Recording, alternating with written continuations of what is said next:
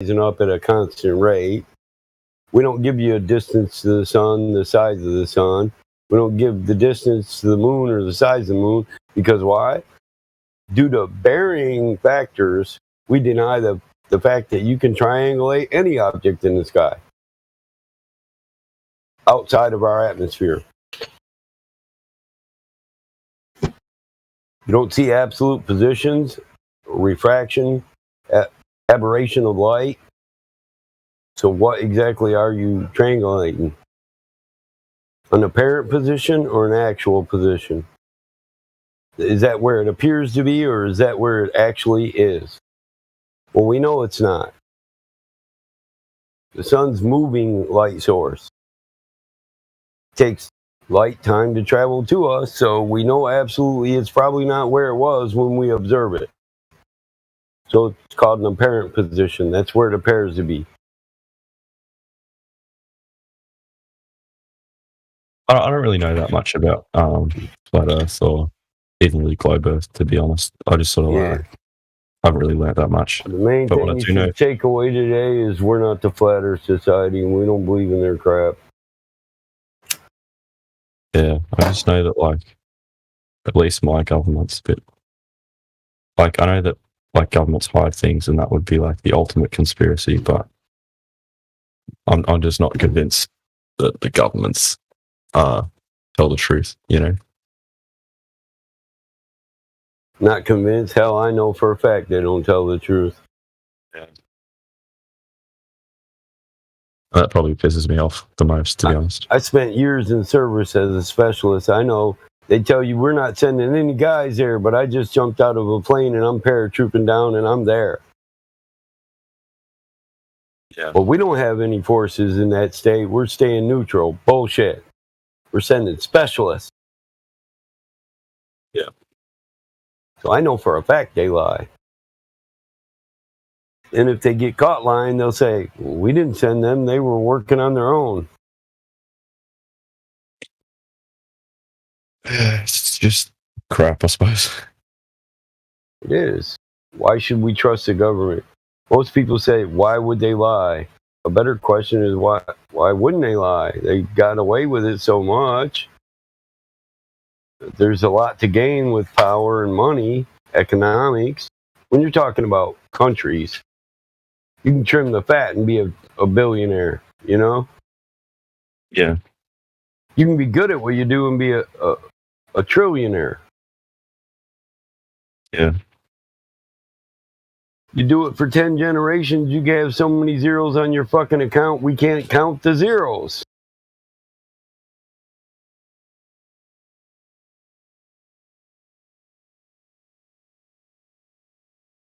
What do you guys think about other sort of sciences, like other theories that science has, like when evolution? It comes to science and theory, we like to address each one specifically and not make general statements about the corpus of science. What about the theory of evolution? It's an unfalsifiable, untestable, unprovable theory. And it's not even a scientific theory. If it is, can you give me a citation or a link that takes me to the scientific theory of evolution? No, I can't, to be honest. Yeah, just like your model. Can you give me a link to your scientific model of the globe Earth? Well, it's not really my model, but no, I can't. No, because it's just a bunch of pieces, like a puzzle put together when they say this is a model. It's not a model. And oftentimes, it contradicts itself. It'll be one way for this piece of the puzzle and another way for the next piece. Yeah. So, anything I'm going to address will be on a specific topic. I don't do general statements. What about germ theory of disease? What about virology? Well, do you think that's testifiable and like observable? Well, I don't know. They're saying we got a virus right now that goes against all of what we know about viruses. You tell me. I think it's pretty accurate. I think what those theories say is not accurate. Virology, yeah. What they say is pretty accurate, but what's being said about viruses, say that's unverifiable. Well, hold on. Disease. I mean, just take the word, take it apart. The word Virus, not disease. dis-ease. Dis-ease. I mean, that's the root of the word, right? Dis-ease. Right? You feel bad, basically. I feel bad. I need to go to a general practitioner. I need to go to a hospital or something because I feel dis-ease. And they might or might not diagnose me with something. Yeah. Yeah. So are they always right? No, of course not. Okay. Well, how often are they right? Most of the time they're right.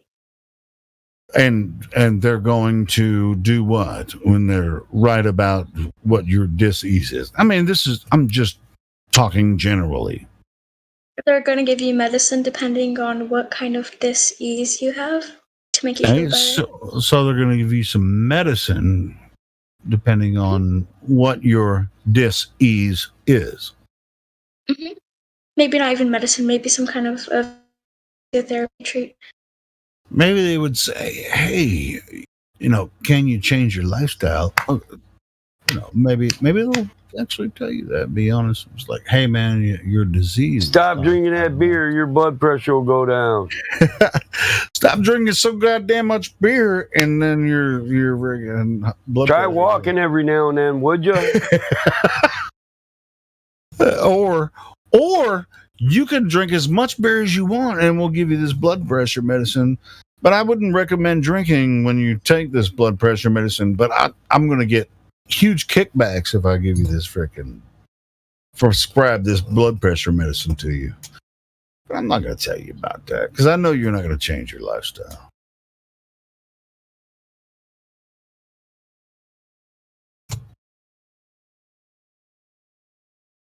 I mean, to be completely honest, doctors always give you all of the options they have, including the So you trust all the doctors. You trust all the doctors, and they're all telling you the truth. No, I don't trust all the doctors. I trust my doctors, which I have experience with, which I know help me. I'm not saying don't trust your doctors.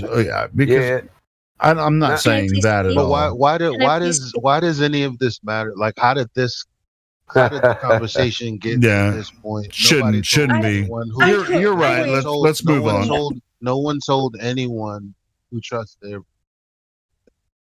My bad. Yeah, you're right, Alexa. So the thing, I'm in the middle of speaking, right?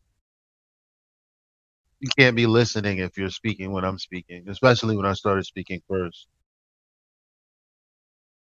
So nobody actually said that you couldn't, trust your doctors because we don't know your situation. Yeah. I agree. But the overall thing is he asked, what about viruses? Now, biology and bacteria and all of this stuff, that all has science behind it. Verifiable, backed by evidence, testable things. But when it comes to viruses, that is not the case. So whatever you believe, I mean, it is what it is. I agree with you. I think that the standards for science that's been held up for things like diseases and medicines and things like that, I think the standard is a lot higher than, or a lot better than what's being used for what they call physics and globe earth models and things like that. Even the evidence that's been presented has been a lot stronger. Do you know what I mean? I agree with you.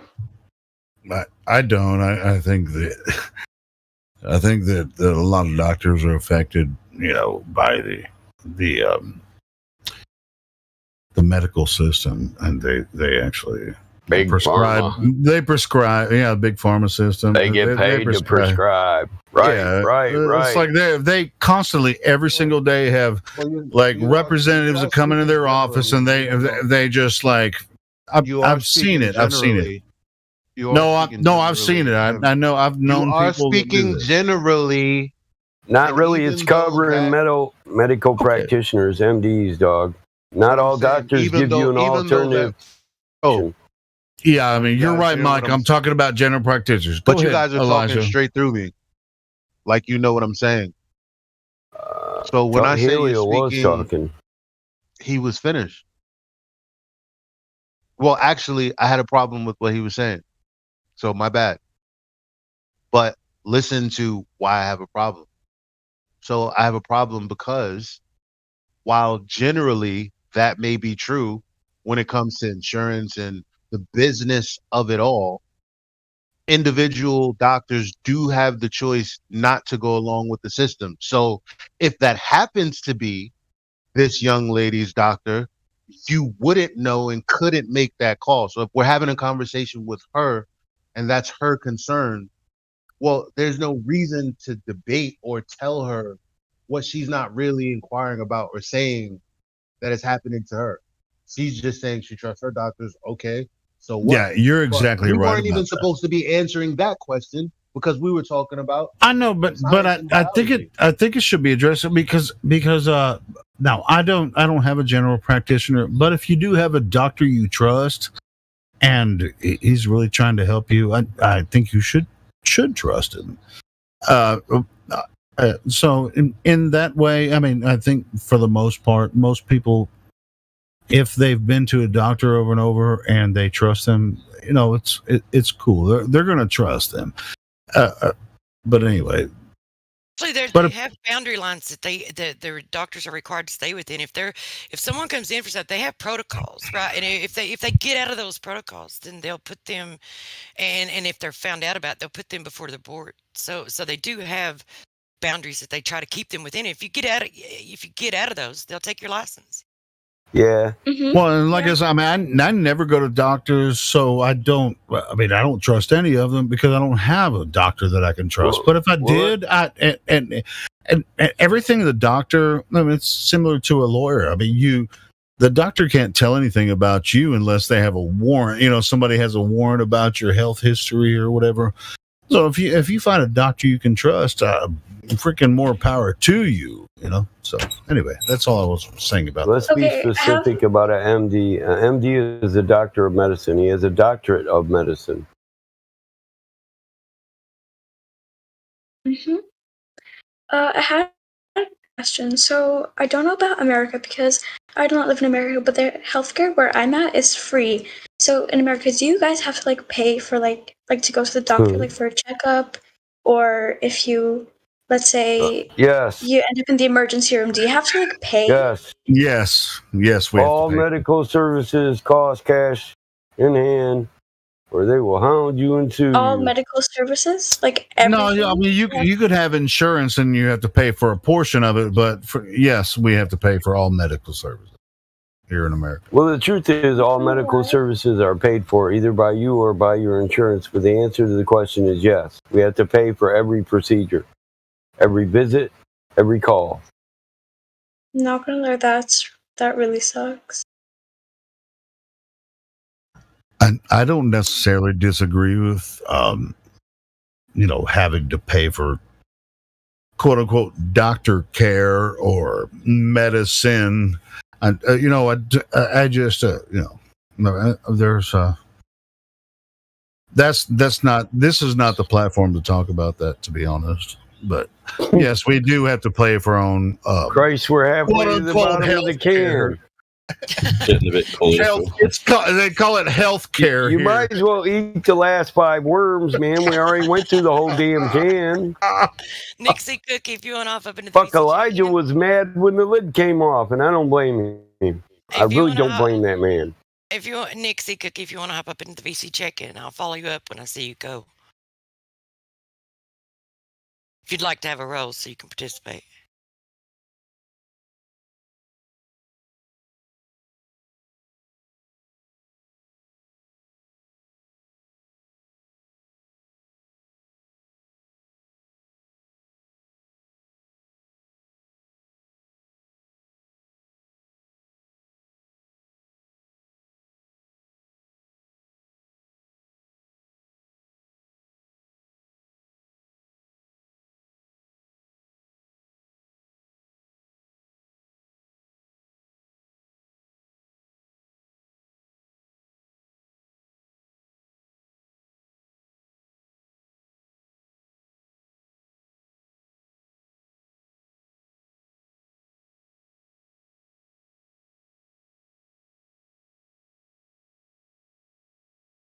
Hey guys.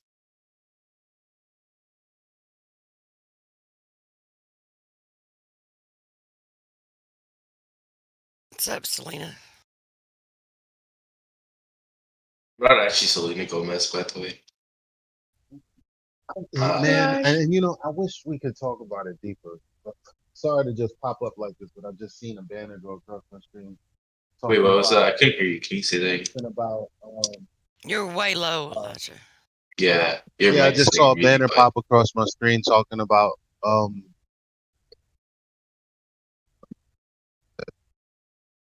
where is it? What happened? I think it said something about Johnson and Johnson having to recall something. And then I was watching a clip from Fox, and it was this woman pouring her heart out. And that was the other company that she had an issue with. And it's like, well, remember, anyone doctor who didn't tell them the risk and didn't say, well, you know what, why don't we wait it out? Something like that, at least, at a bare minimum, then they're probably lying. That's all I want to say. I mean, they're probably just not going to buck the system, so they're not Is going your to look mic out caught for in your your beard best or interest. something? Maybe. Okay. Because I'm trying really hard and I can barely, I can't make out everything that you're saying. Yeah, no offense, bro. Your mic's kind of like bad right now. It's fine. Is that better? It's a little better. It's just really quiet. I have you up to 200%. I had to look at your photo just to make sure she was right that you had a beard.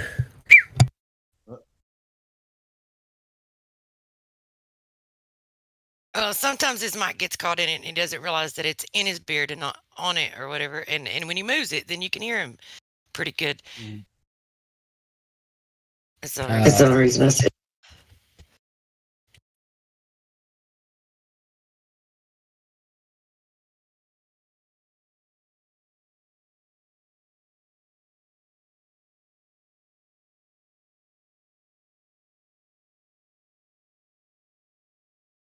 How long have you been in here, Selena? What are your what have you learned since you've been in here? I mean, I've been in here for like the past 10 minutes, and like I haven't learned anything because all we were talking about were healthcare.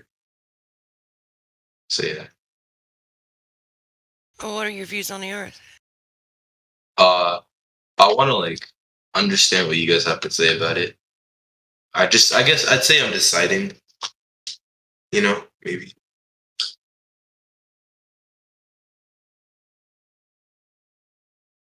What do you know? Do you know what they claim that the Earth is and what they claim it's doing? So, I'm actually taking like an astronomy course right now. I believe so. What I know is, at least from what I've learned, is the Earth is a round spherical object that revolves around the sun in an eclipse, because that's essentially Kepler's first law. But like, then again, that could all be fake. So that's why I'm here. I just want to learn what you guys have to say about this. Okay, so you know like a broad, vague description of what they claim the Earth is and what it's doing. Do you see any I feel like evidence for that? I know like a decent more than. I feel like I kind of know my stuff, but like compared to what you guys have to offer, it's like it could be completely contradictory. So I mean, like the evidence I have is just like gravity, how this like the mass of the sun is essentially able to hold all the planets in the solar system together.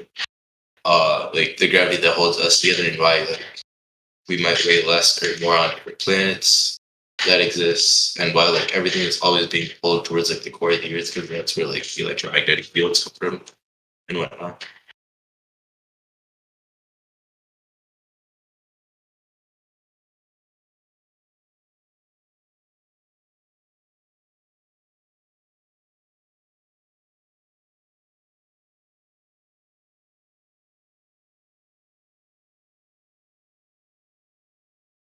Well, I thought others would jump in, but I guess I'll just go ahead and continue taking it. So, how would you test that to see like either of the claims? How would you verify or test any of the claims that they make? I mean, like there's the easiest thing you could do. Just drop an apple off, like just drop an apple from head height and then it'd fall to the ground. That essentially proves gravity. Because Well, like when you do that though, I mean, what are you actually doing? What are you actually observing? you're proving that like the weight of the apple is what's causing the ground to pull it like to the ground. How are you proving that? I mean, if like there was no gravity, then the apple wouldn't fall though. If like Okay. you go, it just if you like okay, like So here's how like can I talk for a second, please? Sorry well, for like just- interrupting you. Oh, okay, no, I well, mean no, I was going to ask you what caused the apple to. How do you verify what caused the apple to fall? so so basically, you know, there's an obvious like there would be an obvious difference in the gravity levels of maybe like Earth and space because space is a vacuum. So what would happen is in space, if you're to drop an apple, it would just like float around. So if you're standing up perfectly upright and you drop an apple from your head, let's say 6 feet above like your feet, I guess, and then you drop an apple, it probably just float around there. But on Earth, it go to the ground. So that just proves that the force that's pulling things towards the core of the Earth is stronger. It's at least like visibly there on Earth. Okay, so how would you validate that there is a force? So, Because that's what pulls the apple down.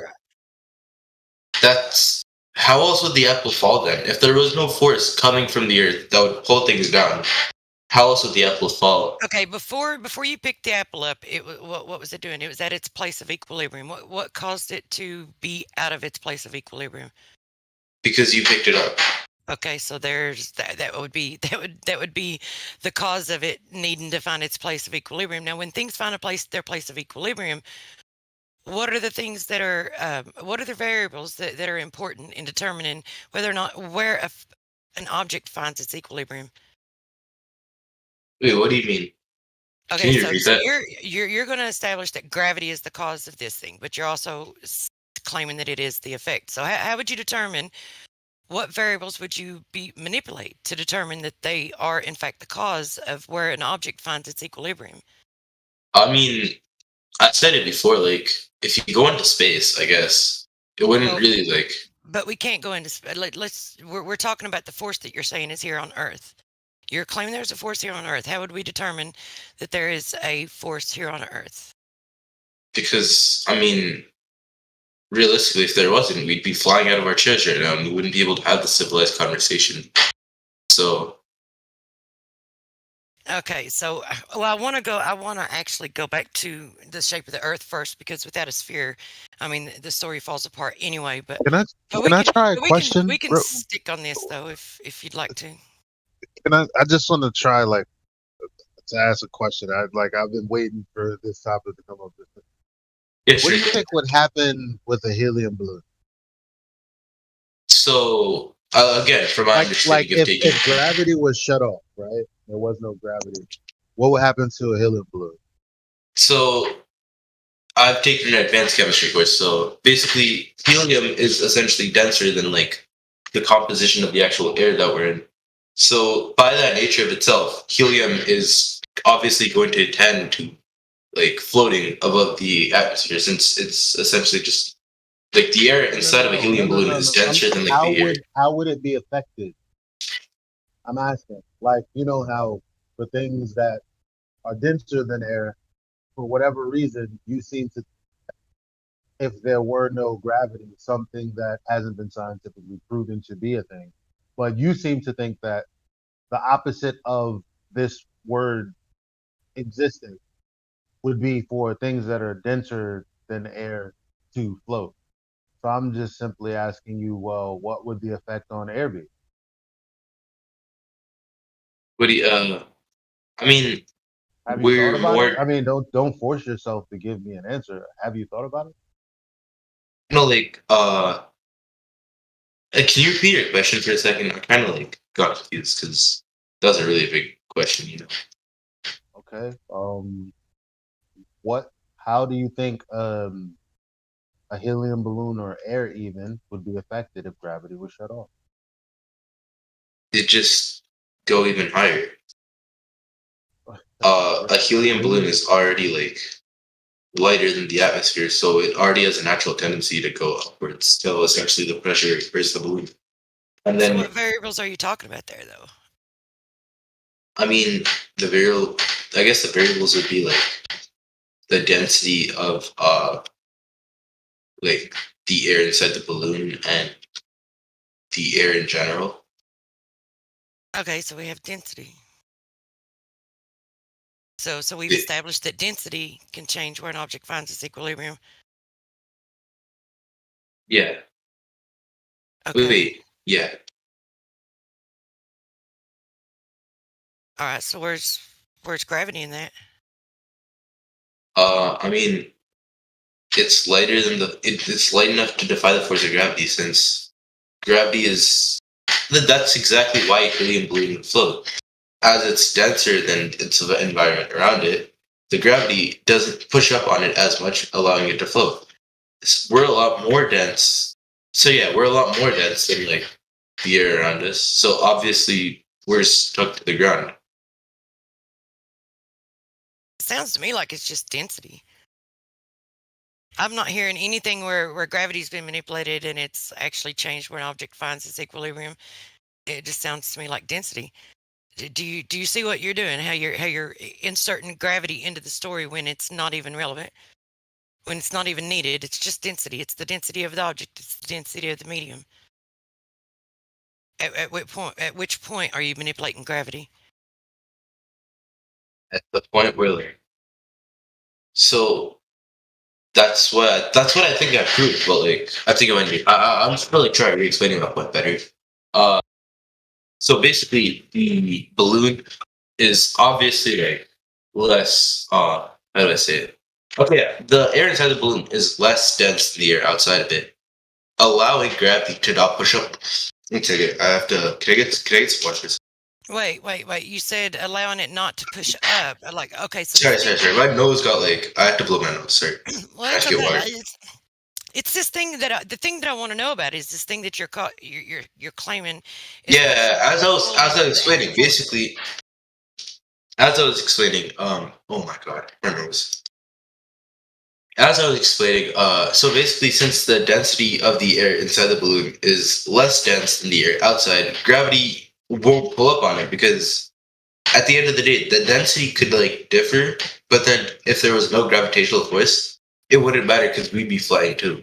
But gravity is the thing that like limits it. Yeah, but what you're not understanding though is you keep saying gravity, that it's pushing, that it's pulling, but you haven't established that it's even a thing. If no one had ever told you about it, how would you ever determine that it's even there?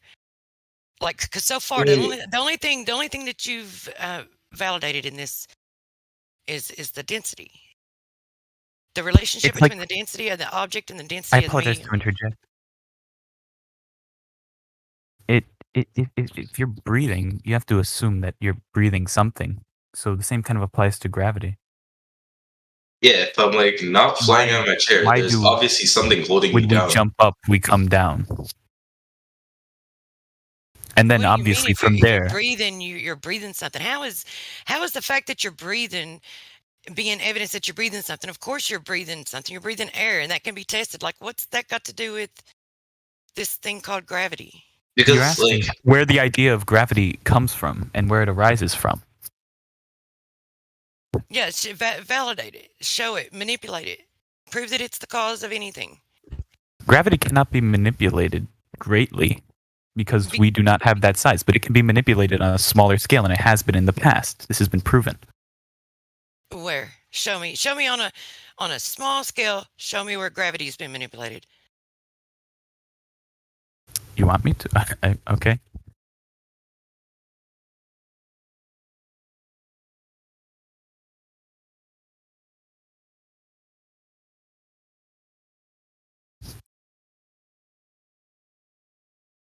If I just ask, I'm not sure who the lady was talking just then, but why do you think a helium balloon rises instead of falls? Well, I think there's a few variables in play, but the most prominent one is density because it's less dense than the air that it's in. Okay, thanks.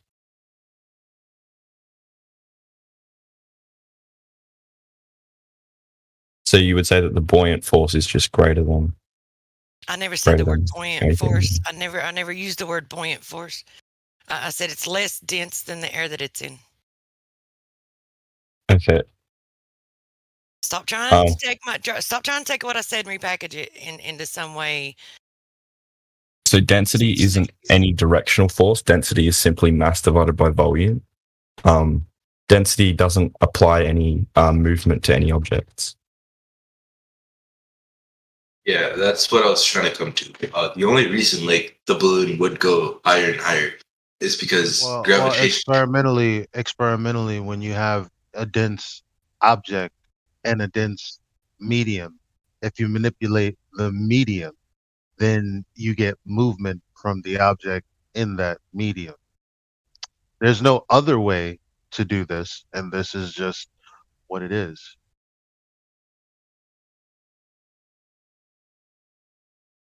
So for you to say density doesn't cause movement, what are you talking about? So mass, right?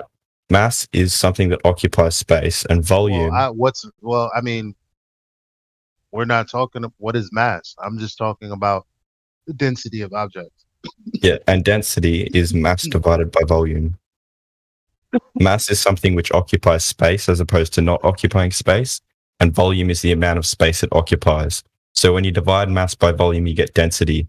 Now, density actually has nothing to do with the direction an object moves. It has to do with like its momentum and things like that, and the amount of kinetic energy it carries, but it actually doesn't have anything to do with the direction or speed at which it moves.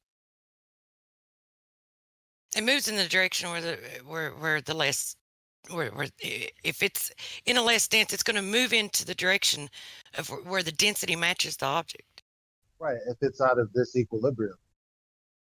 And the amount of differential between the density of the object and the density of the medium is going to determine the speed at which it does that. So what the medium does, the fluid of air, right? So this is the reason I believe that a helium balloon rises, is because you're right.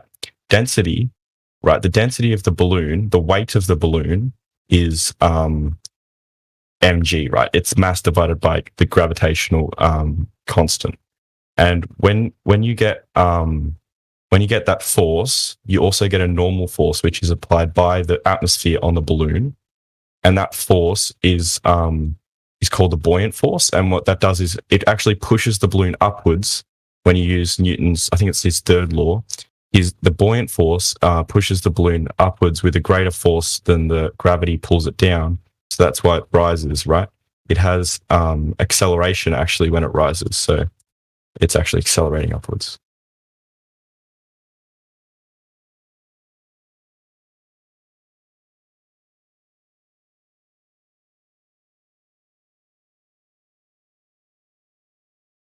I mean, or not. Like, can you have a counterpoint or? I don't see where that's a point for gravity. It's just a point for density. I don't know what you want me to counter with. It's just density. So you keep saying density. Like, we've already established that density doesn't move an object. No, but if you take an object and you manipulate the medium change is what will move the object because it will be out of equilibrium. I think you just trailed off. I didn't really hear that. Sorry. Yeah, I think you're I think you're gone. You asked me to prove or show an experiment in which gravity was that gravity actually manipulated by way of I told experimentation. And I thought that's what you were supposed to do. Yeah, Elijah, your mic is way low, bro. But I've sent the Cavendish experiment. The Cavendish experiment. Okay. I hate going over the same shit and just repeating the same shit over and over. But I hey, really do. Aren't you trying to like teach is people? Not an Aren't you experiment. trying to educate? Yeah, but it's just like I Wait, don't how is the Well, Cavendish sure. I an mean, experiment? I know we Cavendish have is to not be an experiment. There is no natural phenomena for one. we have to be patient a lot You're of just times. to I reveal- brought up. You can't just say, "Oh, I'm tired of explaining this shit." and No, then no, just- sure. I No, know no, it's sure. me. I was venting. I get it. I get it. I get it. So, what part of Cavendish experiment describes any force involved? I mean, and was that the The intention point of the Cavendish of experiment was And to how measure can the you- force of gravity between But where is That's gravity? not- How can you- objects. dude? How You're can you take- misdescribing this Cavendish experiment. If you think that he was Then trying describe it properly. trying to What find was the force. Cavendish experiment doing? he What was was it trying attempting prove? he was trying to determine the mass of Earth. But how? How did he do that? Wade, are you asking me? Apparently, you're He's familiar asking with it. you, Why are you bro. asking me? I'm asking you because you're acting. I'm quite you- familiar with the Cavendish experiment. I mean, So if but you're it's familiar with it, you should be able. but to it's tell not me. really an experiment. Well, okay, so he wasn't trying to determine the gravity as a force. He was, from what I understand about Cavendish, he was trying to determine the mass of Earth Yes, that is true. with a predetermined idea about the Earth being a globe and the idea of gravity. All of that was all predetermined before he started his quote unquote experiment. But he still measured the force of gravity No, he didn't. between objects. Okay. Well, you can think that if you want to. What is the evidence to the contrary? I mean, tell me how he did the determined. experiment and he got the Yeah, I mean, results. how do you think he determined that? Was it through equations or physical experiment? It was physical experiments, which then created equations, which then repeated the physical experiments using those equations, and so on and so forth. That's how science works. Okay. It's improvement upon what's previously deduced from It's a physical not a natural experiment. phenomenon for one. It's not an experiment, and for two, you can't eliminate all the variables. You can't establish that you've eliminated all the variables. Where the only variable that's left is this thing that you're trying to. You're claiming that he tried to that he proved gravity, right? So where was it's like He you- in measured order- the force of gravity. He wasn't trying to prove gravity, but in attempting to measure the Earth, he demonstrated the force of gravity between objects, between masses. He didn't demonstrate shit because you can't eliminate all the other variables. All right, since you know about this, how was the quote unquote force of gravity determined inside the Cavendish experiment? He took a wooden rod, hung it from a wire, and he put lead spheres on each end. Lead is magnetic. It's one of the most magnetic metals Lead is magnetic on Earth. Yes. only with an incredibly strong magnet. Okay. Well, how large were these balls? These No. were not, well, it would take more than these weighed like a pound. These definitely weren't enough to register any magnetic force. So he put him inside of a shed, and then he looked with a telescope through a window inside a wooden shed. Yes. Yeah, we're quite familiar with the experiment. Okay, but then you just claim that lead is one of the most magnetic All right. forces. So, One of the most well, magnetic it's one of them anyway. It's not. So, how did he determine that? The mass of Earth by putting a couple lead balls in a shed, and what was the extent of the quote unquote experiment? What was the result? Hung a couple balls, and he had a what? It's not an experiment. Called a torsion bar, right? I mean, anyway, yeah. It's not go an ahead, experiment. Kiwi. It's not I an know it's experiment. not. So don't call it one if it's not. All right, so Then we call he it measured demonstration. torsion bar Cavendish's twist, right? demonstration. All right. All right, so he measured torsion bar twist. Okay, cool. There's a little bit of of action between the two And then quote-unquote he lead saw balls. the smaller lead balls being pulled towards You the know, large. you know how many times people have come in here and said, "I did the Cavendish experiment in high school." Not an experiment. I know. You're Hold calling on. it an experiment. It's not an experiment. Stop calling Okay, it. a fucking so then we'll experiment. call it the Cavendish demonstration. Cavendish In any case, demonstration. you're able to okay, see the the force of Cavendish gravity demonstration. So, demonstrated. what is Cavendish demonstrating? Do you even know the title of the paper? Wasn't it philosophical transaction? It was in the philosophical transactions of the. I don't care. I didn't ask you where it was in. I said, what is the title of the paper? Try to pay attention to the questions that are asked you, not what you think the question is. Well, no, I do not know. Yeah. So you don't even know what his paper is, right? You're just parroting what the wiki Google scientist vomited for you. You lapped up the surface puke, and now you're trying to regurgitate it out, but you don't know your ass from a pipe wrench. In other words, right? Sure. Yeah, that's what's happening right here. Why are you All right, going but after a prove to me 106-year out of That date? the force I'm not of done yet. gravity How are you between going gravity objects has shit? not been demonstrated Fuck off. through that What? demonstration. Gravity's what? I said, how was the demonstration not able to prove that the force of gravity between Force of gravity? The gravity's not even a force. You're 106 years out of date, son.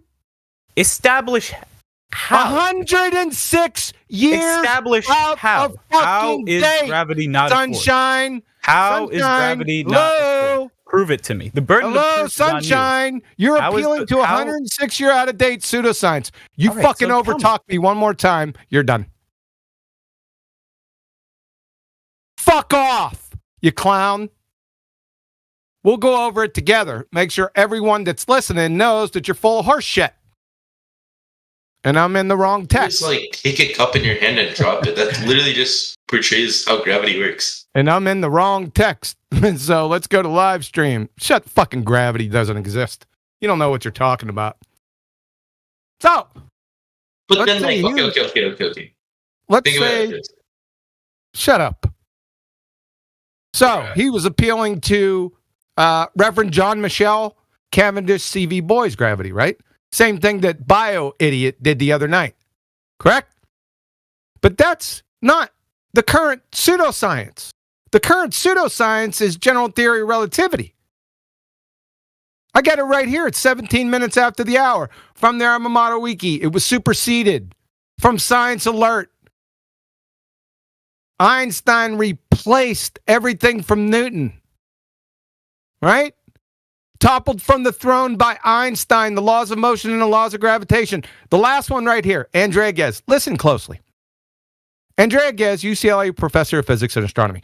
Einstein's right, at least for now, said Ghez, co-lead author of the research. Here comes the punchline. Get ready for this, sunshine. We can absolutely rule out Newton's law of gravity. So why do we have people in here, Cavendish is connected to Newton, trying to prove gravity by experiment when it's been debunked 106 fucking years ago? Can you tell me that, sunshine? Floor is yours.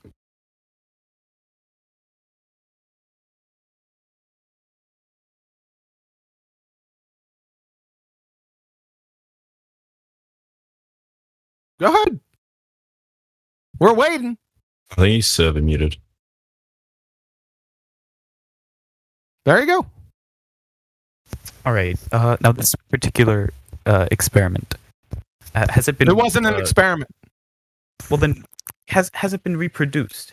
It, Has it been proven? it wasn't an experiment. It's 106 years out of date.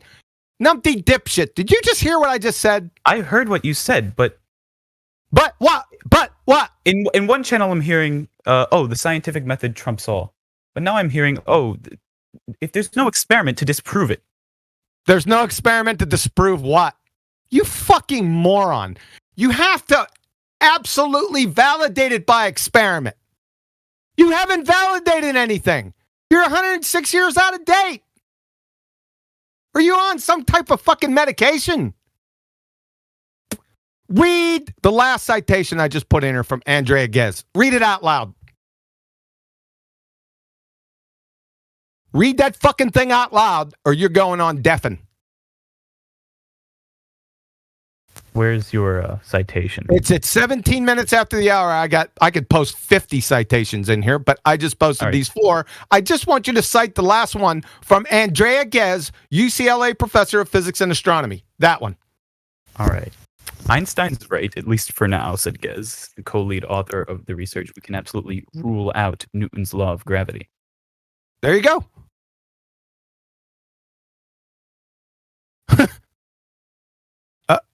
What's your next move? Unless you're going to show how Cavendish is in Einstein's general theory of relativity in 1915, your tits up. Well, tell Right. me, what did Newton's law of gravity say? What did Newton's law of gravity? It's bunk. What did it say? You're asking me your proof for the fucking law that's been debunked, what it said? Who gives a fuck? Spooky action at a distance. But tell me, how has this been? Just you've given me one sentence. For all we know, I've this given you Andrea Ghez 4 is talking out of her citations. fucking asshole. I've been leaking going. shit You're a fucking into your moron. mouth. You don't. You're What eating are the shit 3 out of Andrea constituent parts Ghez. of an experiment? Well, let's go back to this. So, like, okay, wait. Let's say, like, out of context, while you're disproving the Earth, saying, like, let's say, I don't know, let's say you're saying shit like, The oh, fuck the are Earth- you? What the fuck are you talking about? Why'd you interrupt my conversation? Shut the fuck up. Who the fuck do these people think they are? They're believers, John. Yeah, where's that numpty dipshit? There he is, right there. What are the 3 constituent parts of a scientific experiment?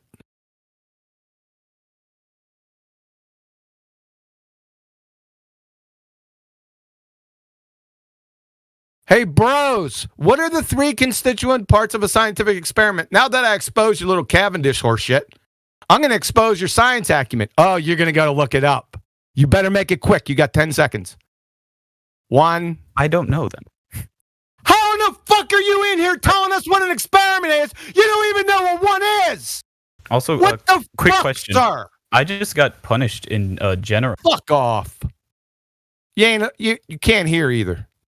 Fucking clown. Who's Wait, the did other? you say you got numpty- punished? Who's the other one? Was it Selena Gomez? Is that the one? I Selena was just gonna Gomez. say, like, I was just You gonna say until like you actually go onto the article. For all we know, that could be out of context. Go into what article? Didn't you link an article, or was that? Am I, 4 citations. So, how in the fuck can you go into an article and see the context?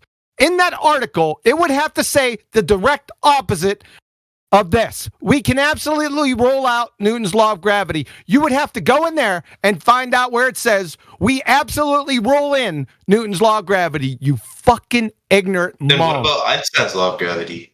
He doesn't have a law. What? He doesn't have a law. Neither did Newton, Yo, by the just way. give me a second. Yeah, give you a second. You're going to need about 50 years, son. Einstein's law. Numpty dipshit. What's the difference between a law and a scientific theory? Bet you don't even know that. I'll bet you don't even know what a scientific theory is. I'll bet the house. Isn't a scientific theory something that hasn't been proven yet, and law is something that has been proven? No. I would have won your house. I knew it. I can sniff pretender clowns out at 1,000 fucking kilometers. My God. Scientific theory is an explanation of an aspect of the natural world and universe that can be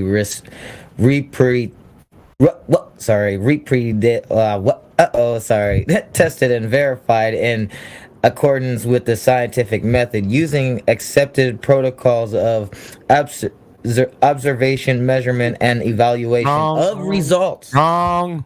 Incorrect. The last. Oh no, part I of it. was just getting it from Wiki. That was just what. Yeah, Wiki was Wiki's saying. wrong. Your last whole part was incorrect, making your whole definition or your whole explanation incorrect. Oh no, I was just helping you out. You know, pointing out the definition. Never mind. Not helping me out. I already know what it is. Wiki definition's wrong.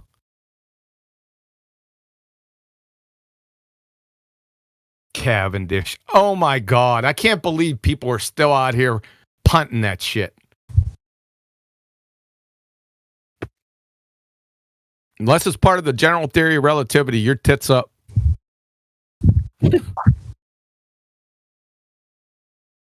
I don't know how you could get through superseded. So Newton's let's just make something clear. Newton said that he didn't want to have anything to do with this gravity horse shit. And it took him vapor locking and 100 years after his death for them to apply it to him. Because we already got his own word saying, don't you even try that shit. Don't even put that shit on me. I don't want to have anything to do with it. In fact, he said if you believe that shit, that you should be institutionalized. In fact. So when people say Newton's law of gravity, what they're actually saying is Cavendish, C.V. Boyes, and Reverend John Michel gravity. That's what they're saying. Number two, if you ask ballers what the universal law of gravitation is, they couldn't write it. They don't know what it is. They think they know, but they don't. Right? I'll challenge any one of these numpty dipshits to post the equation for the universal law of gravitation right now. I'll bet you get it wrong. I'll bet the house. Again. Double or nothing. Because you're clueless. You're fucking clowns. Number three, it was superseded. Everything from Newton. Laws of motion. All three laws are fucking debunked. All his universal law of gravitation that he said he didn't want to have anything to do with. So C.V. Boyes, Reverend John Michel, and Cavendish, they were all superseded 106 years ago by Einstein. The general theory of relativity. That's the current pseudoscience. You aren't even parroting it correctly. I don't know where, are you guys drunk or on some type of fucking medication or something?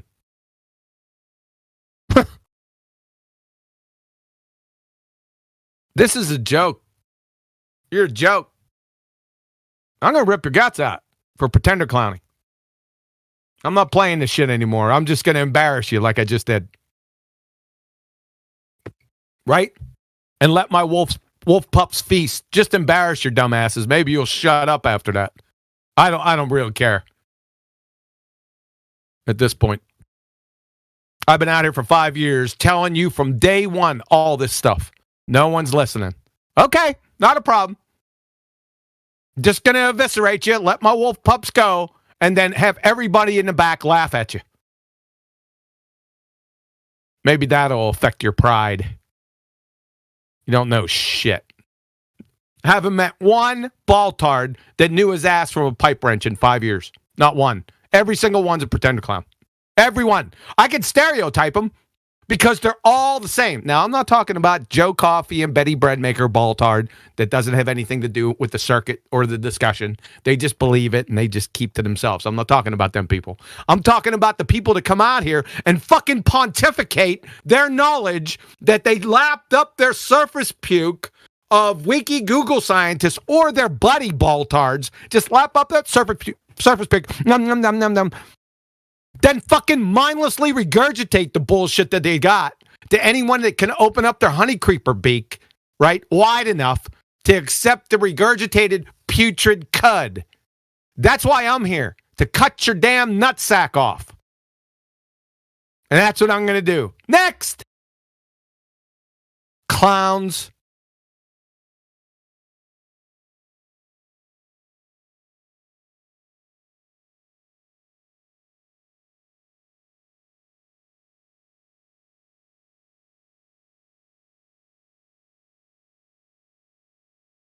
You're a fucking imbecile. Theories don't have anything to do with laws. Josip bros. You don't even know the difference between a theory and a scientific theory and a natural law, which isn't a law, by the way. They call it the universal law. It's fucking debunked. I can debunk it with a helium balloon. I can debunk it with fucking rain.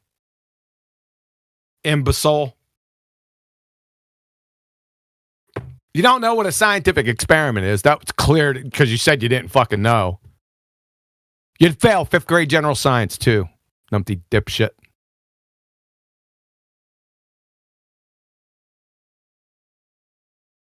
Next. I don't even know why you're allowed to post in here. Spread your fucking ignorance. It's worse than COVID.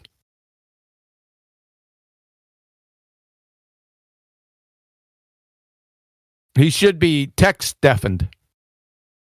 So he stop poisoning other people in text. Little text chat skank. Yeah, he wants to divorce Newton now and marry Einstein. Oh, is that what he wants to do now? Yeah.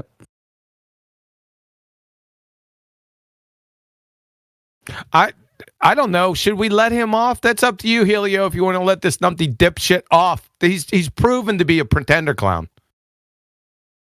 So it's up to you.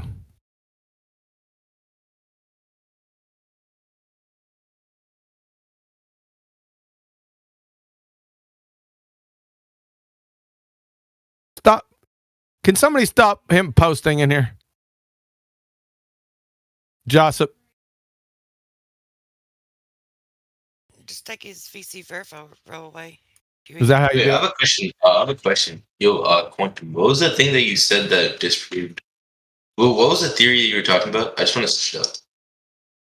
The general theory of relativity is the new hotness from 1915, November 25th, to be exact. Yeah, doesn't the general theory of relativity literally talk about how gravity is affected like in space rather than having like a fixed value?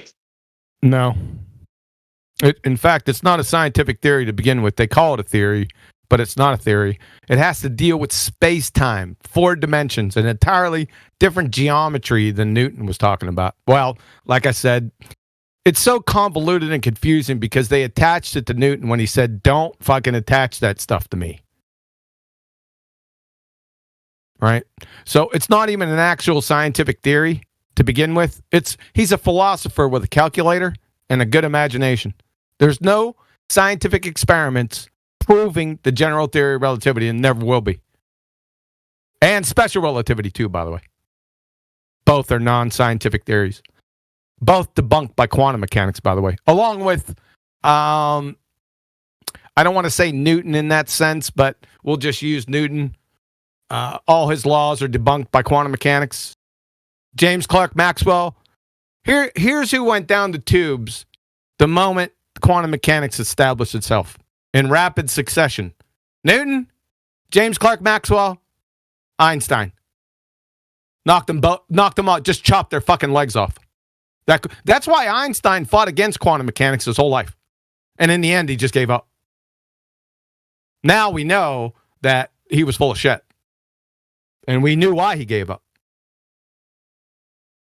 There you go. That's the highlights. Do we want to get into the specifics? Do you want to like switch up the topic and maybe talk about like some other theories of Einstein? He only has 2 quote unquote theories. That's the special theory of relativity in 1905 and the general theory in 1915. Yeah. Wait, Yep. just give me 1 second. All right.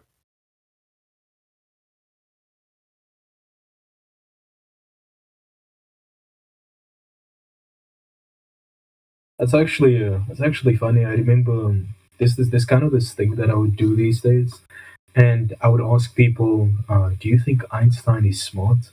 And they'd be like, "Yeah, Einstein is a really smart guy." And whenever I asked them why, they wouldn't be able to answer the question generally. And I thought that was a little bit funny. But yeah. Hey guys, I don't really know what the general and special theory of relativity are. Do you reckon you could like maybe tell me what they are and then tell me maybe why they're wrong or maybe why they're right, depending on your viewpoint?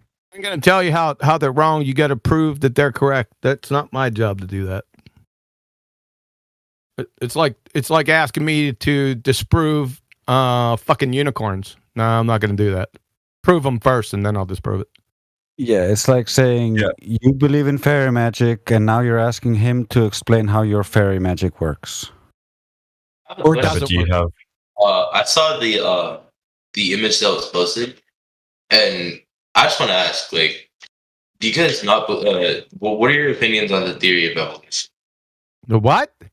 The theory of evolution. Do you guys? Oh my God! You're gonna go down that? I just want to know. I'm just wondering, bro. I'm just wondering. You just Evolution? What's you that? just stepped in. You just stepped from the furnace right into an engulfing fucking abyss that you'll never get out of. Oh. And neither one of them are truly theories anyway, because they have to be validated through experimentation and be able to be repeated to even be a theory. And neither one of them are theories. The bending and warping of space-time has never been manipulated, and evolution is just bunk on its face. It's never been demonstrated. Oh, No, hold on a second, Selena. Selena. Drace, get that quantum field theory out of there. That has nothing to do with quantum mechanics. That's a shotgun marriage. Quantum field. Listen, just because something says quantum or quantum in it doesn't mean it has anything to do with fucking actual quantum mechanics. Let me demonstrate, or at least highlight that here. So quantum field theory, electrodynamics, quantum electrodynamics, that's all horseshit. Quantum field theory is a shotgun marriage between special relativity and quantum mechanics. Well, how can that be when quantum mechanics destroyed special and general theory of relativity? Right? That makes no sense. Maxwell's electrodynamics killed, absolutely destroyed, simply. As soon as they moved the light bulb fucking back from a single slit or a double slit, doesn't matter. As soon as one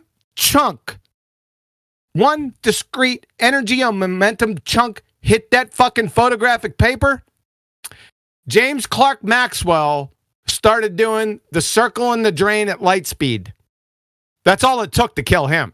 That was easy. So in essence, what you're telling me is that the quantum field theory that they're trying to replace the other shit with doesn't even agree with their other shit. Quantum field theory, that's a joke. Yeah, it's a shotgun marriage. Look it up. Does it say it in here? Quantum field theory, it doesn't predict shit. That's another thing they get wrong. What's the hypothesis? Yeah, that's the prediction. You'll never see the hypothesis. Therefore, there is no prediction.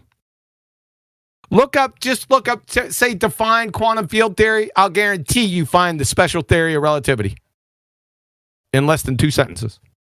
Yeah, you better, because that's what it is. Say again? Yeah, I'm looking it up right now. Thanks. See if give me a ding, ding, ding if you hit special relativity.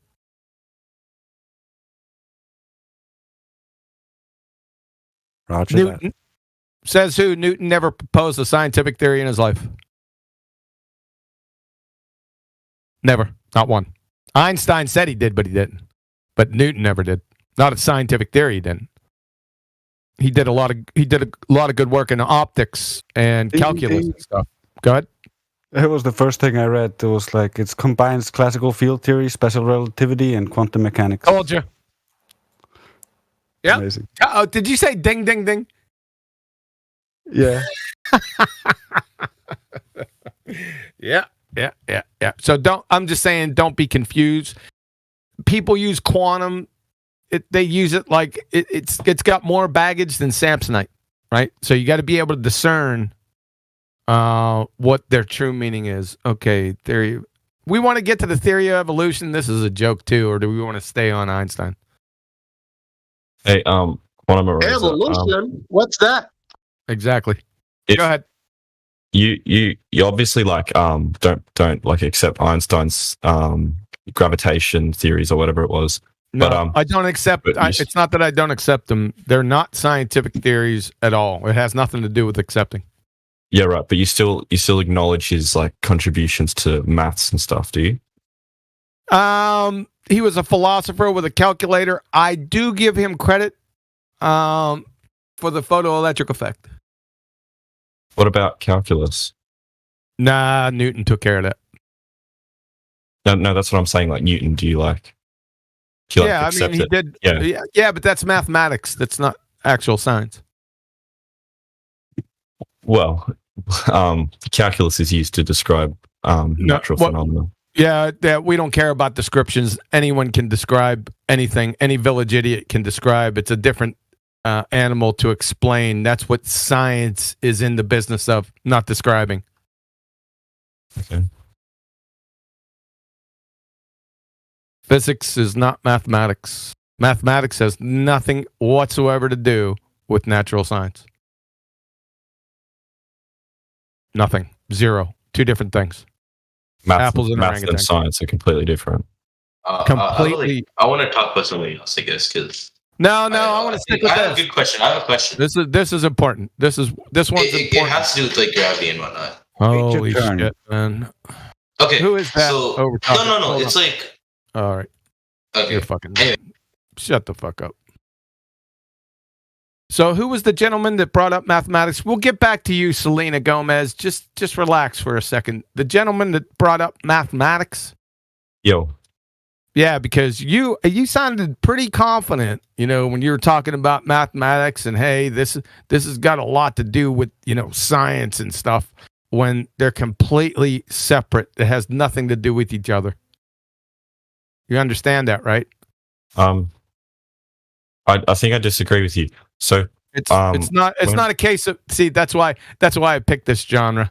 It's not a case of agree or disagree. Whenever agree disagree comes up, that's when it's time to go back to your favorite color, whose favorite color, or cake decorating threads. Because this is either a yes or a no, black or white, or what I'm saying is empirical, right? So disagree doesn't have anything to do with this genre whatsoever, is what I'm trying to say. So that's how I know you're wrong quickly. So go ahead. So when we look at things like rate of change, if we look at population growth, we can see the rate of change is directly related to numbers. That's a description. And describing natural phenomena can predict things in the future. No, it can't. No, it can't.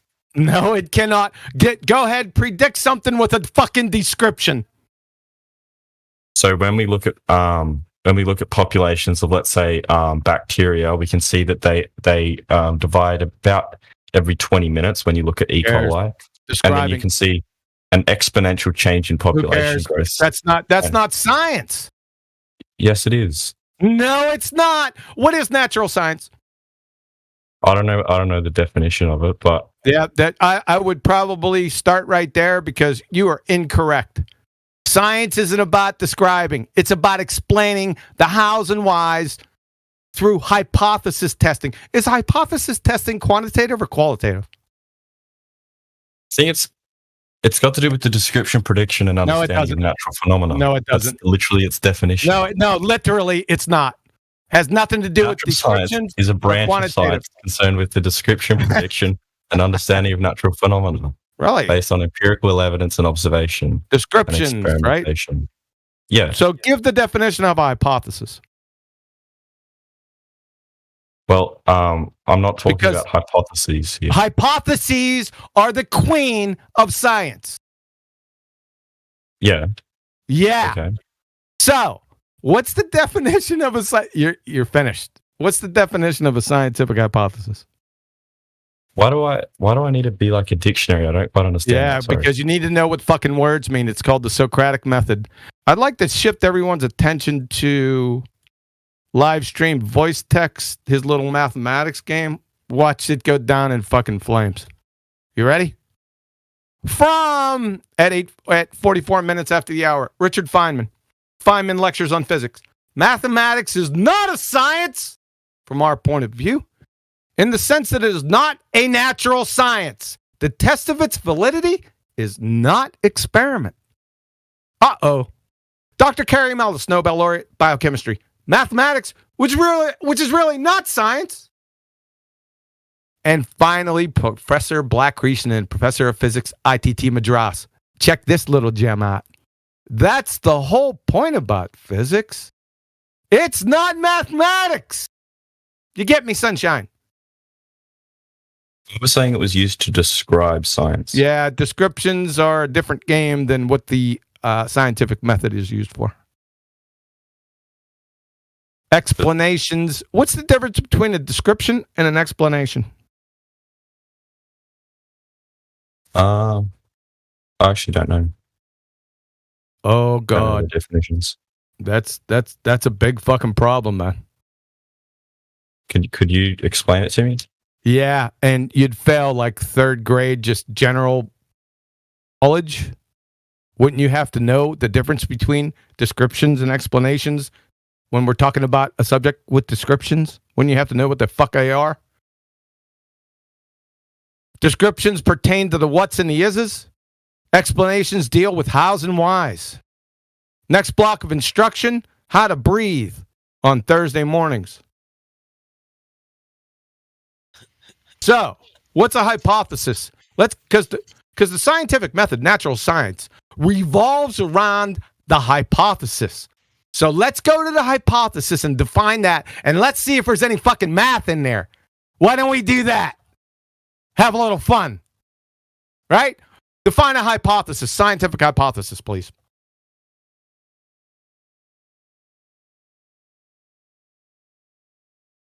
Because I'm not a dictionary, mate. Because according to one of your highest priests of pseudoscience, Sean Carroll from Caltech, arguing in the Edge that hypotheses aren't simply useful tools in some potentially outmoded vision of science. They're the whole fucking point. So if they're the whole point of science and you don't know what one is, what does that make you? A fucking pretender clown. Numpty dipshit. Doesn't it? Window licker. Yep. That's what you are. Thanks for playing. Are you done? Do you give up? Or you want me to release my wolf pups on your dumb ass? I'll give up, man. Give up. All right. Appreciate it. You got me. That's a fucking smart move. Yeah. Well, thanks. Yep. For the rest of us, at 47 minutes after the hour, let's go over what a scientific hypothesis is. From Colorado State, a special kind of prediction. That's where the prediction is, not mathematics. It's in the hypothesis that forecast how the independent variable will affect the dependent variable. Let's see if this resonates anywhere else. McClellan, Kristen, Nature of Science and the Scientific Method. Geological Society of America. They're pseudoscientists. You see, they can talk the talk, but they can't walk the walk, but they got it correct here. The hypothesis should also contain a prediction. That resonates with the other definition about its verifiability. For example, if the hypothesis is true, then 1 should happen when 2 is manipulated. The first blank is the dependent variable. We got an echo. It depends on what you're doing in the second blank. The second blank is the independent variable. Fucking the same thing. I wonder if this is a conspiracy between Kristen McClellan and Colorado State. There should be no other variables in the experiment that may affect the dependent variable. Let's go to Penn State. The scientist applies his or her present knowledge to predict, there's that word again. The effect of what? The independent variable on the dependent variable. Holy shit, they're in cahoots.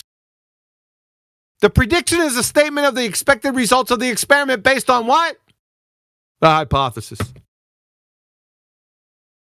Do you need 85 more? Wow.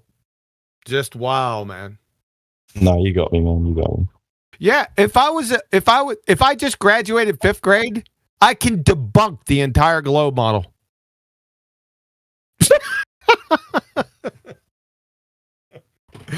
And don't you think that they're not out there sitting back laughing at your dumbasses, baltards? Don't you think you think you're cloaked? I'm telling you, you're not. All right? Because people are listening to your dumbasses and laughing their fucking asses off at you. Just want you to know. I know it's anecdotal, but I'm just telling you. Hey, Selena Gomez got some questions for you, QE, if you want to unmute that person. What my favorite fucking color is? No, okay. So, I'm gonna assume that you're familiar with like the idea of The parallax. first dumbass question: How do constellations and galactic distances work if the Earth is flat? And then parallax. Yeah, no, parallax is how you find galactic distances. We know what it is. Where is it at? I asked that question once. What was that? Where is it at?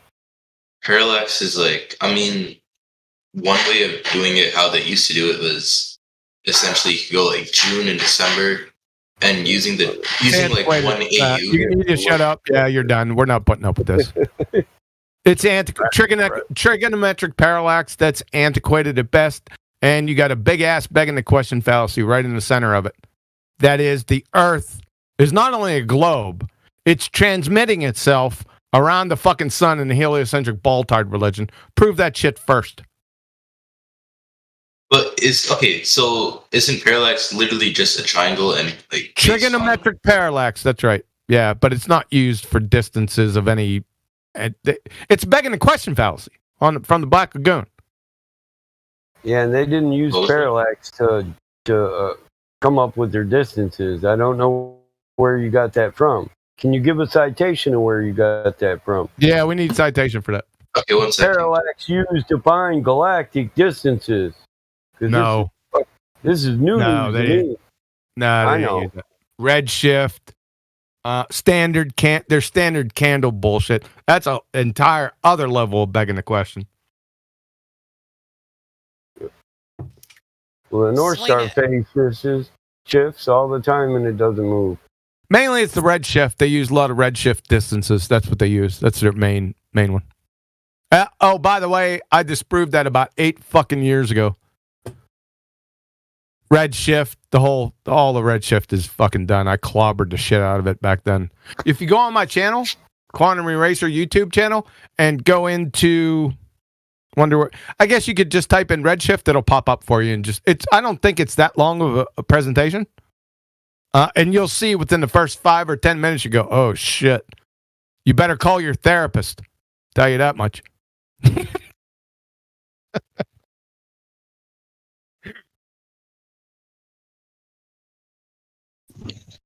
Huey, is that dating game video on your channel? People been asking me to do the dating. I dropped that dating shit like, I don't know, 11 years ago. I just stopped with it because it's ridiculous. Number one, it's not science, right? You don't have a dependent variable. You can't even get started. So it has nothing to do with science. And then you got the rub, because radiometric or any type of radiometric dating, radiocarb, doesn't matter, even though they're different. Any type of dating method falls under, because it's probabilistic, falls under quantum mechanics, and it's over right there. Because they tell you, if you don't observe that shit initially, it's a Schrodinger's cat thing. Do you guys remember what Schrodinger's cat was? Right? No. You got a box. You got Schrodinger's the cat in the box when I'm not looking. You got the cat in the box, but then you have a radioactive element decaying, and when it decays, a hammer comes down, or the Geiger counter goes off, hammer comes down, breaks the vial of poison, and the cat's dead, right? The key... There's cat theory about, I think it was using bismuth, some isotope of bismuth. It doesn't really fucking No, matter. but it used an isotope of bismuth, which can have like any What the decay. fuck? I'm pretty sure it did. One second. Oh my God. So back to the regularly scheduled programming. So you have radioactive element that fucking sets the Geiger counter off. The Geiger counter goes off. It lets the hammer go, and the hammer breaks the vial of poison, and the cat dies. Right? See, the pivotal point is the radioactive element decaying. You see what Schrödinger said, and he was correct. Without you fucking seeing that shit, guess what? It ain't happen. It ain't happening. Right? And the cat's both dead and alive while it's in the box. Yeah, that's a little bit more. Yeah, we could go into there, but the main point is, now he was correct. That's what quantum mechanics tells you. If you don't, If you don't observe it, it didn't fucking happen. Okay.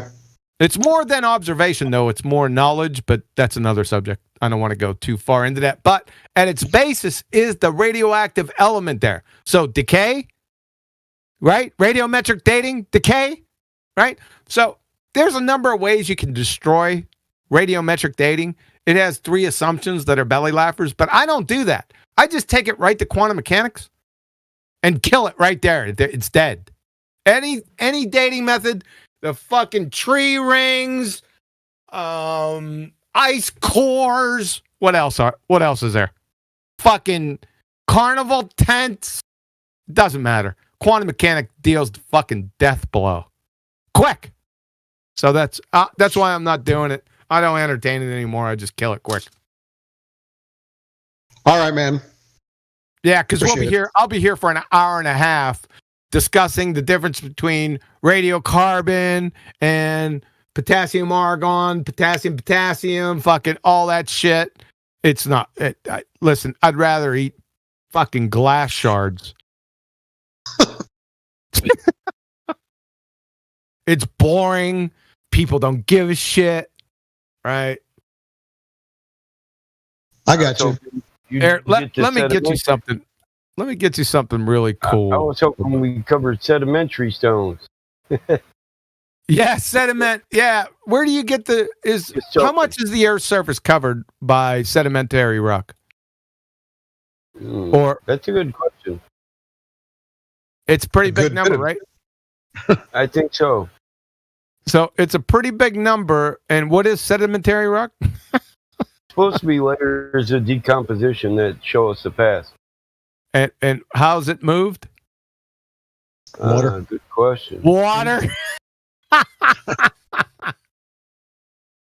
It's the simple things, man. Okay, let me see if I can snag one of these things for you. I would say pressure, but it's just all right. Check this out. So 75% of the Earth's soil surface is made up of sedimentary rock. Yeah, there you go. Where'd that sedimentary rock come from?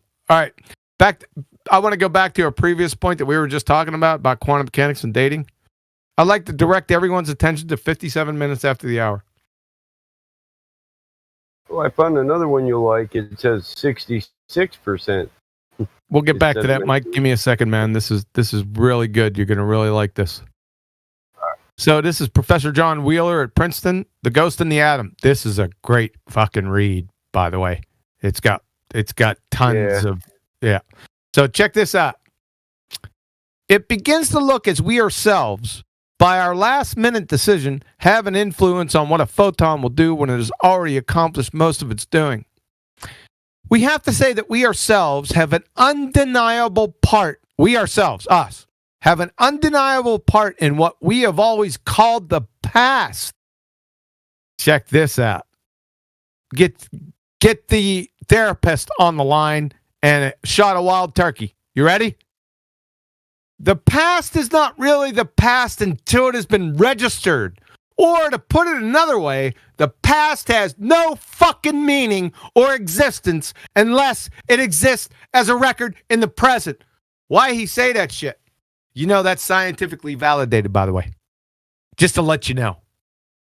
He's saying it with confidence because it's validated by experiment. Over and over and over.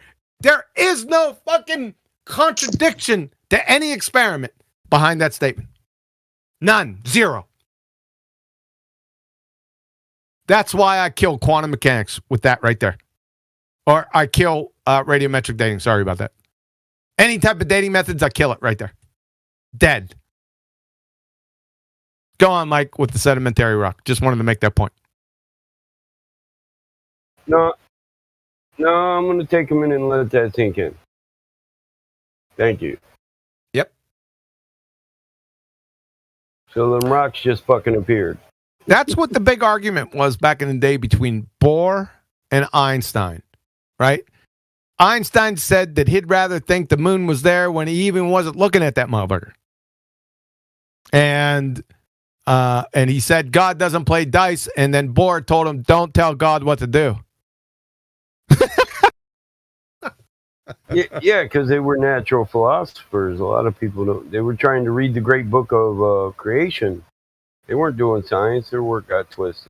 Niels Some of Bohr them was. wrote Well, a lot of well, let me take that back. books on their.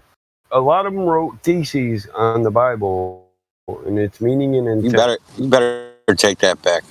Yeah, I'm going to take that. I thought about it for a second, and he did a lot. When someone says "shut up and calculate," you ain't doing science. No, that was Richard Feynman. I'm talking about Bohr. He was quoting Bohr. Yeah, but I went back to Bohr. I was thinking. I thought about it real quick, and I was thinking, okay, he did a lot of descriptions. So let me take. He was a really intelligent guy, but listen. I pulled that shit back before you said anything. Okay.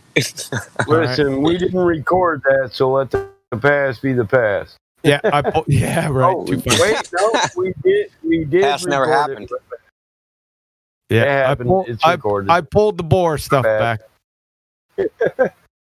So this is how I kill radiometric dating.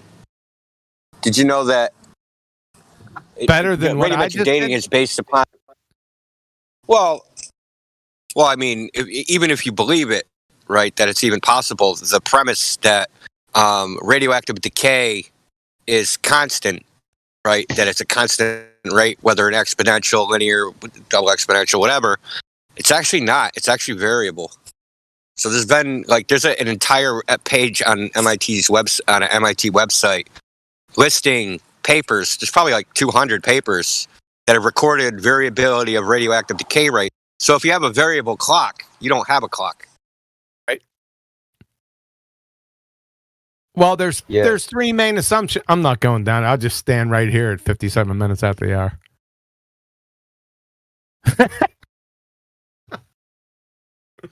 It's if you just Google variability of nuclear decay rates or variability of radioactive decay, the first link will pop up. It'll be an MIT site. And of course, MIT makes a disclaimer. This is not an official site. We do not endorse these papers, but it's a long list of papers. So apparently, someone at Lawrence Livermore Laboratory back in the late 70s, the idea was that something like strontium-82 had a radioactive decay of a certain rate. So a guy just went and he's like, okay, I'm going to check, right? So the number was come up with back in the 20s or 30s or something. So he's like, I'm going to check. So he monitored it and, and turned out to be that he was getting a variable decay rate. So then other people, he started publishing papers, and then other people kind of caught wind of it. So they started checking other things, and they tried to correlate it to diurnal changes, day-night cycle, yearly cycles, but they can't actually correlate it to any particular thing. It's just variable. Sometimes they'll get diurnal correlations, but it depends. It depends on the element that they're testing on what the variability is. You made a very important statement right there. You said he was observing it. What happens when you're not observing it? I'm smiling from ear to ear, by the way. The moon is still there. I know. When I said it, did you hear the smile? Yeah. Yeah. If the tree falls in the woods with no one there to hear it. Does the tree make a sound? I don't know. Nope, and there is no fucking tree. Shits in the forest. Nope, and there is no fucking tree. Yep. I usually do that shit at parties, man, but I don't go into any great depth past that. I just snicker and walk away. Oh, you must be the life of the party. I am. Wait, We're talking about the Kardashians here. Maybe I'm stupid, but could you explain that? Sorry, that's interesting. They call him the Buzz Killer. Explain which one? If the tree falls in the woods, does it make a sound? What were you saying? Yeah, I said the answer is no, and there is no fucking tree. No, the question is, if a tree falls in the forest and no one's there to observe it or hear it, does it make a sound? I'm trying to find it. Yeah. No, it doesn't. And there ain't no fucking tree. That's the answer. That's the correct answer, by the way. Okay. goes over my head. But anyway, Well, yeah, if nobody sensed it, nobody heard it, so no sound was audible. How did they know there was a Makes tree sense. there? The little birdies that used to live on the tree and have to move away because the tree was falling. That's like just a Schrodinger's cat. toothpick God threw Yeah. down and mold grew on it. There's a deeper Isn't- point here. It goes into some deep. I don't know if I Isn't should it like bring that Schrodinger's shit up. cat? Quantum? Say again. Isn't it like Schrodinger's cat, or however Yes. you say it? Yeah. Yes, exact. You got it. See, she jumped on that shit quick. Exactly. You got it right. I get it. Yep. Schrodinger's cat, though, is Schrodinger's argument against quantum mechanics. Schrodinger's turkey. No, it wasn't. It wasn't Yeah, his argument Schrodinger's- against it. No, it wasn't. No, it wasn't. Okay, He was well, just it was being- his like, this makes no sense that. Correct. because it would have to be dead and alive at the same time. Correct. That doesn't mean it's false. Michelle buffed up. Yeah, whoever said that, Schrodinger's cat explained. If you understand it, then you'll get the deeper stuff. I'm waiting for the quantum earthers to come along to say that Earth is flat and a globe at the same time, depending on how you observe it. You got to run it through the double slit. I've heard one go close. You really? Yeah. It was like it's dependent on who. Like, if you talk to someone who believes in the globe, it's a globe. If you talk to someone who believes it's flat, it's flat. I kind of thought that lady earlier was going to go there. I thought that's the direction that she was going. There it is. Let me grab it. Hold on a second. I'll get The you something. the superposition Earth theory. Uh-oh. I got it. Let's check this one out. It was, yeah, I know, Shines. I heard your voice. I got you. All right. This is from Seth Lloyd. I got this at 7 minutes after the hour. He's a professor of mechanical engineering at MIT. Who deserved to trust their intuition more than Einstein? And Einstein's intuition told him, like everyone's intuition tells them, that things are really there when you're not looking at them. Well, he was wrong. That intuition is fucking correct. He sounds pretty confident there. Why is he confident? Experiment makes you confident like a motherfucker. It surely does. So here's another question, right? So you do your measurement with some apparatus, right? Does the wave function collapse when you look at the value spit out by the machine, or does it collapse because of the machine, even if you don't look at the machine? Nope. What if you never actually like record the data mentally? This is where I was getting confused with it. How You do the experiment, you do the measurement, right? And then you take the machine and you smash it into pieces, but without ever looking at the dial to see what the value was.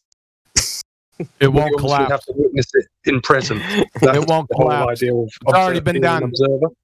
It's already been done. It won't collapse. There was never anything on the film or any data.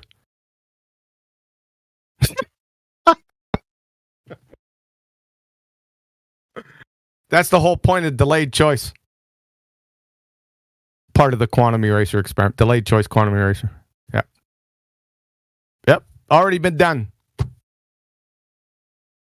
Probably thousands of times by now. Retrocausal quantum delayed choice quantum eraser. The retro. So what's gotta be being careful with validated? that one. Say again? What's actually being validated? Depends on what you're talking about. Got to be hyper specific and use your language carefully. Sounds to me like. Well, you were saying that he's very confident. He's saying that with quite a lot of confidence. Yeah, what he's saying here basically is what the deeper things that I was talking about is that let's say, we're out in the forest, let's use a different one. Let's say we go to a beach and we see an island, 5 miles off the coast, me and you. We're looking at it, we see it. Knowledge, it's more than observation really has nothing to fucking do with it. It's based on information. If the information exists that fucking island is out there, because me and you both looked at it, right? We know that fucking island's there. But nobody else knows. But we do. Every person that comes along that beach and looks out there, that fucking island's there. It's 100% probability. However, I used this with Nathan and it sent him off the deep edge. I did it with Cathexis too. It sent him. He got it after about 30 minutes. He called me back. So if, let's say, me and you go down there and we look at that island, it's 5 miles off the shore. It's good. It's out there. We got it. Big palm tree. But on our way back to the car, we get in the car and a Mack truck runs us fucking over. We die. Susie Breadmaker comes walking down the beach 10 minutes later. That fucking island doesn't have to be there. Now, is that because there was two of us? No, I just wanted to use two. Just because she doesn't see it doesn't mean that it's not there, though. Right? Well, how did we see it in the first place? If I mean, she it still can't, exists. we already saw it. This is another point. It's another deeper point. Even though that we seen it there, let's say we walk away, it doesn't have to be rendered.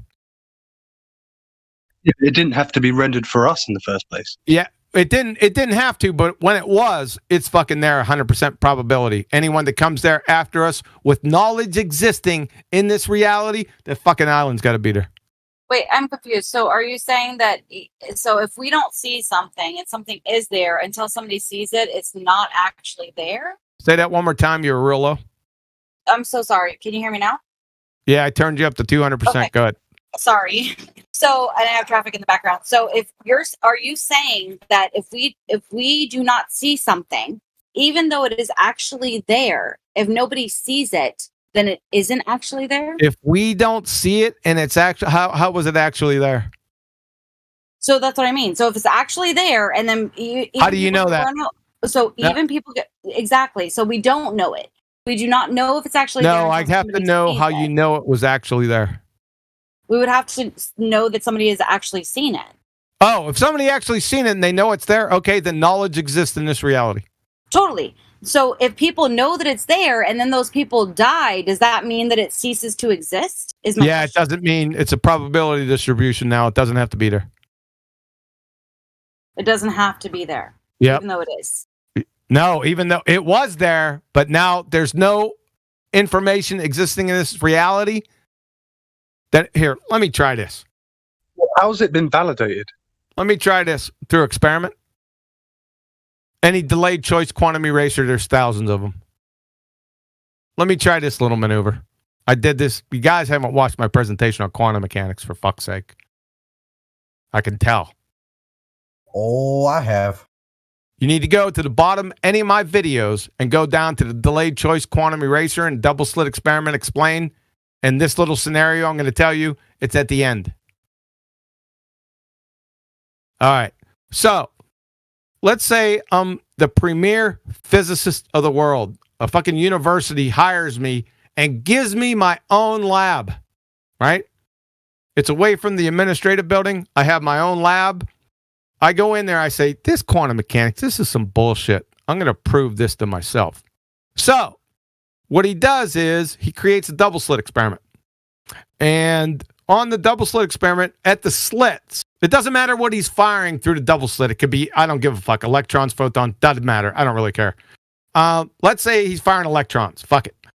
And every single time he fires those electrons, he's got slit detectors, so he knows which slit these electrons go through. It detects, and he has a little computer there, and all the detection information goes into the computer in the lab.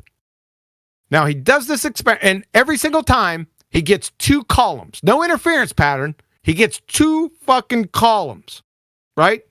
All the path information is right there in the lab, in the computer. It's stored. He does it 499 times. Well, at the end of the 499th experiment, he goes, well, listen, time to go on vacation, right? So he says, I'm going to Jamaica, man. So he goes, okay, I need to run this experiment one more time. But what he does is he cleans up the experiment. He virginizes the experiment, puts a new film on the back wall, and puts the detectors on the slits. But instead of having it go to the lab, he runs that all the information over to the administrative building, into his computer over there. Everyone following me up to this point? Yes? Good. Yeah, no one's observed it. Yeah. Right? So, but he knows what's going to happen in the experiment. He does it 499 times. He got 2 fucking columns on the back wall. He knows what's going to happen, but this is just, dotting the I's and crosses the T's. So what he does is he starts the experiment. He doesn't fucking look back. He clicks it on. He starts the experiment, closes the door. Nobody can enter the lab. None of the custodians. The lab's going to stay dirty. Tough shit. He's got the only key. He closed the door. That's it. All the information now is running over to the administrative building into his computer, but he's not over there. He locks that door. The custodians can't get in there. It's going to get dirty. Who gives a shit? Nobody can enter that room or enter his computer or acquire that information from his computer. He goes to Jamaica for 3 weeks. At the end of a week, 2 weeks, the experiment, time's out, whatever, it shuts down, right? Next week, it says it's time to come home. So what he does, he gets on the plane, but on the plane ride home, his secretary calls and says, the fucking administrative building's on fire. So she goes, picks him up at the airport, drags him back to the administrative building. It's totaled. It's gone. It's everything burned up. That is his computer, all the information on that computer, gone. It was on there. It existed. Now it doesn't exist. No one looked at it. Right? And he goes back. He goes, well, the glass is half full. I'll just go back to my lab. That wasn't on fire. I still got my lab. I'm still, half good. Right? So what is he expecting to see? Well, he's expecting to see what he always seen. Right? Well, he is expecting to see 2 fucking columns sitting there. Because in the past 499 experiments, that's all he saw. Correct? Yes? Yep. Yeah. Yeah. Guess what happens when he opens up that fucking door and looks over at that screen? Guess what he sees? That's what he sees at 17 minutes after the hour. Ladies there and was a gentlemen, fire. we're off the fucking reservation.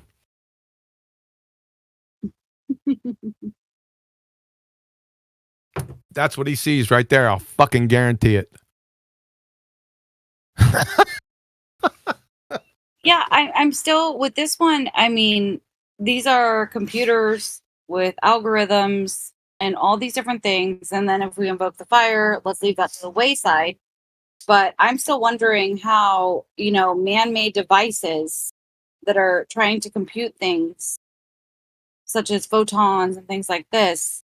I know this is a very touchy subject for It's many not. people, and I'm quite It's not. literally just trying to understand what I'm missing on this. But when it comes to photons and things of this nature, like to me, it is just another like a GPS or this or It's that. not. It's Okay, not. so can you explain that? Can I explain what? How photons aren't How GPS? Yeah, photons are No, how I'm fucking missing the photons and fact that this is GPSs. how I'm missing that this is a man-made device trying to understand What's a light. man-made device? So when it comes to watching this, whether it be the actual spectro, however you call it, or the films that are created that people hold up when it comes to the light passing through them, I've watched that where it's like the film paper or the machines, how they are reading this light. How is this equatable to that there are no other variables happening? That this is the one true Chewie already said it. thing.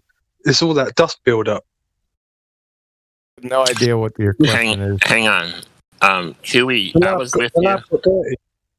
I was with you up until when you said there was a fire, because you would have to see the result in the lab to get a different result. So the fire canceled that, right? So No, the fire destroyed the information. There was no fire because the guy was in Jamaica. No, there was a fire. So did this really happen? No, it's a thought experiment. Yeah, it's an imagination. I was gonna, No, it's not imagination. I just broke down. It's not imagination. I just broke down the delayed choice quantum eraser experiment to you, just using different language.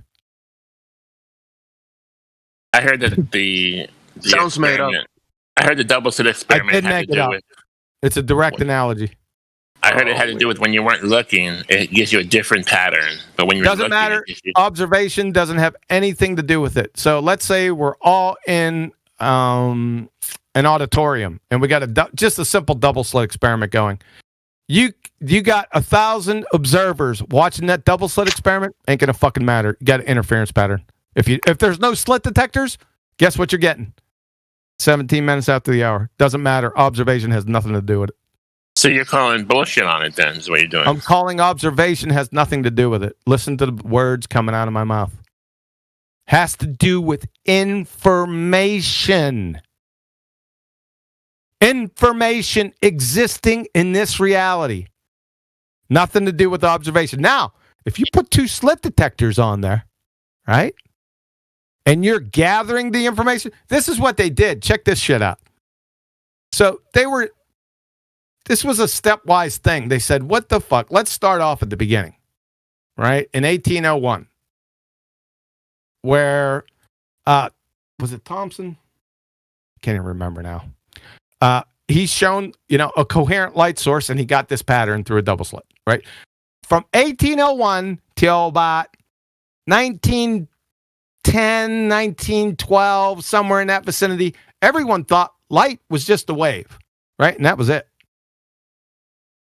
But what happened was they showed the photoelectric effect. They said, wait a second, these are fucking particles, right? And then everyone said, wait a second, how can it be particles and we're getting this pattern? How do we get a wave pattern from particles? Right? That's what the big question was. So they said, it took a lot of time, but they said, what the hell? Something's going on at these slits, right? So they put detectors on the slits to know when one passes by. So now they got the path information. As soon as they got that, the pattern changed. But guess what they did? They put the slit detectors detecting, but there was no tape that wasn't collecting any information. It was still detecting, but no information was going down on the tape. Guess what happened? Interference pattern. So that's the whole point behind the delayed choice quantum eraser, more the quantum eraser side of the experiment. If you understand that experiment, then all this, comes out in the wash. Integrated information? Is it like information is energy, and there's like an entropy of information when it moves from one place to another? Then it changes how it's just like really. Yeah, but 'cause information I thought it was is the consciousness of the yeah. observer. You great point. You don't have any information without a consciousness. It's an incestuous feedback loop, right? You can't have any information without consciousness, can you? No. Good point. Good point you brought up. Right, but the base is information. Listen, I'm just telling you what these experiments showed, man. I'm not, you can make your own decision. I'm enjoying listening to it, right? Because it's different when I've read about it, and I was not concerned about how light behaved. I was concerned about the consciousness, the effects of consciousness, and how connected consciousness is, right, with the information in the world. That's the only reason I looked into it. So no, I appreciate it, and I appreciate it when you go into things like. Yeah, this has nothing to do with light. You could choose electrons, proteins, buckyballs, doesn't fucking matter. Everything acts the same. Same as you get the same stuff. Same, it doesn't matter. So let me go fetch this. If you guys want to know more about this, I break it. I'm telling you, I break it down. This went fast. I'll go snap. It's under. Always check the description box in every single one of my videos. Nobody does it. It says quantum mechanics, double slit, and quantum eraser explained. And I'll post the link here for you. I don't think it's that long. 1 second. Let me post it in there. I can't remember how long it was.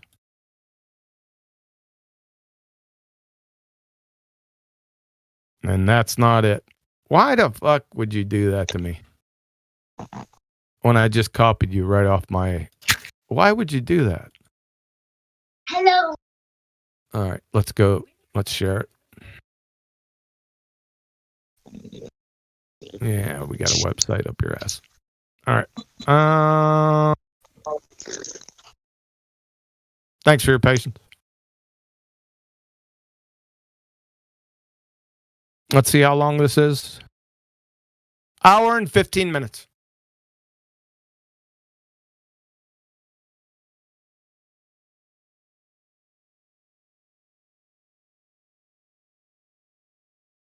Yep. I'd debunk a Nobel Prize winner in there, by the way. Impressed?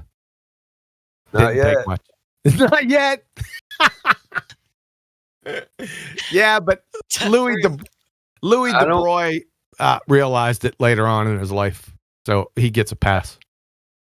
Yeah, I don't put much weight on the Nobel Prize. Well, back in the day, they used to actually mean something. They used to.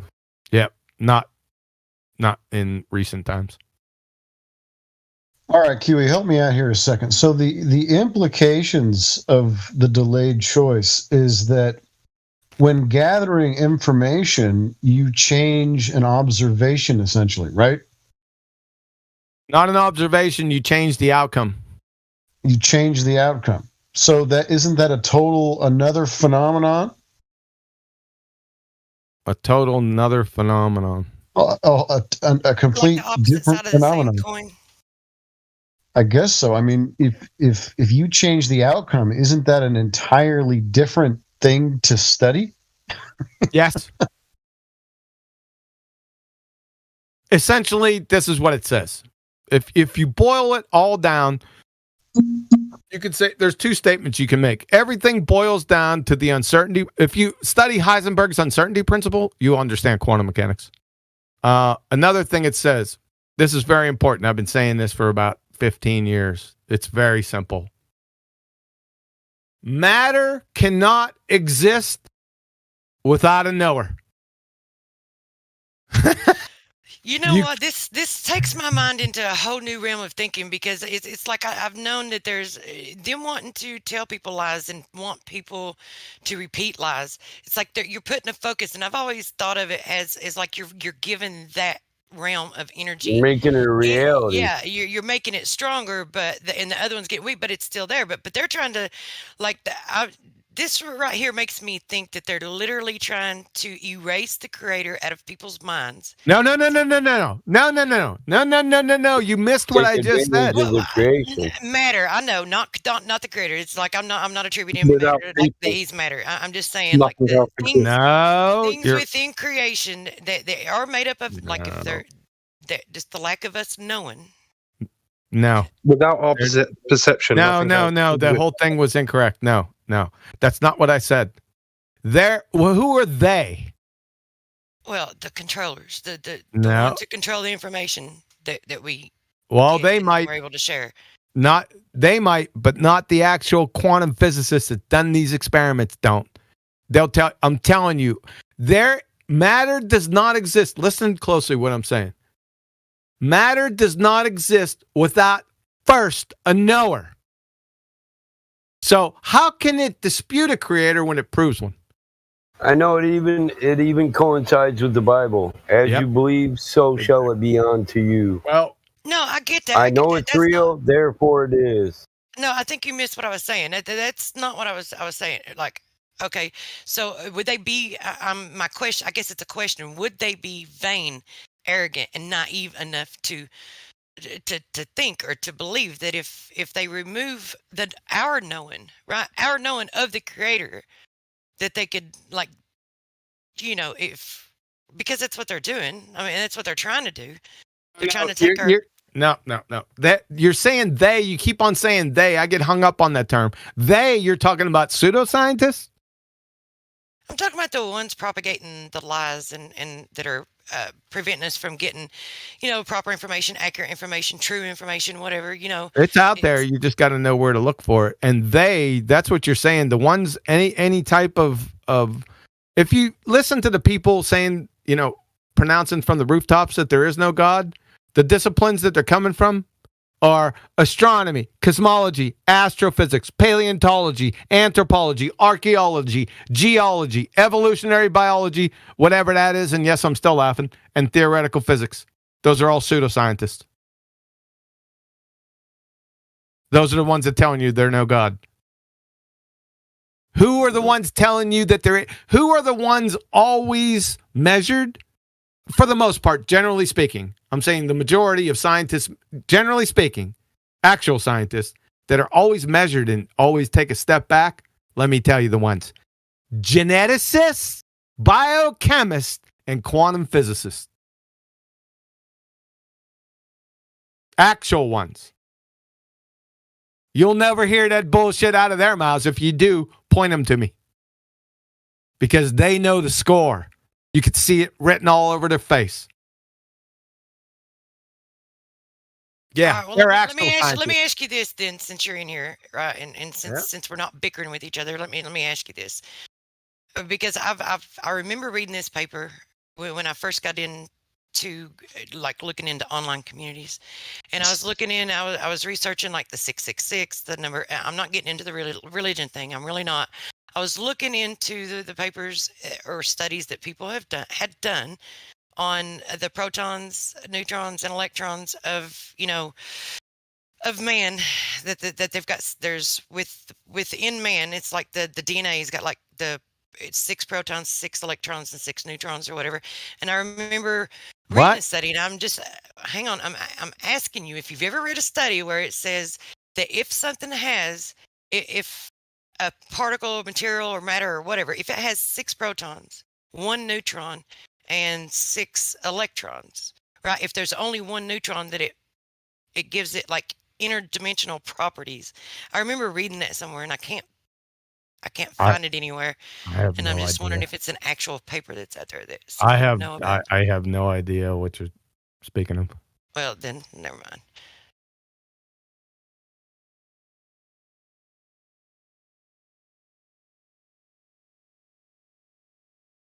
Because it was in the realm of the 616 versus 666, and then they were talking about the protons, electrons, and neutrons. But anyway, just continue on with the conversation that you were having then. I think it's over. Still trying to understand QE because I'm lost in this whole like I feel like it's egotistical of the just because I know something therefore it exists. There are plenty of things out there that exist that we don't know about and we're discovering. Yeah, but somebody right? knows. Somebody. Well, yeah, that's too. You have to get more specific than then that. what happens when somebody discovers something that nobody has ever found before? They discovered something that nobody has ever seen before. Yeah. Right? Well, the comment I exist has nothing to do with everything else that might exist outside me. So it's not really egotistical. It's just saying I exist. No. I don't wasn't know saying how what you there were can saying was be egotistical. No. Now we're getting to a different conversation. What I was saying about what you stated, I was saying that is also can be egotistical because things exist. Like there's a It can be tricycle in front taken of that way. So wait, there's a tricycle in front of me. It exists, right? It's there. It doesn't think. It has no conscience. It still exists. Exactly. That's what I meant by that. I wasn't like demeaning you in any way or saying you were being Well, egotistical in consciousness that. is put in that statement with "I think, therefore I am." It's addressing No, the conscious totally. And I've thought that I heard that exist. prior. Yes, and I totally agree with that. But things still exist. And so then we get into the philosophical thing of does this tricycle in front of me only exist because I'm here to experience it because I think, right? That's where this whole Shines. thing interplays. What Or he's saying someone is, made it. what he's saying is, you have to observe it, otherwise, It doesn't exist. Yeah, and I think that there is some ego in that. I think that there is Well, the ego thing in about thinking our that things don't reality exist unless is we we're witness it. all individuals and we are all self-centered in our individual reality. And I You can agree with call that it as well. egotistical, I but do yes, agree with that as my well. reality does wrap around me Totally. If I a agree tree and all with that. the falls, things I perceive and deal with. Christ, I'm It's come just on. strange how questioning the norm. I'm questioning the yeah, norm. Like it's so just strange. Sorry. If you know if you're the only person that knows something and then you die, then that thing can't be knowable by anyone else because the information dies with the person. But does that mean that it doesn't still exist? You know what I mean? That's where the Yes. ego comes into play. No, it So doesn't. It's validated by experiment. And how can we know that? I want to We know can how know we that. can know that. I don't know. I just spent 45 minutes telling you. I heard that. You're still missing it. It's not observation. It's not It's not observation. ego. I told you. I'm gonna take a break, man, observation, because it's not ego. I got just some ceases stuff I gotta to do. exist. But you can wrestle with this Thanks, yourselves. Ha, gee, thanks. I gave up on wrestling, bro. I tussle now. If a tree falls in the forest and nobody's there to hear it, doesn't make a sound. Right, I was just about to say the same damn thing. Well, what about all the bushes it crushes when it falls? You're leaving them out. There's no bushes if there's no observer. How would you even know that? If a tree. Well, if no one's around, if you're in the woods if a and tree you come falls- across a fallen tree, Oh my god! If a tree falls and there's no one around to hear it, then it was. That's not the same question. Like, you can assume it made a sound, but I'm Can saying you hear if there's me? nobody there, there's no observer to hear it. Can you hear me? You would never know it made a sound. I guess not. Yes, Hey, bro, Elijah, go ahead.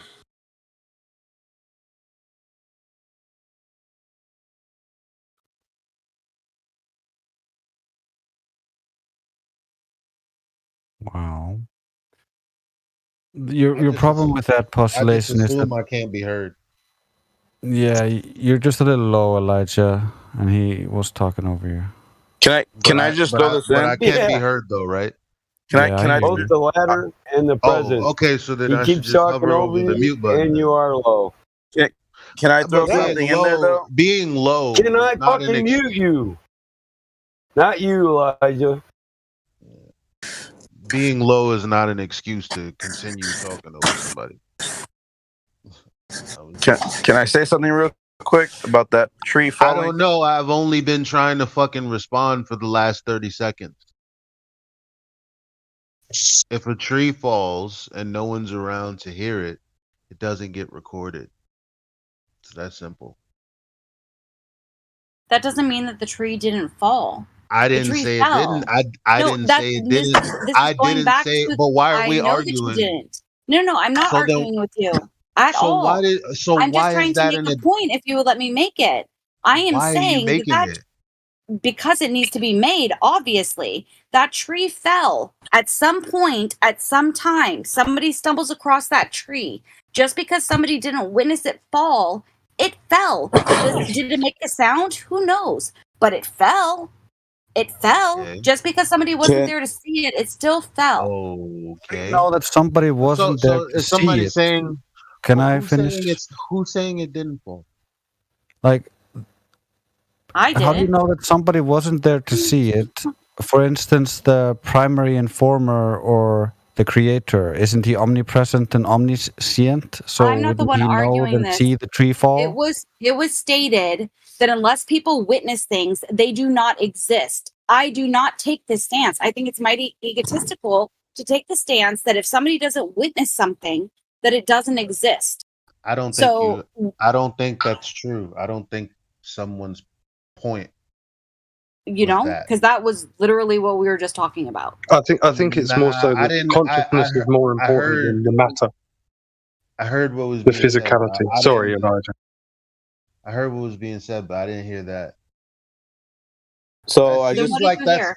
it What did I seems miss? like- Because I'm missing something. Then please explain to me, because I want Well, to understand. I just said what I said, and you didn't deal with it at all. You just wanted to make your point, like, and it was like, okay.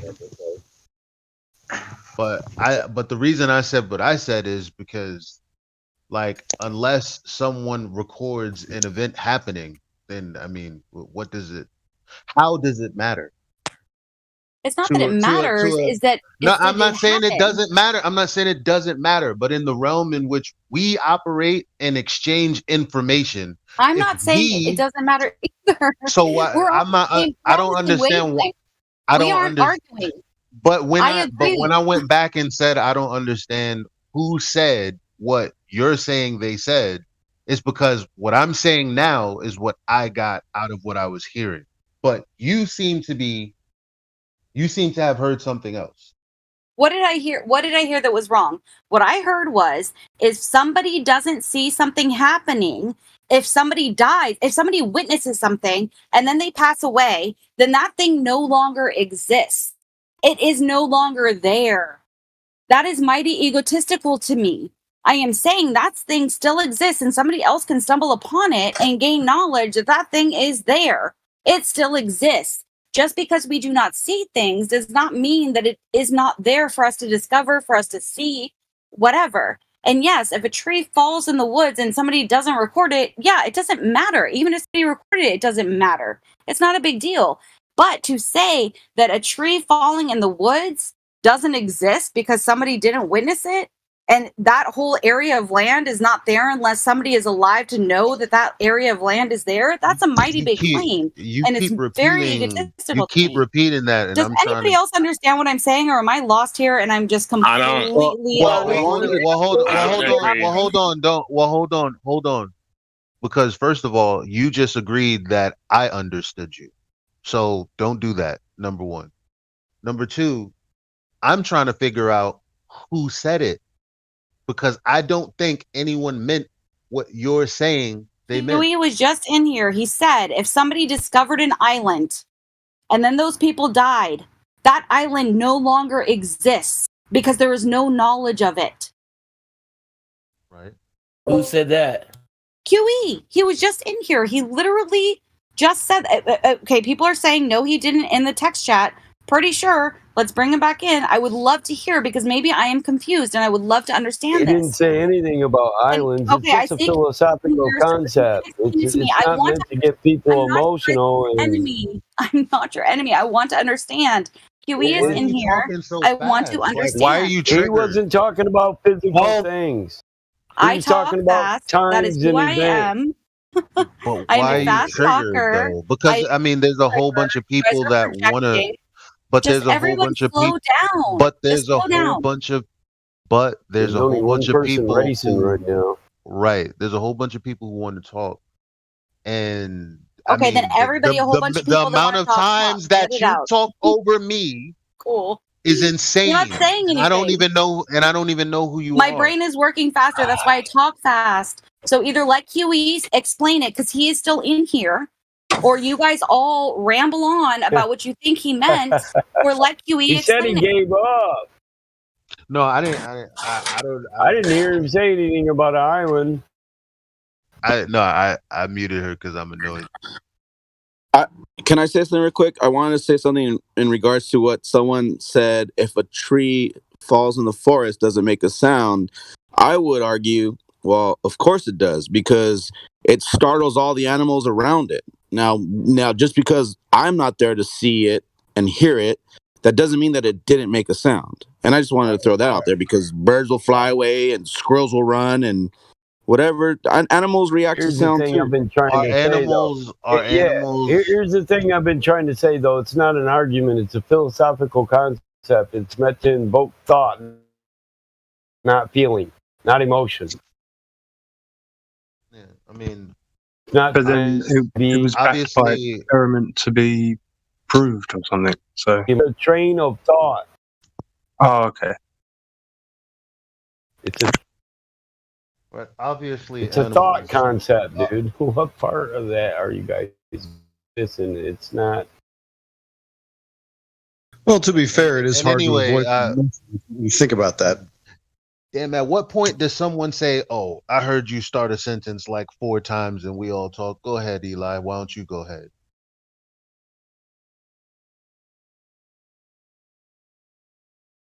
I've been waiting, bro, but it seems if we wait, we'll never get there. It's easier to just mute. I keep telling you that. Just mute them.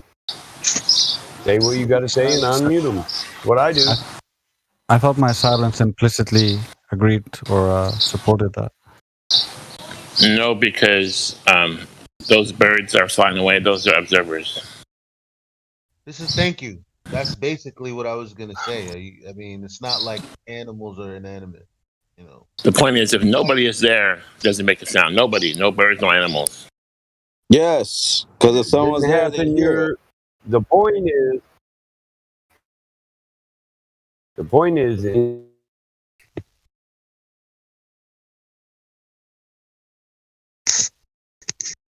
because reality is individual to each person who lives an experience.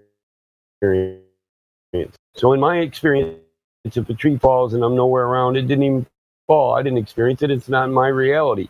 And that's the Battle, you're breaking up pretty bad for me. I don't know, buffer or something. It's not meant to leave.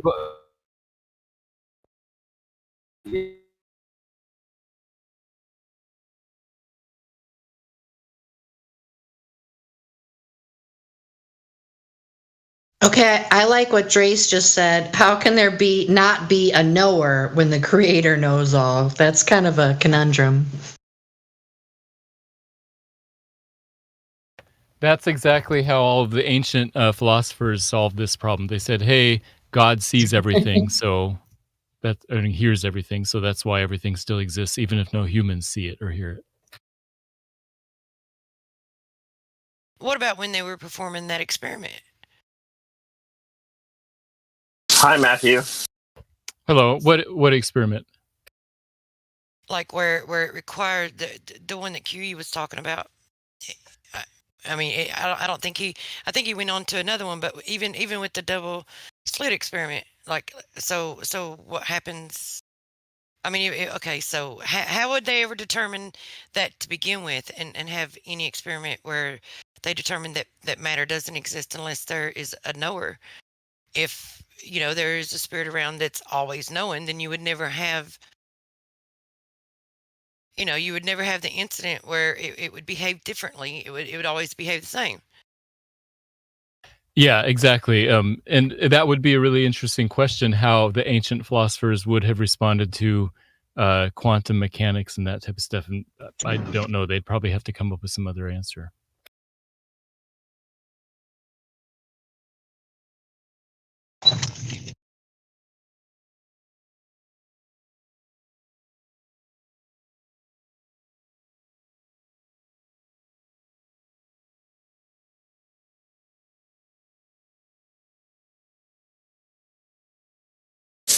That was fun. I have another one if this helps.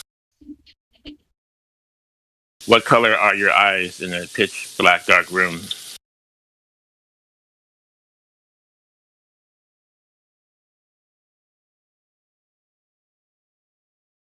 The answer is if they're just black, you have to have light to see colors. So.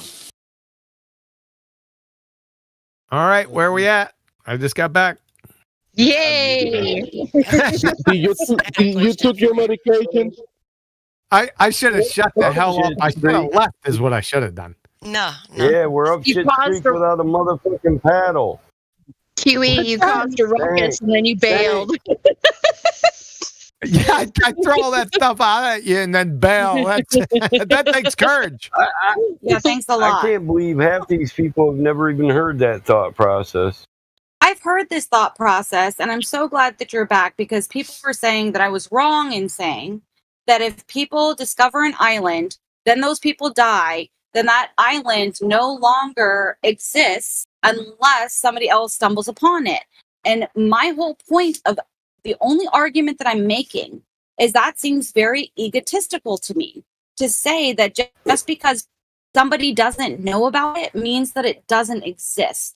That's my only argument.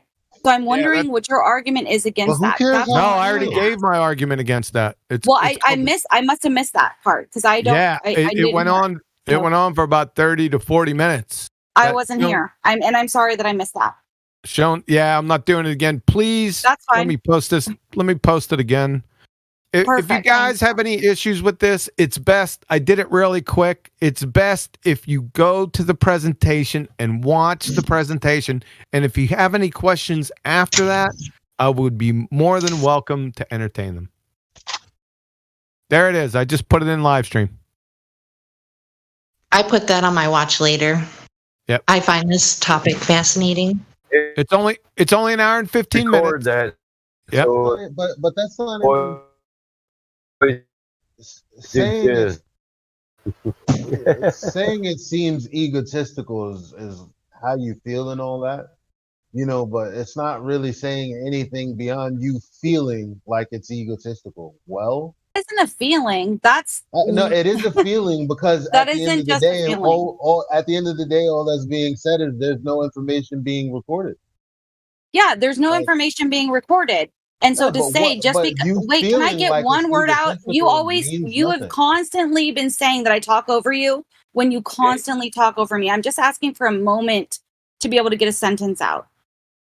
For a human being to say that something doesn't exist unless another human being sees it is a very egotistical thing about human beings.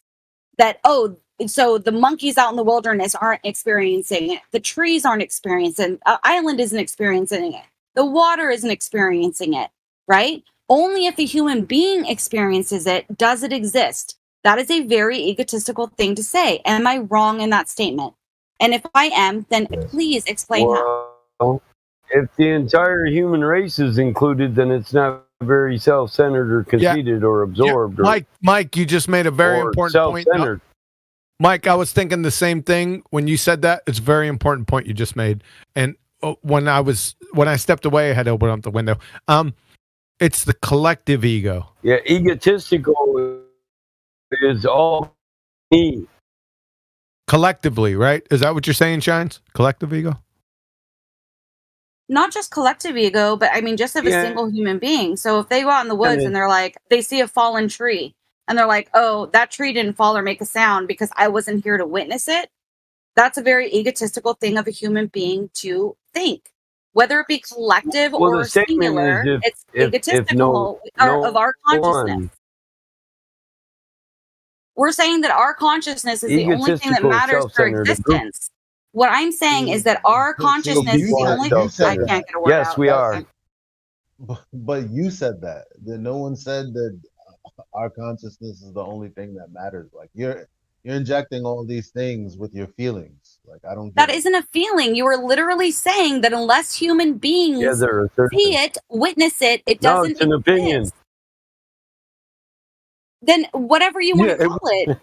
It would I be mean, logical to think, yes, it did make a sound, but you weren't there to perceive it. But Totally. That totally is legit. It makes sense. You weren't there to witness the sound. You weren't What there is to the witness worth of a song I can't get a that word was out. not Okay. recorded?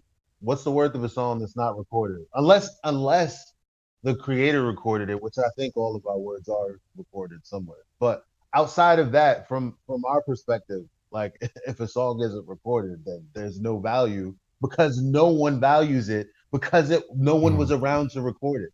The information literally doesn't exist. No one can be egotistical about it because they know nothing about it.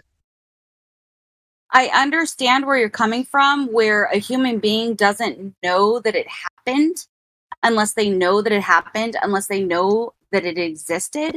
I think I know what you're getting at. Mean that it existed in reality just because we weren't there to witness it. Yeah, There I could be kind an of agree. earthquake somewhere and we don't witness it. Thank you, because you know, like it's like life doesn't happen somebody who finally agrees. unless a human was there to witness it. But I don't. That doesn't really jive with me that well because it doesn't matter what jives with you or not. Yeah, Doesn't there's still matter. wildlife It's out what's in the validated by experiment. I'd like to go. Who is this? Jim Jam. Shut the fuck up. 53 minutes after the hour. This is directly on topic. Look what this guy had the balls to do in the most prestigious scientific quote unquote journal in the world. From Richard Conn Henry, The Mental Universe. Can somebody read that out loud, please? I will.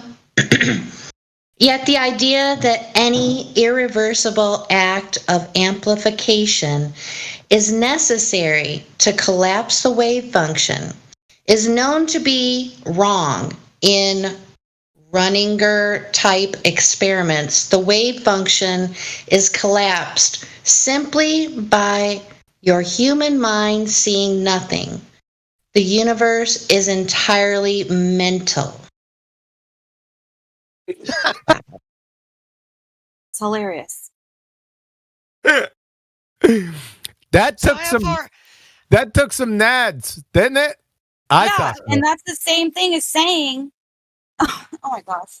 This is- So how far off would I was I when I said that it's like the world now kind of like renders itself in my mind as if we are synapses that exist within the creator's brain and we live in his brain, in the brain of the creator. Without consciousness, nothing exists. Is And each what it one of boils us, down to.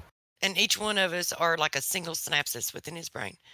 Well, as soon as you said consciousness, you're right in the lane. So I made a mental note of that. You're getting part of it. Yep, you're exactly right. Listen, this isn't opinion. Let me just make this perfectly clear. This isn't my fucking opinion, right? It's not how I feel. It's just what I ran across. It's all based on experiment validation.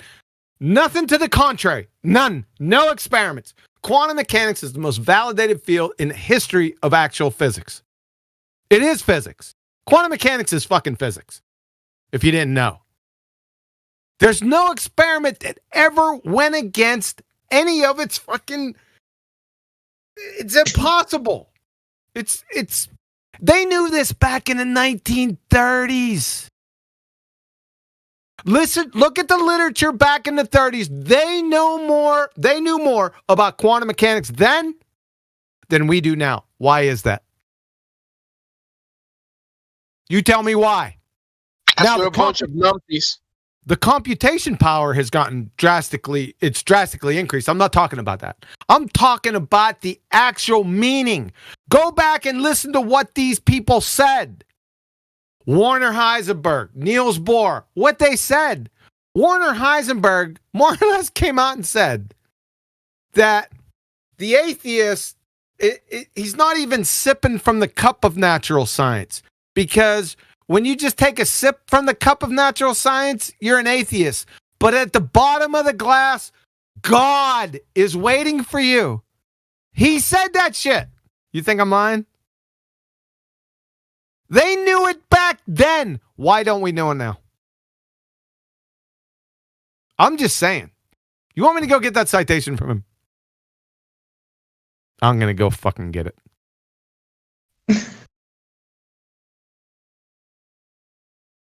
Here, I got another one. It's somebody said something in front of Henry Stapp. He's a great guy. He's not a good communicator verbally. But in writing, this is what he said.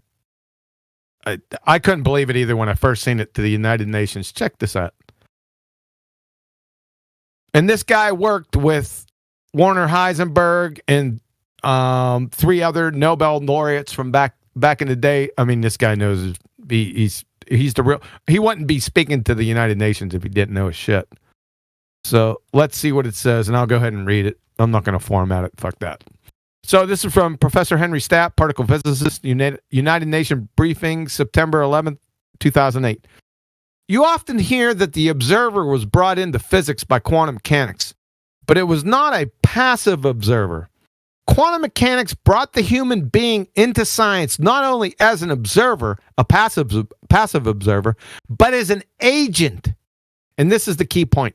In order to make quantum mechanics work, you've got to bring the human agent into the equations of quantum mechanics, into the dynamics at the outset.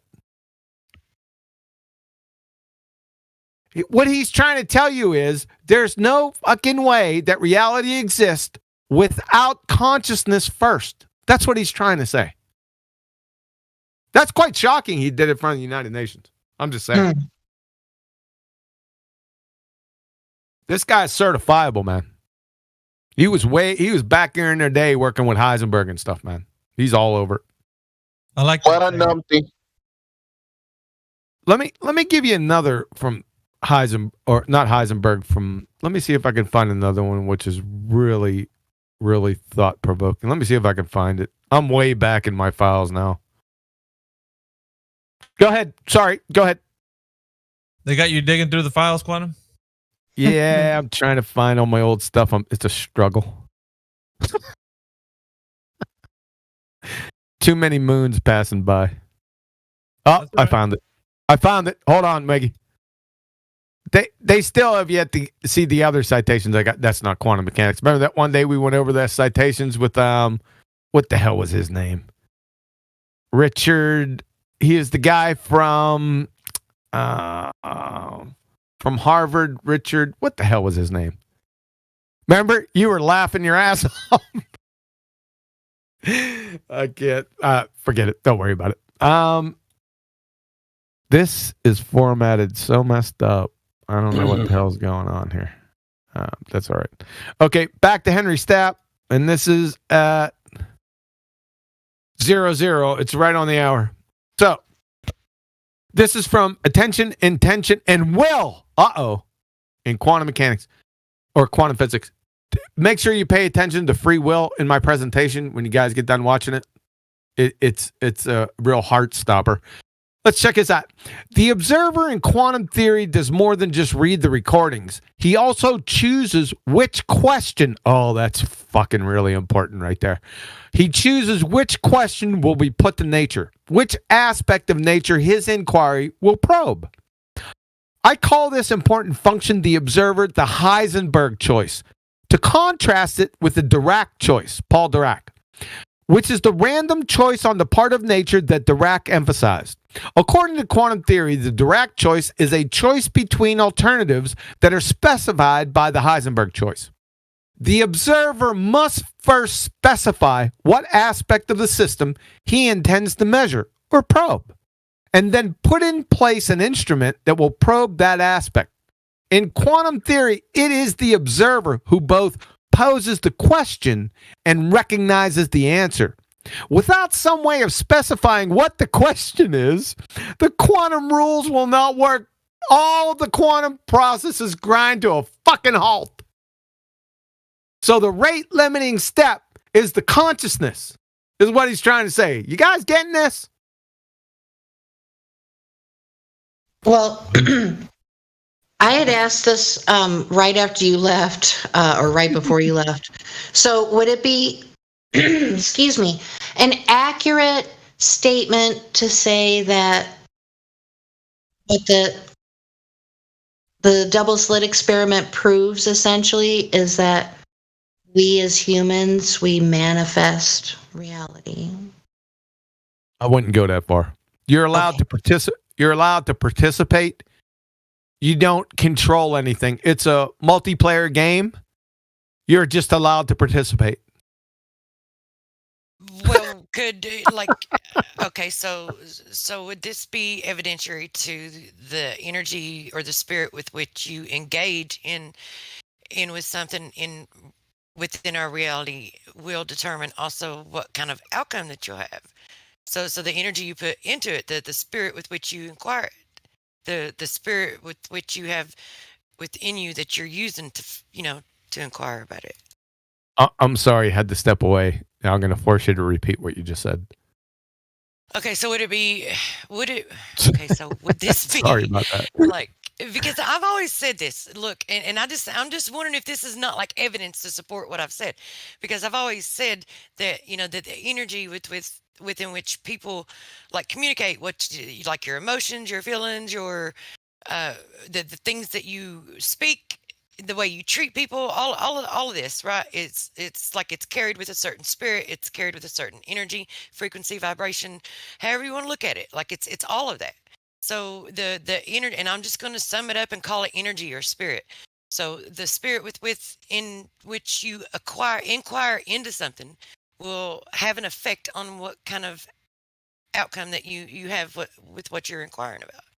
Like it can have an effect with what you get out of it, what you put into it. Pretty much like you reap what you sow, but in a more like this it could actually be established on a scientific level if I'm looking at this right. Sorry, you lost me. You got to keep it more concise.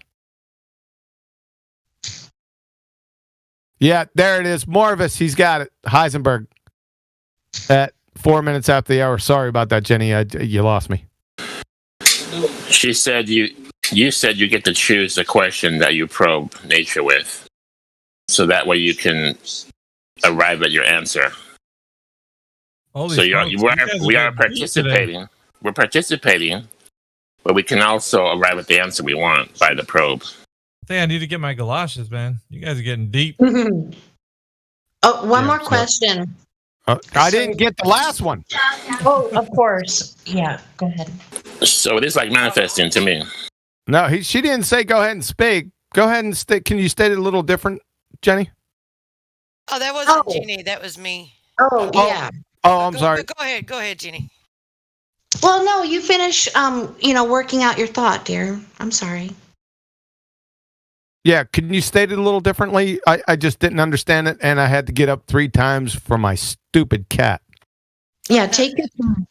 It's Schrodinger's cat. I got him. While I've been in this conversation, my cat has already tore one curtain down, and I've got to put it back. Right. My cat has been messing with me the whole time. It's Schrodinger's cat.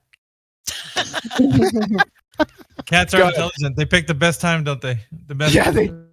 Okay, I'm sorry. So, I apologize. So mine is a simple question. So would the observer actually be a variable in the experiment? Yes. Wow, awesome. That's awesome. See, I'm going to tell you how funny this is. Watch this. This is hilarious. So, as a result of philosophical naturalism, the scientific method was born. But the scientific method with quantum mechanics destroyed philosophical naturalism. How you like that? Isn't that poetic justice? Did anyone get that? Scientific naturalism, I'm only gathering the meaning out of that with the context. No, not scientific naturalism. Listen to what I'm saying. I'm going to say it. Okay. I'm going to say it slowly. Philosophical naturalism is the philosophy that gave birth to the scientific method. Philosophical naturalism, that is the opposite of what I just said for the past hour and a half. That things are really there even when you're not looking at them. That nature is responsible, right? That's philosophical naturalism. It gave birth. See, your methods arrive from your philosophy. So the method was birthed, the empirical method was birthed from philosophical naturalism. But what it did was, when it gave birth to it, it didn't know what was going to happen. That it actually, the scientific method then, with quantum mechanics, turned around and torpedoed the shit out of philosophical naturalism. Why? Because of your point you just stated. The independent variable in the delayed choice quantum eraser experiment is knowledge. It's information. Now, you said, is it a person? Well, indirectly, because you can't have knowledge without consciousness. Follow? Yeah, and the consciousness would be our ability to perceive that knowledge. Correct? You got it. You want me to throw you for another trip? I'm going to throw you for one more trip tonight, and then I'm going to stop. Okay? This is critically important. I just posted it at 8 minutes after the hour, and we're going to go through this step by step.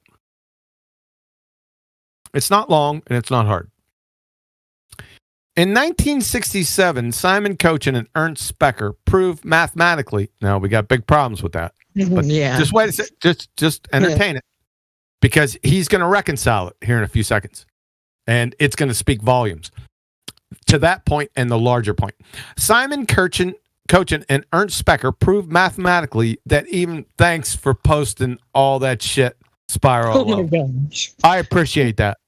Let me start over. In 1967, Simon Cochin and Ernst Specker proved mathematically that even for a single quantum object, don't let that throw you, where entanglement is not possible, the values that you obtain when you measure its properties, here's the punchline, depend on the context. So the value of property A, say, depends on whether you chose to measure it with property B or property C. In other words, there is no reality independent of the choice of fucking measurement. Oh my God. Let me tell you what this is saying. That the context within your skull cap had an impact on everything outside the skull cap. The prosecution rests. Have a nice day. I'll be in the area all week. You can struggle with this like I did. Now, I want to point out two more things. Look at the words that he used. Depends on whether you chose. The choice. What's he talking about here? Free choice. The only two disciplines that I've ever seen free choice in is two. One, quantum mechanics. Two, Christianity. I rest my case. Again, I'll be in the area all week. Thanks for your... The most important thing about that things depend, the things on the outside depend on things that are inside your skull cap. If that doesn't disturb you, you need to check your fucking pulse. I'm just saying, I'll leave that with you. These are, premier scientists back in the day. By the way, he went on to say, let me see, he proved mathematically, but that was sort of, how would you say, probational? Until the actual experiment was done. Then it confirmed. Let me see if I can find that. Sorry.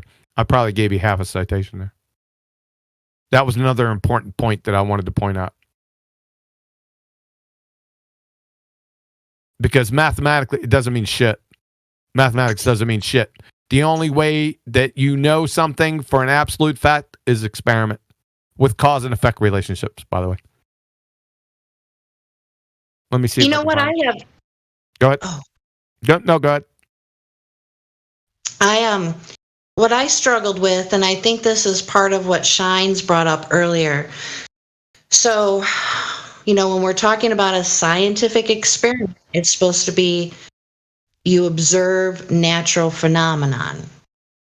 And that would include, that would not include anything man-made, right? I mean, I don't know. So you can't observe those particles in nature without manipulating them. And I'm probably not making any sense to anybody for that. I apologize. No, I'm still here, and I was exactly saying that. It was really that bad. there's man-made devices involved. Sorry, I wasn't on mute. I got bothered by my other kitty. My wife. Aww. No, I'm sorry. I'm sorry I didn't hear. It's so rude that I haven't been paying attention. Forgive me. Well, I guess, where I kind of struggle a little bit, and hopefully you can clarify this. So the foundation of the scientific experiment is observing natural phenomenon. Correct. And so the only way you can allegedly view these photons or whatever you choose, electrons, what have you, is you can't see them with the naked eye. I mean, you can see the results of them. Listen, all you have to do is have an emulsion plate. I don't even know why I'm going down here, but you asked it nicely, so I'll do it. Listen, this was solved. This is just bullshit from fucking idiot flat earthers that started this shit. And it started with Ken Wheeler. Ken Wheeler, if you're listening, you fucking idiot, right? You've done more damage to flat earth than I think of anyone did so far, right? With bringing up your bullshit, you're fucking clueless. If I catch you outside, you tattooed Jabba the Hutt, Uncle Fester, I'm going to mule kick your fucking teeth inside your skull. That's how fucking I've had enough of this shit, right? Because that's the core of the problem. Because all this stuff is already established a fucking century ago. And I'm here trying to defend it. I've about had fucking enough. To be perfectly honest with you. I give you the information. Listen, I'm gonna stay here. Look at my presentation. All right. Yes. If you have any issues with it, you don't have to get with me personally. You can go ahead and PM or DM or whatever the fuck, RM. I don't care. Just go ahead and DM me and we could talk about it in private. All right? Because I get too fired up with it. I'm just sick of fucking idiots. Right? Right? I've never seen Ken Wheeler, so I don't think he exists. But the people that are giving you this bullshit have. What's a good one? Yeah. Because he's a fucking moron. It's just at a fundamental. Bring his ass in here. Somebody go find him and bring him in here. He's got a stand account. Stand for account. I'm tired of it. I'm sick of it. Sorry, I went past your question. Whoever's seen Photons, I'll tell you what. They knew this back in 1910. All you have to do is take a light. You know that fucking interference pattern I just showed you not too long ago? Yeah, there was never a question whether these are fucking particles. They already knew that back in fucking 1800s. Hold on a second. Let me see if I can get it. This is how that's why I get so fucking frustrated with it. Well, yeah, because we shouldn't be misunderstanding this because it's been proven for over 100 years. I get what you're saying. Let me get, and if you go to my underneath the description on my videos, I think I have the video of Anton Zellinger showing you right in front of your fucking face. He's shining a light, right, at a photographic plate. I think it's a computer. It's a CCD screen. Doesn't fucking matter, right? They fire one photon at a time. Back in the day, they couldn't do that shit. What they did was they took a light bulb, right? And they pulled that son of a bitch back far enough, right? The light was so dim that it took a long time for any of the film to be exposed, right? Mm-hmm. So let me ask you a fucking question. When they took the light back and all of a sudden the film was exposed to this little discrete fucking chunk, right? Is that what the fuck is that? Somebody tell me what would you call that? I'd call it a fucking particle. Now, it may not be a solid like a pebble, right? But it sure has that same fucking attribute, doesn't it?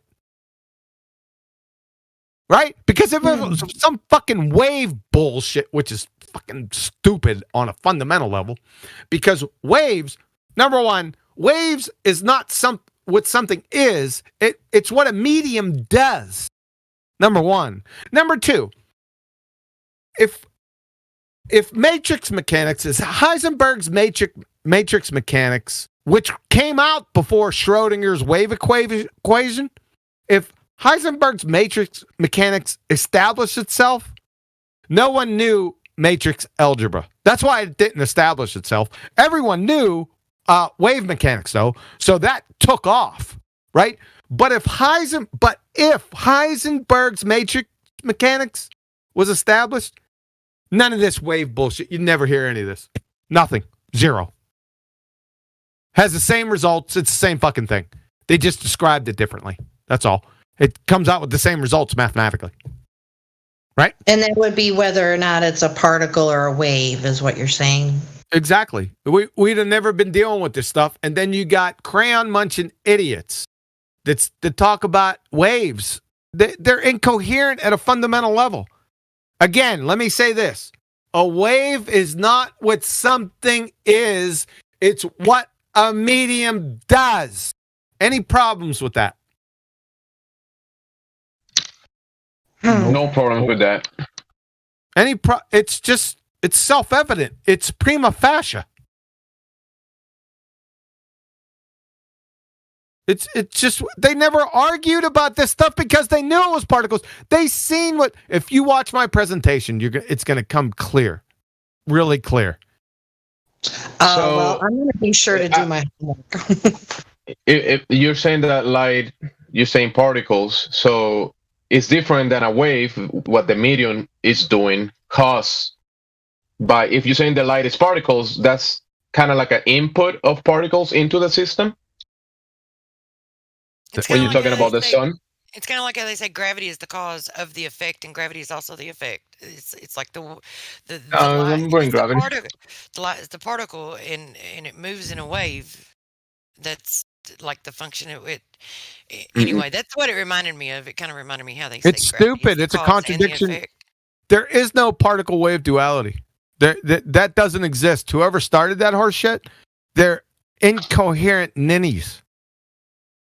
You can't have something be. It's a contradiction.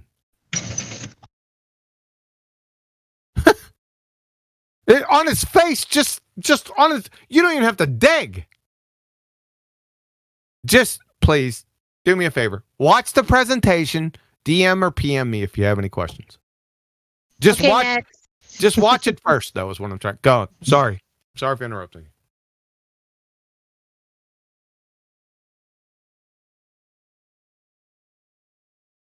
Yeah, what Is the sun presentation you guys cause? talking about? Sorry, I just joined. Is the No. cause? Is the sun causing wave by inputting particles into the system, Huey? Is the sun causing what? Waves in the medium, like you said, waves are something No. that the medium is doing. No, they're not waves. They're fucking particles, dude. Yeah, but the input of the sun, the input of particles into the system from the sun, is that causing other stuff like waves? Like or light waves? Like waves of what? So the sun is inputting into the system, into the medium that we're in. Yeah. Is that those the input of particles? Because you're saying the light. Can that cause the waves in the system? I'm not following you. That's fine.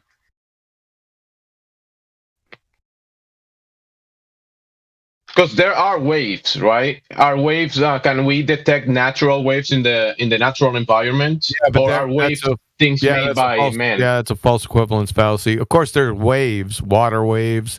Again, it's what a medium does, not what something is. Is water a medium? Yeah, that's exactly what I'm saying, because we do observe and can measure the waves, but like I'm saying, you're saying that the lights, it's particles. So what's inputting the particles into the system? That's the sun. That input of energy into the system, can that cause the medium to behave in a particle manner, like you're saying? What wave? The wave that we detect here in the environment that we're in. What wave is that? Okay. No, I'm not trying to be cross with you. You said, does it cause a wave? Wave of what? I'll say like frequency waves or sound waves or whatever is causing whatever effect the input of particles, light from the sun or whatever source.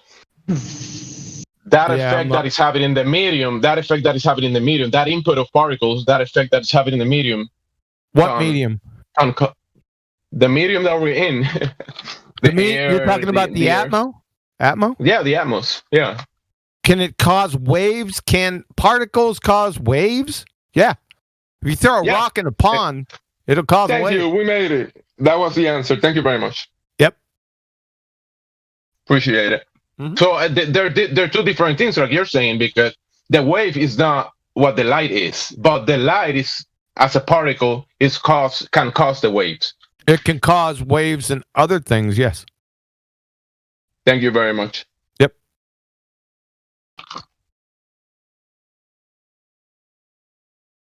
Let's try this one. Just citations. Remember, citations, let me just stress this, because a lot of people, I introduced the term citations to ballers, and they think citations are the argument. Citations are not the argument. They support an argument, but they themselves have to be supported. I know I said that about 20,000 times. I never hear anyone repeat it, though. So I guess I'll just keep on doing it for the rest of my life. You caught the sarcastic humor in there? Yeah. Okay, at 24 minutes after the hour, let's take a look. We got Richard Feynman and Professor Shankar from Chair of Physics at Yale. Let's check this out. From Feynman. I'm not saying Feynman's a god either. Listen, he was a very intelligent person. Get out of here. That'll deal with the kitty for about 5 minutes. He's not a god or anything, right? He was a very intelligent man, although he was an atheist, so he was a dumbass. So you got a dichotomy there. I digress. Sorry. The first thing he said, Newton believed light was corpuscular. That's correct. Turned out it had very strange properties from that point of view, and it was then explained that many of these strange properties was because, in fact, it was a wave, which was wrong. Damn, he sounds pretty confident there. Turned out he was right. It was a particle. Uh-oh. Get now. All right, he's gone for the next 2 minutes. From Shankar, Professor Physics, Yale. Oh, by the way, you should check his videos out. He's a hoot. You could disregard the mathematics, right? Go in. I digress. Everything is really particles. All things, electrons, photons, protons, neutrons, they are all particles. So let there be no doubt about that. These fucking guys, see, this is different than the pseudoscientists, right?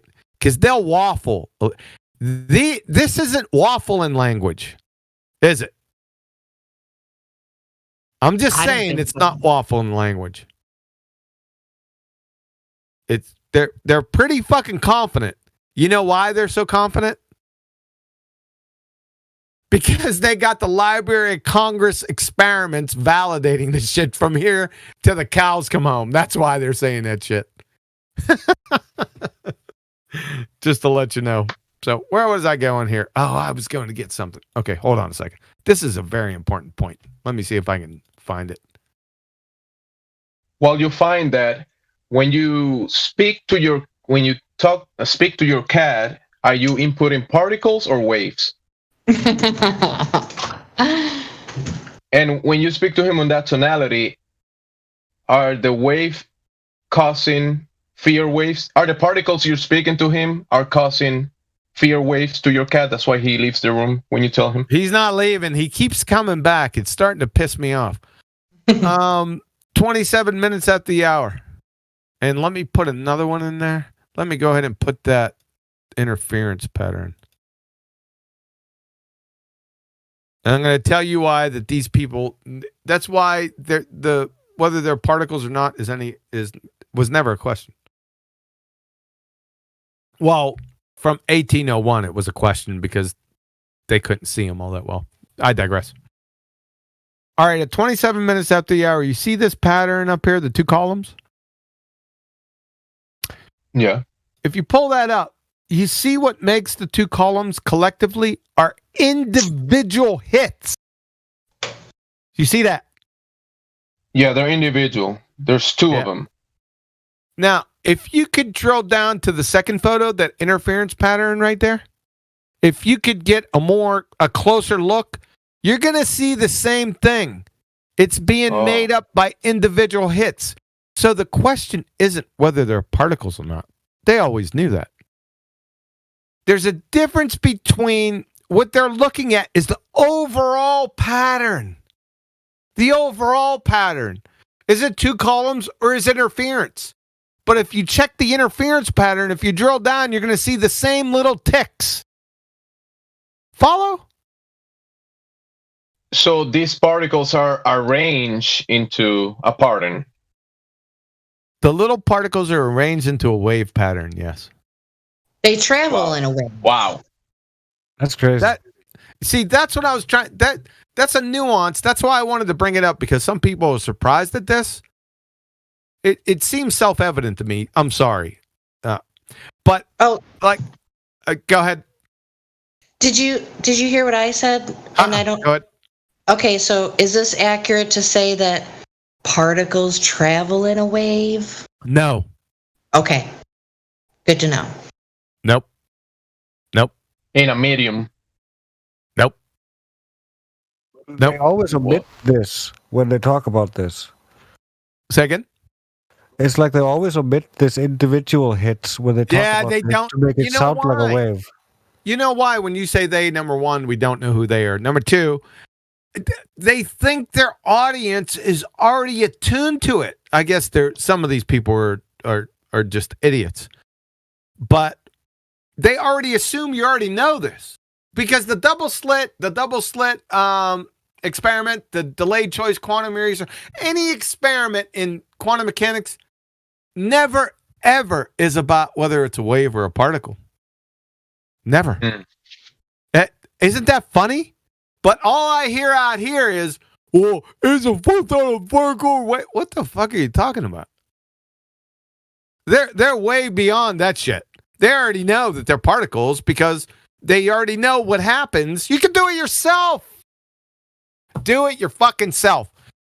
You don't need a double slit, just a single slit.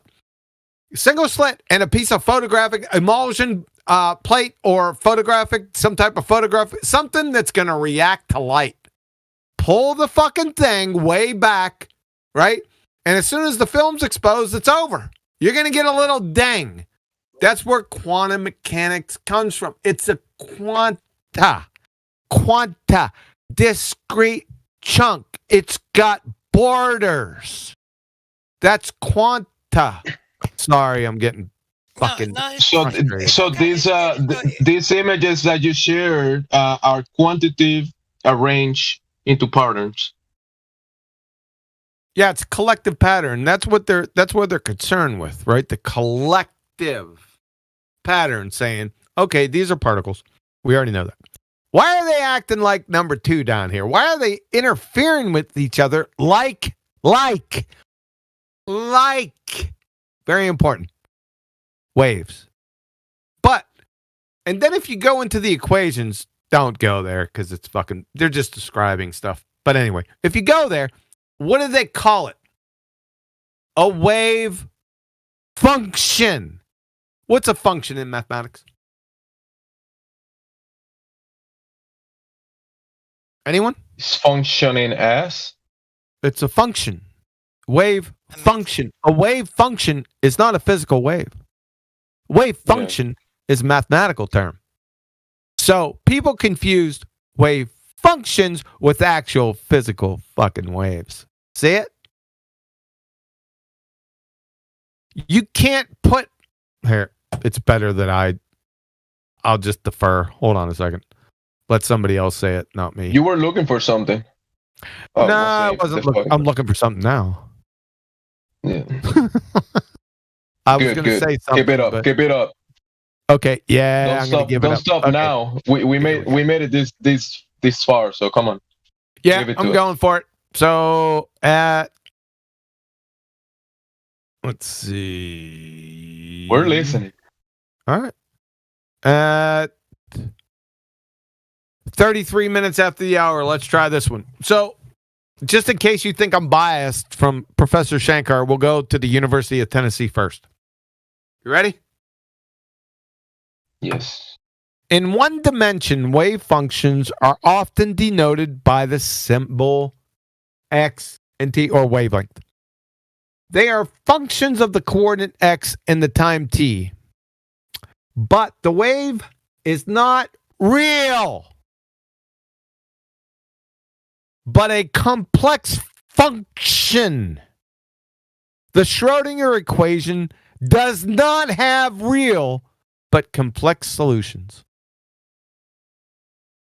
The wave function of a particle at a particular time contains all the information that anybody at that time can have about the particle, but the wave function itself has no physical interpretation. See it? It's a mathematical construct. All Schrödinger did was, and it was brilliant, I'm not taking anything away from him. All he did was take a look at all these interference patterns and just describe it mathematically, and it worked. Well, shocking surprise, you had the results. Right? I think Professor Shankar says it best. The closest I can interpret this is like it's information. That's what he's saying. Something like that. Don't worry. His information, he's fucking clueless right there. Don't confuse that. Let's go to Professor Shankar. This is really good. This settles it. So we have to play this game in two ways. It is particles, but its future is determined by a wave. So you guys are good up to this point, right? You're saying, QE, you're fucked. No. But the wave is purely mathematical. You cannot put an instrument to measure the energy due to that wave. It's a fucking construct we use to determine what will happen in this experiment. That's the same thing Schrodinger did. Get it? Yeah. Everyone got it. It's as simple as that. So is the math descriptive and predictive? No, it's just descriptive. There's no prediction in it because you already know what fucking happened. That's why you described it mathematically. That's how you could describe it mathematically because you already know it. Fucking prediction. It's a descriptive construct, so that's why I'm bringing it closer to it. It is information. It's descriptive. No, don't get information confused in with this. Okay. Yeah, I wouldn't do that. Okay, I got you. Yeah, you brought. Yeah, you see where I'm going? So when they say wave, it's not physical. Wait till you get to the part in the video. That's why I said watch the presentation where they conjure wavelengths and frequencies. Your jaw's gonna drop. You're gonna say, but QE, there's wavelengths and frequencies. They gotta be fucking waves, you idiot. Yeah? Wait till you get to that point. Go ahead, sorry. Oh, well, I was going to say kind of goes along the lines of what Unicorn Swan Eyes just said. So is the math descriptive and predictive? Yeah, I just answered it. It's descriptive. It's not predictive because to describe it, it would already had to happen. There is no wave. It's just there is no wave. That's just the way that they interpret it to be able to measure the information. That's what the wave function. It's not a physical wave. Is remember I told you about if they went with Heisenberg's matrix mechanics, we would have never heard this shit. But now that he introduced it, and I don't think that that's an accident, by the way. But that's another story.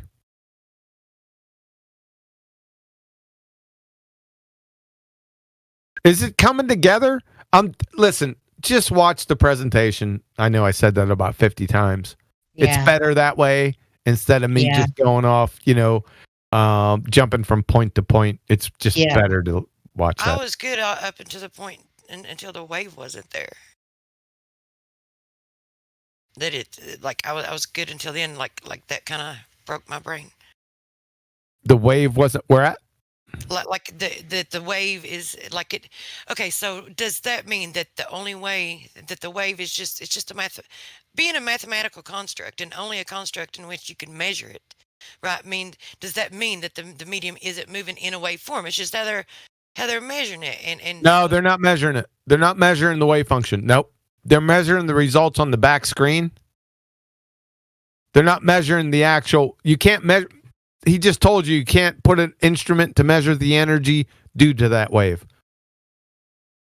Right there, Shankar, the second one.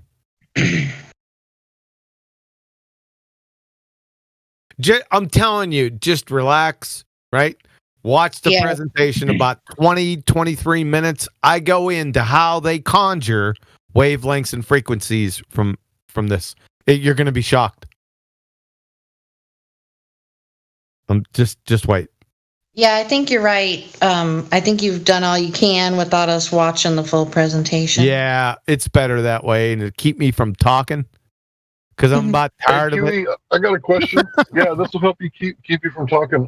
Is there any way that you could post all your links that you cite your sources for? That way we could have them all at once. You did. That would be incredible. Yeah, that would be really nice. Yeah. Do you have it on a Google Drive or something? I got a PayPal account.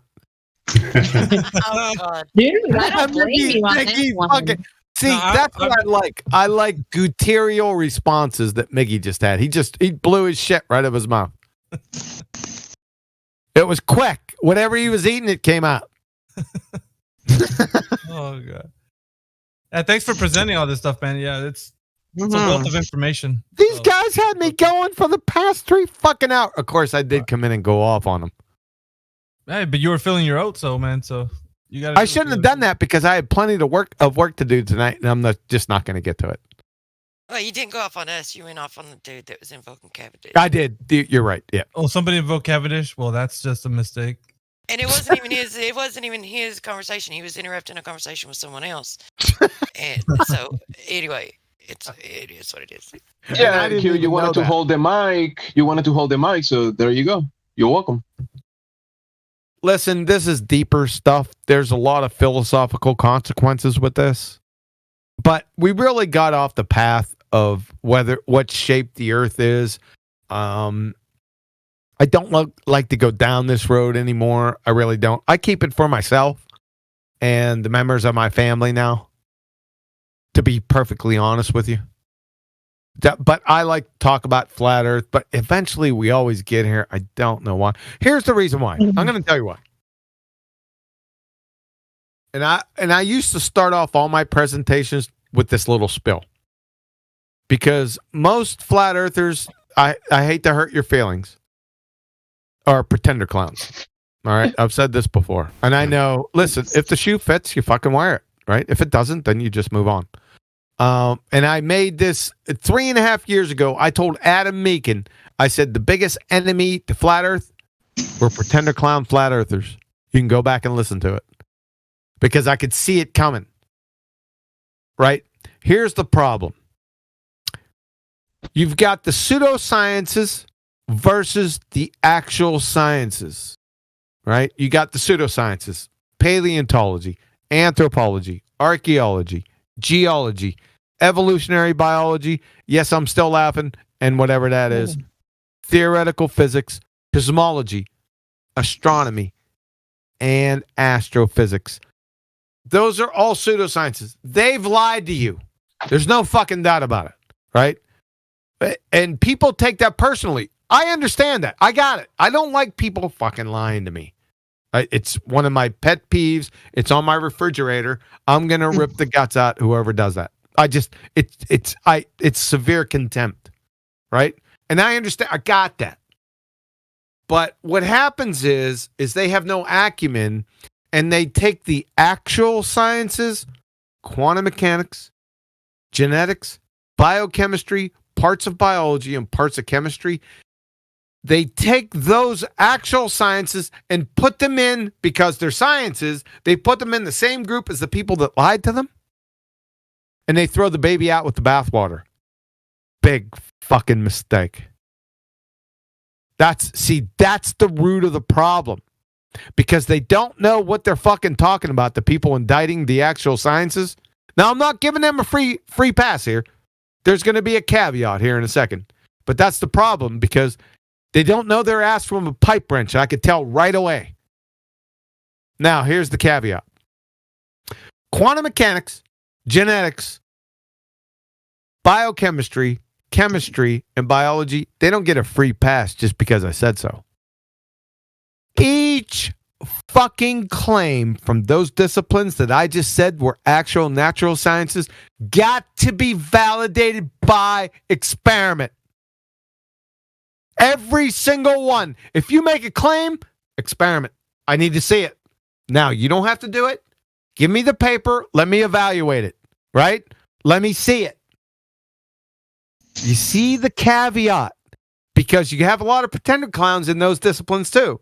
They'll start using their position as like a sounding board. Yeah, we that's how we got in this mess in the first place. Right? So I'm not giving them a free pass. Every single claim from each discipline, I don't care who they are, must be validated by experiment. If it's not validated by experiment, if it's a what is thing, it's not even fucking science to begin with. I don't even know why you're talking about it. But they must be validated by experiment. Any questions? That opens a lot of cans of worms. Doesn't it? Well, sure, we have. So what pseudoscience did is they kind of infiltrated many of these. You got it. Hell You yeah. got it. And By they mere just- fiat, by mere linguistics. Because if Yeah. you walk into university, astronomy, cosmology, astrophysics, and all the other numpties I just mentioned, you're going to walk underneath the archway of science. And those are going to be behind it. But they're not actually natural sciences. Yeah, sure. I mean, well, if you wanted to determine whether or not Earth is a globe or flat, I mean, whether or not which is really kind of a weird idea, right? Overall, it's like, well, is the Earth a globe or a level stationary plane? How would you determine that?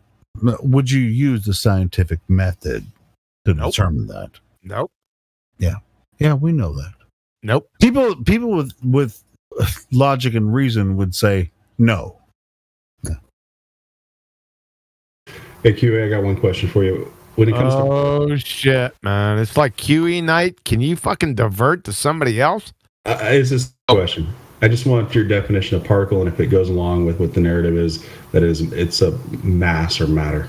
Yeah, that mass thing, we're going to have big fucking problems. In fact, I get bombarded by that on, I don't want to say a daily basis anymore. I used to get bombarded by it by my own side. I don't know what people think is that we all are in cahoots together. Let me tell you something. There is knockdown, drag out, fuck you in your face arguments behind the scenes. I just want to let you know, just for general purpose. It's not like kumbaya. I'm going to tell you that shit. Behind Are you talking about amongst flat earthers? No, I'm talking about the people, high level flat earthers around me for the past 4 years. Do you think it's all kumbaya? Yeah, we don't all agree. I think that's what I was saying. I was disagree. no, we don't all agree on everything. Yeah, Michael. You are so fucking wrong, motherfucker, and you're always saying it. Just want to let you know. Nope. But go ahead. Go with that question. I'm sorry I went off on a tangent. Go ahead. Yeah, just the definition of particle, and you read the definition of particle, and it specifically says that it has mass, right? And from your descriptions and your experiments you're discussing, I wouldn't say that would be your definition. I would say it'd be more it's not experiments, because you're asking a what is question, so experiments go right out the door. What I would define a particle is a discrete boundary chunk of energy and momenta. That's my definition. How about that? I like it. Energy. Yeah. Okay. Good definition. I think it's comprehensive. It describes everything that's a particle. And you're not going to read that as a formal definition anywhere. I don't think you'll ever find it. No. I haven't looked, by the way. Yeah. So, listen, definitions can be wrong. Remember what I said, but this is listen, if you don't take anything out of this, listen to this fucking closely. I had to cite. Listen, when I first come out here, I had no citations. You know why? Because I figured everyone fucking knew what I was talking about. Right? But no, we got droves of fucking pretender clown fuckwits, numpty dipshits everywhere, right? So what I had to do, and it's taken years, right, to go find all the citations. But let me tell you something. Citations themselves, you heard this before, are merely baseless assertion fallacies. I don't care who you get. I don't care if it's Richard Feynman. I don't care if it's, like I said, I put Professor Shankar in there. I don't care who it is. They're baseless assertion fallacies on their face, unless they themselves, with their claims, have validated somehow logically by scientific experiment somewhere in the reference that you're quoting them from. Because if they haven't, guess what? The moment you cite them, it is on you. You now have to validate that shit.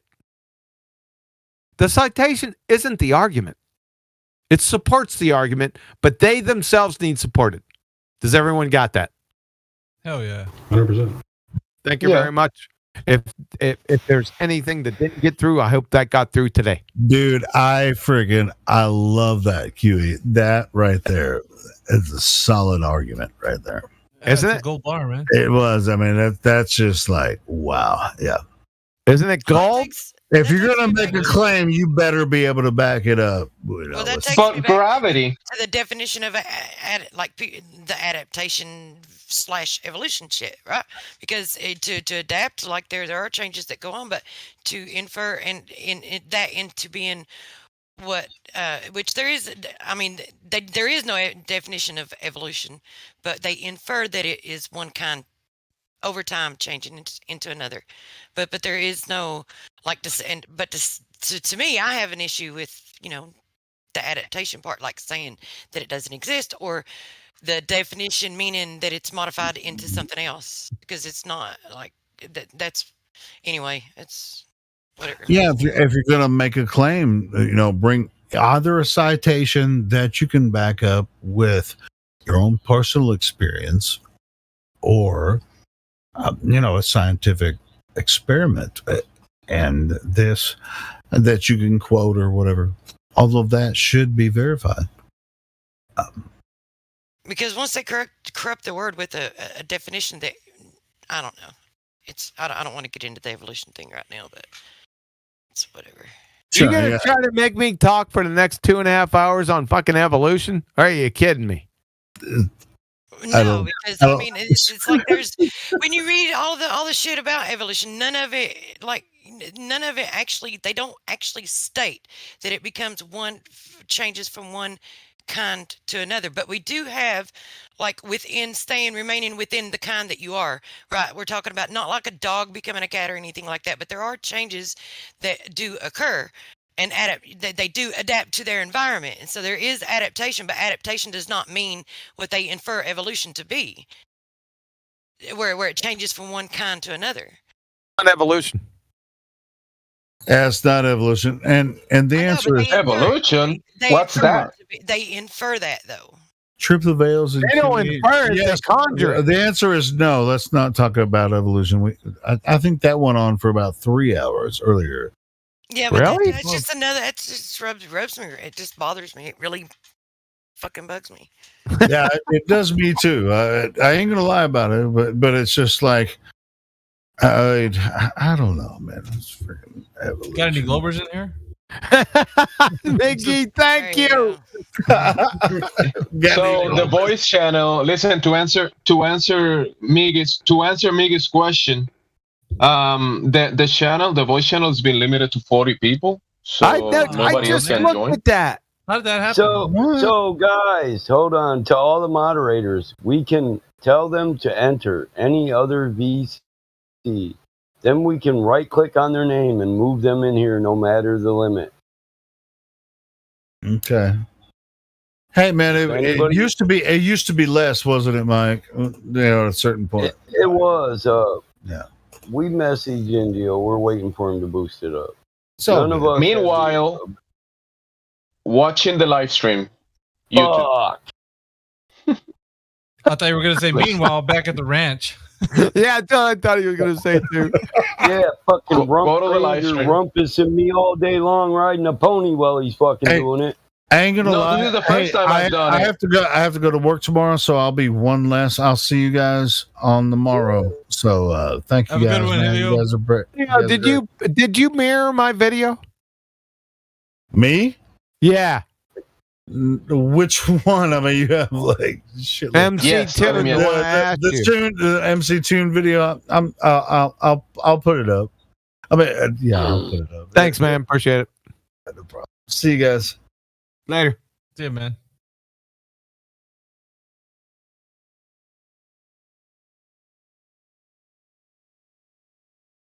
All right, so who do we got in here? Looks like we got Sneaks, who sneaked in here. Sneaks, are you there? Sneaks, are you there? Sneaks.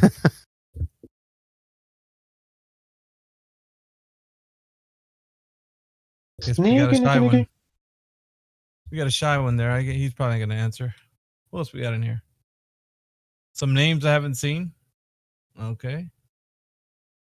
Flat Earther, Flat Earther. Nope, you're a Flat Earther too.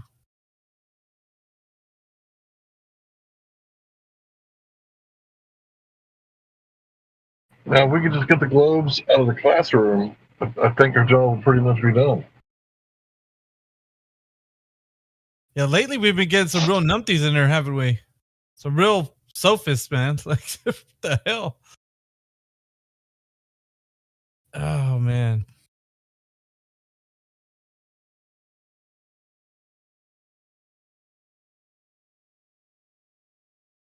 I guess Sneaks is the only one in here.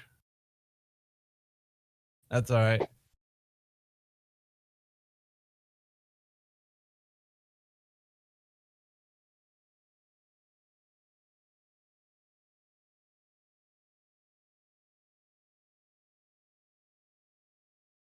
Yeah, I guess we're going to have to wait for the next Glober bus because there's nobody to call on.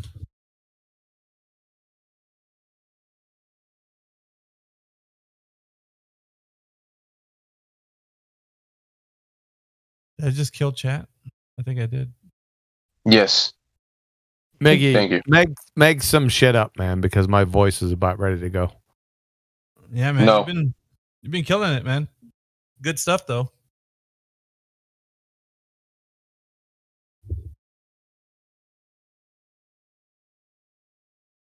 Sometimes when you go through that information, it's like, I thought I've heard what you said before, but it always seems like I hear something new every time. I don't know.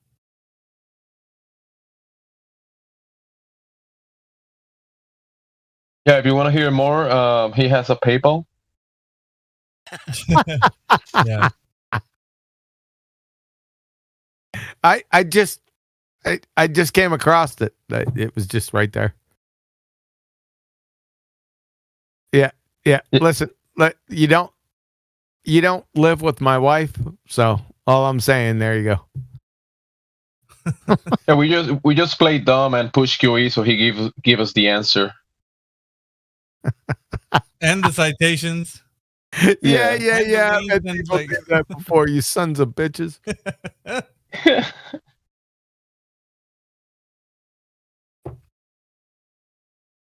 Too funny. I used to pay people with citations, if you can fucking believe it. Yeah, that sounds like currency information. It is. Yep. I definitely did it before. Yep. People were asking me. Yep. Looking back on it, it's hilarious.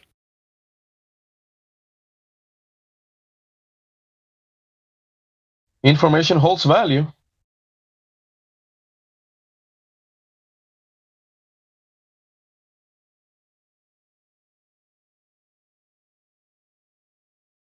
Yeah, most things in this life are pretty simple. It's man that gets in there and fucks it all up. Yep. Overcomplicate things. Big time. I think that was the question to why things were more simple back then and they knew what they were talking about. And then nowadays, everything just overcomplicated everything with their long-winded gas bag explanations. Gas bag. For real, man. Like this. Can you imagine? I'm gonna scroll back up. It's probably a lot of posts. I'm gonna scroll back up. Somebody posted Warner Heisenberg's citation. I'm gonna go back and get it. Damn, it's way back there, man. Isn't it? Has anyone got that Warner Heisenberg citation about that? Nature sipping, taking a sip out of the glass. That's freaking deep. Gonna cost you. It'll cost you. That's oh, I got it. Fuck off, Hank.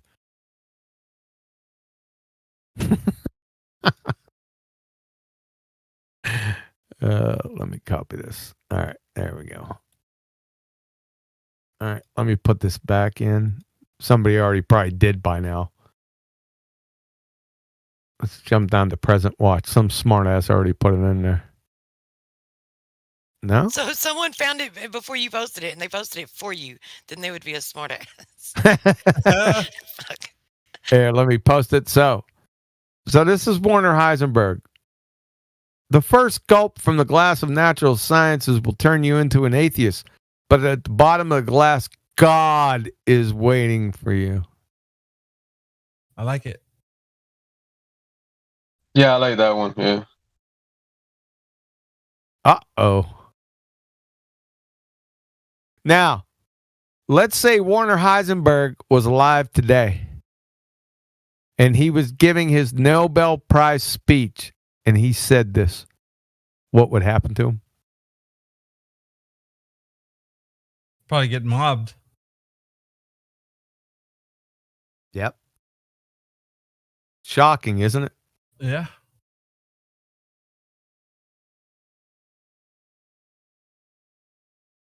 Probably get booed off stage or something.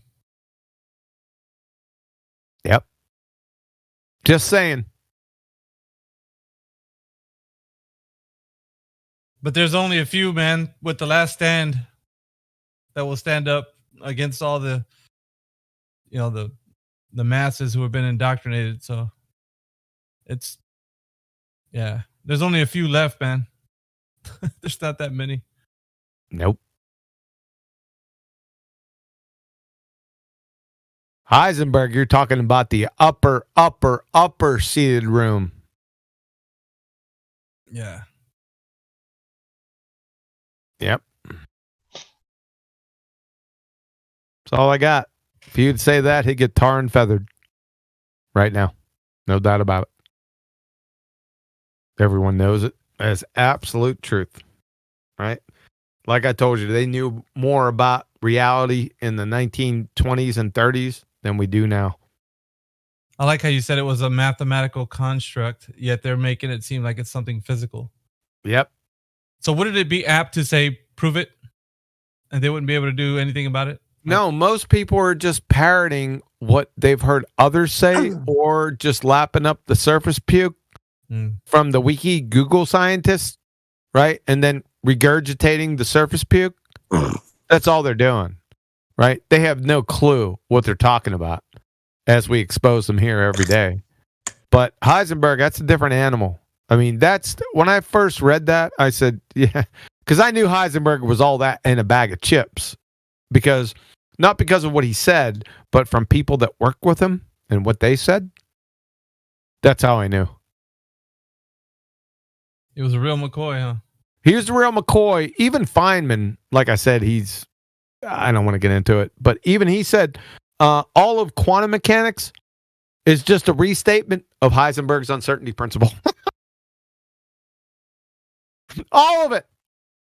Every single last bit of it is all in a simple look. He put it in an equation because it's not a cause and effect relationship. It's a what is thing, right?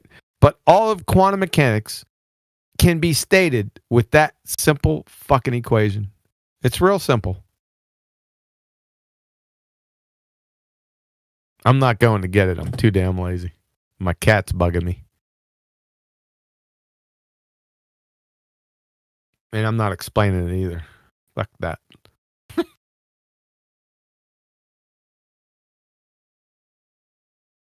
We can move on to something else. Like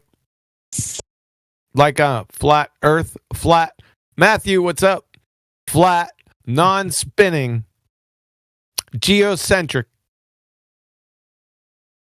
young earth. How you like that? That follows natural law, so it makes sense.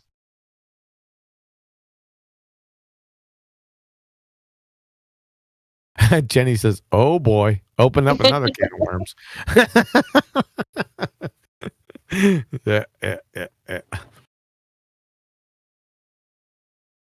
I get a lot of DMs. Hey, are you a flat earther? No, I'm a flat earth, non-spinning, domed, geocentric, young earth creationist.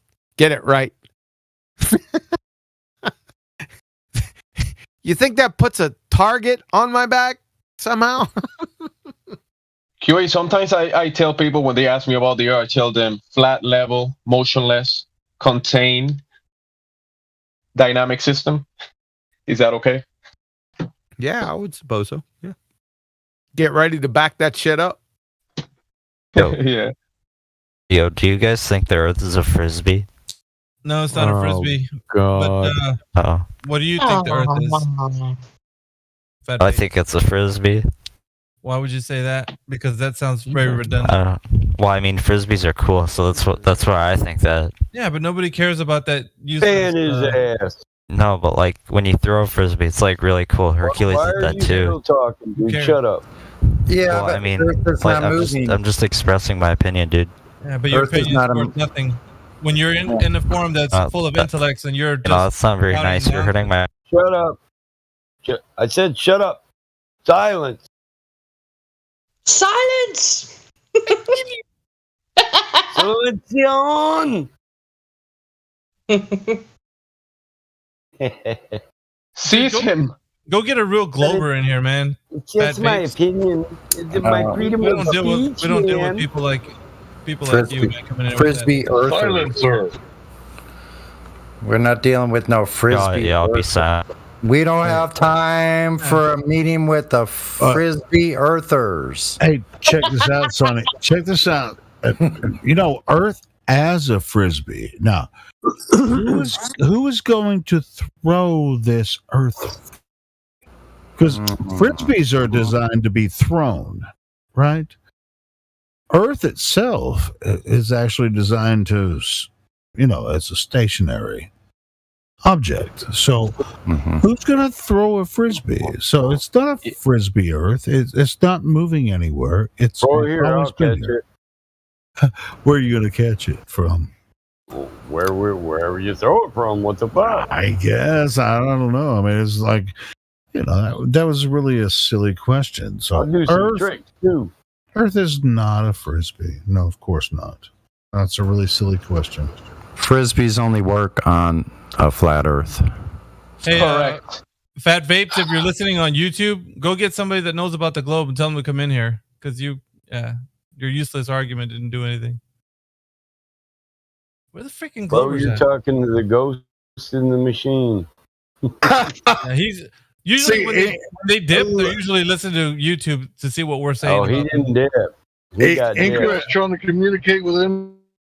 Anchor's video, man, is like I've had dogs like that. It's just like, what the fuck? Why are you throwing shit at me? That's not a donut. What the fuck? Well, it's just like, I mean, even with a donut or if you throw food at them, they're just like, they'll just wait till it falls on the ground and they'll eat it. It's just like some dogs just don't play like that. I just don't play. If I throw a donut, my dog goes off the love seat, off the recliner, triple flip, air catch, two. I know I've had dogs like that too, but I'm just like, some dogs they're just like, why are you throwing that shit at me? Why don't you just give it to me? But it's just like they just don't understand that they don't want to chase it. They don't want to freaking eat it out of midair. It's like some dogs just don't give a shit. I set it on his head and make him sit there until I tell him he can have it. I know, Mike. You talk about That motherfucker will sit there. but for some hours. dogs you can't train that way. It's just like they're just like, you know what? I'd rather die than have you fucking sit here and put donuts on my nose and tell me I can eat it whenever. It's But listen, the question is, if you leave the donut on the table and you go away, and the dog eats the donut, you didn't see the dog eating the donut. Did he eat the donut? Did he eat the donut? And did the donut ever exist? Dude, as soon as you leave the room, that dog's gonna eat the goddamn donut. The donut. But if you didn't see him, it was the ghost. Yeah. It didn't eat itself. It didn't eat itself, and he's gonna get his ass whooped like I do. I'm not gonna beat the dog, but he's just like, fuck you. You're not gonna tell me when I can eat this donut or when I can't. Well, which was it, the dog or the ghost in the atom? Holy smokes! It was the fucking dog. Pardon my the friend. ghost can't be. The dog could whoop the ghost ass in a fight for a donut. I already know this. Nothing else in the house would get to touch that donut if I left the room. That boy Well, will if you- defend it that- with his life. That apparently that could be true, but that means they're threatened by you. It's like, motherfucker, I'm going to kick you Wait, in the mouth. have you ever heard? If Have you ever heard of rotten? Get near that donut, I'm going to kick Like you in the rats and mice. Or maybe if you leave a window open, a bird can come in and take the donut. I know. A lot of variables. I'm really just, My I'm dog- joking. I'm joking my dog around. will eat- my No, I'm dog just will eat the joking. bird. I know you guys don't abuse your We're animals. talking about I'm my really- dog and my donut. If I put it on the window, the damn dog's gonna make sure nobody else gets that motherfucker before he does, and he's not gonna take it till he's told he can. You can't tell if the donut was eaten. Outside. You can't tell if the donut was eaten until you actually went back and looked. There's no proof that it even existed. Dude, When you turned away, I've you had a came lot back. of dogs. I've had a lot of dogs.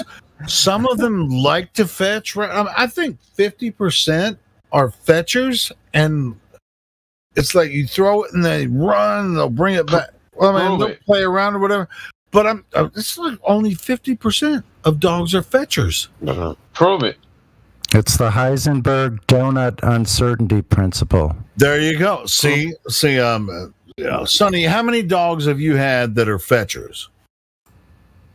Oh, a whole bunch of beagles and basset hounds and So wait, so it's a certain breed that are fetchers. fetchers. I don't know. Had a German Shepherd mix. Had a black Labrador. How many dogs have you had that when you throw something and you say go get it, and then they just sit there and look at you? I don't remember ever owning one that wouldn't do it. I think it's a rare. It's rare. Dude, I've had a lot. It's like I think they all did. I never had a dog that didn't do that. holy fucking shit! I've had so many dogs that won't fucking go get that shit and bring it back.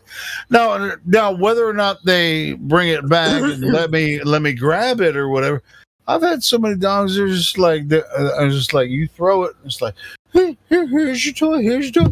You throw it, and they don't chase it. They're just like you throw it, and then they just look back up at you, and you're just like, you're not a fetcher.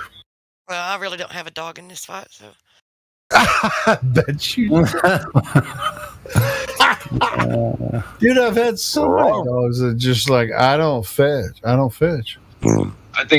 think that's because you were an asshole for most Are of they the dogs' broke? Are lives. they And then broke? one- Are they? and then Well, one- no. Yeah, Helio. One day you say, "Hey, go fetch," and you never done it before. That's why he doesn't do it. Maybe you gotta play with the dog and teach him how to do it, right? And just not be Wait, being an asshole. No, that's not true though. I mean, fetchers are fetchers. I don't know. I mean, I don't know. I mean, dogs are I had to assholes. teach all my dogs to fetch.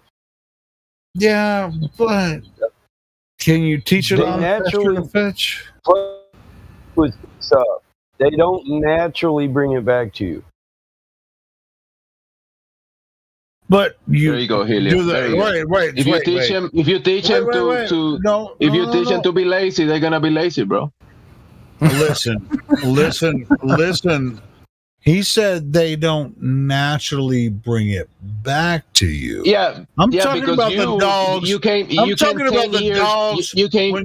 You came 10 years in the random. James. Like the dog is already Jamesy. 10 years old in the random, and you throw him something to fetch. You never did it before, and he doesn't do it. And you're like, this guy. He's 10 Why are years you old, making 10 shit year up old about me dog that I never doesn't said? fetch. Listen, I'm Okay, just listen. saying, like when Just you messing with your throw drunk ass. something- Some dog. when you throw something and the Listen. dog just sits there and looks at you and is like, He's not motherfucker, a why fetcher. do you think I'm going to run over there and get that shit? Even when they're young, it's like Michael's saying that you have to teach them to bring it back to you. That motherfucker ain't even going to go over there and fetch it. So you can't didn't teach try them hard to bring enough, it back Julio. if they're not going to freaking go. You didn't try hard enough, bro. All right, which type of dog is going to go fetch that? A Chihuahua. Oh yeah, Chihuahuas. Well, I actually have a Chiweenie in my house, and that shit never happens. When I throw a fucking her toy, that shit, she's just like, fuck you. Yeah. I have a Yeah, because Chiweenie. Also, what's some you're an dog asshole to the whisperer? dog. You got What's an the dog abomination. There's no Second. bad I mean, dogs, it's bad it's a owners. Chihuahua and a freaking Dachshund mix. That bitch won't fucking. She barely moves at all. Anyway,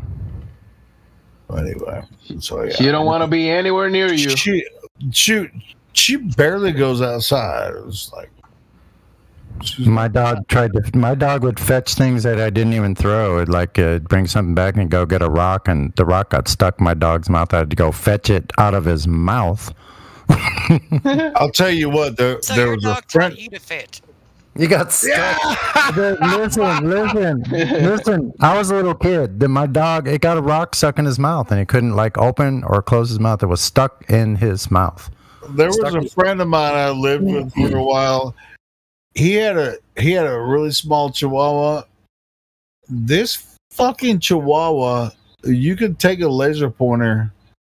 This dog would wear itself out chasing the fucking light all day long. And if you stopped, he'd be like looking at you, looking like it's about to freaking die, sweating to death. If you stopped using the laser pointer, this dog would freaking like jump on you and go, "Why aren't you playing with me anymore?" Dude, I'm talking about for hours, and this dog would almost kill itself. Like, it loved that freaking laser pointer so much. So it's like the Glober, like always like on Flat Earth server. Yeah, that's pretty much like everybody in the YouTube chat, all the Globers in the YouTube chat, leave us alone. We don't necessarily mind you being there, but just quit whining and bitching all day. They're not even there. They're like bots. There's no coherent conversation going on. That kind of gives it away. All the flat We're not going to take our Flat Earth laser pointer and show you the curve or the flatness all day. So we don't necessarily mind you being there, but you pretty much expose yourself every single day. And I'm pretty sure I said that a couple of days ago. All of you guys in the YouTube chat, freaking, do your thing, but you're exposing yourself as. No, it's kind of good actually because it is. They're supporting our cause because people go in there and they go, God, these guys are really freaking numpties. These Globers, like, I better look tell into these this. Globers, tell these Globers that the necessary antecedent for globe is a flat Earth. Yeah, we got a Glober in the chat. We do a lot. I'm a twat for sure. Let's try to get the conversation on topic. Trooper Vales, you're doing great. Go ahead. No, I wasn't saying I was a twat. That was the guy's name.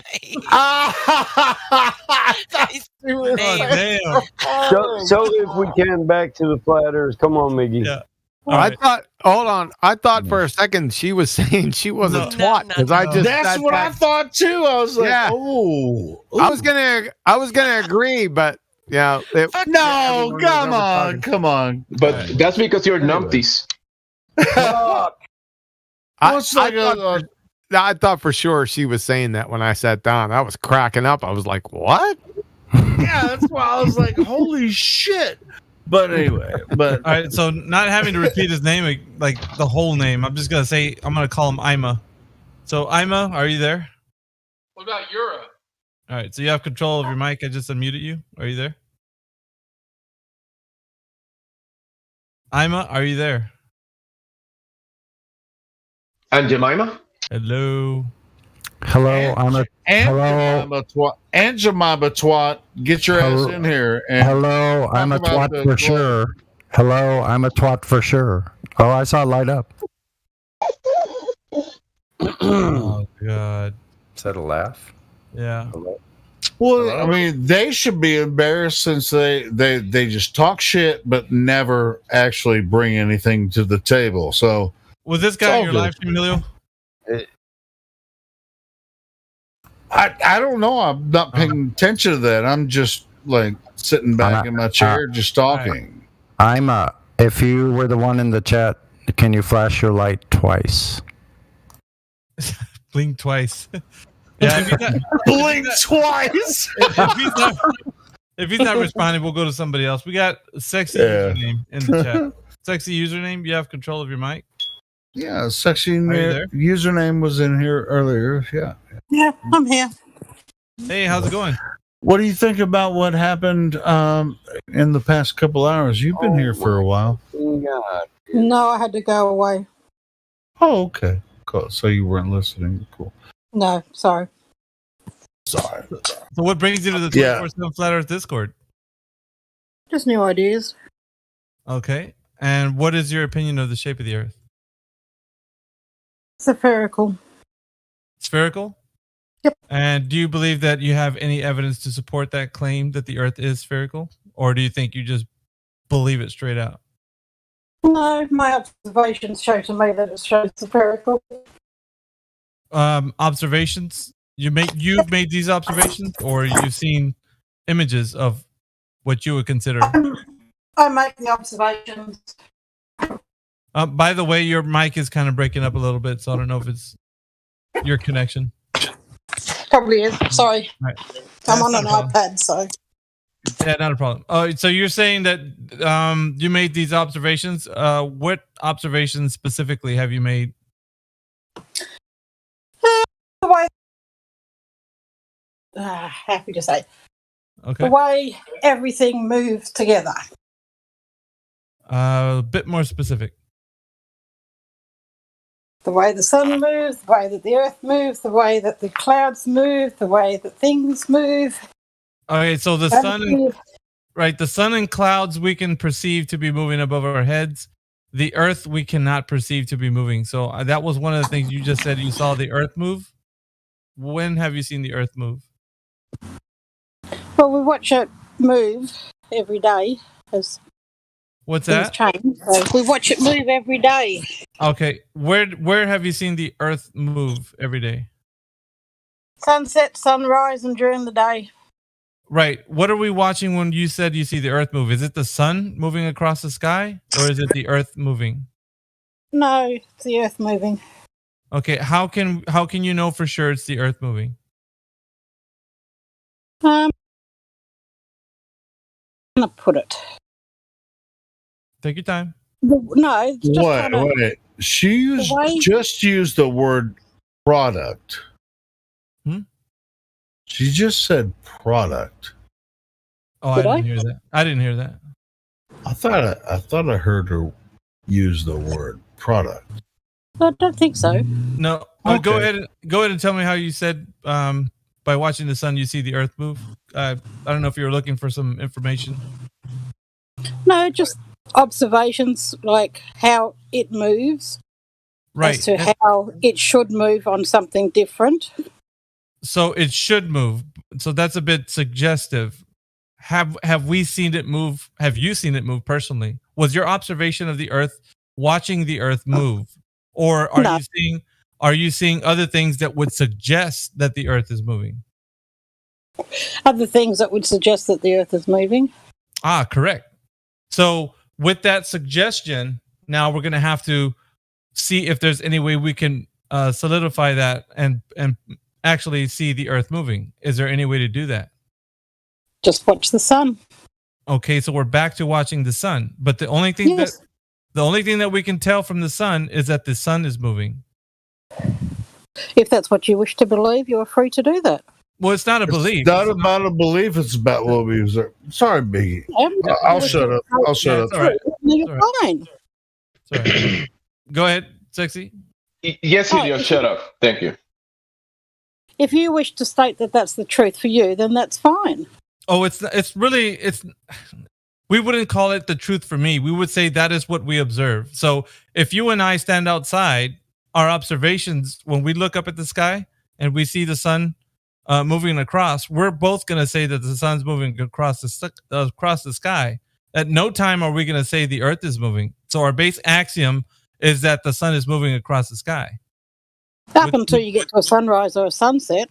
Well, yeah, it doesn't matter like where we see the sun in the sky. The only thing that matters is that we can both verify that we say that our observations tell us that the sun is moving across the sky. Or we are moving. Right. Now, that is something that you said just a minute ago, that you're suggesting that the earth is moving. There's right now, we're only making our observations, right? So our observations are that the sun is moving across the sky. At Up no until a time, certain point. right. When you say a certain point, what point is that? When it starts setting. Okay. You don't see it, you wouldn't. What changes from the point where you're saying, I see the sun moving across the sky, but now it's setting, now it's the earth moving? Well, the earth is always moving. Well, that's a suggestion. That's not anything that we can verify. Do you understand? Well, you might not be able to, but I do. Can you? To myself, yes. Okay, how do you verify that the earth is moving if we only can verify that the sun observably is moving across the sky? The way that the sun sets. Okay, so it's setting. Now, how are you verifying that the earth is moving? From the way that it sets. Well, it doesn't matter what the sun is doing. The next step would be to verify now that the earth is actually the one moving. But you can't tell me that you see the earth moving. You can only tell me that from sunrise to sunset, you only see the sun moving across the sky. There's no way, no how you can tell me you verified the earth moving. No, from the way that the sun sets, or from the way that the sun rises to where it goes, it can be is on a circular earth. Right, but this is only something you're suggesting. Now, the reason why we're going back to this over and again is so that you can actually hear yourself when you're saying this. Because when I'm actually telling you that if everybody in this room makes this observation, right, tomorrow when the sun rises, or if it's rising for you right now, you only see the sun moving across the sky, and it's the only thing that you observe and that you can actually verify and say, yes, I see the sun moving across the sky. At no time can you verify that the earth is moving. There's no way, no how you can actually say that and just say, yeah, I know that the earth is moving because the sun is moving. You know what I mean? Because you're taking an extra step. It's only suggestive right now.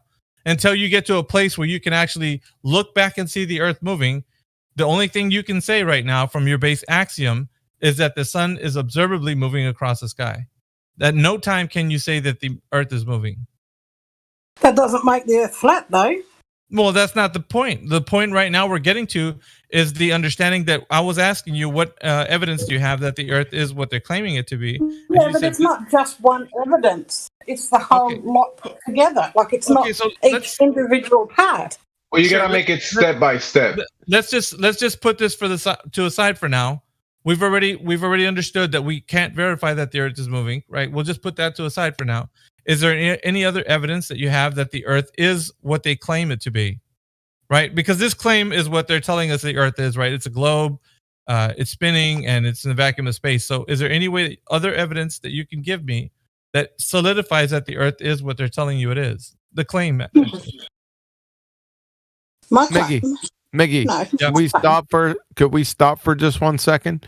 Because she red herring fallacied away from the point. It was your point, darling, that you brought up that the earth was rotating due to sunrise and sunsets specifically.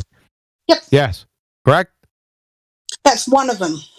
Okay. Now, that's one of them. It's on rotation as the larger topic. Do you understand that either in flat earth or a sphere earth, the sun never rises or sets? It's rhetorical. You understand that, right? It's using rhetorical language. Do you understand that? Nope. Yeah. I'm going to put it straight for you right about now. Are you in live stream voice text at 28 minutes after the hour? Yep. Can you hit that short video? It's only 18 seconds long. It's just buffering. It shouldn't. It's playing fine for me. It takes a second for me. It's going though. What am I looking at? You were looking at inertial frame moon and star rotation. This is a 25-minute time lapse of a stationary camera on a drone in the inertial frame the Atmos. The moon and multiple stars are demonstrably moving. Guess what this shows? I can't see that, so. You can't see it. If you long press the image, it'll bring it up on another tab, if you will, and you can see the image a little bit larger that way. I still can't see that. Look, I can see like a plane going across the sky. Well, that's okay. What I said. Listen to me closely. It's inertial frame and moon, or inertial frame, moon and star rotation. It's a 25-minute time lapse from a stationary camera, a drone. It's in the inertial reference frame. But hold on, just relax. It's in the inertial reference frame, the same reference frame as the stars and the moon. There's about 10 stars and the moon. They're all moving.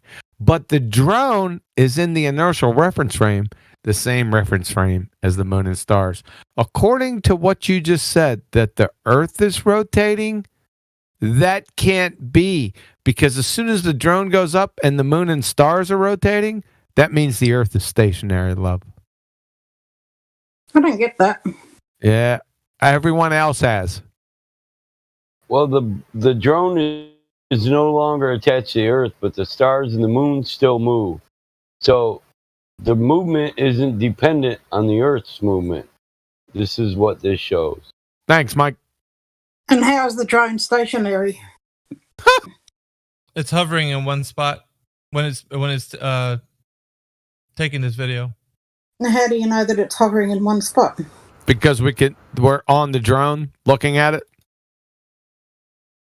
But you're not on Plus the it's pro. You're only on Because a camera. the drone has exact location. Listen, We know hold the on. location, who owns it. The drone has exact location information. That's how. So if the we got the telemetry data. if the Earth moved, if it rotated on its axis, then that hovering drone, you would see the Earth move underneath. I don't think anybody's ever seen that from a Stars no, hold on. Wait a second. No. Sorry, I didn't do that very well. Yeah. No. Because the drone is in the inertial reference frame, right? Those stars and moon shouldn't move a fucking centimeter. Follow love. Say goodnight to your heliocentric spinning ball-tard space monkey religion. Let me clear my throat. Turn out the lights. Party's over. You get me, darling. This kills the entire heliocentric religion, right? Just 18 seconds, it's fucking over. Bye-bye ball. Yeah, you don't understand it, but everyone else does. That's the important part, right? You don't understand it because you lack the knowledge to understand what a fucking incoherent second grader can evaluate within 10 seconds between iterations of Candy Crush. You got me, sunshine. So take your fucking horse shit down to the van by the river. Okay? Thanks. Good night.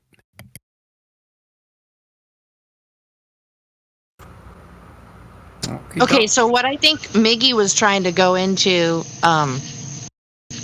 why he was bringing up those points is because it's not something we can verify for ourselves, that the Earth is moving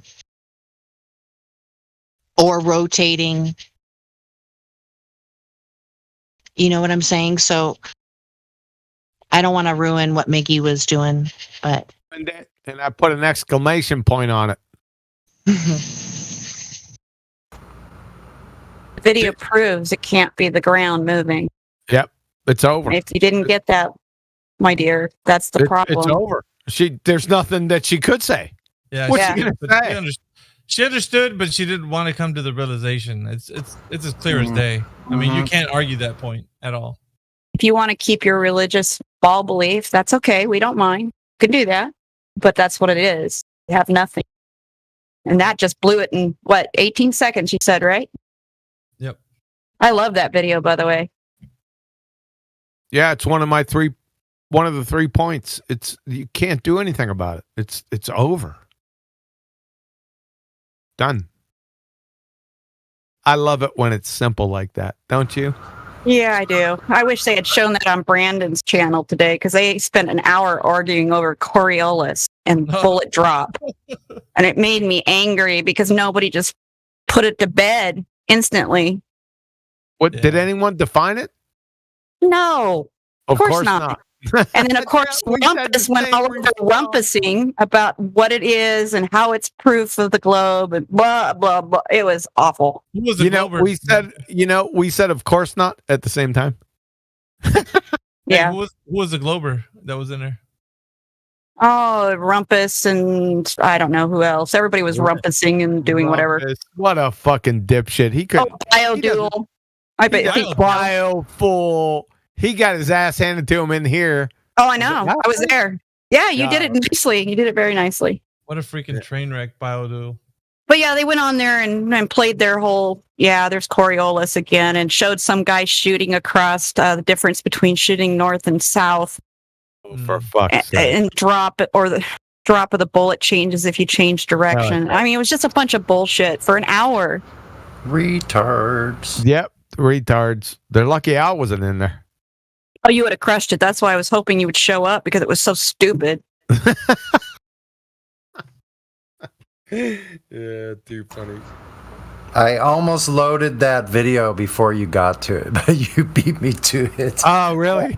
But I like yours better with the text you have on there. So, yeah, I was just loading it. I saw people loading. I heard you starting to talk, so I go, okay, I'll cancel it. It's taking too long. Right. It's just too big. I can't post it anywhere but in here. Won't even work on YouTube. You don't have it it works on posted? YouTube, yeah, but it doesn't work inside unless the Discord servers themselves are boosted, like this one is. Right. You're not posting a 76 megabyte file. Yeah, it is awfully big. It is big. Nice though. Lunatic, you got to get that shit trimmed down, and I want it trimmed down with the same resolution. Too bad we can't get higher resolution. I don't know. Anyway. Yep. So who are we talking to? She went kind of. She disappeared right after you finished your statement. You're kidding me. Yeah, she blew it real quick. She knew she didn't have anything, and she was fighting with the intellect that she doesn't have the capability of dealing with at this point. Intellect. This doesn't take any intellect. No, of course not, but she doesn't have that. That's the problem. She couldn't understand what we were saying. She just kept saying the sun sets or rises, and that's how you know it's a globe, even though she doesn't even discuss any of the fact that if you're inside a room, you wouldn't be able to even see that. So how would you know it's moving? Sunfan just PM me. The drone has the same momentum as the Earth, you fool. Really? What type of momentum?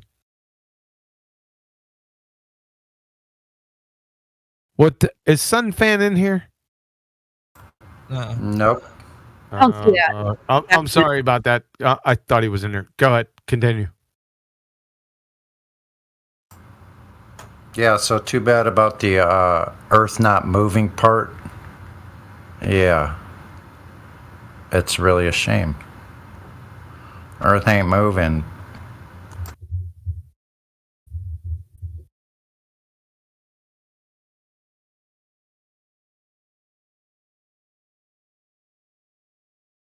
I like when they try to explain using the sun. I want to expose their thought process out loud, because when they say it out loud, hopefully they can catch themselves saying it. That they're saying themselves, the sun is moving. I know. Yeah.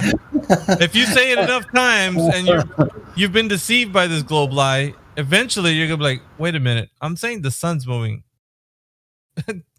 Well, she did agree with you when you did put it that way every time. But she said that when sunset happens, it changes. Like, what the hell changes? Yeah, where's that point? You still seeing the sun move? Like, there's changes. No. Now you don't see it at sunset. So Yeah, why aren't you flying backwards then at that time? I don't understand. Well, that's why I knew you were in trouble. She was just going to be one of those people that doesn't get it. She was going to keep saying it over and over and over, and she wouldn't give it up. That's why I stopped. Yeah, I know. I just like pounding those kind of mental gymnastics into submission. I do. I love Sorry, Miggy, I interrupted. I could just stop it quick. That's all right. He doesn't like the torture. I do. I want to drag the thing out, beat it to death in the middle of the street, and just leave it there bloodied. I just do it quicker. Yeah. Kill him quick. Merciful. Yeah, so we can move on to the next numpty. Winston, welcome to the server. Are you there, Winston? Miggy would like to speak to you. Wasn't Winston in here before? Winston, weren't you in here before? I think I remember talking to you before. Hi, yeah, I joined like probably a year ago. I was in the other server before, like it got like exploded and someone took it over. You were in the what server? Debate server? No. Yeah, I was. Was that the one you were in? Yeah. You're like a mod over there, aren't you? Oh hell no, I was not a mod over there. Oh, okay. Yeah, I could have sworn we had a conversation before. I don't know if you remember me or not, but I'm not sure. I just never joined the server anymore. I'm so busy, but I've been in here for a while. I just never come around. And if I'm not mistaken, I think you think you have your opinion is that the Earth is a globe still, right? Am I correct? I mean, like, yeah, I guess so. I just joined because I'm trying to sleep. So you guys are going to be my white noise to help me sleep. White noise. Wonderful. Yeah, I know. All right. Good. So you still have the opinion that the Earth is a globe ever since then up until today. There's nothing that's convinced you that it could be anything else or something else. You still. I mean, like not up to this point, but like honestly, like I just like haven't really looked into it. You know what I mean? I just don't use the server a lot. Like sometimes I'll come around for just a little bit, but like I don't really go into the channels or like look at any of the proof, honestly. Right. Well, I mean, we could just talk about like what you think the Earth is, and if something actually makes sense to you, then I think we cover some ground. But first of all, the physical claims I think are the most important ones, right? Like, so the globe Earth makes these physical claims of what the Earth is, and so you either agree to say that the Earth, being a globe, does have evidence, or it doesn't. So it's either going to have evidence or not, right? It's not going to be like a gray area where it could have evidence, or right. So you can't agree with that, right? Like, obviously, there would be stark and apparent reasons why the Earth would be a globe. Like, it's not going to be kind of a iffy thing. Yeah. So, being is that you can reason that if that is true, then the Earth having curvature can be measured, like, because it's a globe, right? So if it is a globe, then we could measure this curvature that the Earth has. Would you agree with that? I would say yes. Okay. Would it be shocking to tell you that has never been done? Earth never has been measured to have curvature? I mean, maybe. Honestly, I went to a Catholic school, so like Jesus is king. That's all I learned. So I'm kind of a dumbass. Well, that's cool. But I mean, then you would be able to agree with me that if I was to tell you, like, do you know how, when, and where the curvature of the Earth was measured? Like, either by way of somebody explaining it to you, or maybe something you did to observe it. Like if someone was to tell me that, like, how they measured it,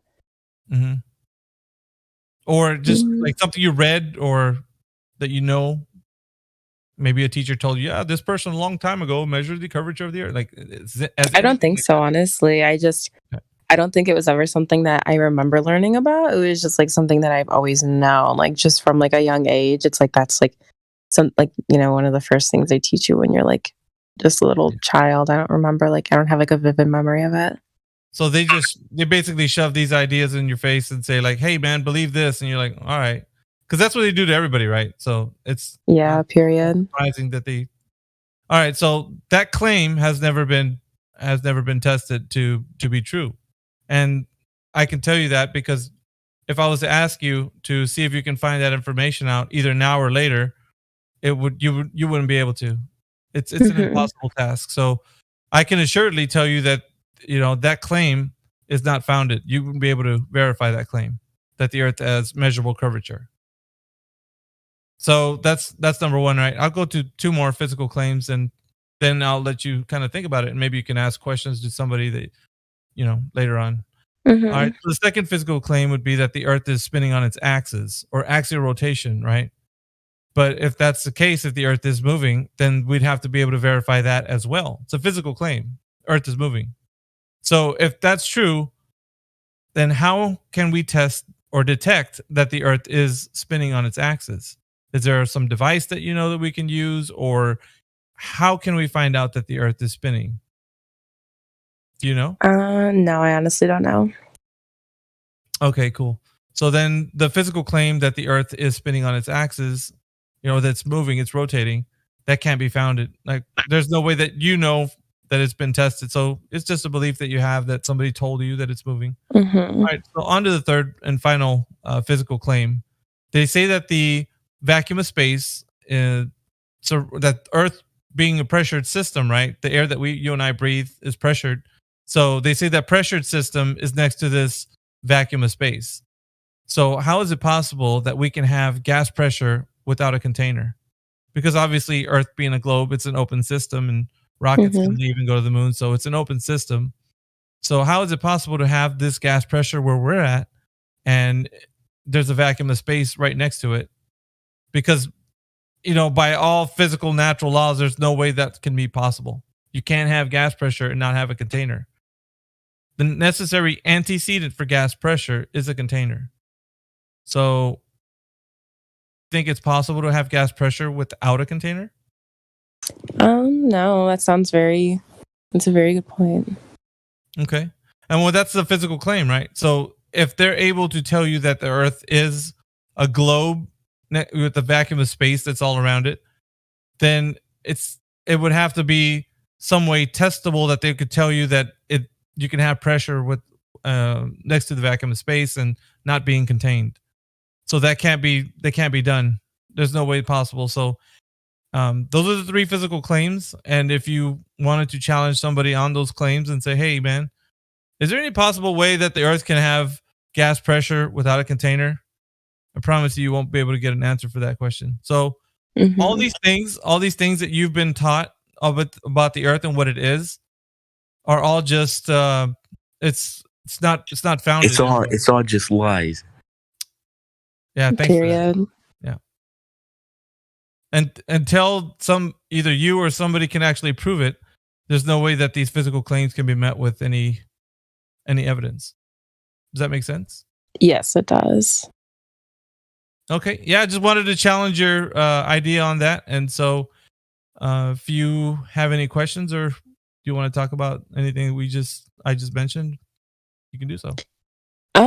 I don't have any questions right now, but I'll definitely think about it. Cool. The gas pressure without the container is very pivotal, not for flat Earth, but it destroys in total the entire heliocentric ball-tard spinning space monkey religion right at the core, because they say that there's a fairy tale vacuum next to gas pressure without physical barrier. That means anything that anyone claims outside the non-physical barrier is moot. It's debunked. It's Narnia. It doesn't exist. If it did, then the second law of thermodynamics would be violated right at its core. So either the second law of thermodynamics is false or somebody's lying. But without the second law, this place that we're in, it will be turned upside down or something. Yeah, it wouldn't exist. Yeah. Not like the way they're claiming it, so. Yeah, so we could just kill the whole thing outright. We can get down to why the Earth is flat. That's easy.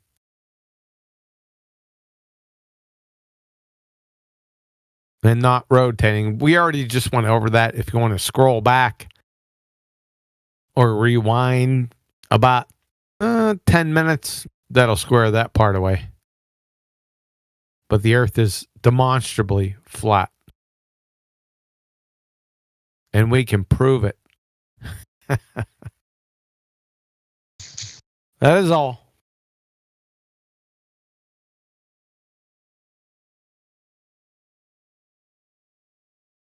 All right, we got Issei.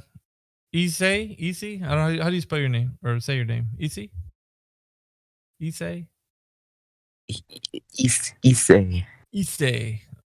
Hey man, welcome to the chat. What brings you by the 24/7 Flat Earth Discord? I've been here for a good minute. Okay. And what is your opinion of the shape of the Earth? Flat. It's flat? Yeah. All right, so how do you know it's not a globe? Have you looked into the topic? I know it's not a globe. Okay. And how do you know it's flat?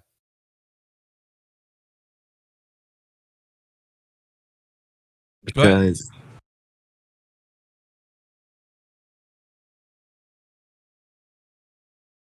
hold on, let me take a few deep breaths because I'm starting to hyperventilate. Take your time, man. I just want to know how you know. If I put you on the spot, my bad.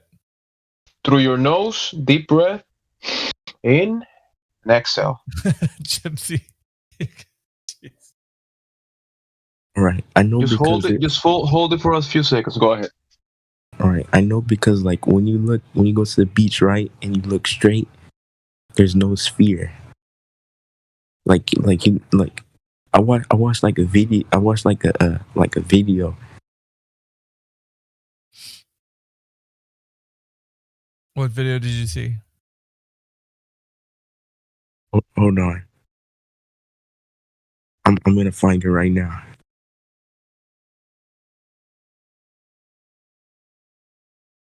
I don't even know why I asked that question. Anyway, all right, man. At first he said, it's what you see at the beach, and that's what we're all saying. Like, this is what we observe. This is what everyone observes.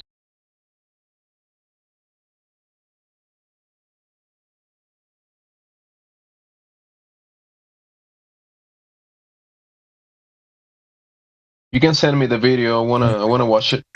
Yeah, show it to Gemty. Yeah, I'm trying to find it. Hold on. I think it was.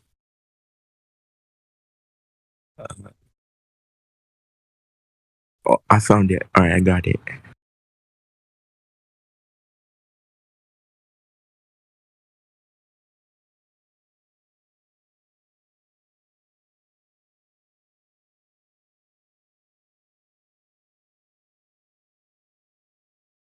Who wanted me to send it to them? Send it to Gemsy. GEMSY. All right.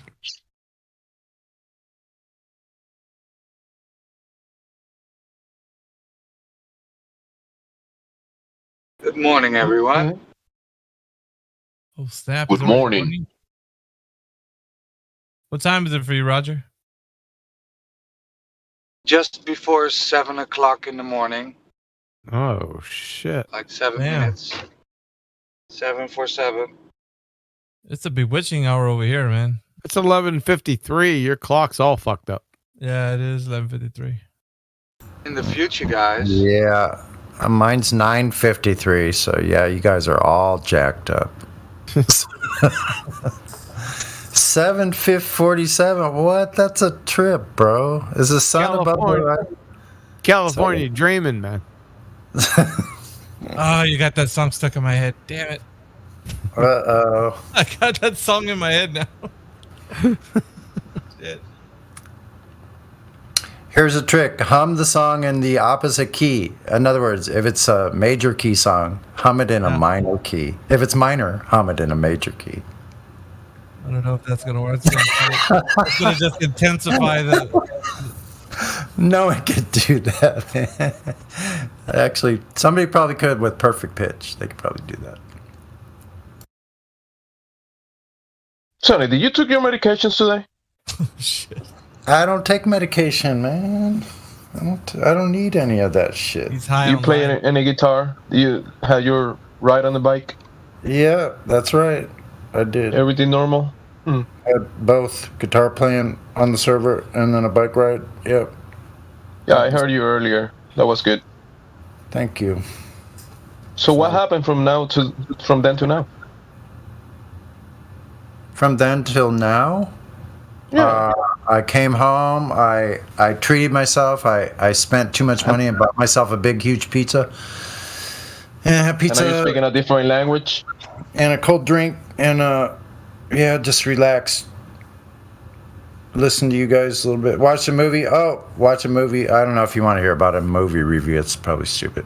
But anyway, interesting movie called Tomorrow War. Pretty interesting. It's about these people that had to fight a war in the future because of the aliens. So it was one of these alien fights. Oh, no. Yeah. Oh, no. And they had to save the world. So it's you. We want you for future war. So Tomorrow War, you have to go fight the aliens. They're getting us all prepared. Cool, man. That's my. So Issei learned about the flat earth by this video that he shared to me. Flat Earth in 5 minutes by ODD. You know. What did you get? What did you get from that video, Issei? That made you think about the earth being flat.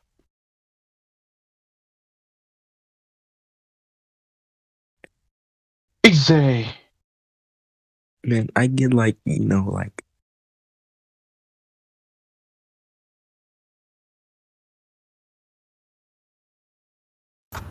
All right, ladies and gentlemen, you guys have a good night. I'm gonna head out. just like my opinion on it. Good night. Juice night. Hey, Miggy. Good night, man. Good night, Miggy. It's getting late over there. Good night, Mickey. See you, damn. We had a talk with Issei. We had a talk with Issei the other day. He's pretty cool. I think he's just new to the topic. Is that right, Issei? I think he's just fairly new. He seemed like he's pretty cordial with us, and he's just trying to learn. Looks like, Yeah, he shared a decent video from ODD. Yeah, and Flat Earth in ODD. 5 minutes. It's a good video. ODD is excellent at those things. Like the first thing he talks about is the nature of water. Like that's perfect stuff, man. It's like a decent introduction video. Yeah, I think those are important.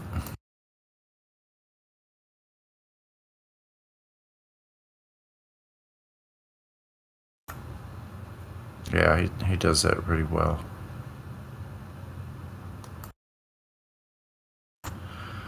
Flat Earth Truths, that's a good one. Like a lot of people don't have time or the patience to watch like 200 proofs, but if you do it like piecemeal, that's a good one too. That's what hooked me. Mark Sargent, Rob Skiba, like all those guys.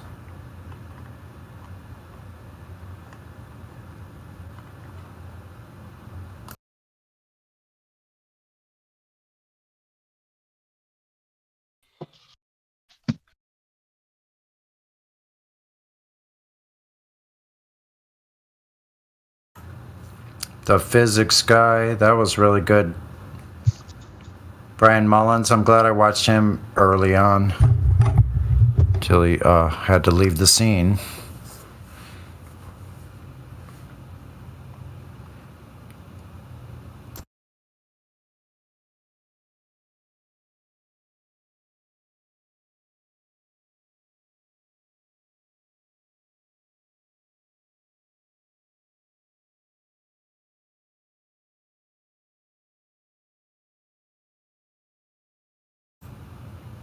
Hi, Jenny Lou Who. Hey. Figured you were there. Yeah, I was actually doing a little bit of damage control with somebody who was in here a little bit ago.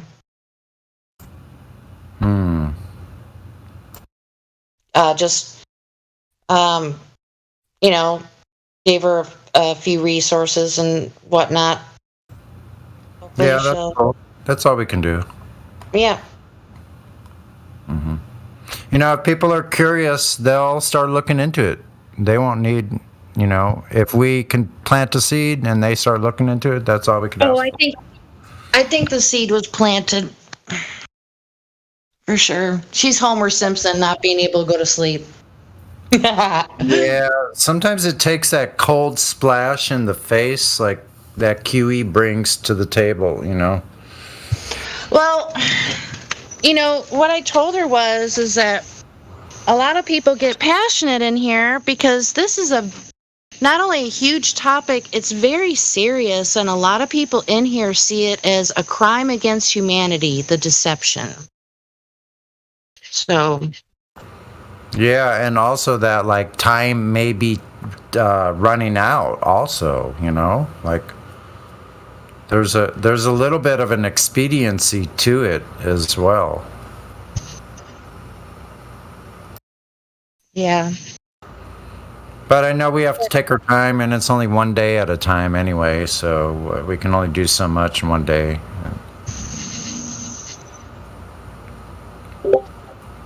It's not 2017 anymore, that's for sure. And it feels like time is running really short if we don't hurry up and get more people on board with awakeness of reality. What we're dealing with. Deception is terrible. Lies kill and enslave. Yep. So look You at know, all that's that what stuff. Alexander Solzhenitsyn said. He said that if everybody would have just told the truth, none of that horrific stuff that happened in the gulags, where they were taken to Siberia and worked to death, like none of that would have been possible. Because if the people wouldn't have been torturing the people and then saying they weren't, and then the people who were getting tortured wouldn't have gave a confession of something they never did, just so they'd stop being tortured, like none of it would have been possible. So, yeah, the truth will set you free.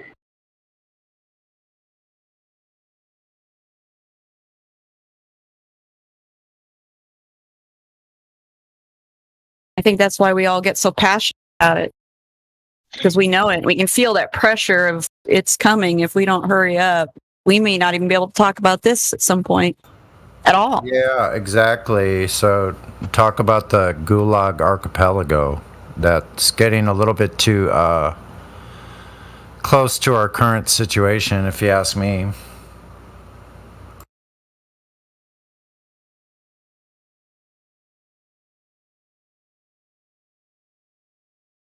Well, it came to them just like it's doing now. It comes slowly, step by step, and then they speed it up towards the end, and then they drop with a hammer. And we just don't know when that comes exactly, because most of us have never lived through one of those time periods, like grandparents or great-grandparents, who watched that slow creep and then sudden slide down the rest of the hill into the pit.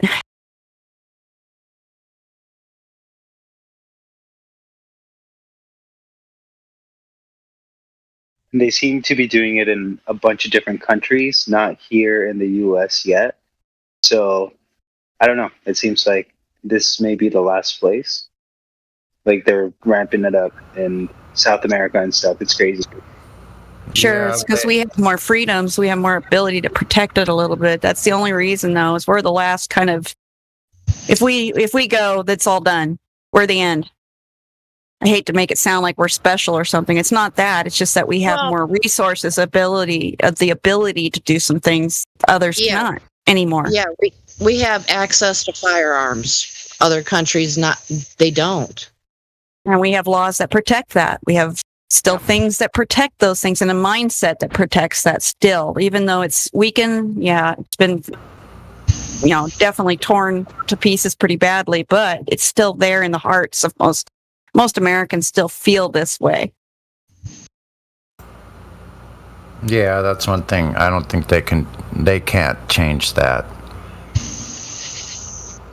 They can't destroy that. Our will, our energy, our strength. They can't. They could try. It's going to be really a bloody war if they do.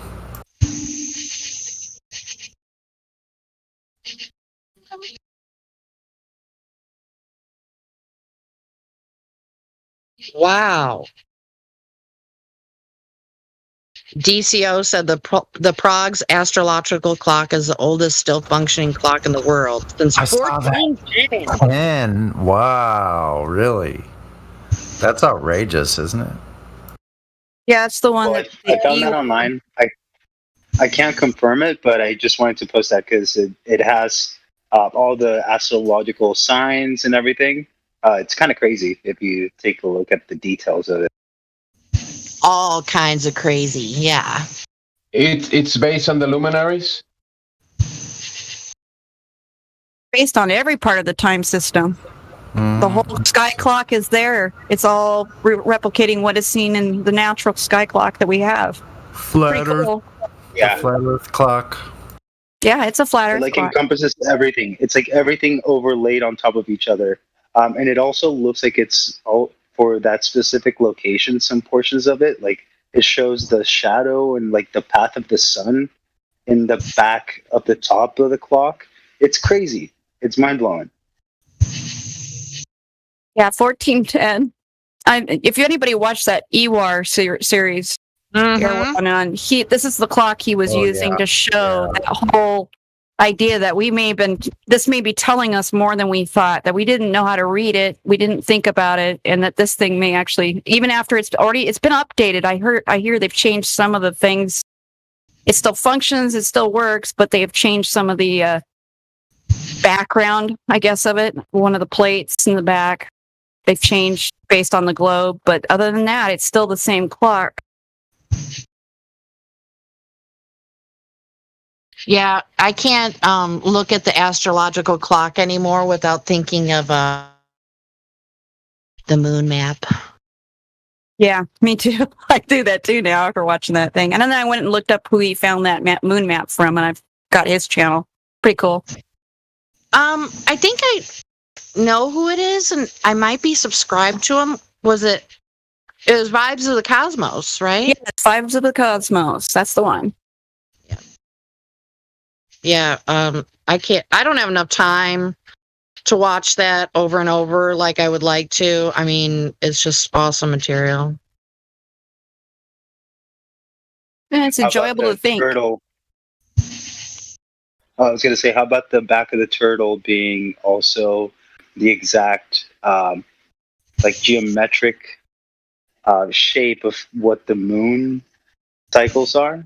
Oh, the So you have phases, the 13 and the cycles? 28. Yeah. Yeah. Yeah, Yeah, it's I kind of thought that was crazy. cool. Isn't it cool though? It's just like there's the fingerprint of the creator everywhere trying to tell you where you live, what your purpose probably is, and we're just ignoring it, not seeing it. It's funny. Right? It's everywhere. beautiful. It's amazing. It is. It's beautiful. It's a beautiful thing. You got a sky clock above you. I mean, it's just cool. It's like, here I am. Please pay attention. The good old hidden in plain sight.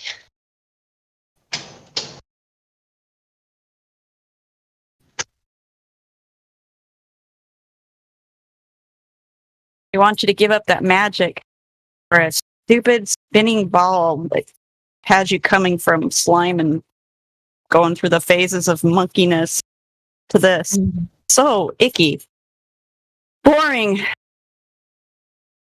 Not inspiring at all.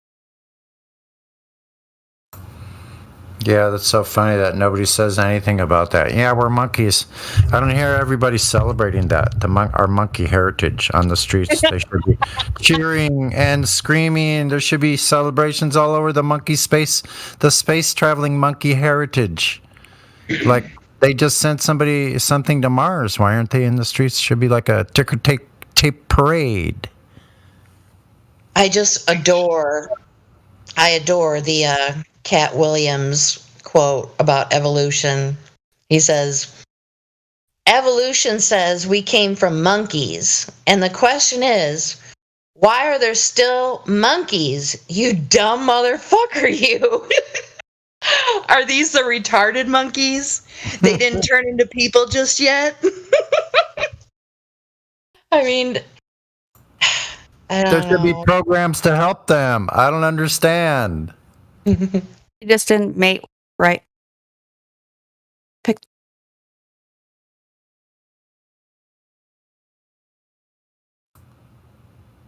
I mean, can't they do like gene splicing or something and help those poor monkeys? Geese. You're going to do it based on DNA closeness and how much percentage we have of whatever, close to whatever. Then I guess you should help out gnats and bananas and other things that are really Well, wait a close. minute. The thing is, though, is that out of the 95% that's junk DNA, they ignore all that and they isolate the 5%. And then out of that 5%, they say we're like 96, 97, 98% like a chimpanzee. Well, and this is the interesting part, what's 98% of 5%? Not very much. But if you look at like a hotel, well, they're kind of built the same way that houses are, right? So maybe they evolved from like, because they both got windows and doors, right? And basements, right? Mhm. So, it's just ludicrous. It's absolutely ludicrous the amount of faith that this requires.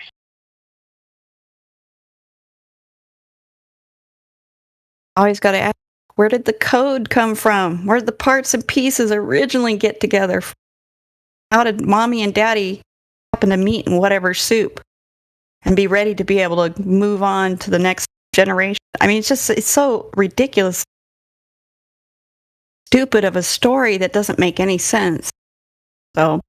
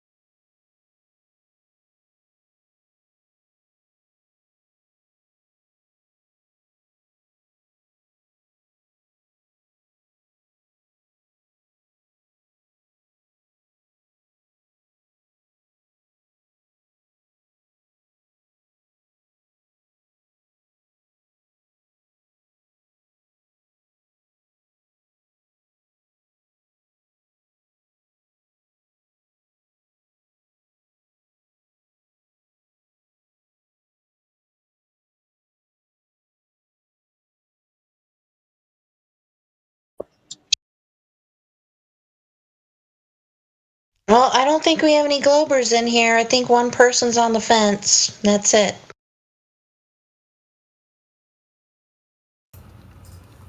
And everybody else is flat earthers. I How said, about them? I said hi to somebody who was just VC verified and had a ladies' night tag. I said hi to her, and then she left. Yeah, I saw that one in here for a second. Guess she just wanted to listen.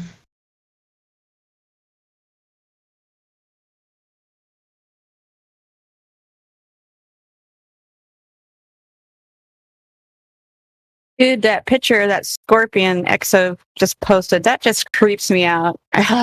Reminds me of my time back in Turkey with all the scorpions I had to deal with. Really?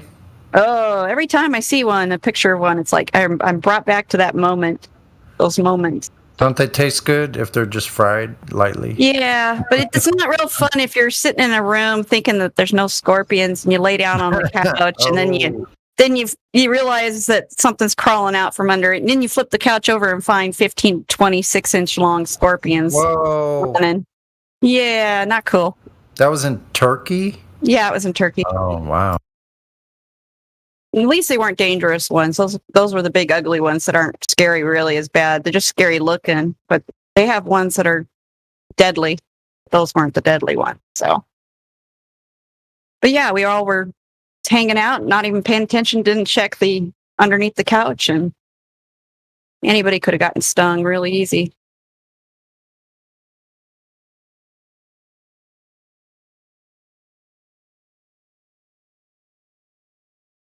There was so many of them outside alone all over the airfield that we spent time, a lot of people go out and just spend time crunching them on the ground because there were so many you could chase them all over the airfield. Isn't that wild? There were just so many. I've never seen so many in one place. It's crazy. Big ones. A lot of big ones.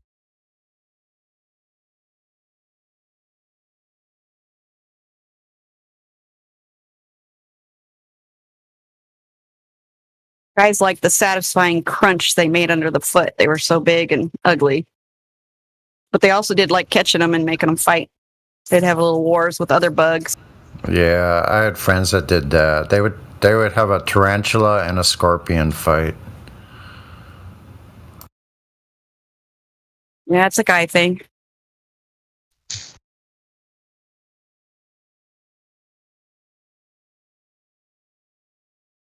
It's a bored guy thing, you could say.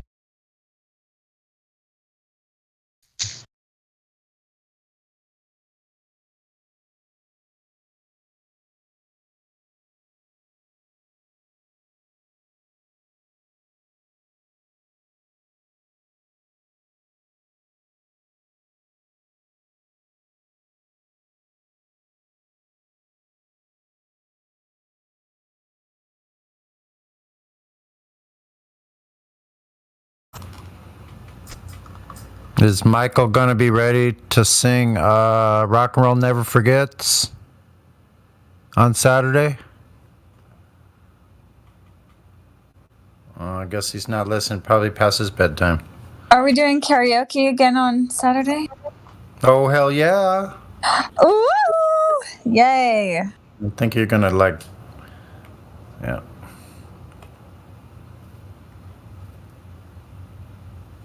I hope so. It was awfully fun to have almost like that campfire experience. Yeah. Around the campfire. It was so fun. And it was kind of nice to just take a break for us to all hang. Like, we do hang, but then there's like Globers that come.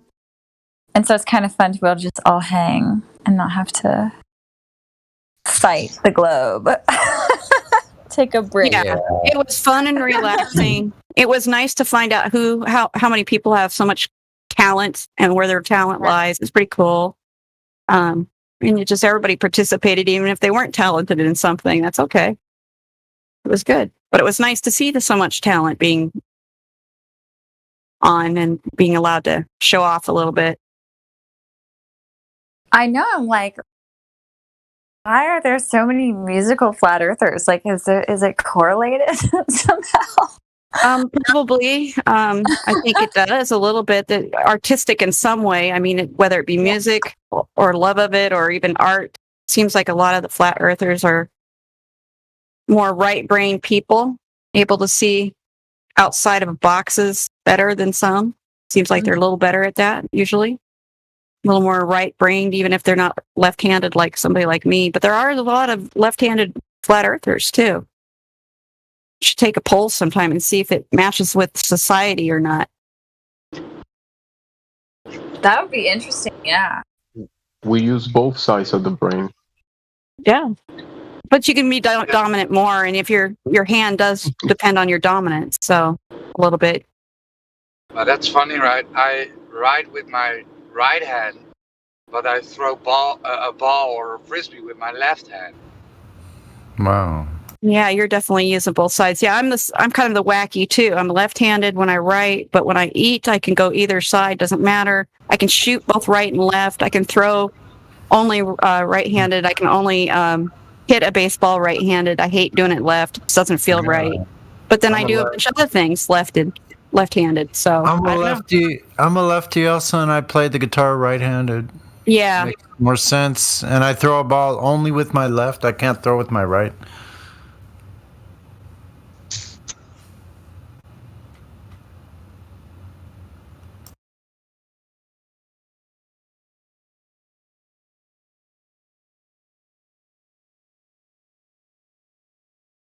Is that because most gloves are left hand to throw with the right? So you got used to that? Just for the spin.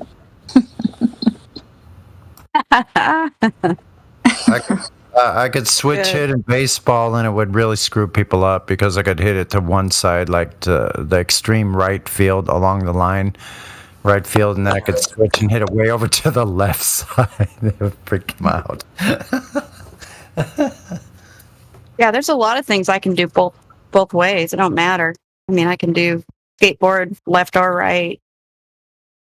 I mean, it's weird. It's weird how I am really left-handed on my writing. But You goofy footer, you. can be when I want to be. Like, works good for fighting, though. You can go left or right, prominent. It is good to switch it up if you're in a fight. Yeah, boxers. I've seen boxers that not that many, but some boxers that can switch from left to right, and they can confuse the other fighter pretty easily. And I've seen a pitcher that can pitch with both hands. I mean, one at a time, but he can switch whenever he wants.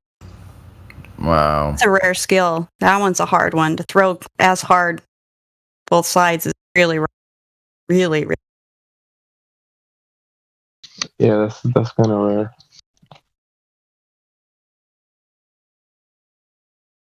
Even in the fighting styles, like someone that switches from left to right, that's still rare. Yeah. I know there's guys that practice at it, but you can tell sometimes that they don't ever get it where it's really natural looking usually. They look like they're a little bit off kilter when they do their switch.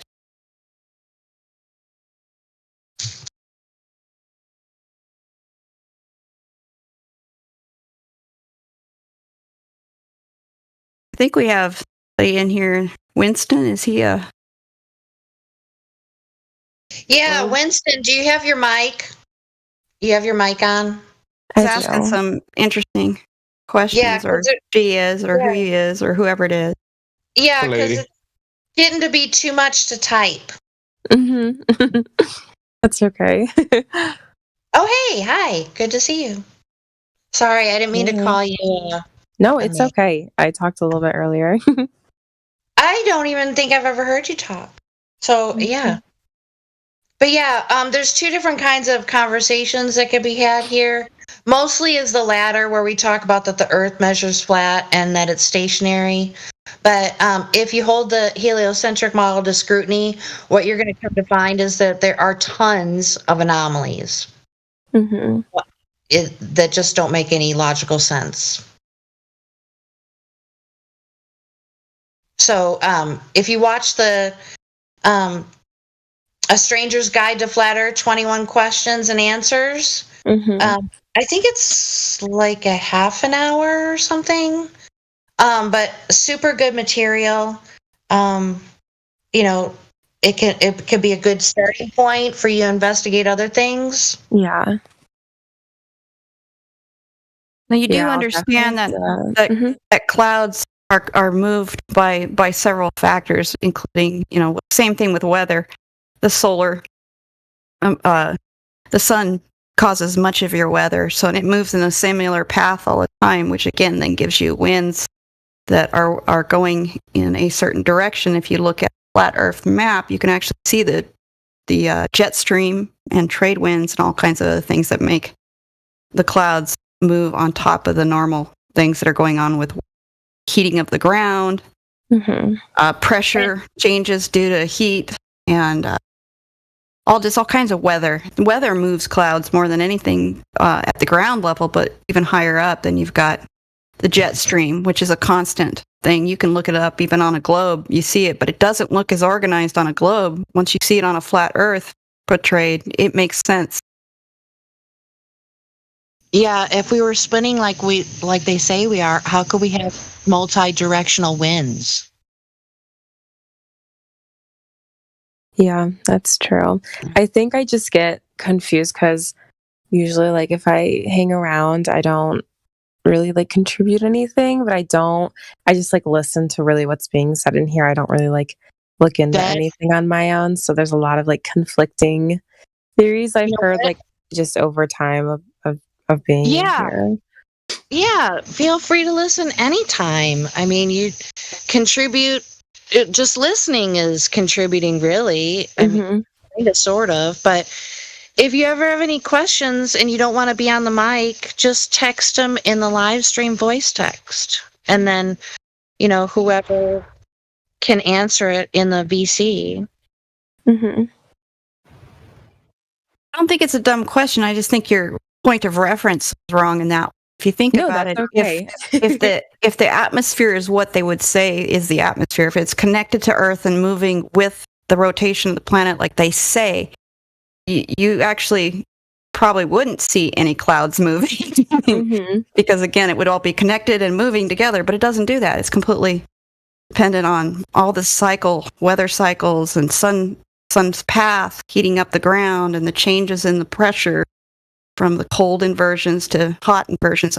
So much going on, but it doesn't tell you the shape of the Earth. And it doesn't correlate with the Earth is moving. That's why the clouds are moving for a lot of different reasons, and they would be stationary, held in the atmosphere if it really worked the way they talk about.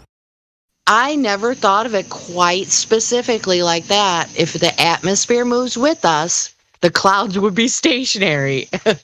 And they move faster, and they move upwards to the rotational plane the rotational spin that they're claiming. Sometimes they're going completely the opposite way, faster, and look at all that kinds of. GIF I posted. There's 4 axes of travel. The clouds are going 4 different ways in there. Yeah, at different levels, and all being affected by different factors involving the sun, and because of the way it heats the ground and the change in the convection, day to light, night to day, all that affects it. Cooling and inversions, high and low pressure. It's all from heat. High and low pressure is created by temperature. Yeah, and it just is moving that air to move. So that energy that was input to the ground and radiating. Eventually it transfers to the winds and the clouds. Yep. Beautifully complex, but it's wonderful. What we see on the clouds, it's the Earth rotation, then the Earth following the sun, then the sun following the galaxy, and the galaxy moving in some way. No, it's reflected. It's reflected on the clouds. Exchange of energy in a closed hydrodynamic system. That sounds better. Well, it's demonstratable. You guys ever seen that? The guy that grows the ecosystem in a jar, and he adds 12 volts of electricity to it. It has winds, rains, storms, all that. Wow. By any chance, is there video of that? No, the experiment was so old, I don't think they do have videos of it.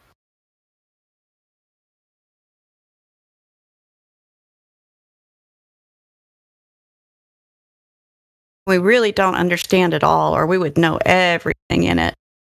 Still a lot of discovery to be made in all the factors. We know about 0.000.1 or 0.0001%. Yeah. Of everything. A lot of guessing. Very little. We know how to use things we don't even know where they come from, like electricity, for example. We don't know where it comes from. We know I was how to thinking that induce it, today. generate it, contain it, store it, flow it, but we don't know shit about it. We know our body has dielectric and electric principles. It runs on electrolytes and many other conductive nutrients are nutrient to us. They're heavy metals, but they're nutrient-wise. They help us conduct electricity. Yes. Copper. We have copper, iron. We have stomach acid, and then we have salt and water. Calcium. Yes. Calcium and calcium, the ion channels. If you don't understand how they permeate with electrical changes across the membrane, you wouldn't even be able to survive. You wouldn't be able to move things in and out of the cell. Yeah, the more she speaks, the more I like her. Electrical gradient is so important, and they don't understand how that actually happens. all my physiology classes, they couldn't explain exactly what was going on, and they don't even understand ATP, for God's sake. So the basic form of our energy. So mitochondria did it, basically, is all they tell you anymore. And they're trying to figure it out.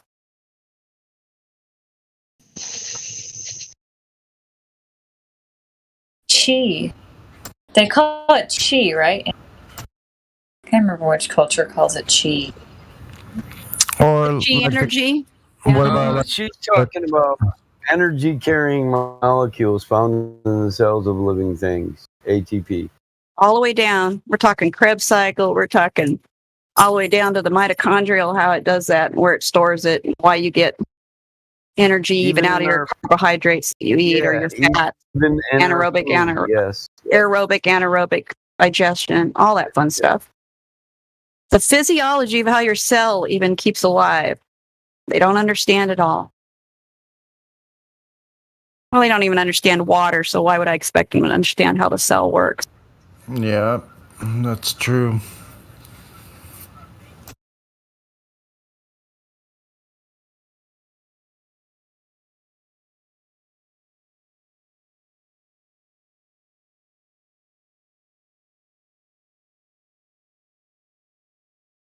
I was driving home in this wild lightning storm. Like, I have never been surrounded by so much lightning. It was insane. But I was just thinking, it wasn't really scary though this time, because I was thinking about the earth and the ether. You know, sorry to use the word. But I was just so fascinating. Like, what is going on up there that's causing all of this electricity? Was that today? This was today. It was the craziest shit. Like, it was intentional, actually. I think I was intentionally supposed to be in the middle of this lightning storm. Like, I shit you not. Like, it was lit up the whole time because of lightning. What are you, like, up in the mountains or something? Or was there a freak storm up in LA? No, I went down. My mom came to town, and I went down with her to Utah to see my brother, because I was going to drop her off to him because she's come out west. And we stop in Mesquite, and my dumbass brother locks his keys in the car, like right as we get there. I'm like, oh my God. Wow. So then we have to wait an hour for AAA. The AAA guy comes, and he has forgotten the thing to get the key. A Slim Jim. Right? He forgot his key, right? Yeah. So we were at this gas station. I shit you not. 3 hours. Like, these people were like looking at us like, who is this family? Like, they're homeless. They need to donate to you. Yeah. I know. Like, right as we get the key, hungry.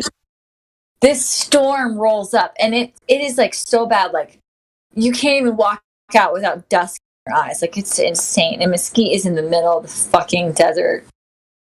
And yeah, it was crazy. Wow. I feel like it was intentional. Was it a loud one? Because some of the last electrical storms we've had over our area here in the Northwest, where I'm at, the east side of Washington, they haven't been as loud as usual. No, there was no thunder. It's weird. It's like a lot of light, a lot of flashing, but not a lot of sound. And I'm like, what is up? What has changed that makes it not boom like it used to? Even if they're really close. I'm just like, this is weird. We've had some really weird storms here too. So I don't know. It's odd. They've been awfully loud in Michigan. I feel like they're getting louder here anyway.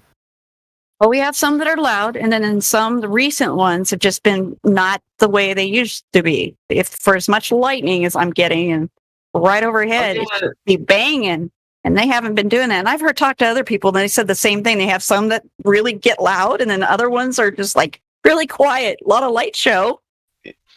Yeah, like I experienced that in the Caribbean over 20 years ago. There will be storms that will bring light in, but you'll see even the night basically turn into day because it will flash everywhere. You will see like it's almost daytime. Not as clear as day, but it will light up the whole ground, everything, the trees, the hills, everything. But they will make no sound. There will be no. It wouldn't be a thunder. It was only lightning. And then other days you will hear lightning. I mean the thunder, and not see the lightning. So yeah, I've seen those before. Lightning without thunder, and thunder without lightning. Thunder. No. About a month ago, I had heard a storm here. It was like the thunder shook the whole house. I thought the windows were going to break, and I've never experienced that. It's like a little thunder, you could maybe feel it, but this thunder just shook the whole house. That's the kind of thunder I felt in Washington. This thunder was so loud and so close. It was bending over these 60-foot trees in my backyard, halfway over, all the way. The tops of these trees were touching the top of my house. The wind was so strong, and the lightning was so close. It literally, like you just mentioned, Incray, it shook every window in my entire house. You could feel it shaking the walls and the windows rattling throughout the whole house. Yeah, I've never experienced that till then. That was crazy. Thunder is great proof of a container, because in order for sound to echo, the waves have to bounce off a sound wave object. Dun dun dun. It's like you're echoing right now. The sound waves are reflected back. Sound waves can bounce off of me. Perfectly with in the dome with your statement. Echo. But yeah, sound waves can bounce off smooth, hard objects in the same way as a rubber ball bounces off the ground. So what is the sound bouncing off of if we're uncontained? Yeah, wouldn't it just be going completely out there? Plus the Doppler effect would be in effect also. Yes. Gravity. Gravity affects sound. Dang it, I was going to say gravity makes it bounce. You beat him to it. All right, What the heck is an amphitheater? That would. Can you imagine going to a concert and like if gravity actually like kept sound down? So then you would have to like lean down to the floor like you were like Yes. sensing So you have to vibration drop it to a low. distance. or raise Yes, the there's roof. 6 horses 5 miles away traveling southeast. Sorry. You don't get it. I got it right here. Remember, put your ear to the ground. And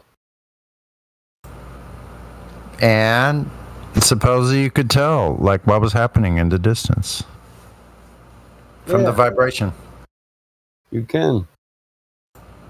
Yep.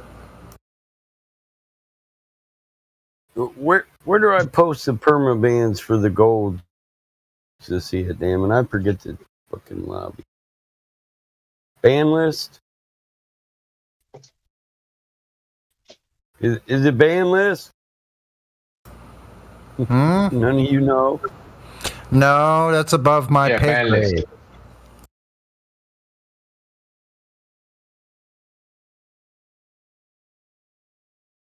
Yeah, the ban list goes on that's in the ban list. Yes, That's for the golds, right? they should be able to see it. Yeah. We made a. Listen, we have a lobby for the mods. It's called Person Non Grata. That's where we put permaban people. But there's also another room where we put those same permabans for the gold members, knowing they don't talk somebody into bringing them back.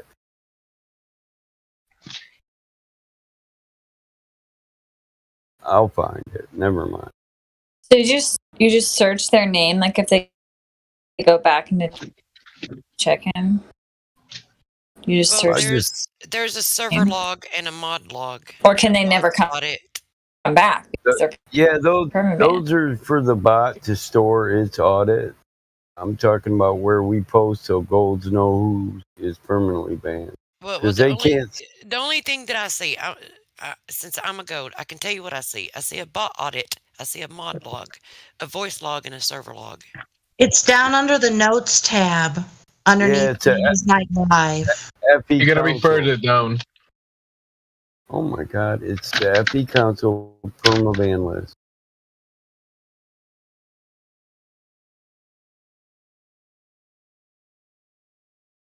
You guys are lost. How is saw- it? I know nothing. I saw the weirdest trail today. It was all by itself and it looked so weird. It was like a trail. It's kind of blurry, but it was like little tiny mini streaks that made up one swoosh. It was really weird. I posted a picture of it, but I don't feel like it does it justice. Yeah, but that is pretty strange. Let's see here. It was really weird. It was like all these little lines that were separate. It spells and they made up something. one swoosh.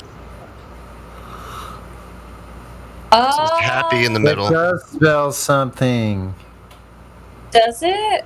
It looks like it does. Yeah. That's It the word says- I'm looking for. It says Kai, you are high. No. Yeah, and all you precious metal guys that couldn't tell me where your lobby was, here's the memo. I'm gonna be re-verifying everybody. We're gonna shake them on down.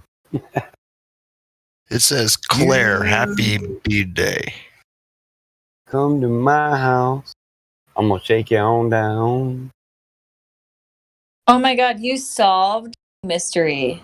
Claire, happy birthday. Yeah. You get a Scooby snack. You get a Scooby snack. You solved the mystery. Ruh-oh, Raggy. It does say hi. I was literally like, what the fuck is this? Someone sent you a message.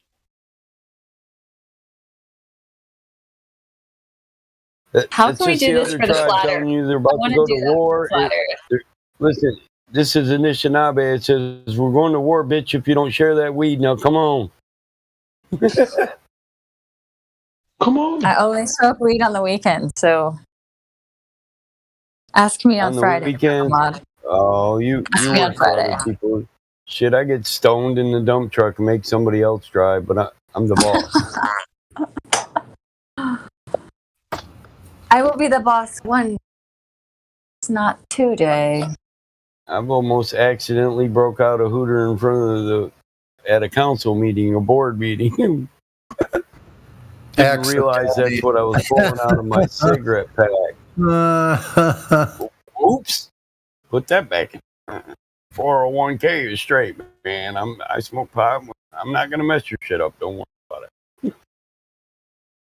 The secretary does that, and she don't smoke pot, which is a lie. Them girls come in with a cake every day. Why do you think I like cake so much? Go in the office and there's like 6 different cakes in the fridge. I'm like, well, I guess it's cake. Cake and coffee, fuck it. There's protein in the cake. There's eggs, there's milk, flour. I miss cake. See? You miss cake? What are you, starving? And a whole shitload of sugar. Butter? Is there any butter? Butter? There is butter in there. Yes, sir. Dairy products galore. Butter is good stuff, man. It is. I eat like 8 tablespoons of butter a day. I like to butter Really? biscuits. You're lying. No, I will literally eat a tablespoon of butter like right now as a snack. Nice. Wow. Okay. Okay. That's very impressive. You ever Hey, what did I say about that word? What did I say about that word nice? Oh, God. Yeah. Okay. the nice word again. You're really stuck. You suck, Mrs. Musk. I guess this means like you're really cool. I guess. Being nice means. Gemsy I fucking still want to jump on that comment, but I'm just gonna let that door close. Nice. Being nice isn't very nice. Not very nice to be Sucking nice. and butter, sucking and butter in the same sentence. Oh my god! You butter sucker. that goes I in the love your biscuits, British right? accent. Like, I mean, Oh, I can't do it. I know. that's why I love it. I like tea though. I do like tea. Yes. I'm You making know, the coffee etymology now. of About tea. tea, though, something bad. Tea? Tea, yeah. Oh my god. The etymology. Helps keep the urinary It means tract out. poison, so we shouldn't say that word. Really? Oh my god. No. Okay. I'm literally. All right. You I'm almost just got me. being a lame troll. Okay. All right. What is the etymology of Gemsy? Should find that out. Asshole. A twin, Gemini twin. What is the etymology of Gemini? I got the first word, but what's the second word? I Gem. can't even process that. Gemini and a twin? A twin? A twin? No, not tuna. A twin. Oh, a twin. A twin, yeah. You got it. Good job. What's the etymology of Gemini? What do I see? Is there like a Google thing for that? Just Google it. Etymology. Gemini. Okay, I'm gonna do that. See what comes up. Or root. But Jamsey, I made it up. Twins germinate. The twins are Castor and Pullic in Latin. Geminate. Who are those twins? Geminate. It means twin. You can say geminate all you want, but I see germinate. That's a good one, Indio. They're both verbs. Wait, does it Think mean in terms of twins? speed. Oh, Does it mean Gemini. twins? Indio's not even in here. He's posting shit. It's magic. Zodiac constellation, late Old English. So isn't the constellation the twins? It's considered the twins. Constellation of Gemini, and they're Castor and Pullic, sons of Zeus. Split personality, Gemsy. Do you split personality? Are you two people in one? Yeah, I'm also an identical twin. I have an identical twin. Really? Are you kidding? Are you serious? Are you I'm also serious. Are you a Whoa. demigod, son of Zeus? That's actually perfect then. So does that make you 4 personalities?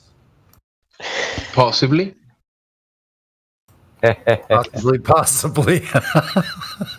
Did he post that? Oh no, I thought he posted the same meme out here he posted there. That's funny. I'm not a double personality. I was gonna say I have an identical twin, but she lives in my mind. Ooh. I got 5 people inside of me trying to control my body. You guys never heard that song, Split Personality? I don't think I want to. All women got multiple personalities, Kai. We could have guessed that one. You got the nice one, you got the That's so mom true. complex, you got the bitch that runs shit, And then you got hail, fire, and brimstone when all else fails. You got submissive Sally. The Aggressive I Aunt. am a goddess complex. Submissive when? Submissive Sally. Sally. Bring it on home, Sally. Oh, you're saying I'm submissive when? Is that the question? I'm not. I'm We're all sorry. submissive sometimes. Elijah, let me let you speak instead. Ignore my opinion. Go ahead, sir. Elijah. Yeah, Elijah. I didn't hear Elijah speak. Oh, really? Oh. I Yeah, know. you did. That must have been. Oh my god. Okay. I'm thinking of the other Elijah. Okay. Yes. Stop thinking like that, serious. Oh, shut up, Jamesy. Go do your coke somewhere else. Oh, and the crackhead fights begin.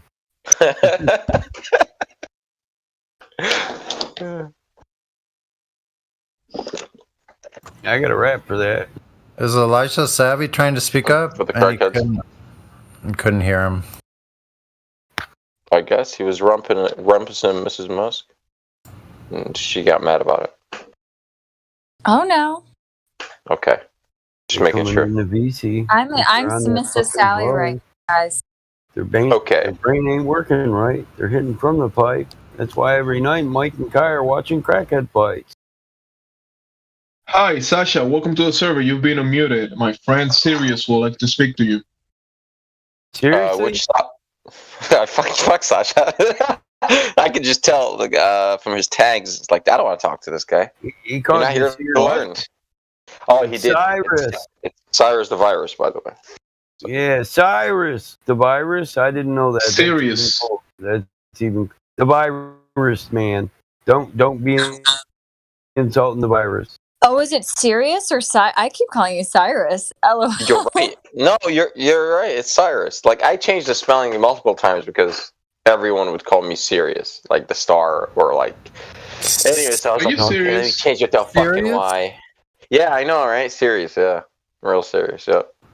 Serious Cyrus. Serious Cyrus? Serious Cyrus the virus. Yeah. Hyper fastidious about killing. Oh, I heard the saddest thing today. My uncle's a doctor, and my mom said she was at their house, and he had brought in home a second jab to give my 11-year-old cousin. Ouch. I'm like, oh my God. No, dude. That's so sad. Like, you're literally poisoning your child, and you are completely unaware. Would you ever jab your children? Never? Never. I don't care Oh, what it is. I wouldn't even give them a flu shot. Fuck yeah. That's what I'm talking about. Not even the flu shot, that's right. Not even a flu shot. I don't mess with that shit. Not even baby formula. No. Hell Oh, no. wow, you are. Fuck yeah, you're badass. Exactly. I don't know what's in that. I'm always like, man, they be feeding their babies all that shit like all the time, man. I shop for people, and let me just tell you, fuck, they love that Gerber shit. It's like, oh, it's like when I look at the ingredients, it's like, why in the world would I feed this like to it's a tiny little thing? I know, It's like, I'm a real why? dad. Listen, You- bro. You know what's funny about I'm a that? real Is dad. they I wanna see say the pump. you can't give I wanna them see the pump water, on the table, but the you breast can give milk them in the fridge. water mixed with baby formula. Oh, I don't know. I couldn't really. Mike was saying something same time. Oh, maybe I turn Mike up a little bit. He's coming in low. You're coming in loud. You're coming in I pretty said good. I'm a real father. I want to see the pump on the table and the breast milk in the fridge. Whatever you do, don't use chamomile tea while you're pregnant. Bro, the water they have extra fluoridated water for infants. Extra fluoride written on the fucking bottle. I just laugh. I took a picture of that shit. I sent it to my friends. Like, hey, look at this. They have extra fluoridated water for the baby's teeth, of course. Fuck you guys. Oh, I know, that's fucking crazy. I know, man. Sometimes I just want to have a kid just so I can have my kid be like so, like, as an experiment baby. I'm like, I'm just gonna do everything that you are not supposed to do Not according to the supposed- yeah. mainstream with the child. Same here. I want to homeschool and whatnot. Just, the whole thing from A to Don't Z. toss them. Don't toss them in the air unless you can catch them. Yeah, the moon is going to kill us, guys. Yeah. We, myself and my wife, we homeschooled my ex. We homeschooled our 3 children. I'm still homeschooling a 16-year-old on my own. That's really good. I homeschool and no vaccines. One of the doctors got on her knees saying, "Please let us do this." I was like, "Thank you for the offer, but no thank you." Start sucking. I got a higher academic level than the last 4 teachers I talked to, so I'm not worried. I teach them essential. Yeah. I hate it when people say, like, "Can you teach your kids all the subjects?" Like, and some. It's like, yeah. Yeah, some morons do that and don't even have an associate's degree. They're just certified. It's called a curriculum, but hey, I guess knowing is half the battle. My daughter doesn't do that Common Core bullshit. Her friends are bummed. They're like, "You get to do your math like that?" Yeah. You're teaching her different ways of doing shit, yeah. Shortcuts. Different subjects. All the shortcuts I was taught. Yeah. Common Core math is long form, although we do have to teach it to her. Certain curriculum has to be done on the internet. Mm-hmm. They want to know you slowed your kid down, so I teach her the long form and then how to cut that shit in by 80%. Nice. There's certain things if you memorize, and when you get into advanced math, like your timetables, divisions, if you memorize these things, when you get into advanced math, because everything else is already automated from memory, then when you break down equations into their multiplications, divisions, and timetables, it's instantaneous. I mean, you did engineering, right? You can do a differential equation that takes 3 pages or 12 pages. Ridiculous. So no thanks. Yeah. Well, you know That's what how I it is. mean. And Yeah. a lot of us from that career, that sector, we can do mathematics in our head that most people can't do on paper. Yeah. I agree. That's what Then people think you're a wizard if you can divide in your head. It's like, dude, I just approximated miles to kilos. Like, it's not that big of a deal. It's like there's 1.6 kilos to a mile. Like, you know what I'm saying? It's like 1.5, kilos to a mile. So just multiply it on half. Kilograms and grams to pounds, man. What the fuck? We're just bearing a load. We need to know what it is. It's a roundabout that number. What I like is when you give them a roundabout number and then they do the shit on the calculator and go, no, that's the number. Oh, I was right? Okay. Cool. My son likes to do that to me. When I'm talking about how much we're going to make on each job, overhead versus material versus labor. I give him a guesstimation, and he's like, "No, Dad, that's not a guesstimation." I said, "See why no one can fuck me?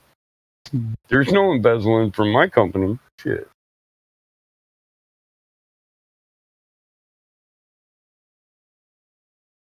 No way, no how.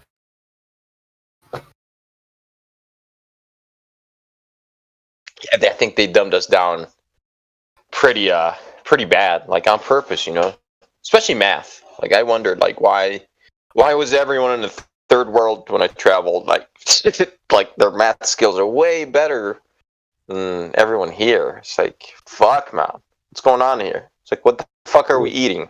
And maybe that was it. I think that's the key. It's like, that's it. Look, food. They're still in the state where calculus was discovered. They're counting with rocks, throwing sticks. If they fuck up, that's right. A dollar could mean they starve for a day. Their math's got to be exact.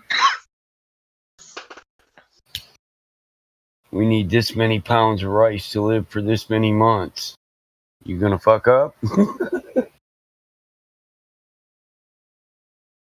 Man, I wonder if that. Remember that one dude? He said he was going to do a Cavendish thing, and he ordered a stainless steel wire. Then when I ran, just a little bit of math on it, I was like, dude, that wire could only hold 100 grams, and you're going to spend how big of a lead ball? He was like, yeah, 2 kilos, or I was like, oh, yeah, good fucking luck. I was like, dude, shit, go get some fishing line. It'd be cheaper. It's way cheaper, and it's going to hold it. Probably more durable too. Yeah, I'm not sure if he did it or not. I forgot his name. I forgot what his name was. Might be the same. Or is that No, it's not Platypus. No way. It's not. No, it wasn't. It wasn't. No. I'm trying to remember his name. Platypus wants to do the transit level thing. Yeah. Yeah, he kept saying, "Why are you laughing at me?" And I'm like, "I'm stoned, and this shit is funny as hell. What do you mean?"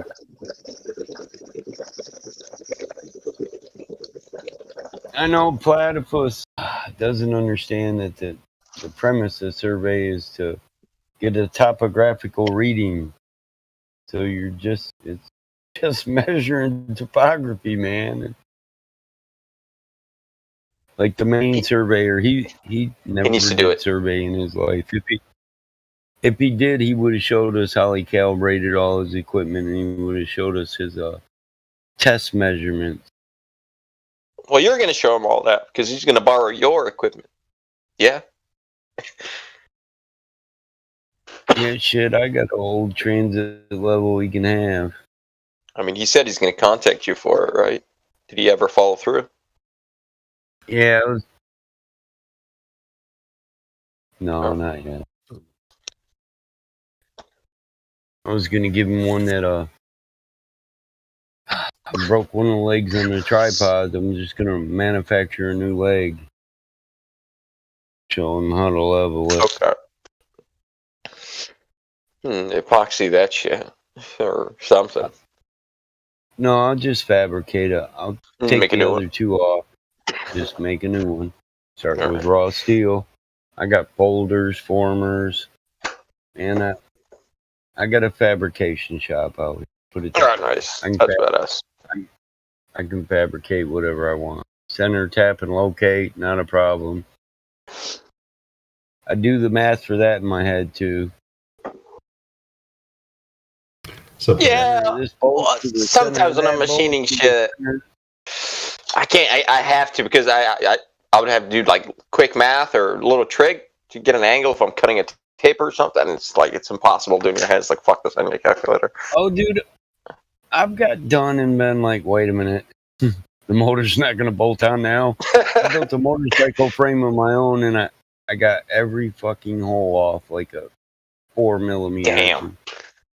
It's like mother. No, you're quite off.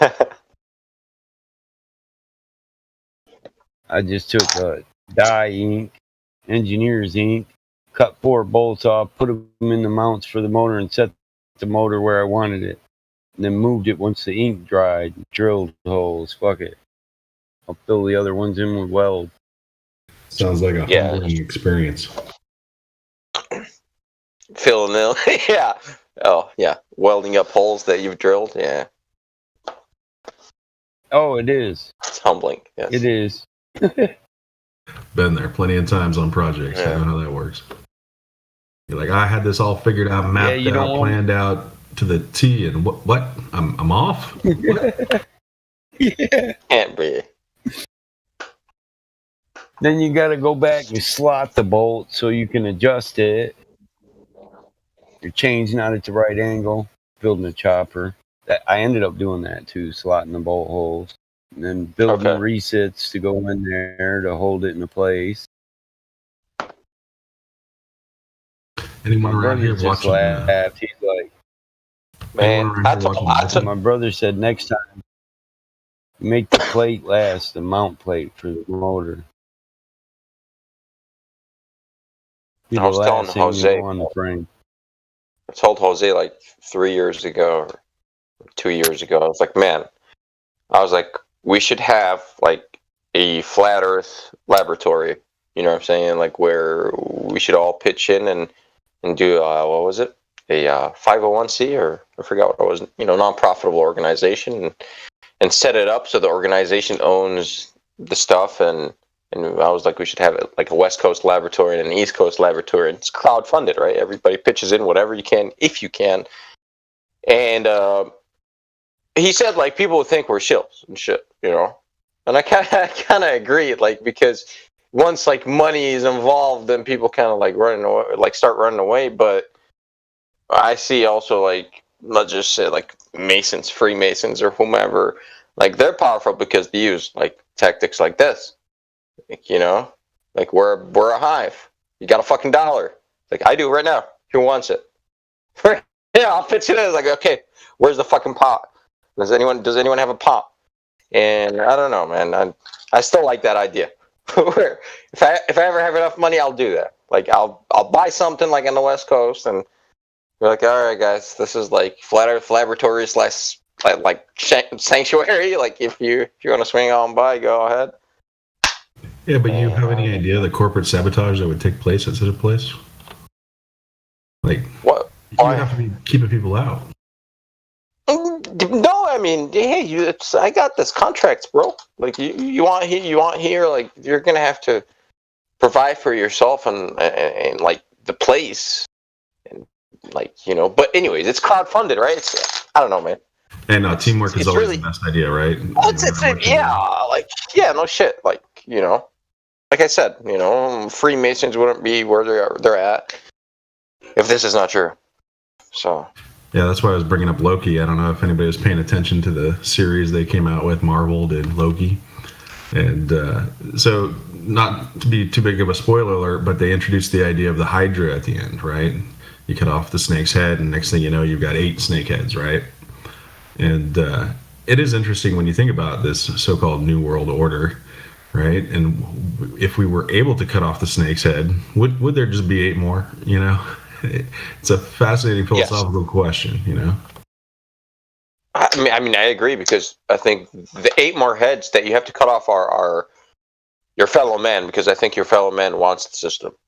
So that's the problem. Like, even if you remove the head, let's say like the headquarters, or the officers of the system, I think others will just take their place, which is the high.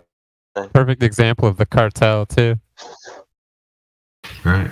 Any system of power, right? There's always going to be 8 more wanting to, mafiosos. Of course. The structure's still there. Like the 10-headed beast of Revelations. Sounds like Revelations.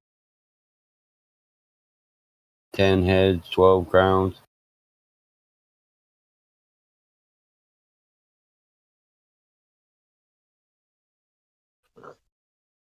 Yeah, you get too deep into this stuff and you start to get lost again, right? Like, am I fighting for the end of this nonsense, or not? Like, it's a difficult thing to ponder when you know it's so wrong, right? Like, it goes against everything you believe morally, every fiber of your being, your body. However, is really cutting off the head of the snake the best idea?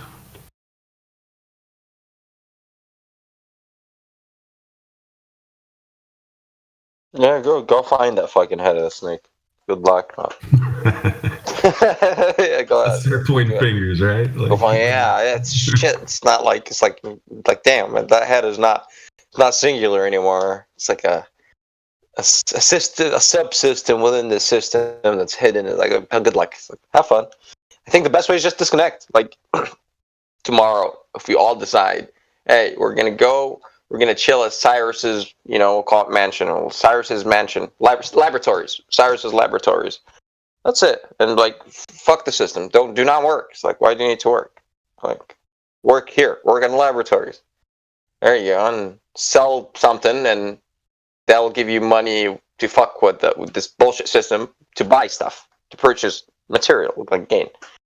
And that's the only reason I use the system is for material gain. It's like, okay, sure, this machine works. Like, hop in. All right, material gain, hop out. Thanks. If you're lucky enough, you can do that, Yeah. Well, that's easier said than done, right? Because first you have to identify what the system is. What am I dealing with here? how big is it? How broad is it? You know, how deep is it? Because everywhere I look, it seems to be more of the system. Like it's It runs off of everywhere, right? everybody. You know, and learning that takes time and to understand, like, well, what does it really mean to remove yourself from it, or understand that game it's like to be played too, right? Like you have the system. I mean, all right. So like, if I don't want to beat around the bush, it's like the system needs energy, and the money, like real money, like really represents like your labor, like hours of labor, or in my thermodynamic mind is like energy output. So your energy output, if in terms of man hours, is equivalent to real stuff, right? We decided to call that money, but it has value, but it represents labor in the end. Otherwise, it's fucking nothing. It represents a rock, a piece of gold. No, there was Currency. labor. There was energy spent to extract the gold from the rocks. So there, you know what I'm saying? So they're just, anyways.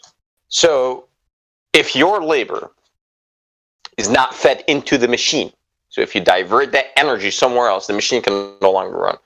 You know, if enough people do that, where it's like, I'm not going to put my energy into the machine because the machine needs energy to run, and they live off of like skimming a little bit of everybody's energy, you know what I'm saying, into their pocket, and that's how they run their machine.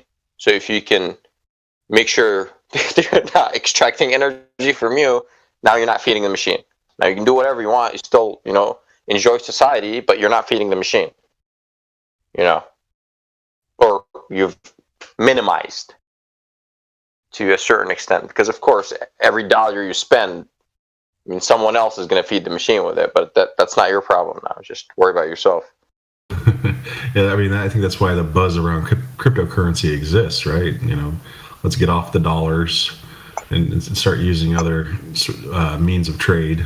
And you know, I get that, like, and the Fed. Oh, crypto's cool. I got some crypto. It's crypto's But at the dope. same time, like, it needs a dollar to be based off of, right? Yeah, and it still needs the machine. Yeah, it's like you can't. This is not. You can't like.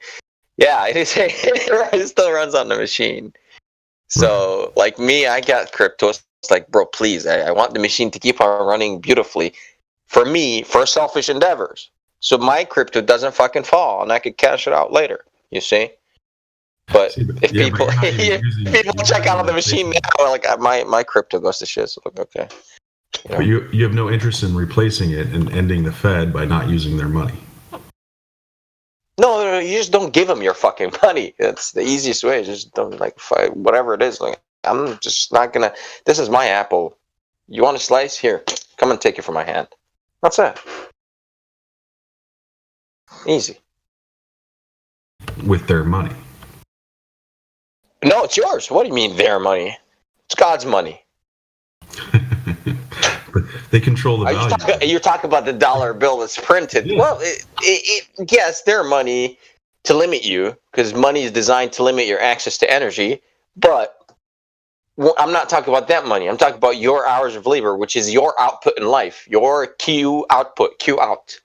And that's like, okay, if my physical output, there's no money. If I you know, till the land, grow something, and harvest it, my physical output, I will actually harvest it in bigger format. It's going to grow, right? So I've put something in, and with nature, worked with nature, you know, and then, you know, energy from the sun made it bigger, and then I harvest it, right? But I had to spend energy to get the system in order, entropy, right? To organize things from chaos to order, you're going to have to spend energy, because it only goes the other way.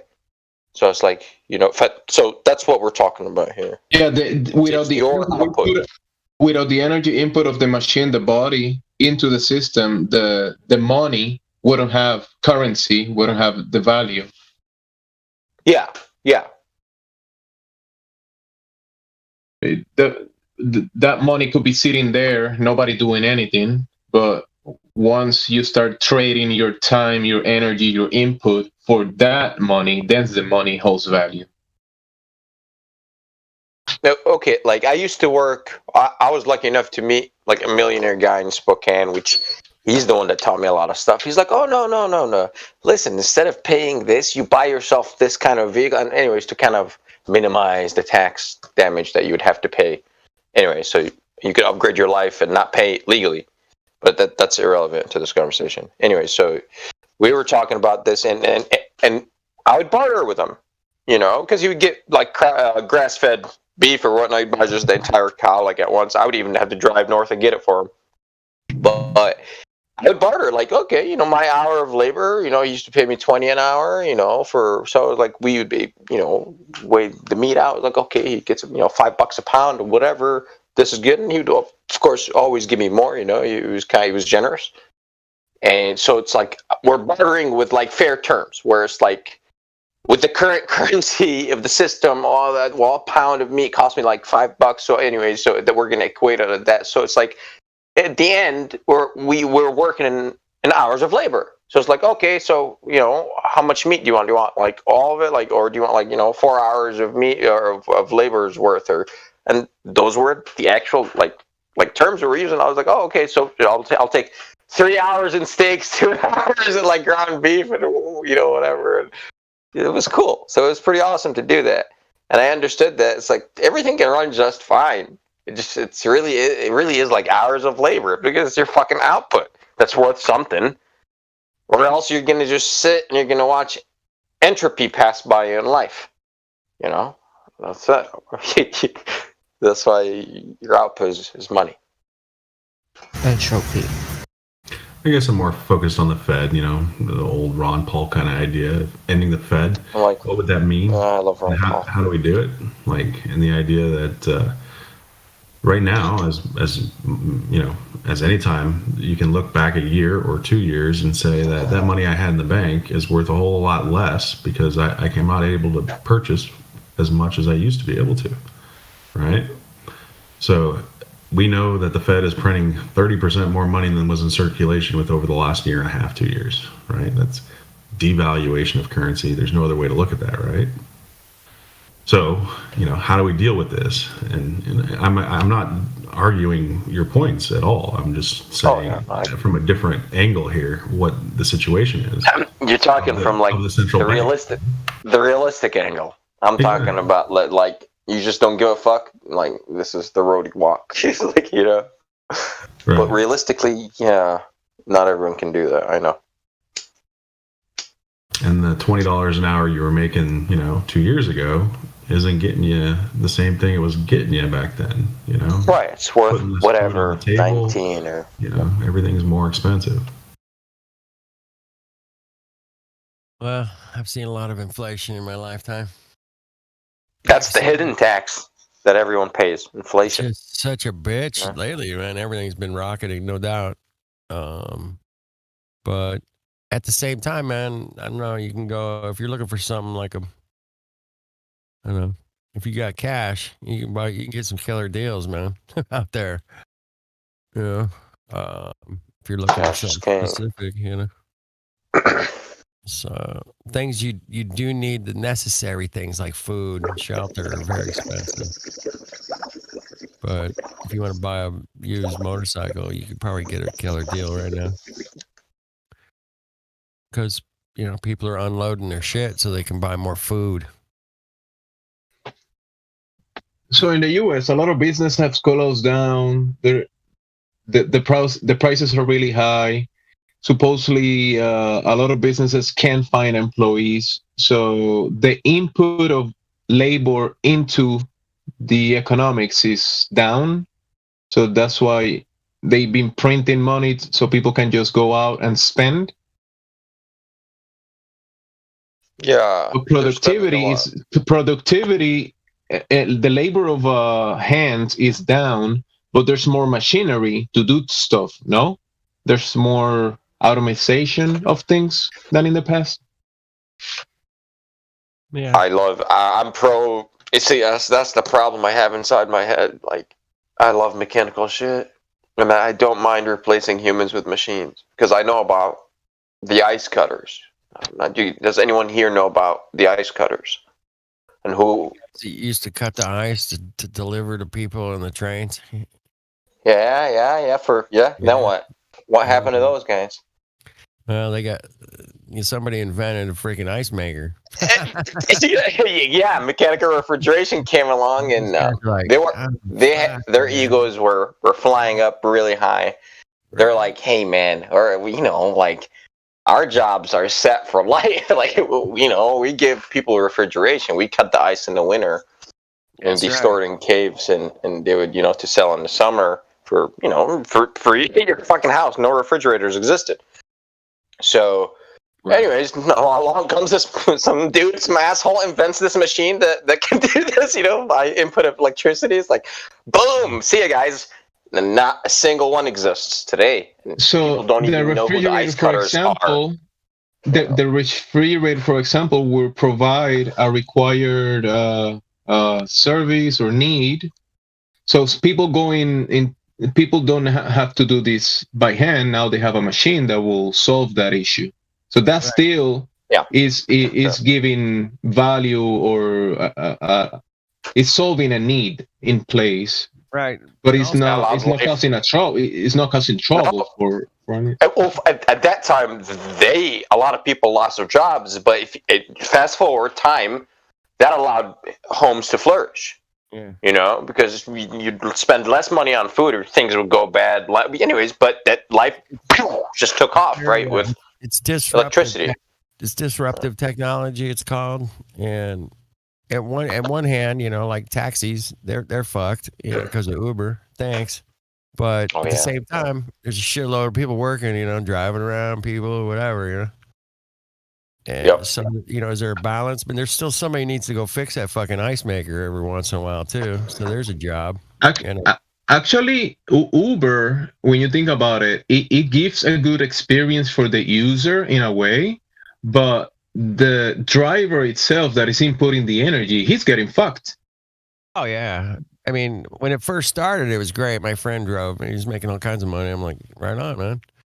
But now, they kind of like squeezed, and they've squeezed these drivers down to making fucking, $10 an hour, Oh, it depends where though. I know. Some places they're paying them $30 an hour minimum.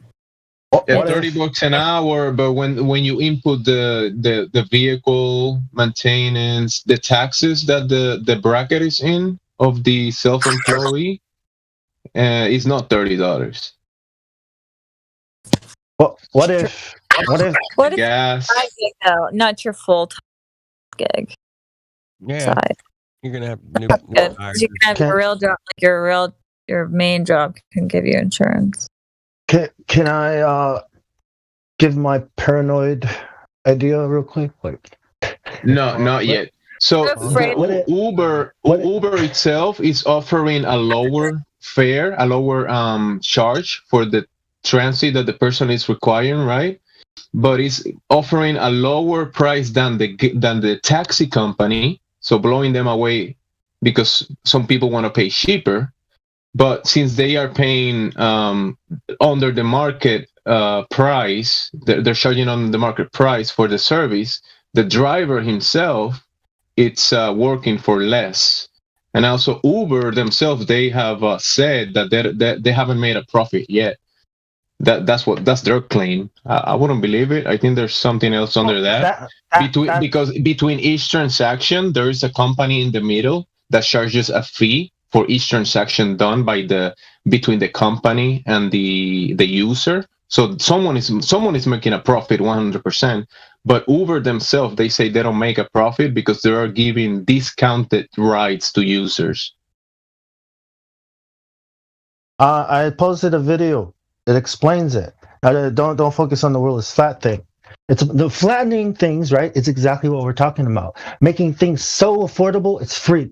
So in this talk, right, it goes through these points how the world is being flattened, right, and the internet being one of them.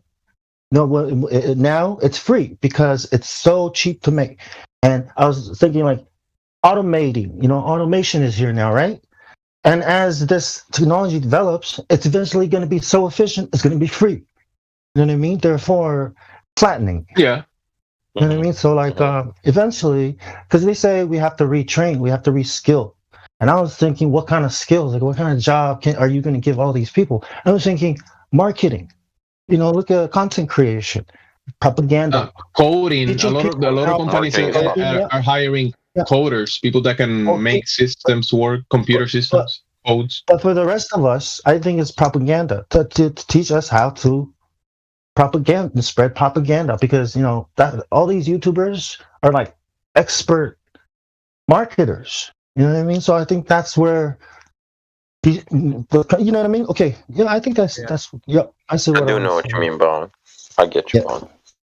We operate in the same coconut wavelength, so I understand, my friend. I love Uber though. Uber is like amazing. Yeah, Uber's spreading like into different industries too. I know. I mean, like if cars transport becomes automated, Uber eliminates drunk driving. No one has an excuse now to drink and drive ever again. Yeah. Like it's so cheap. Taxis are so expensive. I feel way more sketched out in a taxi because you don't have like the phone telling you where you're going. but eventually it's going to go away. The person that's driving the car is going to go away because 5G is here, Yes. and real time communication can happen now. Real time, so automation is better, and eventually they'll get public. Everyone's going to be using no more personal transport, because that kills people. You're being unsafe and you're putting lives at risk if you get behind a car. That is true though. Like that is one of the hard things. It's not like COVID where like nobody's dying. Like it is hard because there actually is like so many people dying because of driving. Mrs. Musk, if you reach your pickup destination and Uber gives you two options, you have a driver or an automated vehicle. Which one you pick? Driver. The driver you gotta pay. The driver you gotta pay. The automatic vehicle is free. You know how many, I've been in Ubers where they have like little mini bottles and they have like the coolest stuff in there. So okay. Assuming the automatic one is gonna have that too. Drivers are telling Assuming it's super safe to take the automated car, right? Because the infrastructure is already in place. Car. Okay? Yeah, I agree. Okay. Well, we're far away from the automated car, so don't worry. We weren't supposed to be. 20 years. The infrastructure is in place. It's called 5G till 2020. They suck. They suck. Too many variables. That's the problem. We need tracks. We need tracks. That's another. If they're on tracks, can easily manage it. Underground. Okay. In Asia, all their trains are unmanned, motherfucker. I was like, holy smokes. I was in Malaysia for a while, and I was like, oh wow, this is interesting. In a third world or whatever country, they have unmanned trains. Like, cool, this thing is scary, but it works. It works just fine. And they're all unmanned. Computer, like the AI is perfect. Like what like how they're developed. Yeah, and they won't release it unless it's, you know what I mean. It's perfect. I mean, I wouldn't, and it's perfect. It's got all. I'm sorry about that. Go ahead. I'm finished. Yeah. No, I didn't mean to rumpus you. It's not unmanned. It's that the driver or the controllers or the administrators of the machinery are in a different room or a further distance, but they're still connected and being managed by people. But less people need to, you can have, depends, of course, what's the load on that employee, but one man can manage several trains at the same time because he's not managing shit. It's like he only manages problems. If things go wrong, then it's like, okay, human, do something. But as long as things are smooth, okay, the green light, the train's moving, everything's cool. Just monitoring. Taking a look now at you can cameras. monitor 1,000. One man can monitor 1,000 trains because the computer tells him, problem here. It just brings it to him on the screen. So it's like, it's almost yeah, but driving cars, we're struggling with that. We're still tripping over that shit. So I just laugh. I would be okay with that though. I'm being real. I would be okay with automated driving cars because it would eliminate so many. so many problems with people driving cars. Like, people suck at driving so bad. That's true. Every day I feel I like I'm agree. going to die because of how bad people drive. Horses And are better. People do die every day because of driving. Like, I guess what could be the negatives of automated cars? They could kidnap you. They can crash. They can crash. That's like not. What's exclusively negative to automated car? Automated. I mean, I will say like 90 plus of the drivers that are in the 95% plus of the drivers on the roads, they drive fine. There is a percentage of people that are really bad at driving, or they just way too aggressive, or whatever. There's something. It's like a synchronicity on the road that it has to be accomplished. Yeah, where do you live? Yeah, it's where you live. But that's what I'm saying. I live in the U.S. in the Northeast. Oh, and I where? will say Northeast? that in Boston, right? So I will say that you do see accidents, right? But when you think about how the rules of the road works, I would say most of the people do follow the rules overall, and everybody can get wherever they're going for most of the time. Then you have a percentage of people that definitely don't know how to drive. Sure. One apple Gemsy. spoiled batch. Demsey, how do they say car? How do they say It's car? just, I there? think- Car. Get the car. Boston in Boston. How's Boston? Boston? Yeah, Boston. Go to my vehicle. Go to the car park. Yeah. Park. It's wicked. But It's people wicked do bad. know how to drive. Bad. It's the variables of like pedestrians. I know how to drive. Have you been? But, drive over but here. even if you know how to drive, that doesn't prevent you from getting killed or hit by somebody. Like, accidents suck. They do I don't suck. I was run over by a vehicle when I was crossing the street. Yeah. Some people are, I guess, too way aggressive on vehicles. Yeah. People are then, too like, late to what is work. the negative? What's the downside exclusively to Control. That's your biggest problem, is if you have an automated car or anything that works with a computer as much as they're already going to, it can be shut down by the government to control you and not let you move. And That's now your you're biggest tracked. thing. Everywhere you go, you're tracked because the car, you gotta give it your ID in order for you to use it. Dun, dun, dun. It always They comes really to want- control because But they if can shut really it want- off. True, but if they really wanted us to control us, they could also just turn off the oil, and then we They could can't also drive kill you anyway. in it. They could program it to run over something or run off something. I mean, it would be an easy way to put a glitch in and off somebody, and nobody would know that. Who knows? Yeah. Hillary Oh, would it was a have new virus. Somebody put a virus. Vehicles. I think we are far away from that because I of think the we are. variables of life, like the pedestrians. You know what I'm saying? That's why I said if they're on tracks, you remove their variables of like steering out of it. So we have fixed tracks, so it just goes back and forward, so it's on and off. But Cyrus, that's not gonna stop me, right, from developing something that's automated, like a drone or a machine or a vehicle. It's right? gonna keep going. Oh no. Right, well, it's for all kinds of transport. Like that has to be accomplished, like this, and it has been. Right, when you look at drones, drones like they can automate drones so they can fly super fast and avoid everything. So, you know, like we're talking about roads, right? They have automated ships. You know what I mean? I was talking about Veach. I was talking with Veach about this a couple of Public years back. transportation. Yeah, and it was serious. He's like, he's like, we both agreed. We're fucking really far away from that because of the variables of the street. The common, something all of a sudden crosses the street. Boom, dog runs out, cat runs out, squirrel runs out. Yeah. You know, these are, we encounter this like a lot on a daily basis. We make a lot of decisions when we're driving.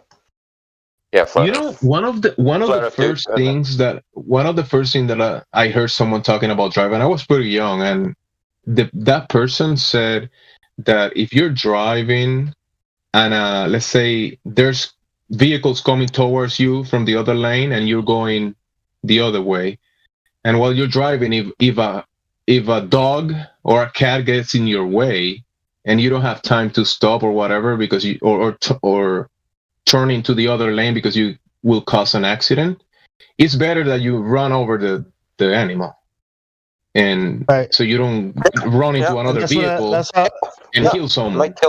That's might be the best that's what I decision. mean. Like the reaction time, right? Because there's this thing called LiDAR technology. The reaction time of the machine and the decision the machine makes, right? The choices it has to make, because there are going to be all these conditions, if, then this, then that, and it's going to react way faster than 98% of the population, right? So it's always going to react safer and way better than the average driver. It's already in a car though.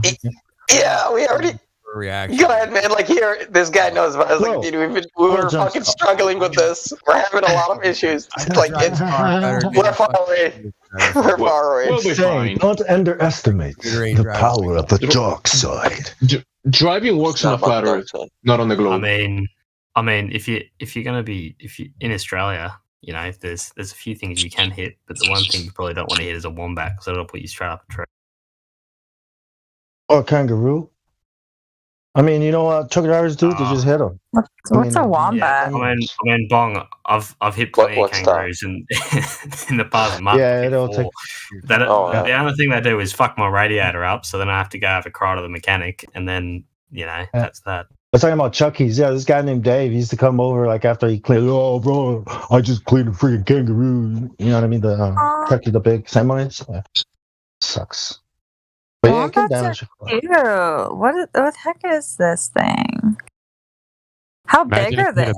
So the computer that driving will recognize that this is an endangered species, and when it tries to avoid killing it, it'll probably do it the safest way possible.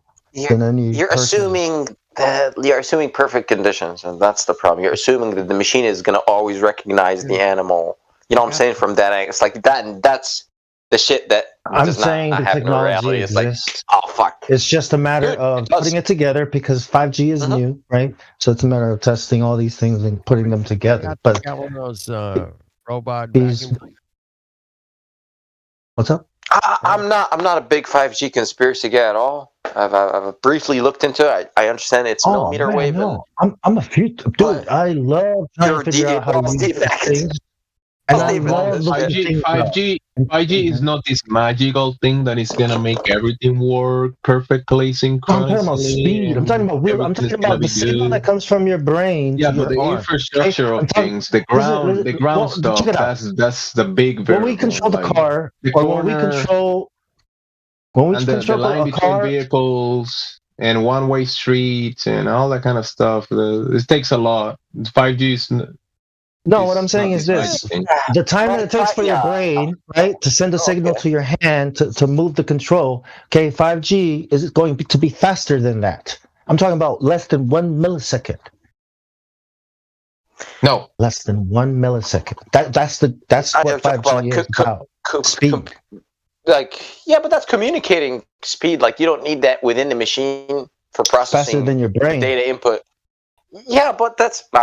I don't know. I don't give a fuck about 5G because I guarantee you 7G is already in line. Like check this saying out. The saying. You sound like a glober right now. The hand is faster than the eye.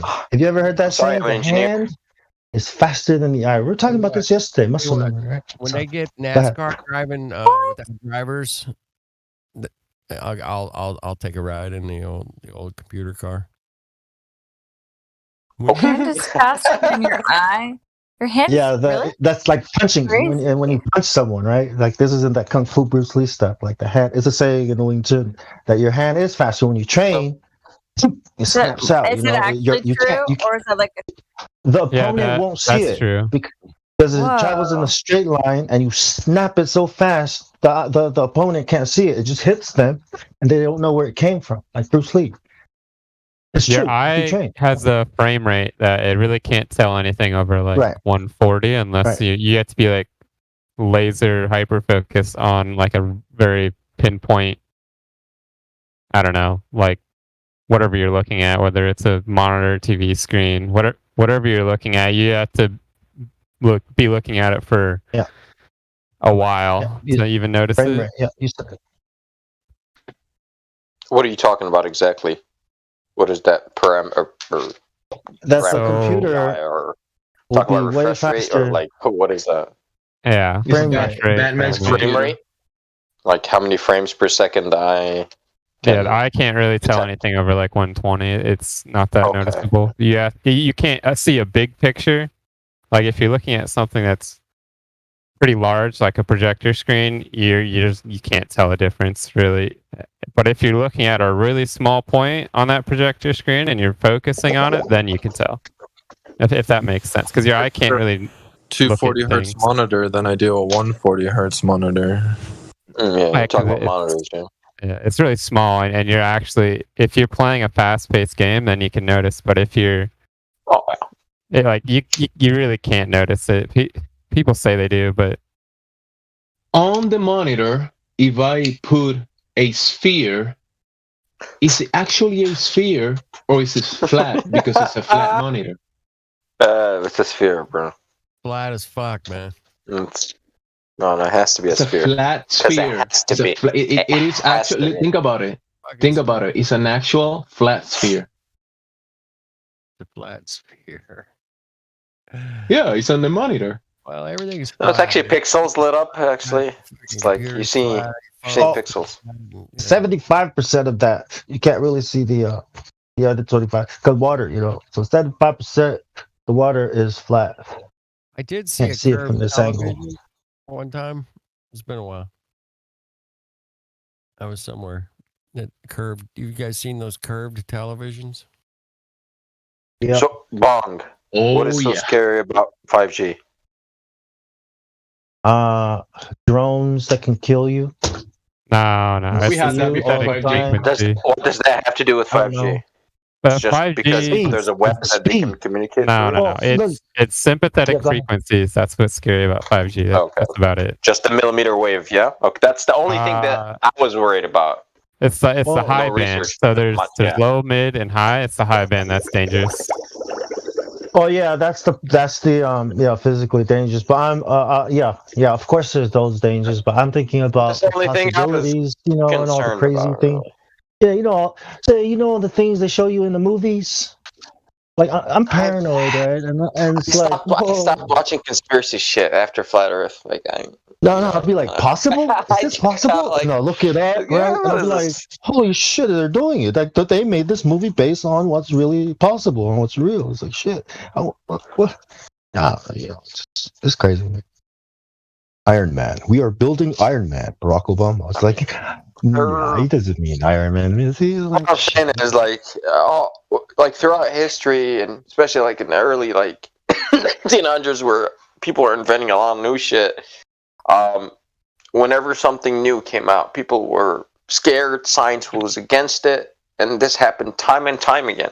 Telegraph, and we can start from the telegraph days, and what happened, and anyways, but. People are always against new technology because it's the unknown, man. Man always fears that which he does not know. And that's the opposite of love, fear. Look, so I don't know. I'm like the inventor type of character, so I love progress and technology, and I know it comes at a cost of experimentation sometimes on humans. Like it's whatever. It's like, we'll see. We'll see that from 20 years, like if this really fucked us up or not. Well, look, man, they got these really cool exoskeletons in the military. I'm so jealous because I was in the military and I wish I was there now so I can play with these things. Exoskeletons. That gives you all these. They're so cool, right? Drones that follow you. I was like, oh man, I wish I was in the military right now. Talk about Skynet. In my opinion, Skynet already exists, which is called Google. Google is Skynet. Well, yeah. It's the I'm web, trying to get my little bug out bag going, and it would be nice to have some of these toys to help you out, when you have to do what you got to do to survive. You know what I mean? Like, what if flat earthers had toys? That would be cool, right? Oh, I mean, fucking thing runs on a battery. You still or whatever. Shoot the fucking battery. Like an oven that you could put it on low, or a stove, right? You could put it on low. the 5G tower operates in the low, right? And it will give you the communication that you need. But if it's turning to the high, it could do other stuff like military ones. Okay. Now, may I present a very powerful argument? Bluetooth and Wi-Fi are on microwave band frequency, which is the same thing as a microwave oven, but they're lower power. But it's the same band, which water responds to that band. So I don't use wireless headphones. I try to turn my computer is plugged in, wired in. I do have the Wi-Fi on for, to hook to my phone, but I stay away from it as far as possible. But you see, and that's microwave band. Nobody fucking complains about that shit. I do. When you go outside, I don't use it because it's a microwave band. And then when you go outside, you got power lines and, and cell phone the tower towers. has way more things than microwave bands. You use a few features from the tower, but the tower has many other capabilities. If the tower emitted a lot of power at 2.4 gigahertz, you're going to get cooked like the microwave oven do. You know what I'm saying? So it doesn't. The tower doesn't use 2.4. That's Wi-Fi. That's local. So we need to make some kind of Faraday suit, right? Some kind of Faraday It cloth. sounds like Cyrus is walking around his house with a tinfoil hat. No, the opposite. Tinfoil clothing, though. Like tinfoil lining, right? You're really lining yourself up to just be the guy that doesn't answer his phone because he wants to keep his phone away from himself as possible. I said, guys, we're just speculating. I was very fucking specific. I said I don't use the wireless headphones. I don't use, Bluetooth stuff because I don't want that frequency near my body because water responds to it. So like I'm if you're gonna call that tinfoil hat, you're wearing the fucking hat, not me. Because look at your fucking microwave oven. That's how it was discovered. I think it's a good idea. Like, what's wrong with tinfoil hats? Yeah, you can buy them. Nothing good. It's a Faraday cage for your skull, so it doesn't enter your head. Faraday No, I'm not sensitive to that. Everyone's sensitive to it. They just don't. So this got desensitized. Yeah. So it's like it's like a smoker running a mile and saying, "I'm fine, I can run a mile." But if you stop smoking, you'd know what it's like to run a mile and actually breathe. So a lot of people they shrug it off as it's nothing, but then they go hiking and they go, "Oh, I don't know why I feel so good." And it's like peaceful. It's peaceful out here. It's like yeah. Check your cell signal. Oh, I don't have signal. It's like, no shit. It's like, what about Duckling suit? Man. Good point. What about Duckling Halloween suit? Will that help? Listen, so that's the thing. So with 5G, I was saying like a frequency that everyone fucking uses. Like everyone at the gym is rocking wireless headphones.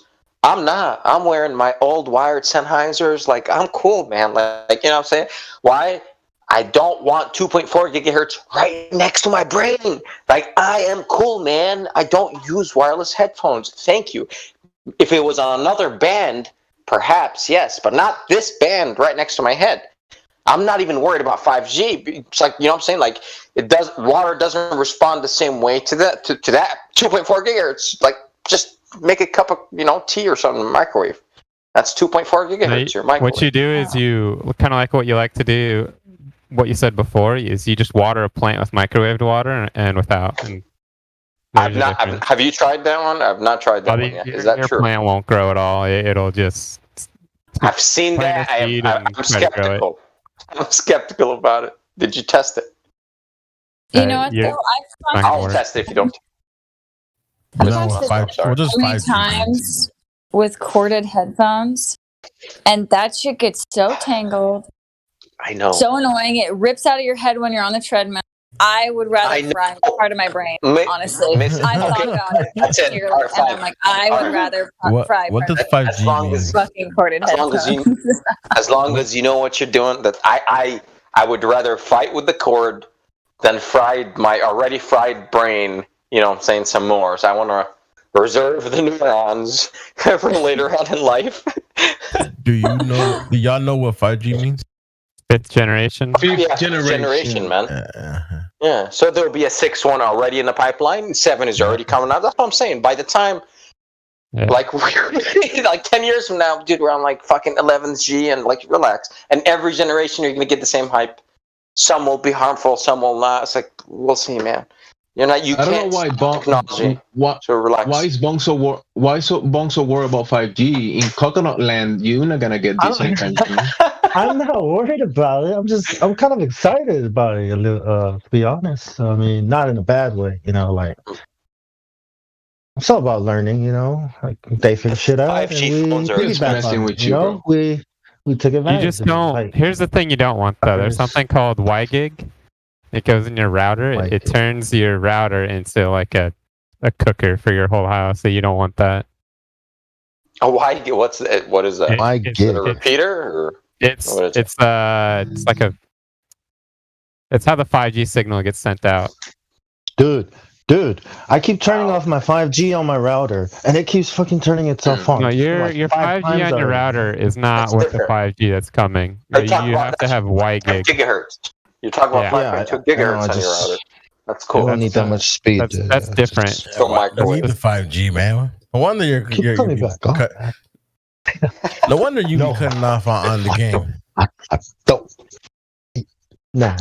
I'd just be safe. I just don't want. It's too close to the area smart meters. Where we are. You know how bad those You gotta are. be. Yeah. WiGig is that, but way worse. And it's inside your house. I know about smart meters. Yeah, those it's are not worse than a smart meter. That's Dude, is there saying anything that's safe out there? Anything at all, man? Like distilled water? I drink only strictly reverse osmosis or distilled. Yep. Distilled. And people say it's unsafe. It strips minerals out of your body. Gamma ray, delta waves. We got beta waves. Alpha particles, beta particles. The G waves. G waves. We got the bendy waves. Oh shit, man.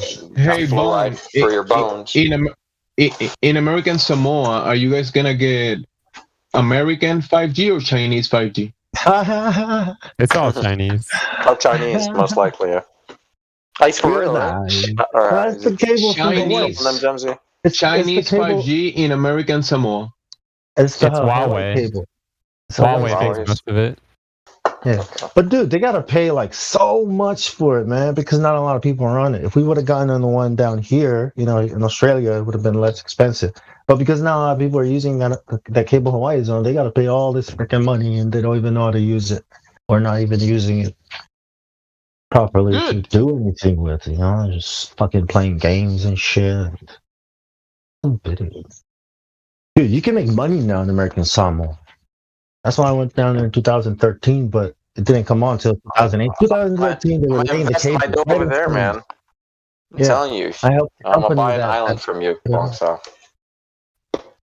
Would you sell me your family island, please? How much? You got a lot of land, man. Yeah, I'll sell you some land. It's the perfect spot. No, I'm an ambitious motherfucker. I always wanted to own an island.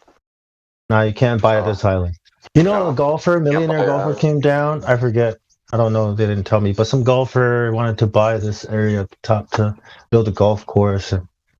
But the people said no. I think it was stupid for them to say no, because that could have been good for tourism. But that's what I mean. It's kind of difficult. You got to go through people there, which is me. Oh, that's it? Yeah. You own it then. As long as I own 51%.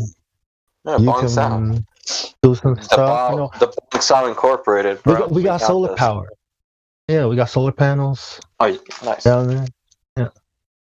We got the water. Okay, the best thing about it is the rainwater. It's sweet. And there are springs, but the rainwater is how we can make electricity out of ocean waves. Yes. Dude, I was working on that shit way back in college, and today, wow, they actually they're starting to catch up, and we're building prototypes, and we're testing that in the ocean. It's pretty cool. Cool. Of course, it's not Oh, good. man. It's not for the average Joe. It's for the energy company to sell it to you. Obviously, it's oils, spices, and oils. Yep. Spices and oils and spices. You want to go down there? That's where the money is. And the internet, of course. Data. Cooking my ground beef. Oh, I'm about to put coconut milk on my ground beef. There you go, Bongsa. Nice. There you go. That's not milk. Coconut milk. Of course, it's not milk. I don't like milk at all. I like some milk. Doesn't like you. No, it doesn't. Yeah, we're not friends. We're fine. Good relationship.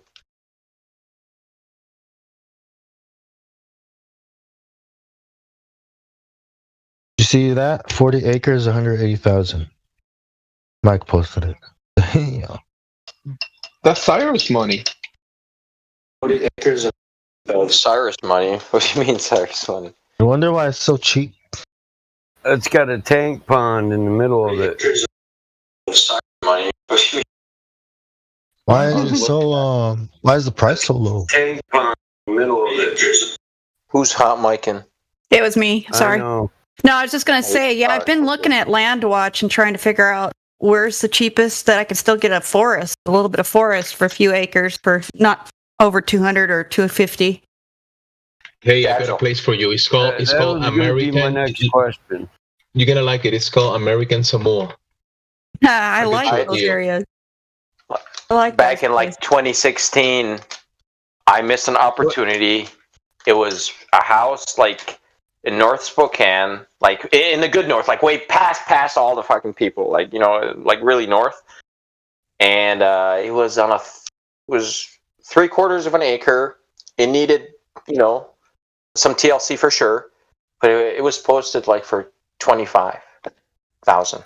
You don't want Spokane. It's too dry there. No, dude, you can't find shit like that anymore. That's the reason I moved to the area back then. But guess what? Everyone moved there too. It's like, oh, they brought their that county place money. is so ghetto. It's You don't crazy. live in Spokane. North is ghetto, but past the ghetto north is nice. That's And, like Tacoma. I know Spokane. I've been living there the entire. Yeah, Spokane is not bad actually.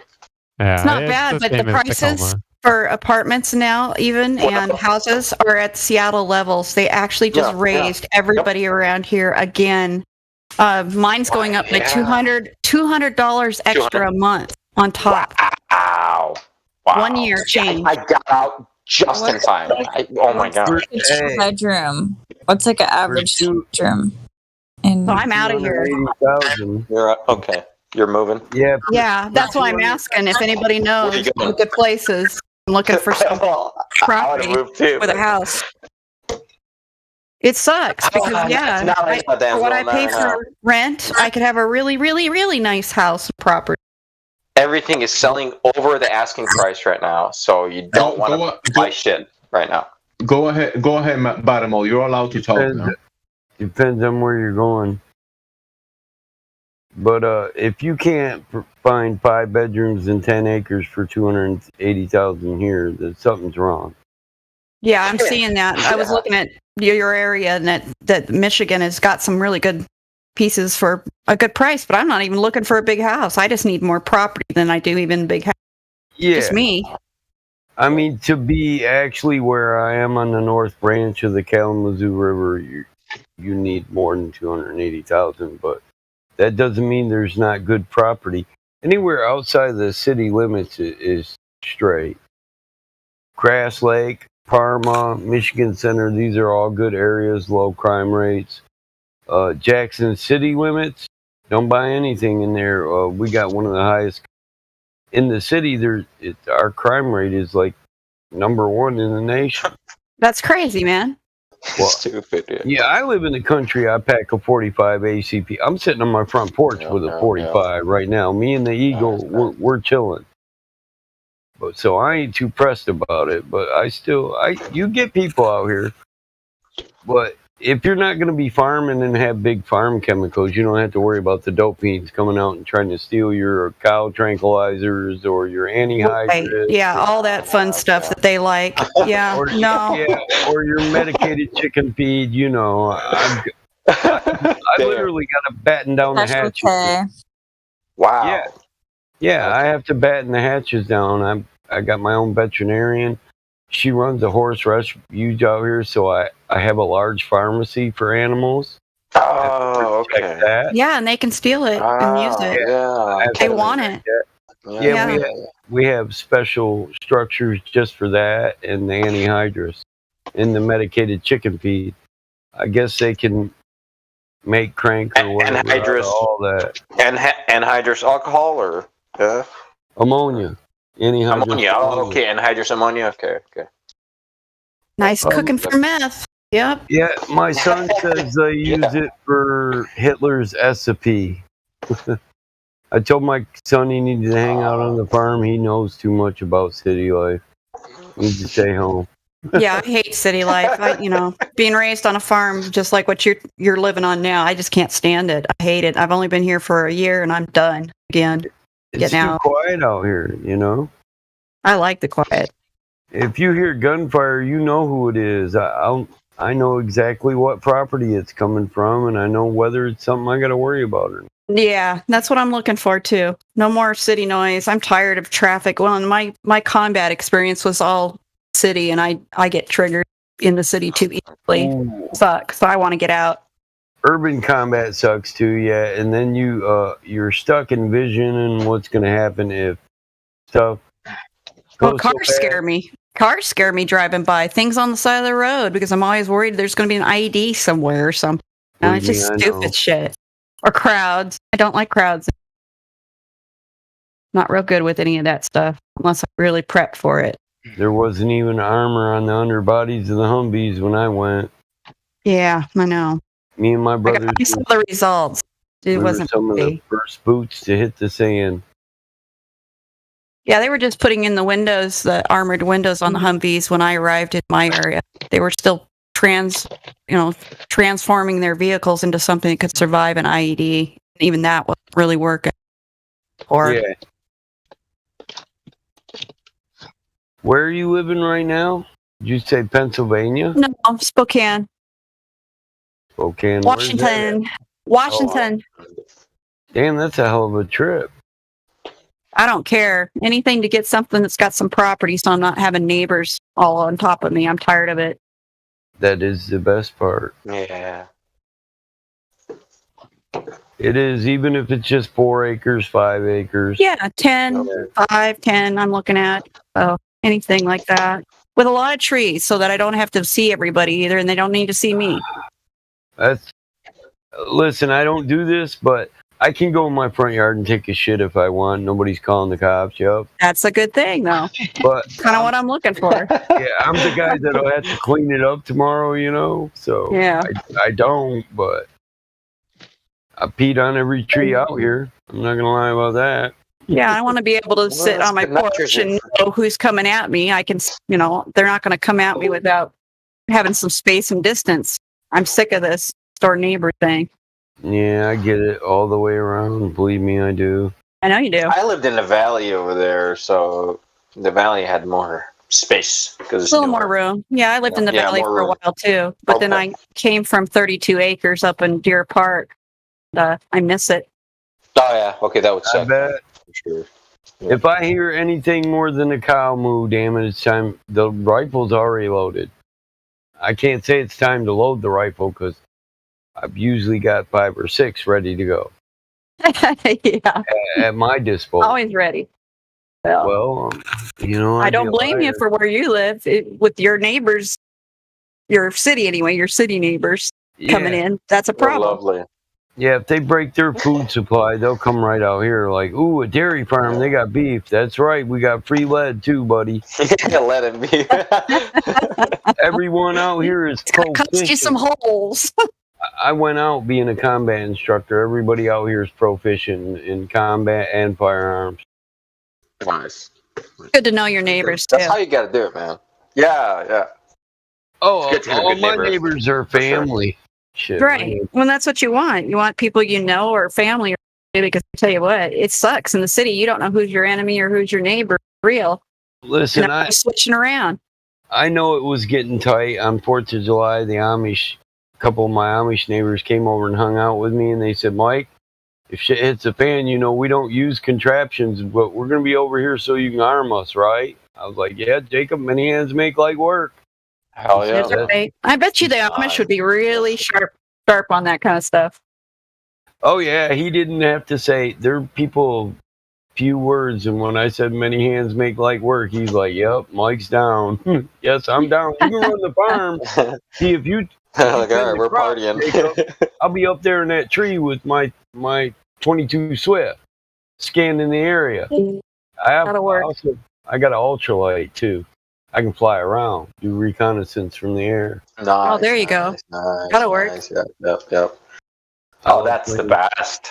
Yeah. It is. I love playing with that thing. That's badass. Hell yeah, man. I've crashed in a tree twice, but I still do it. I don't give a fuck.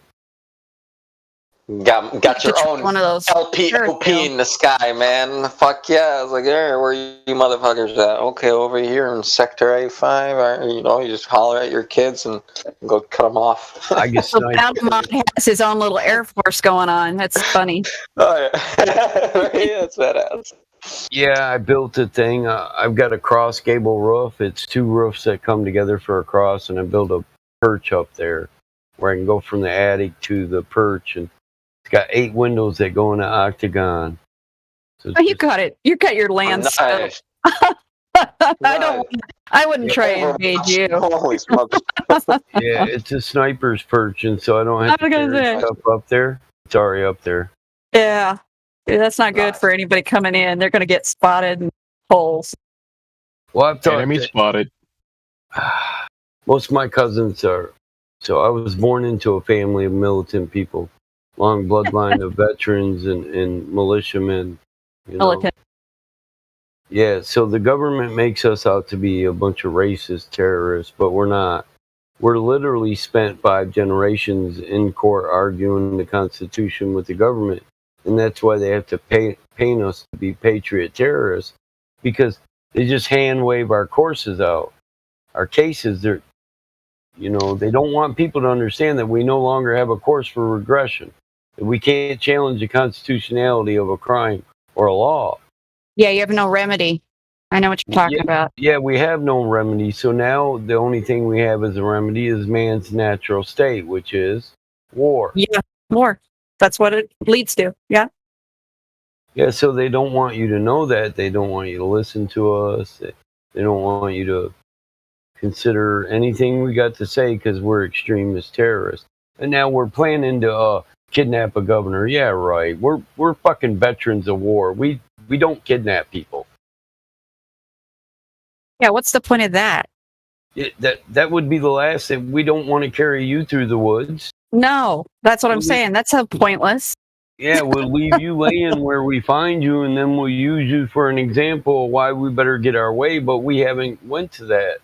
We've stuck faithful to our law. We spent millions in court with them on the proper platforms, and they just don't want people to be taught how to do this so they can continue to do it. It's undermining the economic status of the federal government, Certainly, yeah. Well, if they're hand-waving you out by technicalities, more than likely, it sounds like they're always getting you on a technicality of something. It's not giving you a proper court, not proper hearing. Exactly. You came with the right premise, you're on the wrong platform. You go to the right platform, you came with the wrong premise, you're on the right platform. Yeah. How the fuck does that even work? Can't even find the right courts anymore. They're not available. It sounds like Grover's. Courts of record. All contract and commercial law. You got nowadays. That's it. If they don't want the American people to know your Constitution's fucked, you have no remedy. You have no input on the laws that rule your nation. When the Constitution says you absolutely do, that's the whole idea of a constitutional republic. Your democratic system is held tight within the variances set by the Constitution, but this is no longer true. I think that's why they keep saying over and over, this is democracy instead of saying it's a republic anymore. I think they have done that on purpose to dumb people down. They don't know what they or hear. Yeah.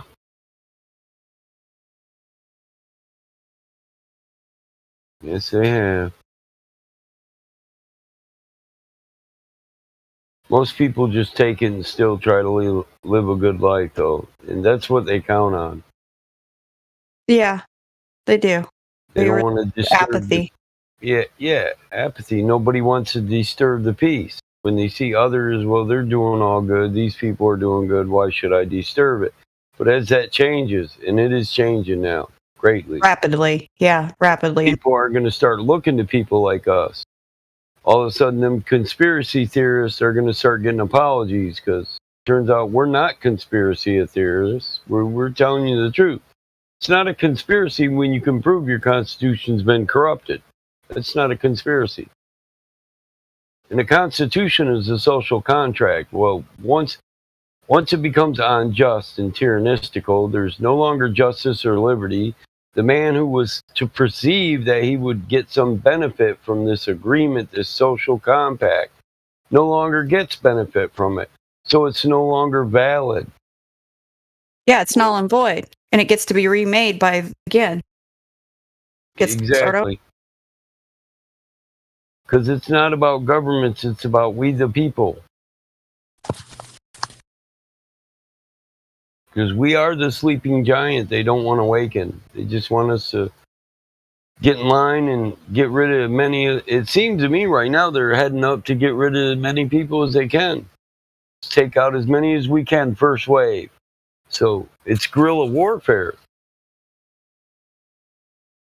Quiet, silent war. Yeah. Question. Answer. Are you guys drunk again? No. What do you? I don't get drunk. I very seldom drink. I buy scotch because it's a habit, but I rarely drink. I'm just making sure because I came into this voice chat before and y'all were drunk and I was like, nobody's listening. Who's y'all? Can you? Who's you? I've never been drunk. I'm talking about Battle Mod. I'm talking about what was the other guy's name? I've never been drunk on here. Guy in here. There was another guy in here playing guitar, and he was like playing it like for at least an hour. What do you want? Some might have been, but not all of us. Yeah, I never am drunk. I haven't been drunk on here anytime you've been on here. I've only been on here over 6 years with a buzz, maybe twice from alcohol. Oh, okay. I don't drink that often. For some reason, I thought you guys were drunk last time. I was like in here. You were having a good time because we were having a good time. Yeah, some people were, but everybody was just having a good time. What you were hearing was a good time. Can you redact your you all comment? Can I redact my comment? What? Yeah, how about smoking weed, and then you might be talking about Mike. Yeah, you're talking about me too. Then I'm guilty of that too, Mike. Around the clock. Because you say you all were drunk, but that's incorrect. Can you redact your comment? Yeah, I see where you're getting at. Sorry. My bad. I'm just. There are, in your defense, there are a few people that are drunk every time they're on here, but yes, we noticed. Yeah. I mean, to be honest, smoking a little dope or whatever doesn't really hurt anyone, bro. I don't really care for it myself anymore because I used to try to smoke with my cousin, right? And it put me off because what happened was whenever we would smoke together, he wouldn't talk to me, and I was just like, I'm not having a good time, so I'm just not gonna smoke with this guy. So yeah, depends on who you're with, right?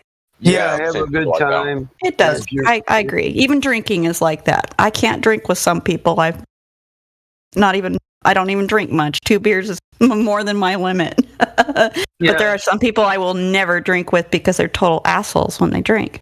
About the only time I drink is when my brother comes out here and makes me open my liquor cabinet. I know he's going to drink a gallon, so I might as well get a couple glasses.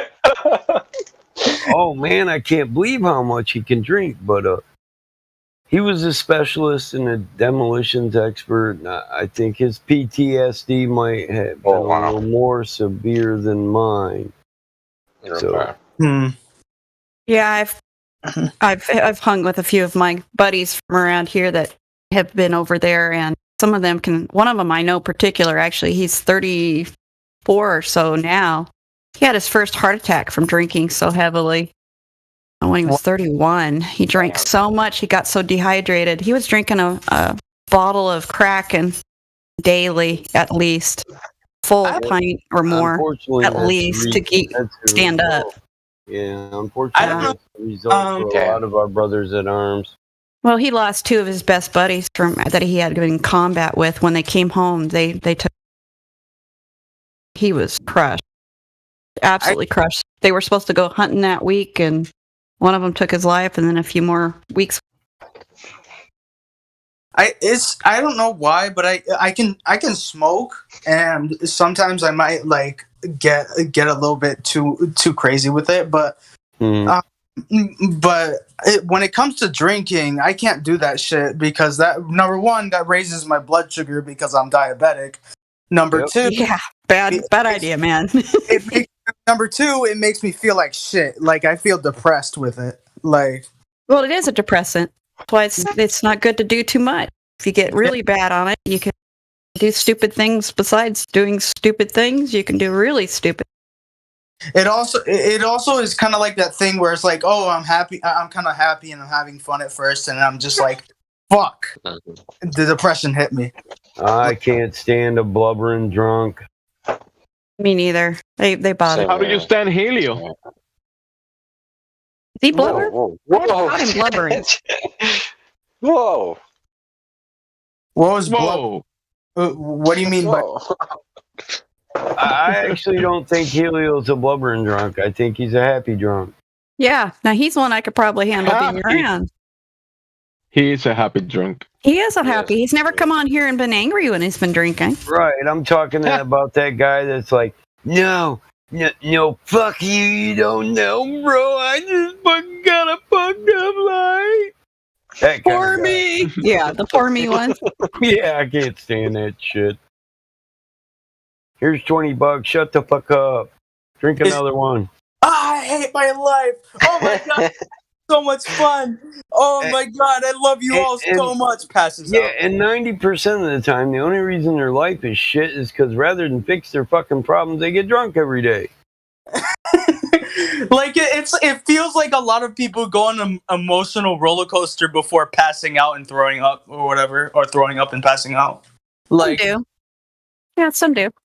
Some people do that. Like literally, they drink so much that they go on an emotional roller coaster of everything, and it's just like fuck, and then they throw up.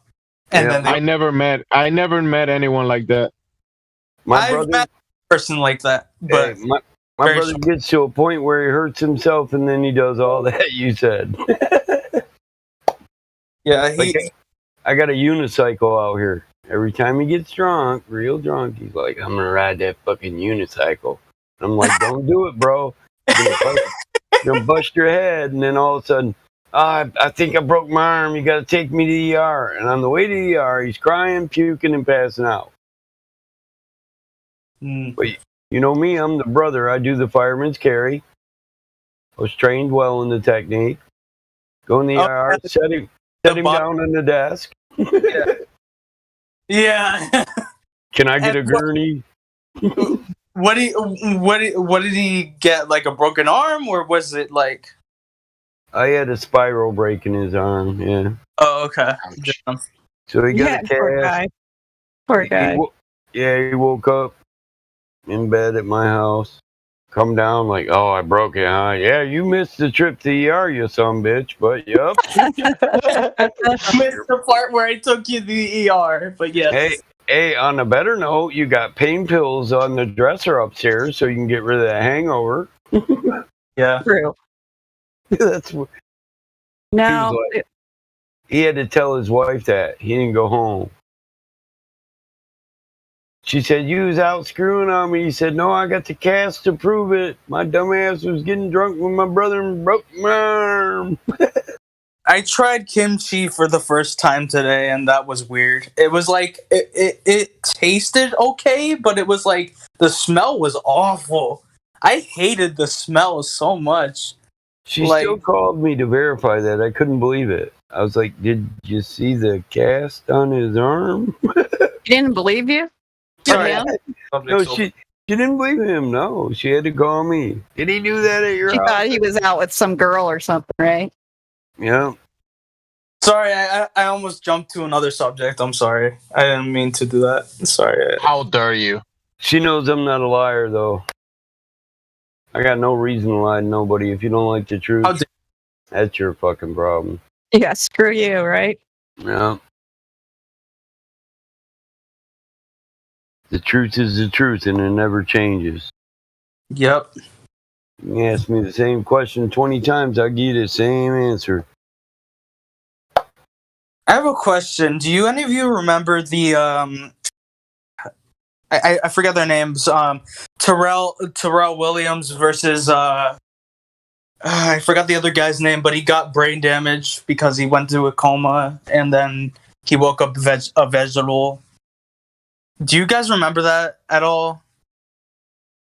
No, was it talking about a boxing fight? A fighter?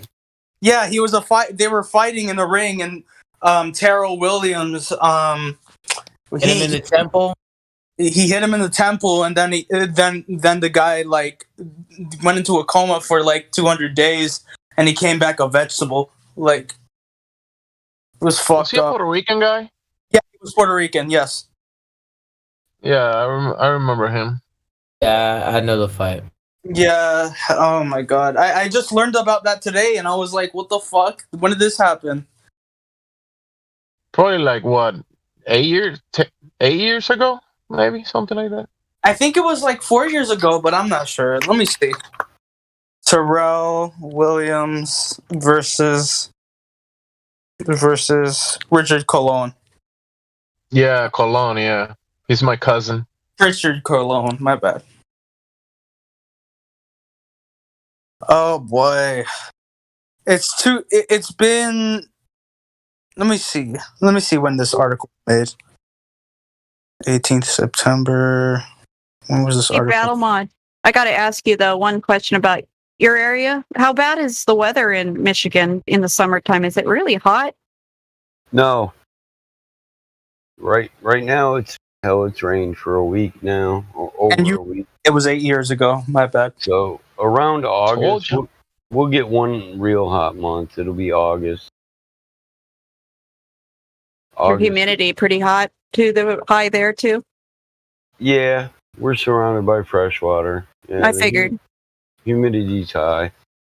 It's good for growing though, if you like to grow your own crops. But you might have spring in the morning, fall in the noon, and winter in the evening. Oh, I love that. Then that's kind of what I'm still looking for. Is the 4 seasons too. Yeah. I'm used to that, but we have 100 degrees heat today. Kind of crazy, but it's really dry, so it's not. The humidity is not the problem here usually, though it can get a little bit, but it's really rare for hardly any humidity. It's dry right now. Autumn is beautiful, and ice fishing has been plentiful the last 3 years. And those are all things I like. Hunting, fishing, outdoors, gardening. Got to do it all. Yeah, I got 2 rivers that flow by my house. The Grand River goes north to south, and then the Kalamazoo River east to west. And so I can go catfishing. There's a pond where they join together because one rushes in so fast the other can't just move it away. So I got a nice catfishing hole right at the back 40.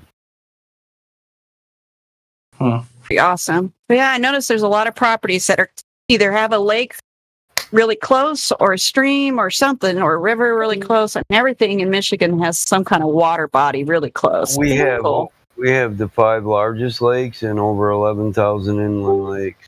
So yep. Yeah, I like that. And up north we have a lot of sites to see, like Quantinon Falls, the Huron National Forest, the Manistee National Forest. There's a lot of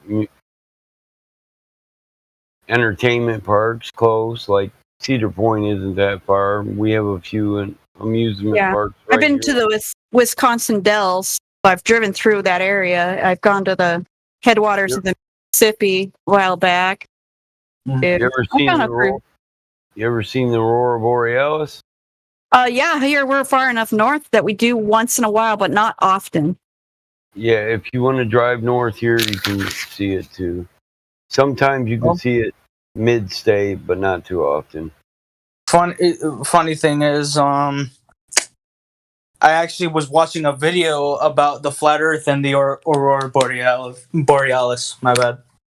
But it basically said that the Bible actually describes the Aurora Borealis as like a rainbow around the north. Like so I found that interesting. Yep. The North Aurora Field. Mackinac Island's fun. Yeah, any of those. We got Fun to explore. Sleeping Bear Dunes, Silver Lake Sand Dunes. We got the Institute of Arts in Detroit, if you like that kind of crap. Oh, I do some, but I'd rather, again, stay away from the city unless I have something specific to do and then get there and get out. I might see the Aurora Borealis next year, to be honest. We got Henry Ford Museum. Those are in nice areas, the museums. Like, gang warfare and gunfights and stuff are only things you're going to see in certain areas. If you take the highway straight to your destination and then go right back to the highway, you're usually in most of the tourist attractions. You're straight. Like Detroit sucks, but not all of it. You can go to the Detroit Zoo, get right off the highway, be at the zoo before you see anything, and then when you leave, you're going right back to it. You don't have to worry about your kids getting shot in the car through a gang fight or something on the way from the highway to the zoo or Henry Ford. Right. Well, they're going to protect those areas for tourism. I mean, that's what happens. It's usually really good police coverage and that. Yes. We got a lot of state troopers. Yeah. County sheriffs. So Wayne County sheriffs, most of them guys are 6-footers too. Belle Big Isle. boys. Yeah. Belle Isle Park, that's pretty cool. A lot of people have done Tartarian research on Belle Isle Park. Oh, they have. That would be a good place to visit. There's a lot of the buildings there that still have the magneto on top that where they say they're taking the energy. You know. Tartarian energy. We got Holland, Michigan. We have tulip festivals in Holland, Michigan. In Michigan, you can go from paradise to hell in an hour and a half, just an hour and a half drive from Paradise, Michigan to Hell, Michigan. Nice. Buddy, we have a paradise, but it's at the edge of Mount Rainier slope. But we don't have a hell from there. No hell, huh? No hell from there.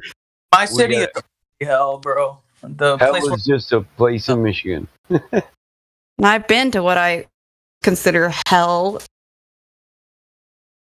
United States. It's Death Valley, the lowest point at Deadwater. Yeah. It is the lowest place in the continental 48th. It's second lowest in the world. And it is miserable hot there. The temperature here is like peaking 115 degrees, and it's just like the people here don't make it any better, bro. A lot of the people here are just stuck up assholes. Like, I mean, what can I say? It's the locals of Las Vegas, so yeah, you live in that godforsaken. It's like Los Angeles if it was in the desert. So Tahquamenon Falls is pretty cool because it's a park. You know, there's lots of trails. You get trail maps. You can hike there. You can mountain bike, moped. We got a lot of trails in Michigan. Sorry.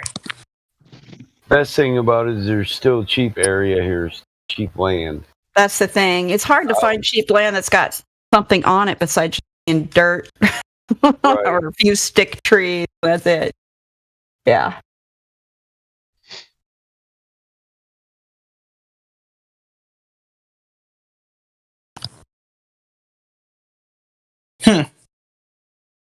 Yeah, and the country schools are better than the city schools if you're going to send your kid to school. Well, my kids are all old, and I don't even have to worry about that. Good. I still got one at 16, but I still like being daddy too. So That's gonna go by fast. That's only 4 years before they're pretty much adult. Don't even think about it, right? slow your roll, woman. It goes by so fast. I know. That's what I tell her mom. She's gonna be my baby forever. Damn it. The other one grew up and ran off to the military service. Want to be just like me. I don't need daddy's money. I'll go get an education in the military. I was like, damn it, girl, you were supposed to learn from that mistake when I told you that. You weren't supposed to repeat it. Oh my God. There'll be days for she'll long for a handful of this dirt out here.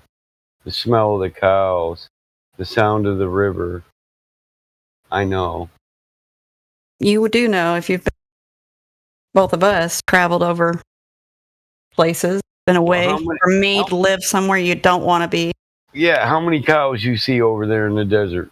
You hear any rivers flowing? No rivers. I used to just laugh and tell them I should have brought my fishing rod to fish for sand. That's all there was. There was no water.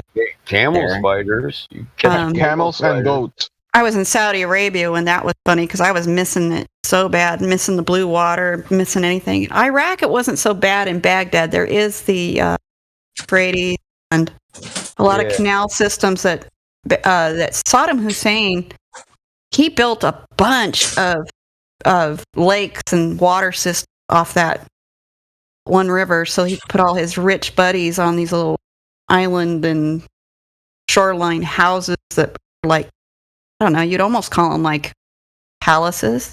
They were like palaces everywhere. Yeah. It was crazy. We bombed the crap out of them, and then some higher ups took over a few, and special ops took over one in particular that still had the pool. They refilled the pool, and we're having barbecues while we had orders coming in. That was really fun. Crazy times.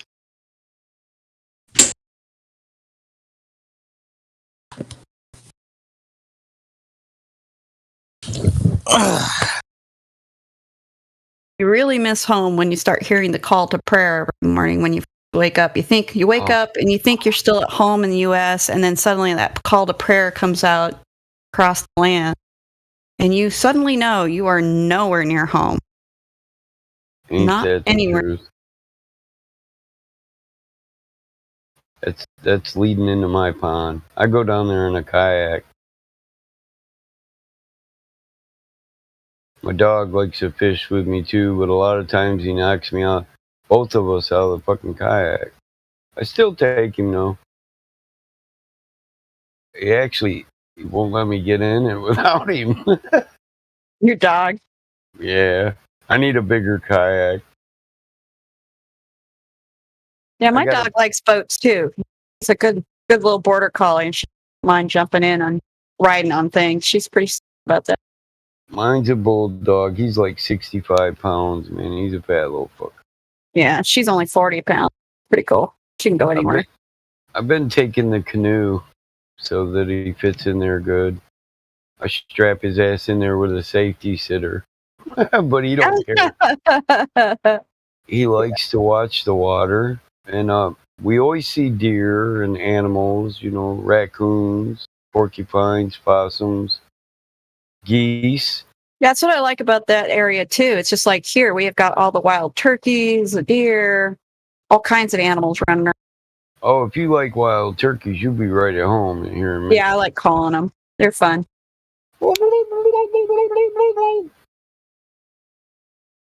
I got my wild turkey call down pat. But, hey, they're in my front yard all the time. What can I do? Yeah, you learn it pretty quick. Hey, Mike, that's supper when they're in their front yard. Baby. Peeping Well, like a baby. Yeah, you can't. You couldn't eat them. You'd have to. I'll get a picture of the whole roost of them sons of bitches one time. I'm telling you, we couldn't eat them all. We have thousands of them here around the city, even. Yeah, we're They're just overpopulated. everywhere. We have 3 different species of them, too. So they call it the Grand Slam if you shoot Yeah. one of each species in one season up here. They give you a pin from the state that says you got a Grand Slam turkey year. Yeah, see, I think I'm overran too, just because I don't hunt them, you know. So they spread the word. We can live over here, and they don't fuck with us. Plus, Yeah. I put out pulp from the cider mill, and I leave a certain amount of crops in the fields every year. Right. So you're letting them. Yeah, I go up north to hunt. I don't like to hunt on my property, but I mean, come the end of the world situation, I will. Oh, certainly. Well, that's what you're doing. You're actually feeding for your future plan. That's what you're doing. You're just prepping. That's all it is. It is. Making sure you have a it food is. supply. Yeah. That's my future plan. Yes, it is. We'll go. What do you want? Turkey? You want pork? Wild boar? We got our own cattle. We even got wild chickens and roosters out here. That's why all them turkeys and the damn wild chickens, they attract the coyotes, you know? Yeah, they do. That's why we got so many coyotes.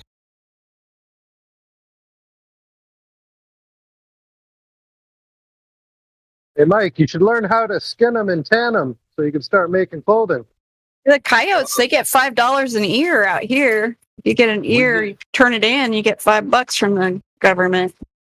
Yeah, we get 75. There's a bounty on them here. You just shoot them and take them in, get your $75. There you go. We've been overpopulated for like 3 years. There was one year they were offering $125 a body for them. I do know that there are people that are canning the hides and selling them for good money. Seen them. Different people are either fly tying with the fur or doing projects or making fake Indian crap or whatever. But in the last 3 years, the price of the coyote pelt has skyrocketed like 200%. Yeah, so it's valuable. Before we get $50 a pelt for a good coyote in prime, like in the wintertime. Now we're getting like $200 a pelt, depending on the quality. That's pretty good. What are they making out of yours? Do you know? Know what they're doing with them? We send them to one of the big auction companies, and then they have buyers from all around the world that come and buy them. So I wonder if they're making coats or hats or something out of them for the foreigners or something. They're making coats and hats, gloves, earmuffs. Tell them it's made out of sable or something instead of a coyote. Well, who knows? We also trap the squirrels too, because when we're trying to get our sables or marten, the odd time we'll get a squirrel that gets in there too, and we skin those. We get $3-4 for one of those pelts, and they use the squirrels as filler when they're making the coats out of wolf, coyote, or whatever. Yeah. Yep. Jackrabbit, whatever. Yeah, I figured they were something. Like 20 years ago, when I was younger, we get between $50 to $70 for a beaver, and now we're lucky to get $20 for a beaver. Like the caster, you get more money out of casters than you do the beaver pelt. So weird that they would be that much cheaper after years of them being so scarce, and then having to fight back. And I don't know, it seems odd. How much do they pay for alligators? Hey, alligators will make you some good money, I hear, and you can eat it. So, an alligator pelt or skin is supposed to be worth quite a bit. Shoes and bags and things they make out of those. we don't got alligators up here in Canada. A little far north, isn't it, for little reptiles, big reptiles? They got little salamanders. Yeah, salamander. My cousins on the reservation, they make blankets out of coyotes. But like he said, you use squirrel to fill in, but they make blankets, coats, all kinds of stuff out of coyote. They'll make them burka hats with the coyote trim around them, gloves with coyote fur. I've been saving jackrabbit pelts and squirrels so my cousin can make me a full outfit out of jackrabbit. Kind of cool. But at first I was just saving, jackrabbit. And she said, well, you got to get some squirrels too, Mike. You got to start saving those pelts. We use that stuff to fill in. And I was like, really? I didn't know. I thought a jackrabbit coat was made out of jackrabbits. Jackrabbities. Yeah. My mom always called rabbities. My dad used to tell her, quit calling them rabbities. Rabbit drove him nuts. So she did it on purpose. She'd call them rabbities all the time. Rabbities.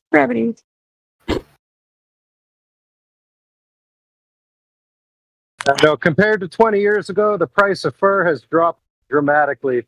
And I would like to blame Greenpeace and PETA and all those organizations that are against fur harvesting.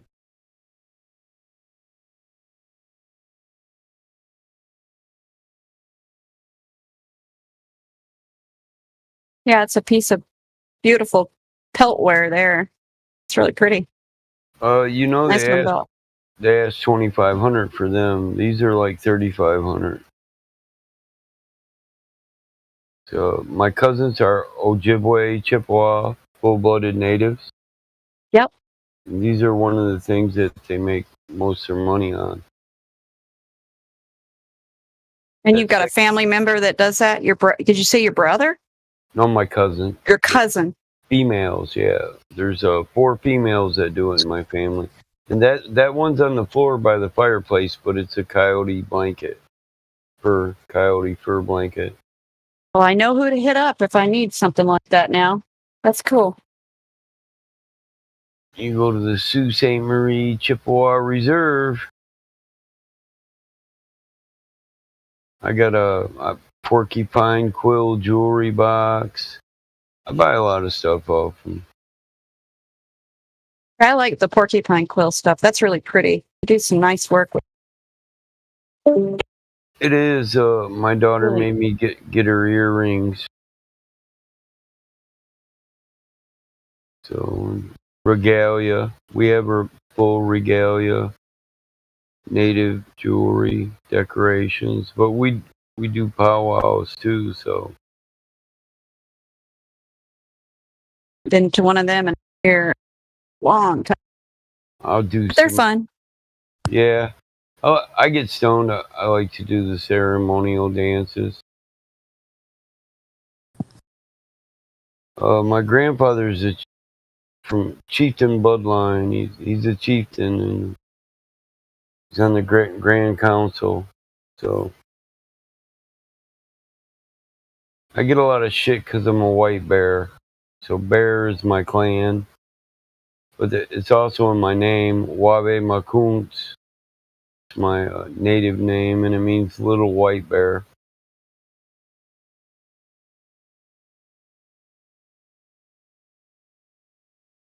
My grandma gave me it. Personally, I see it as a term. Did she see it?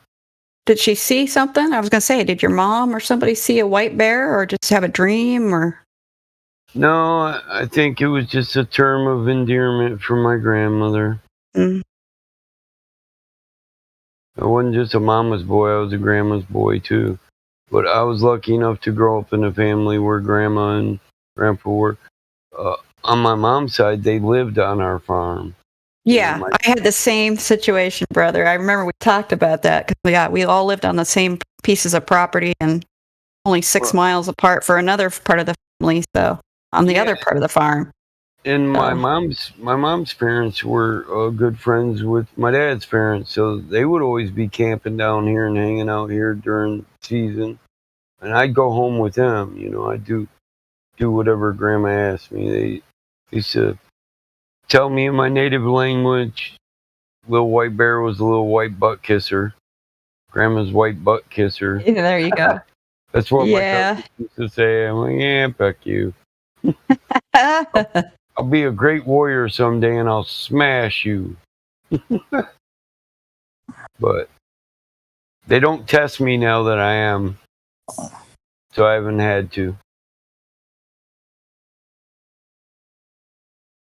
Yeah, it's a rare thing to meet other people nowadays that have extended family living on the same property.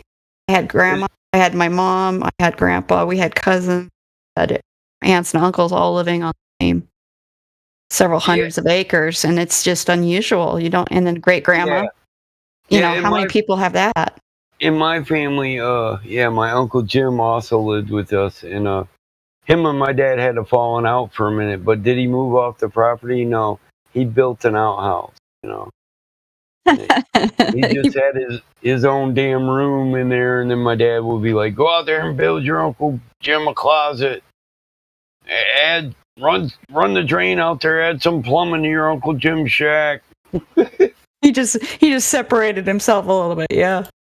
Well, he just wanted his own space, but yeah, I had 5 brothers, you know, so we ended up building him. We got a guest house now, and it was Uncle Jim. Yep, it's unusual, but it's good for the kid. Family around those tight bonds are so good for all the kids in a big family. It is one of the saddest parts. The way the world is nowadays, it's not happening. The wealth of knowledge in a large family is comparable to Fort Knox.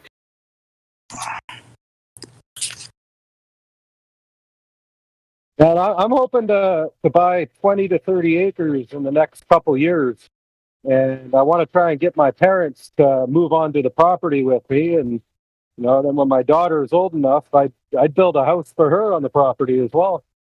And I want to try and get us back to our homesteading roots like we were back in the early 1900s. Yeah, that's what we were doing. That's what our family did. And then it all split up after Grandpa got sick. And Grandma had to go off the property. He couldn't be out there. It's too bad. Too bad everybody went separate ways. We were still all out there on that piece. Well, back before my grandparents lost their farm, they had a big barn fire in '72. And like my father, my uncles, you know, the rest of his brothers and sisters, they all lived on the same 100 acres of property. They just had their houses, you know, in different parts of the property. Yep, that's the way ours was too. And the only ones who are left there are my one cousin and aunt. You know, my father sold all the farms. We got tired of renting them out, so we just sold them. And I kind of want to bring the family back together and put us all on a homestead, essentially. Yeah, I think that's a great idea. That is a great idea for people to do if they can do it. Yeah, that's the way to live. I agree. I think it's the best thing if you can be with family. It's the only way to live.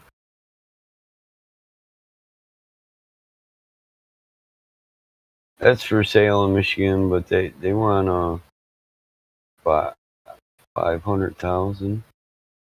Yeah, I'm not that rich. $555,000. I'm not rich enough for that. I plan on getting something in the 200 to 250 at the most, improving on it over time, and then if I need to move again, I will sell it for more. But it's a beautiful start property. out. I'm looking between 500 and 900,000 for 20 to 30 acres where I'm at. Wow. Yeah, yours is expensive too. Yeah, that's a pretty farm, Battlemod. That's a pretty place. You know, I'm trying to look at the acreage. 180 acres. Not bad for 180 acres. Productive land. Yeah, no, not at all. Not in this day and age, anyway. That's cheap. The barn 180 with a house and the barn. Hell, it's got 5 barns on the land. Yeah. I think I misread the price. I think that's $5.5 million. That would be probably more in the range. Around here, you couldn't even touch any, like 100 acres with a house. If it's profitable land, yeah, it's going to be Yeah. 500 to a million to up above, a couple million depending on the features. If you have water on it, even more. Yeah, it's 5.5. It's got river to lake access. Plus, Yeah, it's nice. Productive land. Yep. I got more barns in them, but hey, my family's been here longer too. My dad used to, when he was working, you know, doing asphalt, you drive all over the state, you drive to other states. My dad would see falling down barns in the middle of fields, and he'd stop and ask, could he have them? And if they said yes, they cleaned them up that day. They'd put every piece on the trailer with the equipment in the dump trucks, whatever. We bring them home. We just had stacks of Amish barns, and Oh, that's some good wood that you would have gotten. Things really good old slowed growth, old logs. Those are the best. Yep. From old houses, old barns. Hand carved wood. Yeah, Yeah. that was one of my dad's hobbies. That's a great hobby, and I know it's made people a lot of money too that are doing it. Still doing it, but it's getting harder and harder to find stuff. Yeah, he used to. We'd go up north on the Channel Lakes and other regions and buy property, clear it out, log it out, and then build structures on there with the wood. Build cabins, put a barn on the cabin, sell a hunting cabin right on the lake up north. For 2 free barns, you can build a $3 million hunting cabin.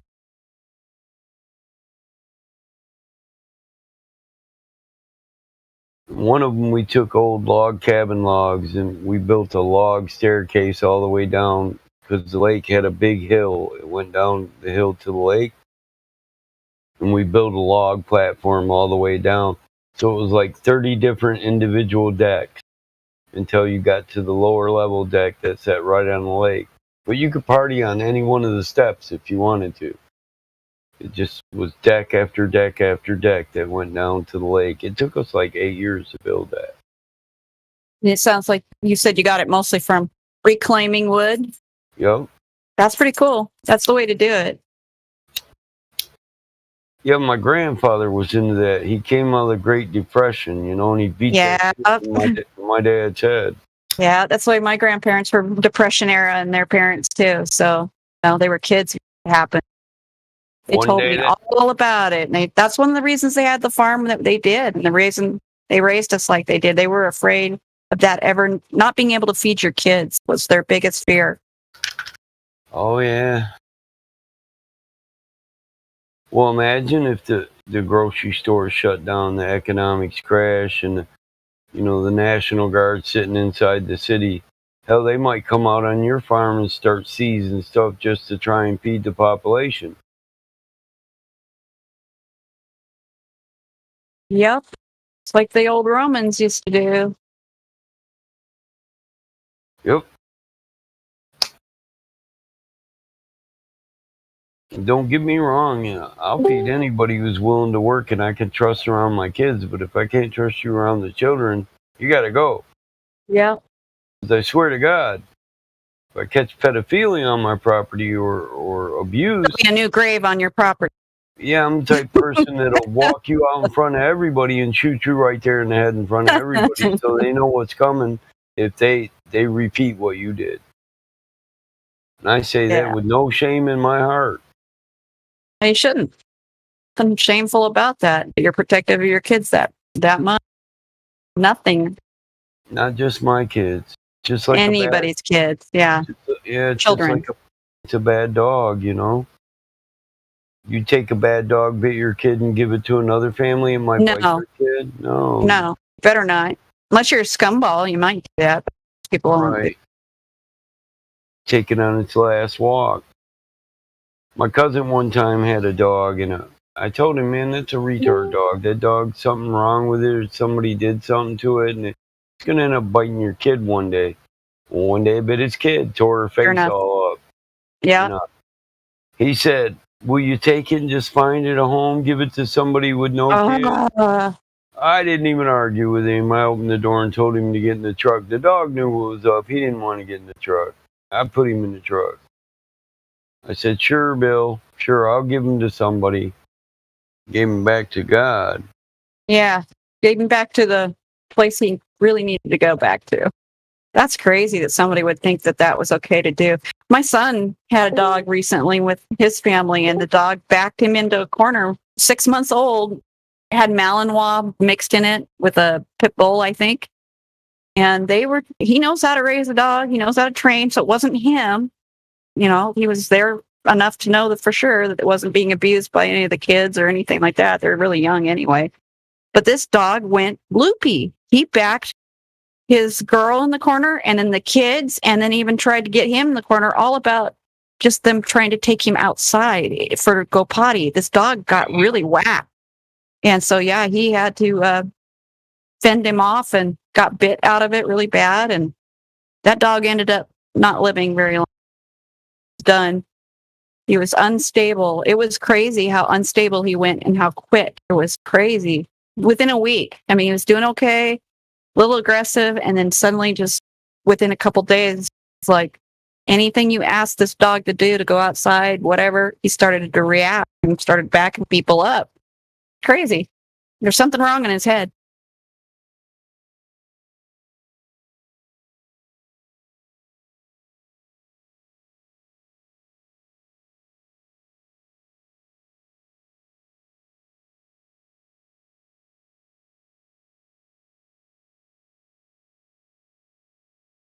I've been expecting a lot of the population to start shifting around from where they are to different spots, start looking for new spots,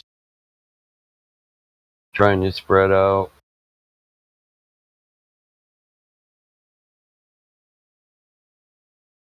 It's a smart thing to do in these times. Yeah. Not be in the cities is to do. Yes, it is.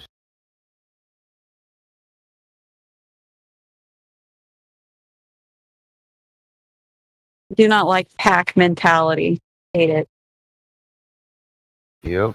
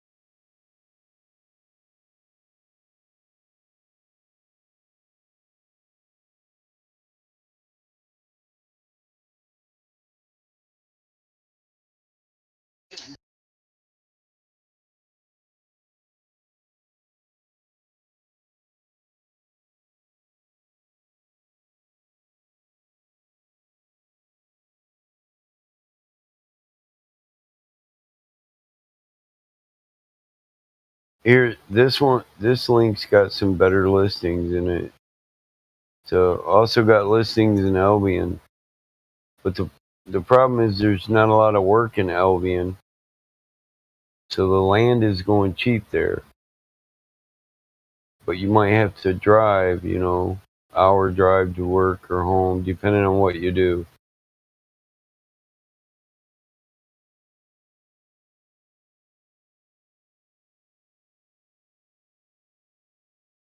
See one at 40 acres for 74,000. It hasn't been constructed on it.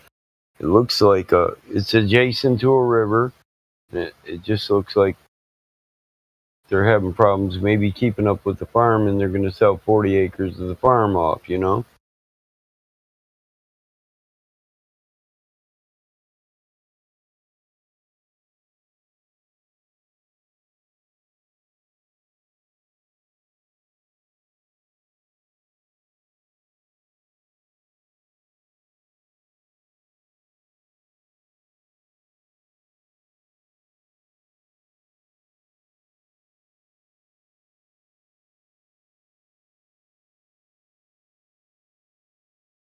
What's the coding for building structures around these areas, Panama? Do you have to go what the government says? It's different for every area. Every township has its own zoning codes. It's like every county has their own codes. So it depends. In certain townships, if you're 150 foot from the road building a structure, you don't even have to follow code.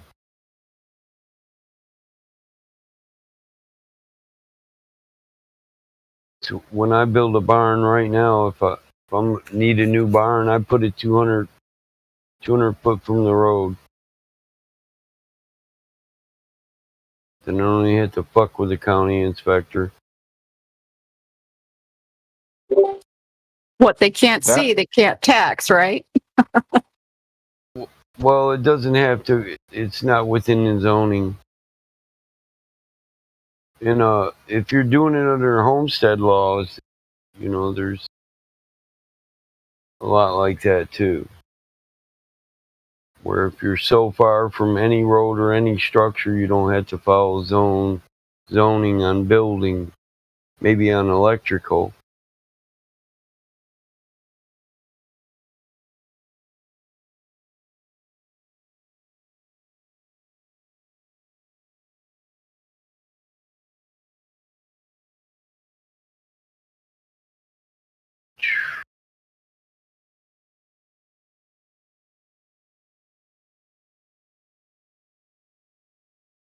Yeah, but since the auto industry took a big hit here, so since then there's a lot of land available in Michigan that people lost because they lost their jobs in the auto industry. That's why I got a bunch of free horses. Yeah, I remember you telling that story about how you ended up with poor starving horses.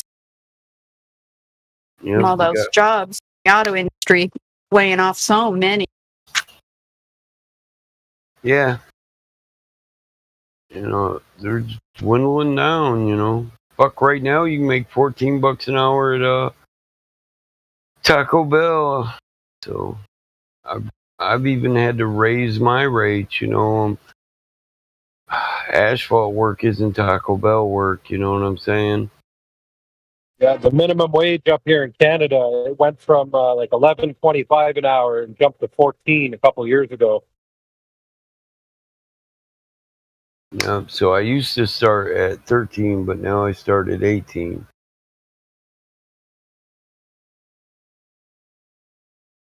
And most school kids or liberal kids would be like, I'm not doing this for 18 when I can go work for 14. They don't care. They get the whole winter off. During the summer, you get so many hours at $18 an hour, you can make a couple thousand a week. Probably make 3, bring home a couple. They don't care. I love my winters off. Shit, I travel. They just don't get it. They don't have enough experience in life to know that that's a really great opportunity to do other things and be, learn some really cool things. Being outside and working too, it's a good experience. Yeah, that's the best part of it. Most of these kids, all they do is sit on their butts with computers, and that's playing a video game is exercise. My guys aren't dumb. They know we might miss the summer here in Michigan, but there's always Cancun, Yeah, there you go. You can always go to Cancun. Uh-oh. When you got money. Octopus or somebody else? It was Bufu. That was Bufu.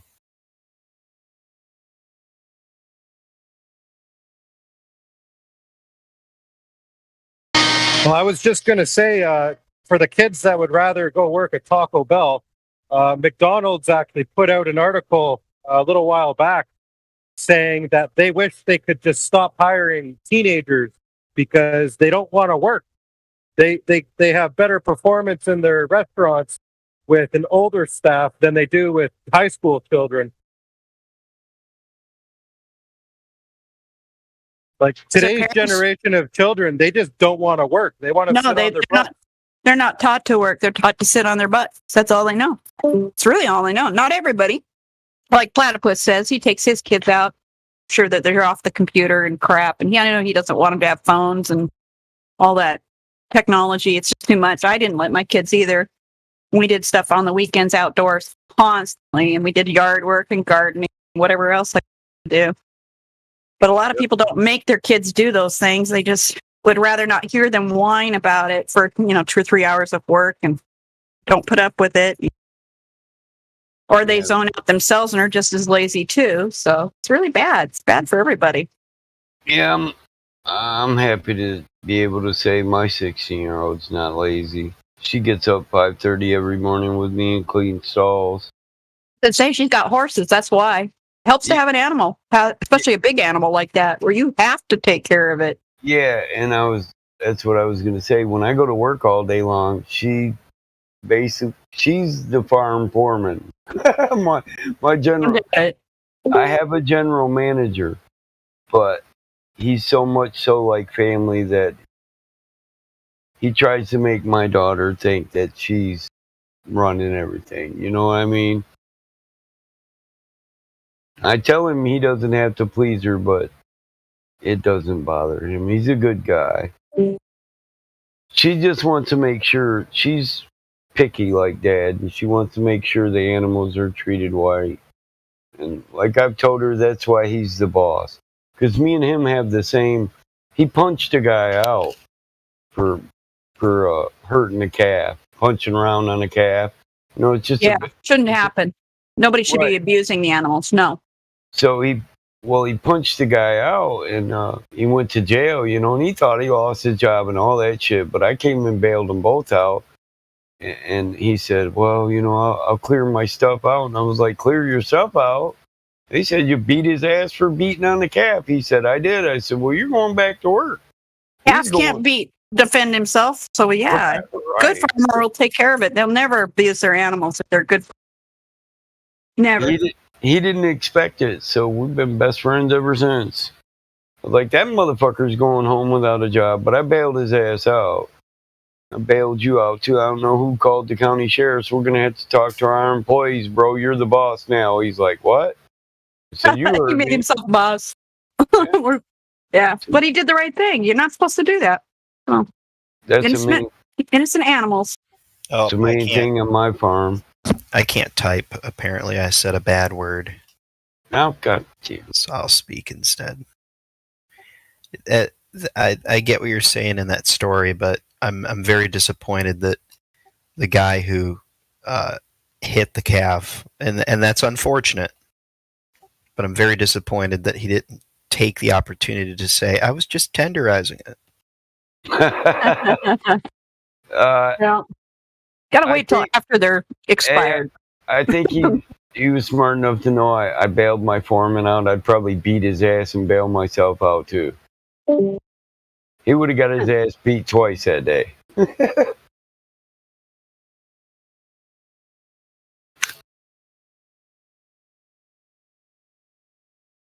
Yeah, he was all bummed out. He told me to fire him.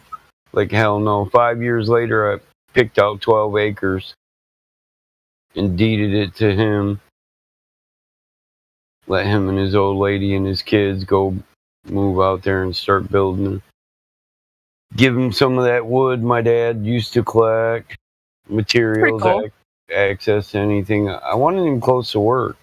In the wintertime, he's getting late. I had to build him a truck, and then I thought, well, fuck, I ought to just give him that 12 acres down there we don't even fucking use, There you go. Well, it's easier to have your hands right there. Then you can have them 24/7, so he earns it. Yeah, my grandparents did the same thing. They deeded the parts of the farm to whoever stayed and worked. My mom worked. Yeah, that's so it just closed, and they gave her 10 acres just for, needed another for them. Yeah, so now he can stop whenever he wants and go get his meal or tend to his family or do whatever he wants, and he can do his work as it's done. Because his job is to make sure everybody else does their job properly and the animals get the care they get. He's not supposed to be doing hands-on work, but he's like me. You keep telling him that, but He's still Can't help himself, right? Yeah. no. He's give me that shovel. Let me show you how to fucking do that. You lazy ass young motherfucker.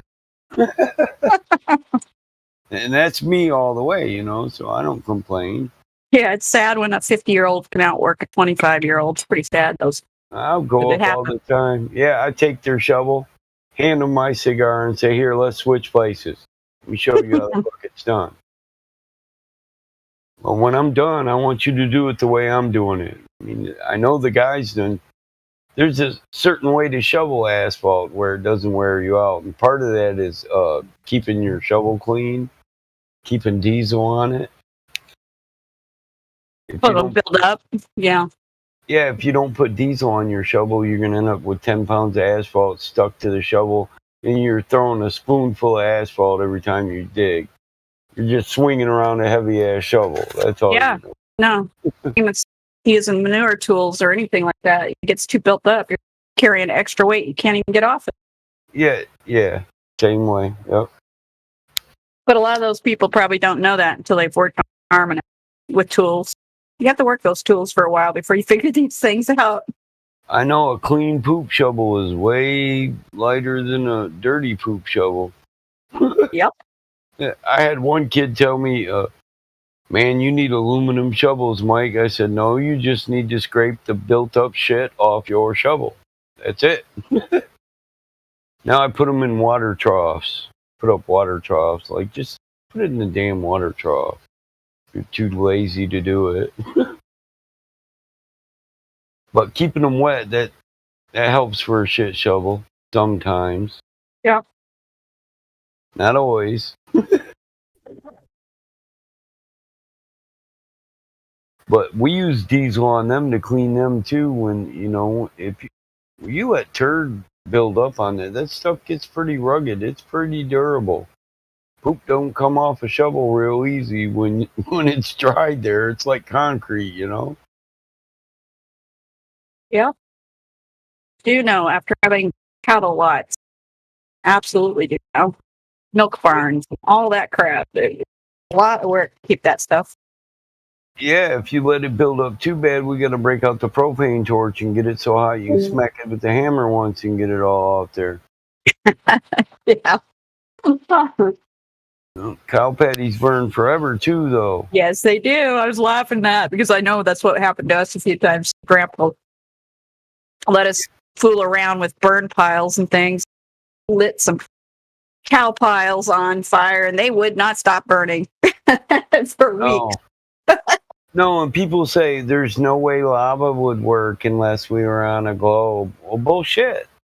You got nitrate deposits, you got coal deposits.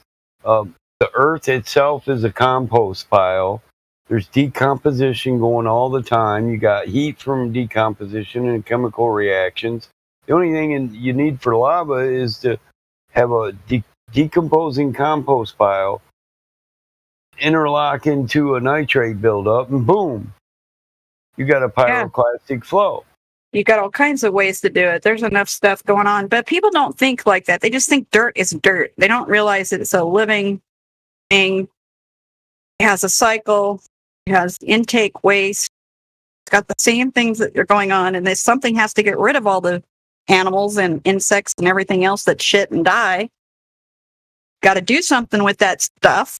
Yeah, If it that didn't fertilizer. decompose, you would have piles and piles of dead things. That fertilizer farm that burnt for like 3 weeks, they were comparing that to lava rock. Yeah, I bet. Once it cooled off, it Molder forever.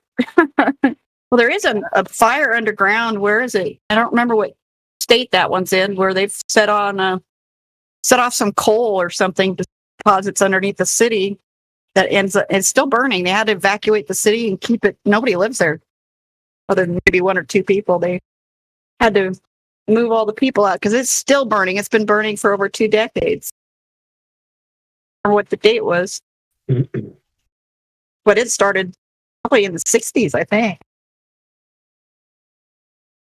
The town with a coal mine seam underneath it. They were mining off and on, but it eventually was done, and then somehow it got set on fire.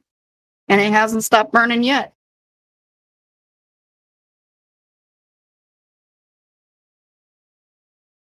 Yeah, I heard of that one. I bet it's easy. Yeah, it is easy to find. Centrilla, Pennsylvania. Yeah, I was gonna say nobody hardly lives there. I think there's only like 2 or 3 residents.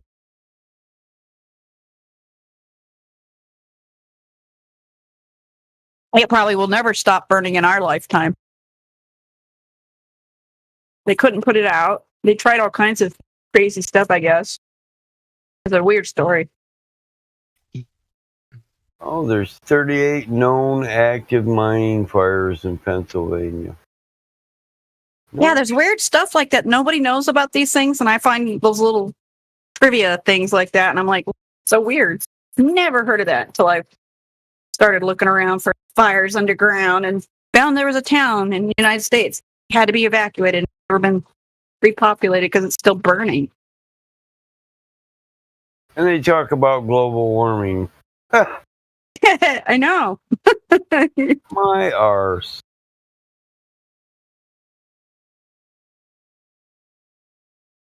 Imagine what new metals are being generated at them intense heats. Yeah, 50 years of burning. Look at that. Forever.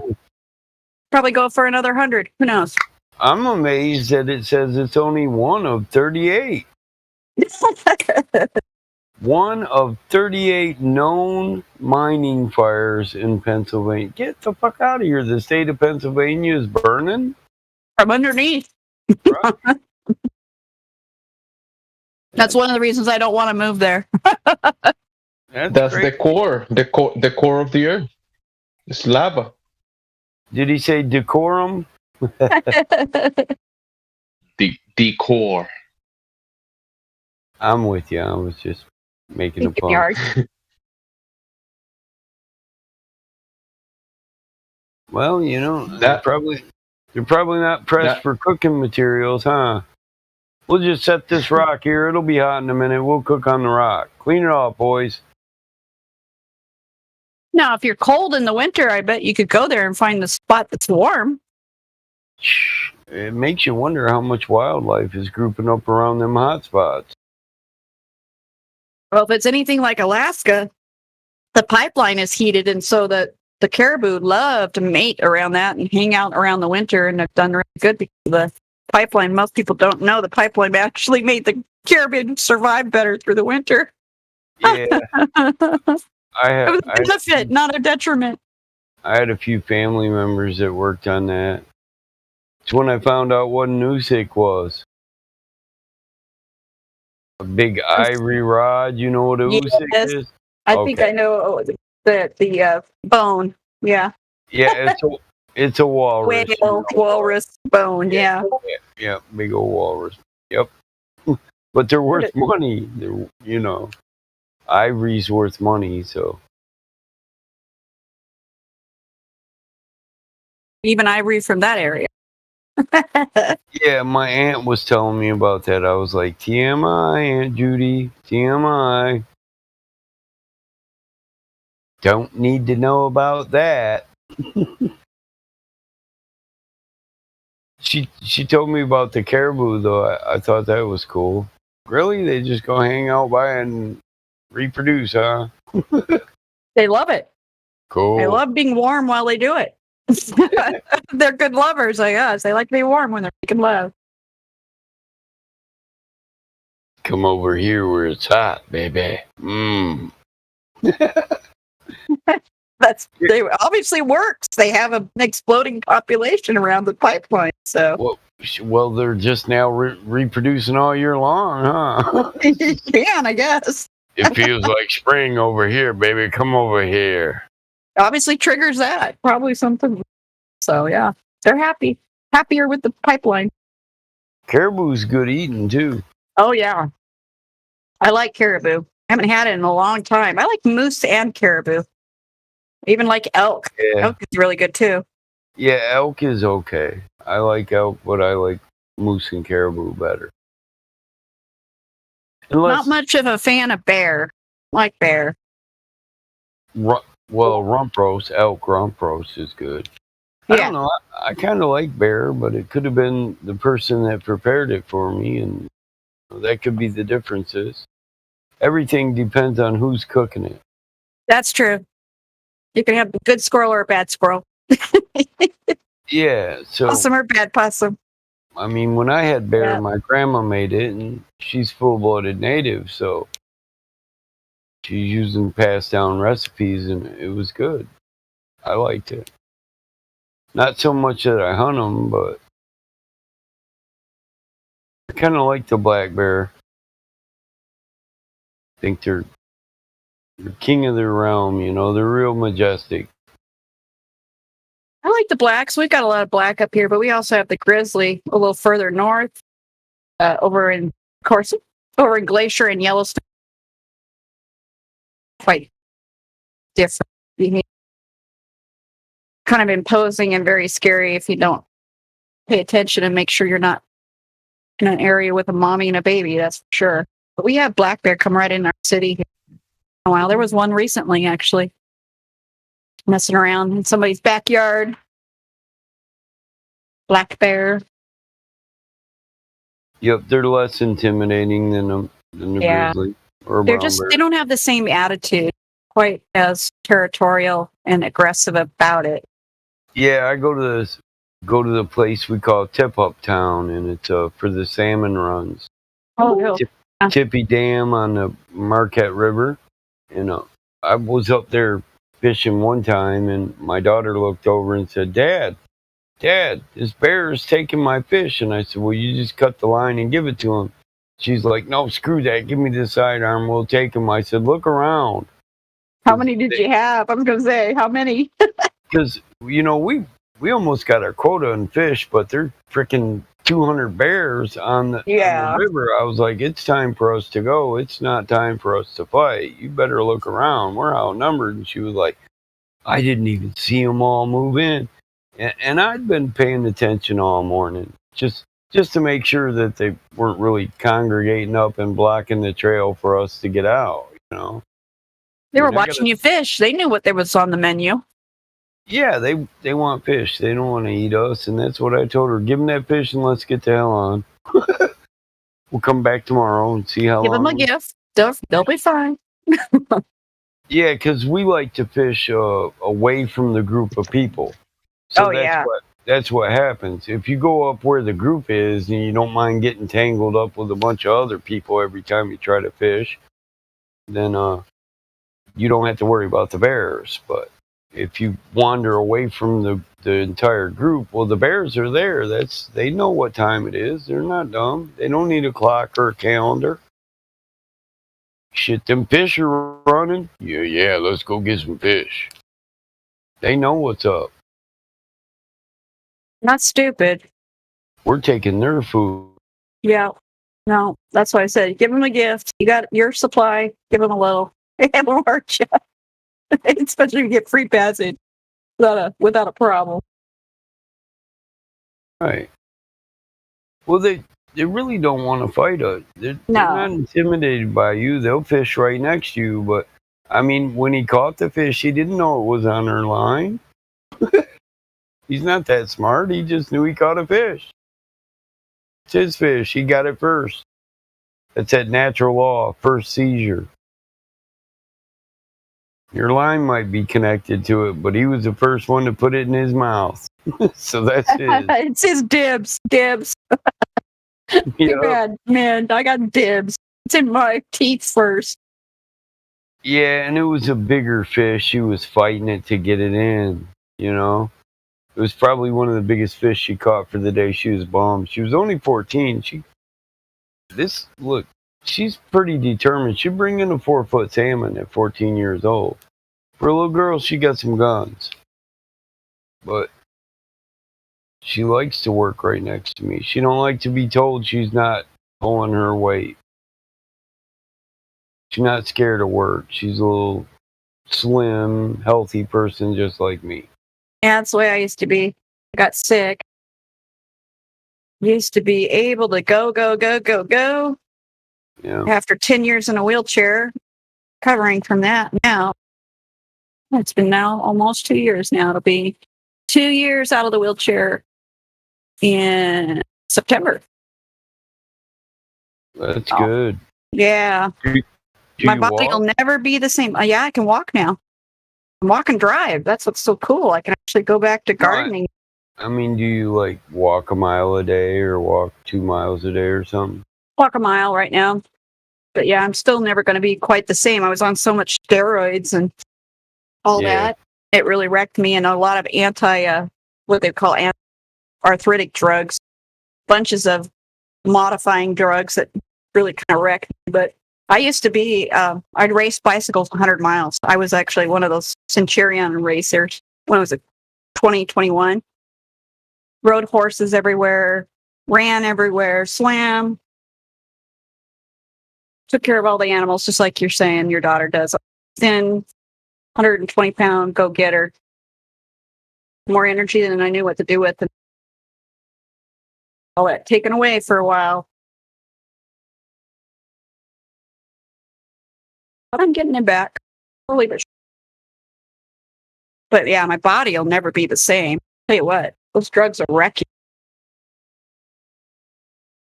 No, you can't see me fighting no bear during.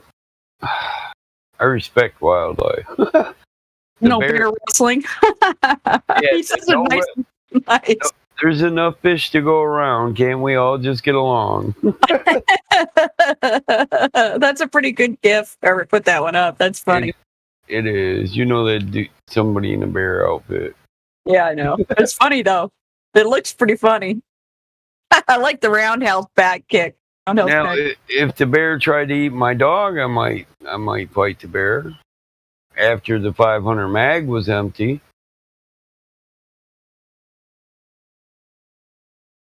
Yeah, only if you have to. Right. I'm not going to let him eat my dog. But there's been cats spotted, large cats, panthers, cougar, mountain lion, whatever you want to call it, in our area. Yeah, I've dealt with it. We had wolves last year, a couple of years ago on our property. One big wolf out here, roaming countryside. There's like 2 lone wolves. It's a pack, not about another 80 miles away. There's a whole pack, but got 2 lone ones roaming the edge of our city. If you live out towards where I was at, and then we had cougar sighting number of times, real close to kids and people sitting out on their porch. I didn't spot the cougar, but I did spot the wolf. The wolf did come in, and I did see it. So, but I've dealt with cougar when I was living in Oregon for a while, down in the Central Oregon area. I had one jump across the road from side to side, didn't even touch the asphalt of the 2 lanes. It went from one leap, completely from one side to the other as I was driving my car, and it was at night. This thing leaped across the road in front of me.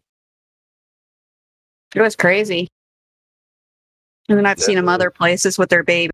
So, but yeah, there are a lot of them in the Northwest. A lot of cougars anymore. We're not used to seeing them here, but they've been spotted here quite often lately. So I'm picky about letting my daughter wander too far on the farm. Yeah, dog or and a gun.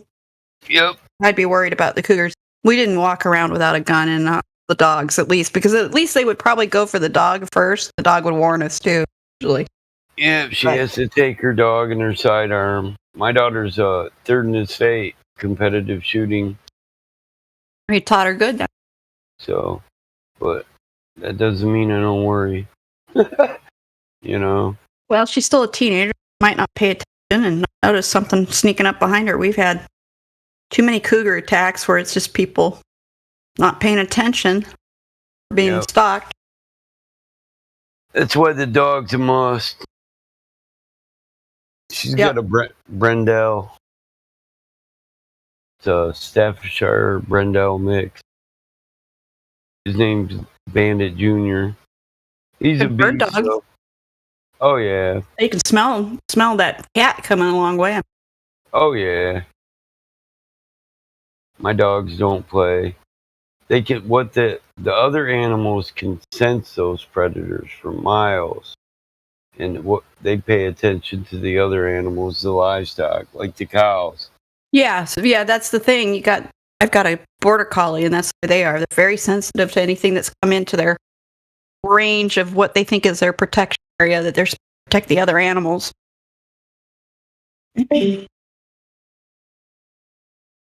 Yeah, my dog, my Milo, he'll sit down and just lean backwards and sniff at the air all the time. Throughout the day, I catch him doing that all the time. He just sniffs the breeze. Check and see if there's anything else. Who's No? in my area? Them coyotes coming. He don't like coyotes. I think he likes to fight them. He gets that fighting out of his blood, you know? Well, yeah, you said he's a pit bull, right? So Yeah, bull terrier. yeah, and then he's got a little bit of that want to battle. Yeah, he won't. I know he does. He wants to battle. He's like, yeah, where they at? They don't want none. I'm the man. Yeah, pit bulls are really popular in this town too. We got a lot of people with lots. Well, I like the fact he's protective. Yeah, he's good for a farm and protecting your kids, especially. Yep, they're possessive when it comes to children and livestock. Yep, they're good for both. I really think he looks at it like this. This is my farm. These my people, my animals. Nobody's going to fuck with them. That's pretty much probably it. It is his. Yeah, you can tell he thinks he's the king when you see him out front. And he just smiles at you. See them turkeys run from me, Dad? Ha, bitch, they know who's the king.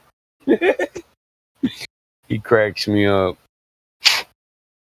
And he's my wife's little chihuahua got a 9-pound chihuahua, and he's got the mentality of a big pit bull like that. I've never seen such a little dog so protective. So weird, isn't it? Those little chihuahuas think they're like wolves in the wrong suit, you know? They do. Chihuahuas are funny as hell, man. Them motherfuckers are cocky as shit. And they look like a bat with no wings when they snarl up and show them fangs. Yeah, they do.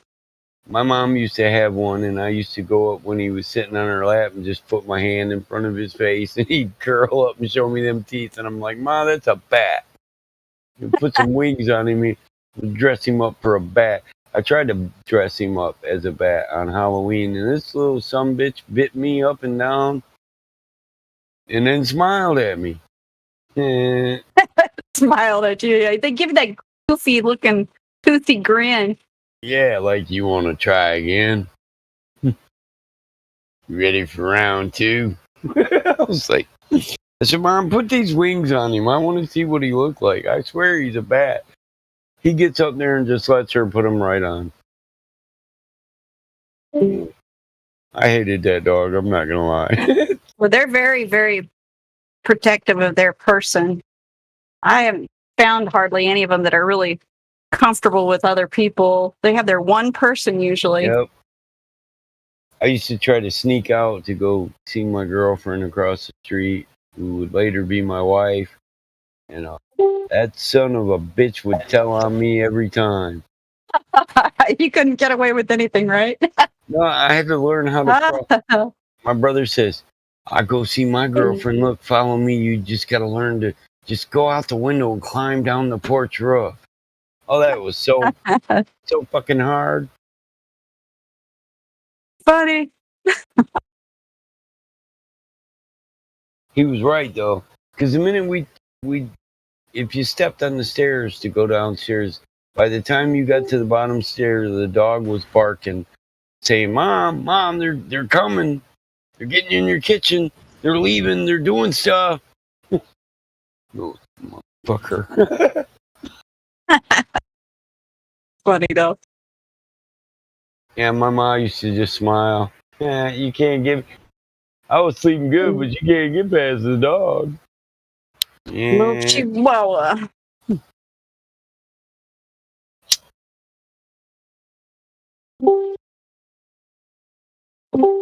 I mean, to this day, I'm still nervous of them little fuckers because of him. He caused you that much distress. A little psychologically, scarred from the dog, huh? Yeah, I'll see him in a car at the fucking grocery store or something, and I walk all the way around that car. My daughter laughed too. Like, there was one trying to get out the damn window, and I'm like, you don't know, he might accidentally hit the damn window button or something. Walking the hell around. They're vicious. They really are. They are vicious. I've met a number of them that are very vicious. Like I said, they really I haven't met one that is friendly with everybody at all, ever.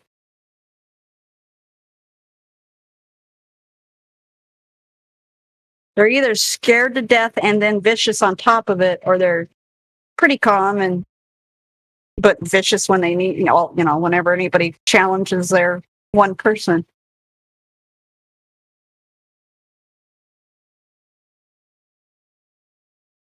Really. Look, here it is. He looks like fucking Stripe the Gremlin. Oh, yeah. Yeah. It looks like a bad guy. I'm going to get you. Kill you. Kill you. Yeah. Yeah. You That's what my mom would say. Yeah. I'm going to kill you.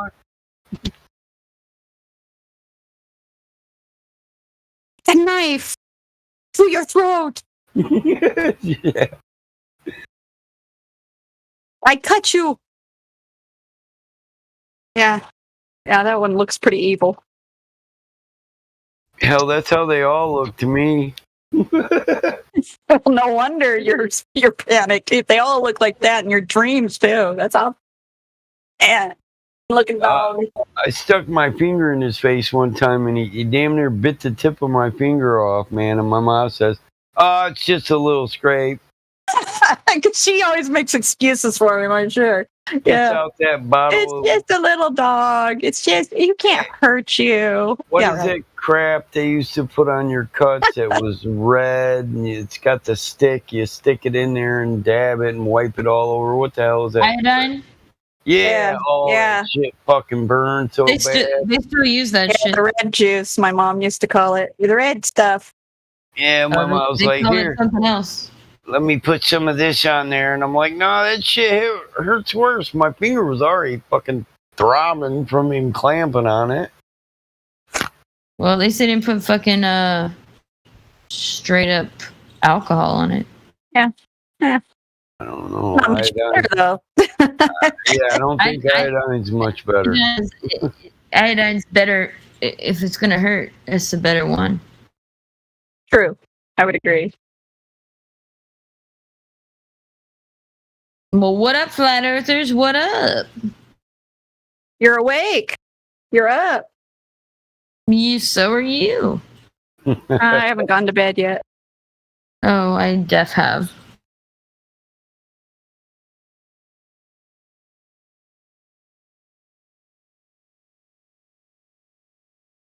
I hated that shit. Robitussin and iodine. I ain't like either one of them. Ugh, Robitussin sucks. That stuff is bad for you. It doesn't really do anything and makes you feel weird. Yeah, I prefer promethazine if you're gonna take something, yeah, promethazine. A little bit of codeine. Phenagrin. Just a little. My doctor always said she got a little touch of. She got a Louisiana accent. Got a little touch of bronchitis. You know, it sounds like you're from New York, but they got this Yaddy accent. Little touch of bronchitis. It's like not Southern. It's like New Orleans accent, Yaddy accent. Little touch of bronchitis. We're gonna give some codeine. Codeine. Give us some codeine. Give us some codeine. Talking about the codeine cough syrup. We're gonna give a little bit of codeine for her cough. You get a little codeine. You get a little codeine. I don't like that shit either. My mom doesn't say make rich. Yeah, well, that's because it's the morphine. It transforms to morphine once it gets to your liver and converts. So that's the morphine. Yeehaw! Yeehaw! That's why we like it. Yeah, that's why a lot of people like it. Yeah, well, when I'm sick, it's my pride and joy. Like, gotta get the codeine when I'm sick. Gotta get the codeine. Good. It does work for cough suppressant, so that's why we use it. It's a fucking great night's sleep. If you ever had one. Sleep and cough. You sound You don't like want you're to from cough. a parish. You live in a parish? Would you live in one? I don't. They don't even know what those are here unless anybody's traveled down south. They go parish? What do you mean, church? Only parish in Louisiana and get fucking boroughs in fucking New York. Yeah, all that. This is all Eastern stuff. Eastern and Southern. And the Northwesters, they have no idea what you're freaking about. The Northwesters. Pacific Northwesters wouldn't know what the hell you're talking about. They've traveled.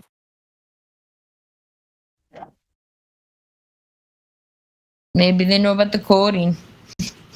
They do know about the codeine. They mix it up and do things like lean, make lean and all that out of codeine syrup, promethazine syrups mixed. Yeah, well, that's a Houston thing. That's a Houston thing. Yeah, that's made it across here too. Yeah, well, they've glorified it there. Well, you know, first come, first serve. Yeah. It's a big ass room for 3 old little people to be talking. How weird. These people all sleeping. They just stay in here 24 hours a day. What's this? Some people. Yeah. Man, that's like a full-time damn job. I'm It is not a trying to full-time hot job. mic. Just got to be flat Earth and it left and right. Flat fucking Earth, baby. No other way to do it. Whether you like it or not, you're flat Earth. You're on a flat Earth, baby. Flat ass, flat Earth.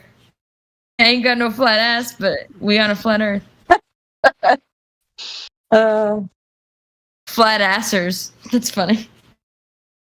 I think I've heard somebody call us that at the time, but that's okay. I called us that, even though I'm not a flat asser. But yeah. Might be a flat earther, but I ain't a flat asser.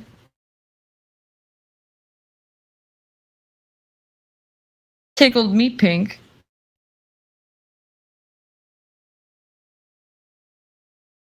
Well, it's been great.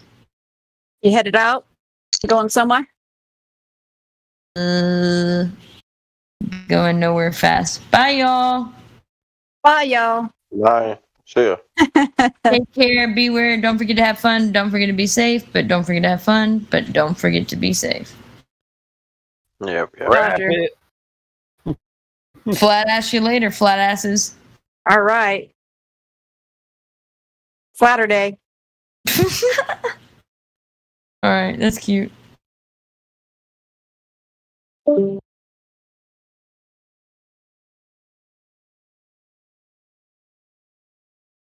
that was flattering. There you go. See, you can keep it going. Flatter day, flatter day, flatter day.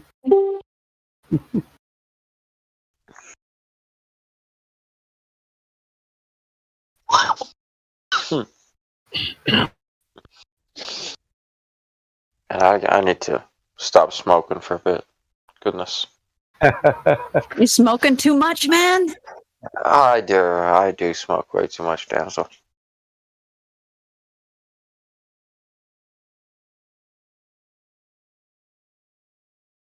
It's, it's the problem. It's cheap, so it's affordable. Smoking weed helps your immune system fight off the coronavirus. Makes you fucking lazy too. Can if you smoke too much or the wrong strain or too heavy dose in it. Yeah. I'm an addict. Bro. Yeah. But it's the best inflammation reducer out there. And it's a good depression lifter. It'll lift depression. It's awesome for these things. Yeah, it's true. Help with sleep if you need it. Yeah, I can't sleep for shit without weed. So She's a medic. Yeah, medic. but that's right. Man, I need a 9-volt battery for my multimeter, man. I think I'm gonna strip one out from a smoke detector. What's Gonna up? sit on Yeah, those. You're smoking so much, it's 2 in the morning. 2 in the morning, and this motherfucker needs a battery for his multimeter. It's like, well, what the fuck is wrong with you, man? It's like, are you all right? In the middle of the night. I know. I took a nap, and I got up at 10. Oh, so It was you got a like lot of 3 hours. energy. You're hitting their peak. Oh, that's the problem. Yep, exactly. That is a problem. All right, what happens? What? Took a nap? Oh, yeah. What Yeah, happens okay. when you get a? Do you lose sleep, or when we get older? Oh, yeah. Need as So much. they say, yes, for sure. I lost my ability to deep sleep, I think, when I was like 24. That's when it really went away. I can't deep sleep anymore. Yeah, sleep like shit same. now. Yeah, as I get older, I don't need as much. Need near as many hours. It's weird. It makes me frustrated. Yeah, it frustrated me a lot. I just gave up on getting mad at it, though. I just try to make it productive. If I get up, I go find something to do, like talk on here or write something or do something. I've just learned to live with it. But yeah, it's weird. I used to have to sleep 12 hours to feel, and now, no. Yeah, same here. That's my standard shift. It's like a 12-hour shift. Really changed. Now, last night I got 3 hours of sleep, and the night before 3 hours of sleep. It's like I need to catch up, and like I didn't want to take a nap. Like I was like, all right, it's 6 o'clock or like 7. I was like, nice, I'll sleep into like 6 in the morning. Nope, 10 p.m. Get up. Fuck! Why? I want to sleep. I want to recover.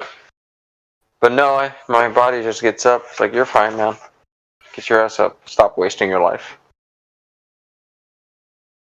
Yeah, I've just learned to sleep in really short cycles. Stay up for 8 hours and go to sleep for 4 hours. Get up for 6 hours, go back to sleep for 3. It's just weird. It's weird.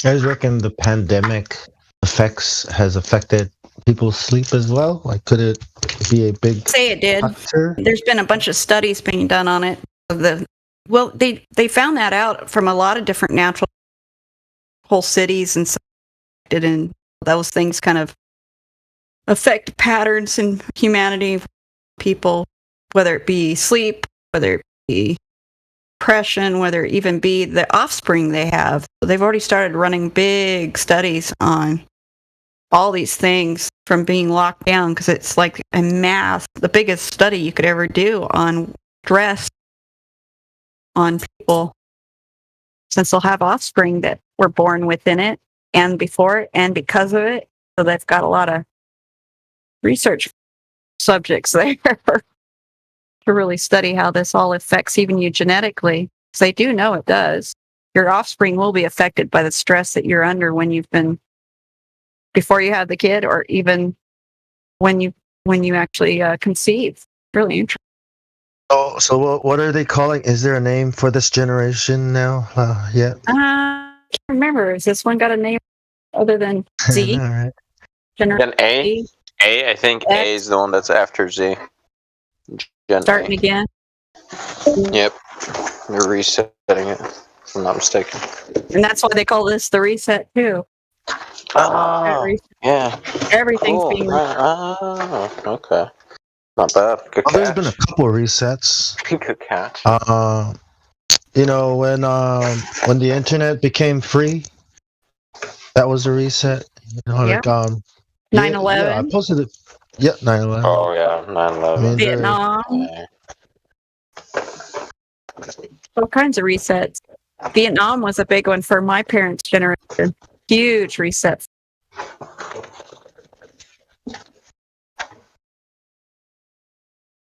The wars. Yeah, anytime the world goes like that, yeah, anything big like that, those were definitely reset. Yep. All that Federal stuff. Bank. The federal bank. Fuck those guys. That's all I'll say. Abraham Lincoln. You know, the slaves. Abraham Lincoln. Oh, I wasn't talking about Abe. I was saying the Federal Reserve. I mean, it's like it keeps going back. Like all these, they call it the Great Work. Magnum the Opus? Masons. The Freemasons. Yeah. The Magnum That's what all this is. Yeah. Great work. They do. They look at a generation. So, yeah.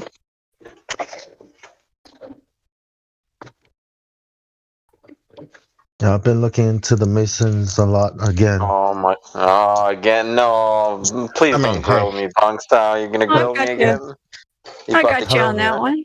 Let me see. I've got you on those. Somebody just posted yesterday a whole thing on reading out of book. See if I got that. Was recommending. I met the ones out in Spokane. They're really nice. What's that? Nice people. Said the Freemasons out in Spokane. Like I met a few of them. Yeah, I met them too. A lot of them don't know what they're into. That's their biggest problem. Okay. Hey, don't. They have no idea. It's not everybody knows what they're doing. That's the funny part.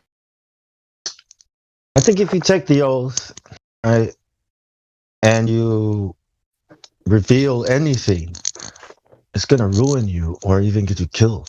You know what I'm saying? I don't intend on revealing anything. Yeah, like that means you can't say anything. Right now, you're free to talk and fight for the truth. Look, what I'm saying is, Freemasons, when they kill you, it's legal. It's legal for them to kill you. That's what I'm saying. It's all I don't know legal. about legal, but I They're get what above you're saying. the law, bro. They're above the law. Brother, like, okay, whatever. I'm not gonna. This one- This one's 4 hours long. If anybody wants about what the Masons actually teach, put it in for you guys. Yeah, I'll check it out. It actually goes over their books, shows you right from the book they give their members. It's actually pretty good because it actually shows you instead of just telling you a bunch of crap. It proves it. All right.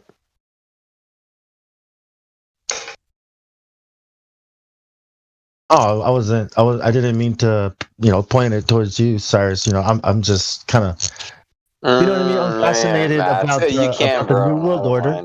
But almost every one of us has a family member that's been in it. I mean, you can't avoid it. They have a stinking lodge in every town. What town have you been to that you haven't seen a lodge? I mean, even little towns in the middle of nowhere will have this membership you can join. So, yeah. Yes. Take a look and see what they actually write.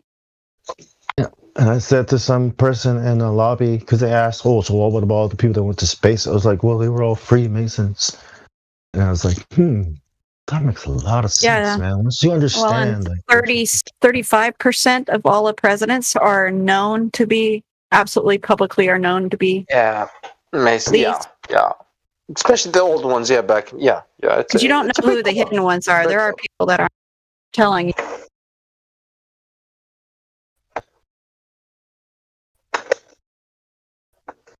Oh, I was like, I could probably learn as much as, the 33rds and whatever higher ups, and maybe even more, because God will reveal it to me without, having to join. 100%. 100%. I agree. And I think that gives you some kind of leverage. Levels the playing field, a little bit, and then you got God on your side, so keep believing God. I hope you don't think that God is already doing that? As like they increase. Well, I haven't seen an oath yet, and that's the thing. Like I said, man, I'm not gonna swear on anything that goes against my spiritual doctrine, right? My spiritual contract with the Creator. Yep. I'm just reminding you. If which, according to me asking them, there shouldn't there. None of them say that there's something like that, so I'll say You know. But man, I've been checking out them hands, them gang signs they'd be throwing up. Yo, it was like, yo. I have not. I want to. I would like it to be a surprise. The handshakes, these the way they take photos, how they put their hand under their chin a certain way, like these are all certain. They're communicating to each other, and it's Well, they very have friendly, lots of different symbols. Yeah, I think it was either Albert Pike or the other guy. They all say, if man understood the language of symbology, they would actually know a heck of a lot more about what's going on. If they ever wake up to that. Yes, Manly P. Hall. Should. Yeah. I love Manly P. Hall. He's great. Yeah. It's actually He's good the one reading. that got me interested in like masonry. And then when I met a Mason, and he was also a huge fan of Manly P. Hall, and we started talking. Well, they all are because it's told as it's specific reading. Check this out. So check this out. This was like my walk. I was extremely hostile towards him, where I was honest, and I was like, what are Masons? And I was like, that's me telling them like what I understand. I was like, Masons are builders, and you can either build for the light or for the dark. So you got dark builders, and I called them.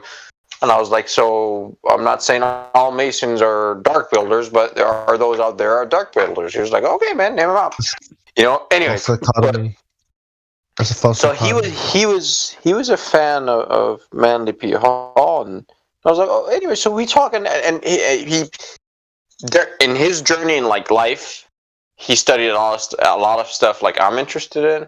And like cymatics and stuff like that. So he's a cool guy. And I was like, oh, do you guys, is this part of like some Masonic teachings? He's like, no, man, that's just me. We're all different. It's like everyone has his own interests or whatnot. And so he's like, you're okay. He's like, he invited me. He's like, hey, this Thursday or whatever, we're having dinner. Would you like to swing by? Sure, man. I was like, okay. And I'm still hot. Like he understands that I'm charged up from the internet, and what he really did, he was like, here, let me prove this to you that we're not all like we're not all uniform actually, like you think, like in interests wise, like what I'm saying. So at the dinner table, I started, and one of them, Mitchell, he noticed that he's like, this guy is testing us. They started laughing, because I started quizzing their knowledge, like about antiquity. So not all of them were Manly P. Hall fans, like so that guy was correct. Like, hey, it's actually some, it depends on what that person wants to read. Manly P. Hall, to me, Manly P. Hall is like a teacher. He teaches you like the religion, the spiritual side of it, and it may be true. It might be true, some of it, right? But that there are spirits, behind it, lying spirits, but the actual physical process of your physical body becoming a part of their secret society, that's, what I mean? Like, he's lying. Remember? He also corrected me real quick. Mystery. He's like, we're not a secret society. He's like, we are a society with secrets. And that was the first Masonic smack I got. I was like, okay. They are a counterfeit of the real church, the spiritual church. They are a counterfeit of it. Okay, you are the one with the power. You're the one that God spoke to. They lie. They take what God says and twist it and try to reword it and present themselves as angels of light. Do not be surprised when you see the servants of darkness masquerading as servants of light.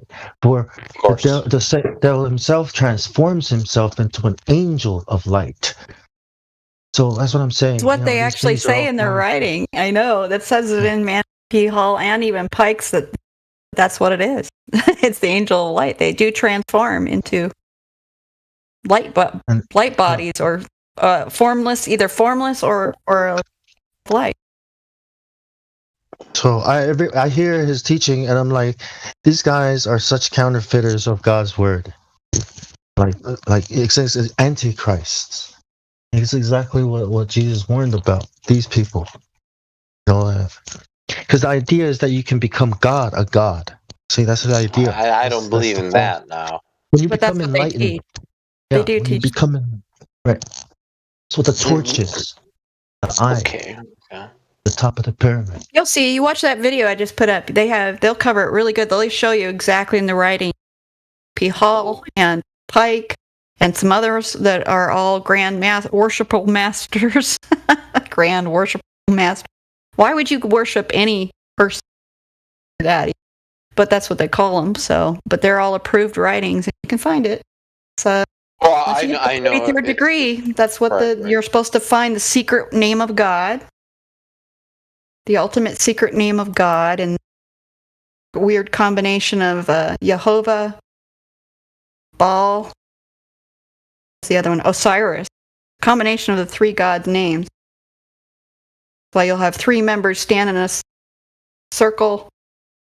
Each one of them will say part of the name, Yah, Baal, or something other. They say it weird. It's weird, but they actually show them doing a video and show the reference for it. Look. Yeah. Crazy. It's also the Kabbalah. It's also Kabbalah. Yeah, they got the Kabbalah.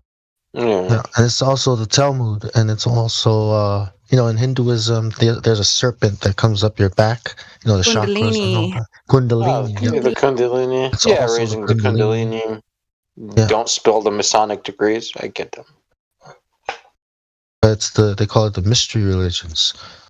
It started in Babylon. It's all just paganism. If you really want to get general, it's all paganism. It's paganism. Worshipping multiple gods, creation, and thinking you can be a god. It's crazy. Well, is that what they actually teach you, or is that what? That's what's in the books. You watch that little film I just put up, 3 hours of it, and they'll show you right in the book. And then they even have interviews with like 3 or 4 former Masons, several 32 degree, all kinds of stuff. It's full of evidence. So that's the nice thing. It's not just somebody's, the Masons are bad, blah, blah, blah. No, they show you from their book, the books that they were able to obtain that are the approved literature on Masons. Okay. They had the interviews from literal Masons that once they realized what they were in, they got out.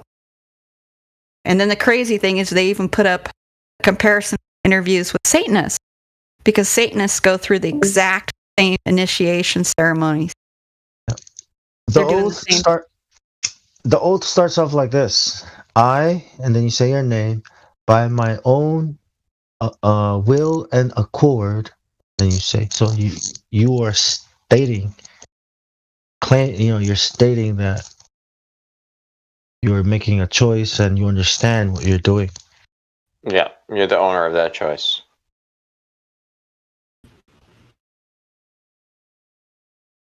Scary stuff, though. It's like probably one of the longest and best documented that's really got proof in it of what I was impressed. You'll get a lot from it that I learned a lot that I had not heard.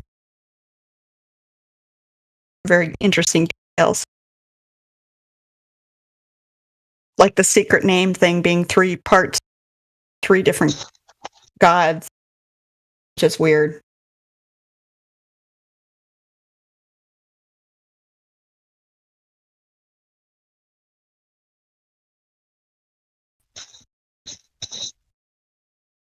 Yeah, I always wonder, the name that was being used by the disciples. One of the sorcerers, Simon the sorcerer, heard Paul and Peter using that name. Jesus, Yeshua. Yeah. That's the name I'm kind of like, because it says it's the name that has the power. And then Simon the sorcerer tried to use it on the possessed he thought it was man. magic. Yeah. He thought the name was magic by itself. It's not the name, it's the spirit of what it means. It's what's behind it. Yeah. I was like, this must be the name that we should. The magic word. Magic word. People use that name like to blaspheme, or to when they get angry, they'll just say the name. Jesus Christ, or Jesus. You like saying it like an incantation. Like yeah. Mm-hmm. Some of them, but I don't know the name. I think it's Yeshua. Dog's asked. Be back. Yeshua HaMashiach. Hashem. take her out. Okay. Hashem, yeah, that's Hebrew, yeah. From the Torah, right? Is it? Yeah. Yeah, I mean, Emmanuel. You guys remember that name? Emmanuel. God is with us. I was like, oh, that's another name. It was in the prophecies.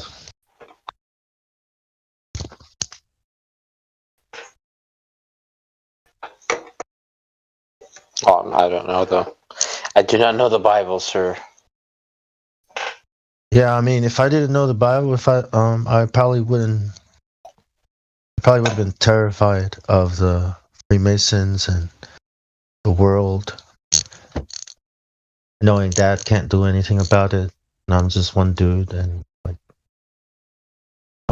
what a horrible world. But if you understand the Bible, Never underestimate one dude, ever. Because that's what God always does. He always sends one dude. It's like one dude. Tell me when did God ever send two? Now, Aaron was an exception because Moses asked for his brother to be with him. So he's an exception because he was like, okay, cool, granted. So you can't use that one. So when did God ever send two people? It doesn't happen. Why? Just one is enough. It's like that's why I believe in the individual. I don't believe in the collective ever, because God always sends one guy. So it's like, oh, proven. Like understanding the Bible. Understanding the Bible helps me to understand the lies, the symbolism, the rituals, the whys, because it's God's ways of doing things, and they're corrupted it and twisted it. You know what I mean? And you can see how they're lost too. I think most Freemasons, maybe they don't know, or I don't know, but they might have spoken the oath without knowing what they were doing. So there could be a chance. I don't know. Maybe. I don't know, man. I don't know. They're like when you meet those guys, you would like, I don't know. I had a positive encounter with them, so.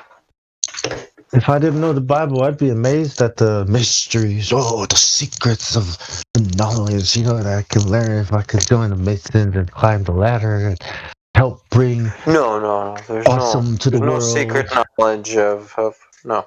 I'm not fooled by that. No, there's no. They laugh at you if you say something like that. Like a secret knowledge. Funny. Well, like a business person, right? If you want to succeed in business, go to launch.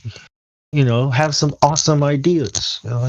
Maybe a miracle will happen. Doesn't even have to be an awesome idea. Right, like hundreds of millions of dollars might just appear out of nowhere. Like, there you go. It can even be a complete and total lie. As long as your network is large enough, and they are one of the largest networks, they can perpetrate it to make it reality. Yep. Absolutely, yeah. You can push it. If you control the propaganda machine, or you got influence, or you got control of it. Yeah. 100%. No shit. And now you hate the world. How the world is just... this is the world we live in, actually. That's when I woke up. The world is your oyster? I was born into this fucked up thing. It's like, this machine it's not cool, but whatever. When you're in a position like that, you got to play ball, right? Like I said, I'm willing to play ball to a certain degree, but I'm not willing to deceive. No, I don't play ball. I don't have anything to do with ball. The earth is flat. Basketball's not bad. I like basketball's alright. Football's alright. Yeah, but the problem is it's still symbolizing Baal. Oh, I see. I see what you're talking about. I see. Yeah. And did you notice that most people most of the people in the NBA are literally giants. Yeah, they are.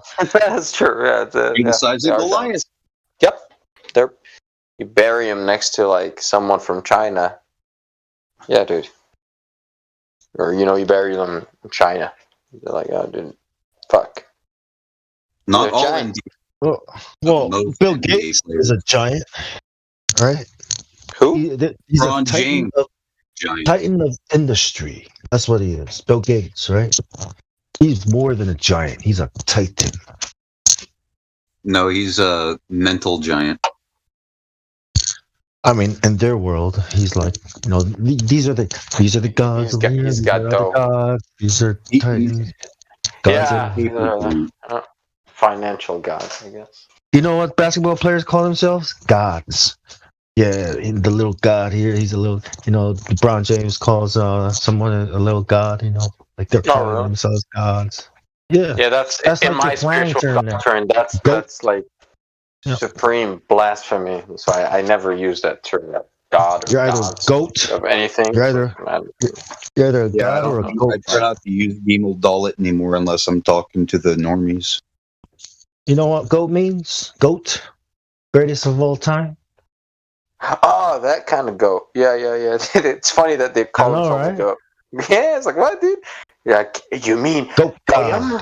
You're proud of being a goyim? Like goy?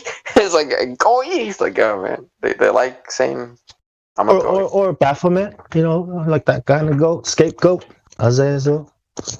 Well, it's not just that, but listen to this. Everybody, I keep telling people, don't say kid unless you're talking about a goat, because you're literally calling your child a beast. Yeah. You're cursing yourself. Yeah. And then now the so-called ones that grew up knowing that I'm just a kid, I'm just a goat, I'm the greatest of all time, right? Yeah. And then these actors are called what? Bodies of light, stars. Oh, yeah. Yeah. Hollywood stars, superstars, sports stars. Good connection. All kinds of stars. His baby, you're a firework. As you shoot across the sky, something like that, right? Boom, like a supernova or something. I don't know the words. Paper bag, something like that. You talking about the interview? No, Katy Perry's song, Firework. Yeah, the interview. Oh. It was It's Kim Jong Il's favorite song. Oh. Oh, I remember. Yeah. Yo, I think he's already compromised. I think he's part of the NWO already, because he loves everything about America. But we're going to defeat Satan America.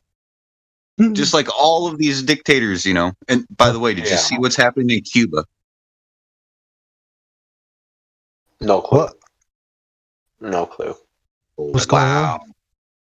Yeah, man, I don't watch. Only thing, space news is all I care about. I don't search for any other news. Tell us. They're out in the street, like in masses, chanting "Libertas, liberta, liberta." Freedom, freedom. They're going at it, and when the government rounds them all up and kills them, because hey, that's what America did on January 6th with all the Trump supporters. Now, if you look at South Africa, that's a completely other story.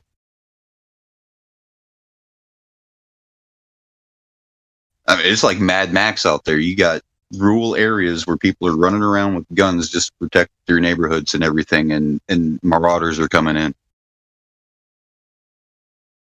Because the president was arrested for fraud. Now, something else about South Africa. The government supposedly lost like 20,000 guns and ammunition. Lost? What? Lost. Excuse me, sir. What the fuck you mean lost? How do you lose? How many? Well, like 20,000 guns. There's what do you Where call do you it? lose those? There were heists, Weapons and cache. even right now they do. They chase down the cash trucks and all that, and they bomb them and take all the money. What the? You didn't know about that? How could Africans with AKs just take the government's like weapons cache? The Makes police no aren't sense. out there. The police aren't out there. They're not No, they enforcing had anything. box. They're had letting the box helter cutters, skelter bro. go on. It's helter skelter, man. That's their master. Some warehouse got looted too, right? What was the name of the warehouse? Dunlop Tire House. Yeah. Manufacturing house. Yep. And then they set it on fire. Yep. Martial law, right?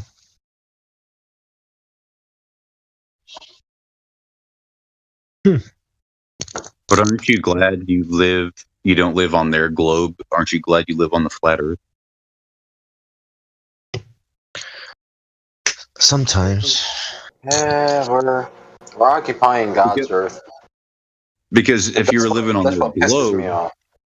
you would be up in arms like they are, right? Anyways, all roads lead to Rome. Yeah. I mean, you would believe. I don't know. Because I think people say, oh, they can't lie about the shape of the earth, but they are lying about the vaccines. Like, nah, bro. That's not how it works. They lie about Bro, one I thing. come on They're here lying to about chill. I'm done debating with people. I'm done arguing. I just can't. What the fuck do you mean? Why would someone lie to you? Are you fucking? You've never lied in your life, you motherfucker. Like, are you? So those people, like, they just want to argue for their ego, sort of thing, and they're not thinking about what the fuck they're saying. So it's like, why would I even engage in this? Let me just, I'll just laugh because this sheep, this goat, I cannot, talk to, sort of thing, which is not good because that's how Jews, look upon people. But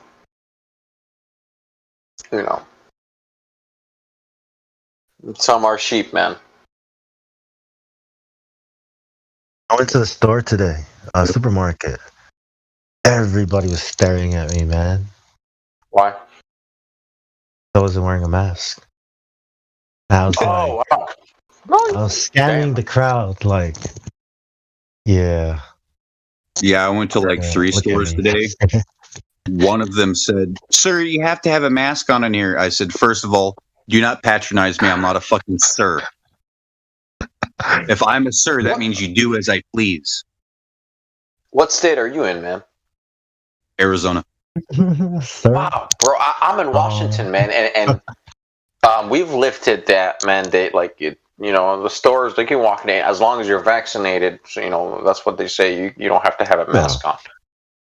Yeah, I'm sitting there in Walmart, and this guy's like, I go, "Why are there so many people wearing masks?" And they go, "Maybe they didn't get vaccinated." And I go, "I didn't get vaccinated. Did you get vaccinated?" He goes, "Yeah." And I go, "Rest in peace, bro." Good one. He looked at me like, "Yeah, hey, wait, what? What? What you Yeah, I'm on a reservation, so it's a little different. They have a dictator here. So I'm trying to get all the people together to go down there and take that shit over, because taxation without representation, 1776, buddy. You want to sit there and tax me, and I can't vote in your fucking government, but yet you don't have to pay my fucking tax, and you get a fucking paycheck from our government, and you get to fucking vote in our government? Who the fuck do you think you are, motherfuckers? 1776, bitch. You got one headquarter. You're supposed to be Homeland Security, and we already know what you're doing. You sold yourself out for fucking money. All right? That's what these tribal leaders do. They don't know what the hell they're doing. They're lost. So it's like, bro, wake up. If you're not going to claim your own shit, then I'll claim it for you.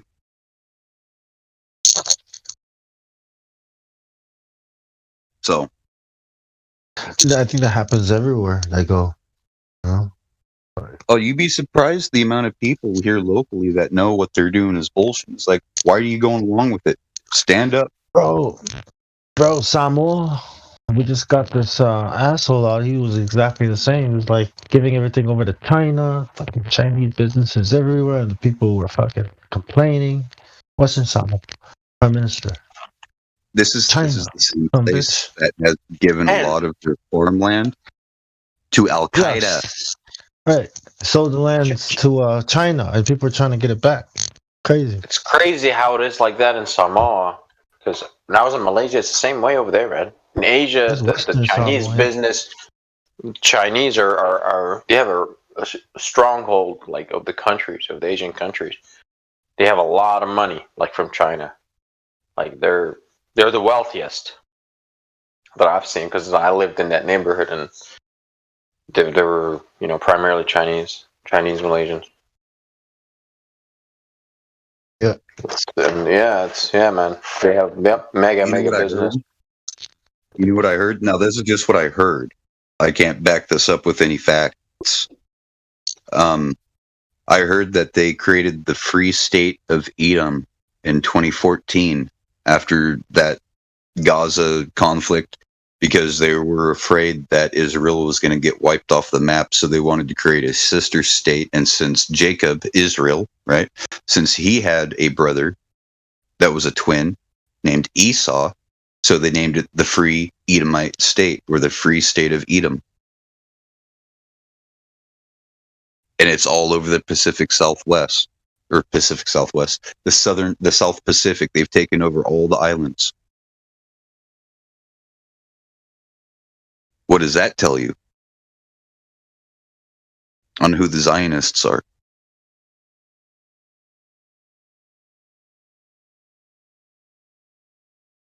They like you. They're your friends. China.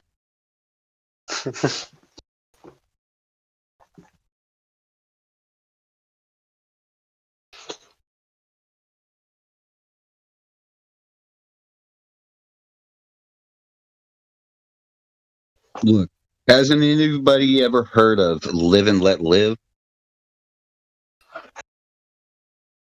Yeah, I have. No, I'm asking the alphabets that are listening.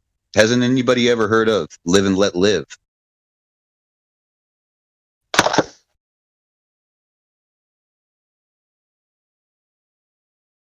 They don't know what that is.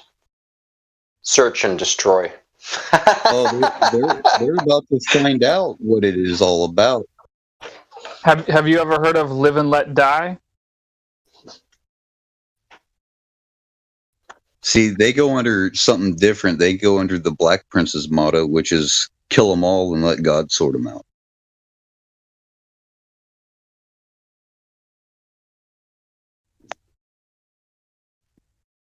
Yeah.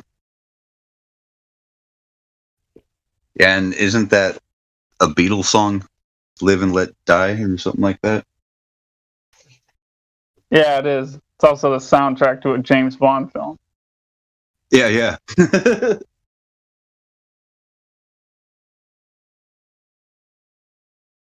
I didn't notice until the last time I watched that movie. I think they have a reference in that movie to the Beatles, because there's a car chase, but the car chase involves James Bond driving Roger Moore's character, driving a double-decker bus that's all rusted out from England. That's funny. I know that, what was it? Sergeant Pepper was Aleister Crowley on the cover.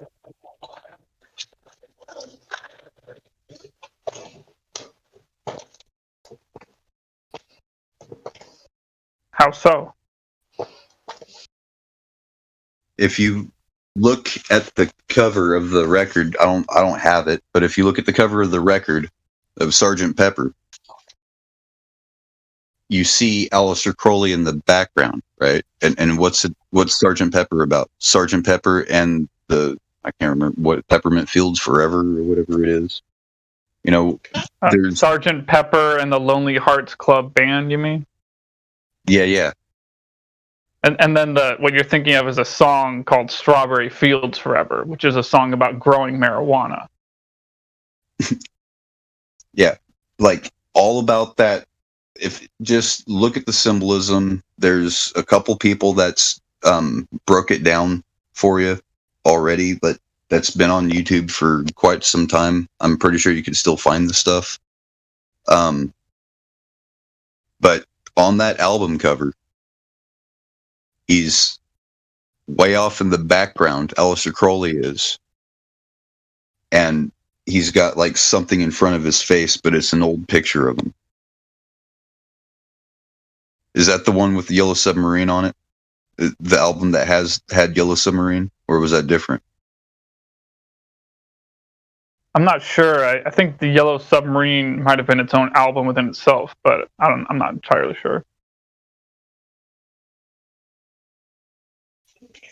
I mean, it was a movie. It was a movie within itself, but I think it was also an album within itself. Yeah, but I mean, that whole thing itself has some encoding in it too. I mean, it's like, go back and look at the stuff that you looked at when you first started down the track, and you'll notice things that you know now that you didn't back then, and you're going to be like, how did I miss that? Well, because you didn't know about it. Yeah, or someone else was too lazy to point it out to you. Like the Earth being flat. Yeah.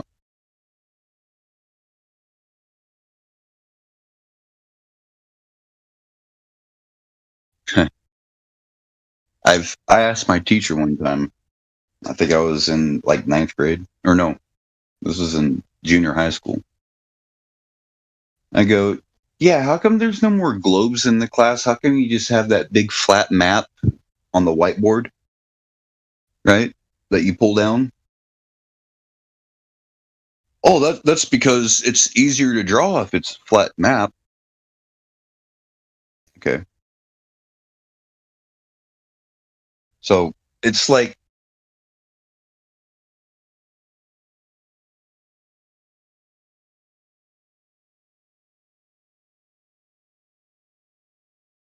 they do this for more than just power and control, right?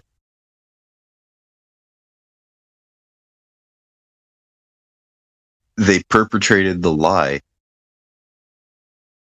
not just so that many would be deceived, but many will defend the lie with their life. Because that's all they've ever known. They've trusted man. And just like, somebody was sitting there saying, or just like you were saying, I can't deal with these people that say, but why would they lie? Why would they lie? Didn't your parents lie to you about Santa Claus? No. That was why me. did they manipulate Santa? I can't really relate to that one. When I was a child, I found out that Santa Claus wasn't real before I found out that he was supposed to be real. Maybe that's why it was so easy for me to accept the Earth being flat. But see, the thing is the reason why parents tell kids Santa exists is you got to be a good person. You got to be a good little boy, Bong. Otherwise, you don't get no presents, okay, Bong? Right? It's one of those things, is to control you. That's what it's all about. Why would they lie? To control you.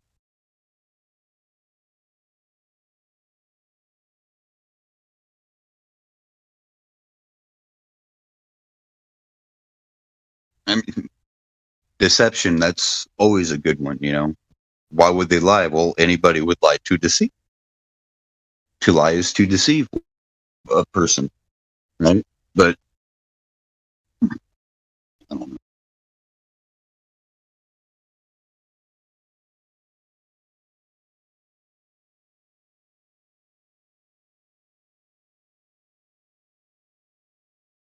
What if they did it just because they could? No, there's a reason behind it. Yeah, but even if they did, I mean, let's speak hypothetically. Let's say they did it just because they could. Would that make anyone feel better about the matter? Worse about the matter? The same about the matter? I mean, it doesn't matter how they feel about it. I just think it's an interesting thought, you know what I mean? Some people do bad things just cuz. Yeah, like the Jokers, the Lokis.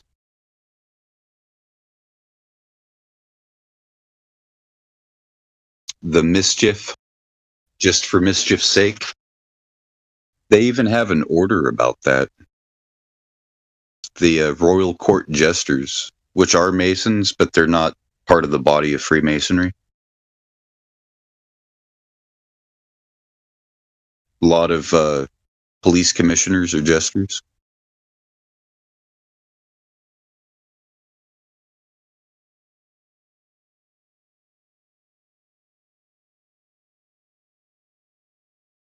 So then who's the king? Biden? Huh?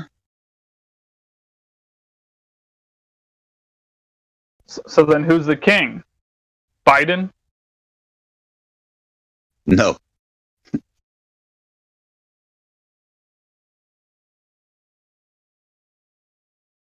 Biden's even said who the president is.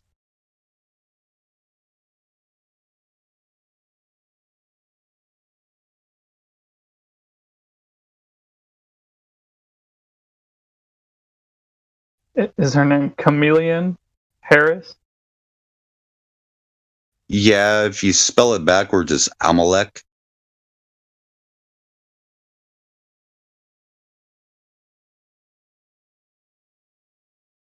The one from San Francisco.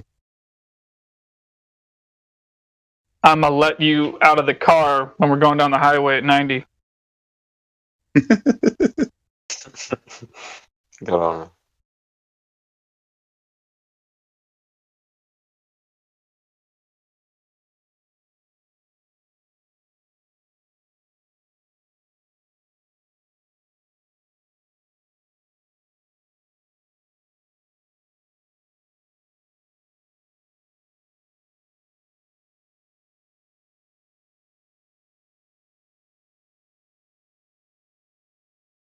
And then there's another fire in California.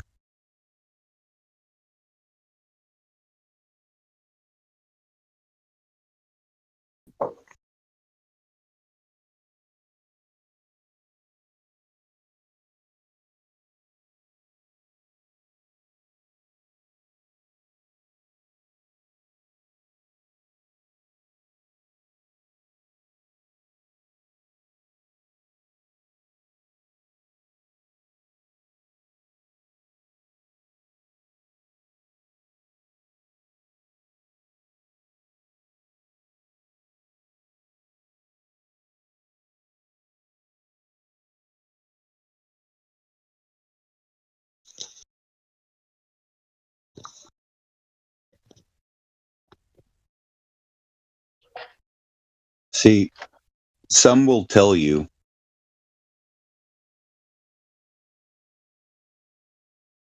that the secret has to do with forgiveness.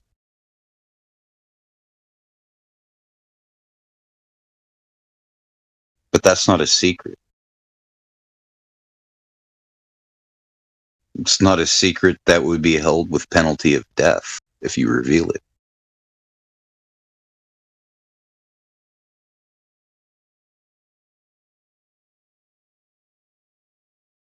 The royal secret is they worship Satan, Lucifer. That's it. The reason why nobody talks, because at a certain degree, the top of your head will be cut off and your brain will be exposed and you'll be buried in the sand by the sea and your skull will be baked or not your skull, your brain will be baked by the sun and birds will devour you.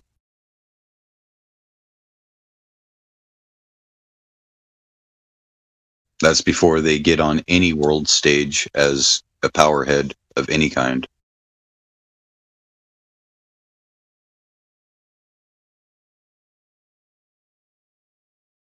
I mean, these oaths that they take. And every degree has a new oath.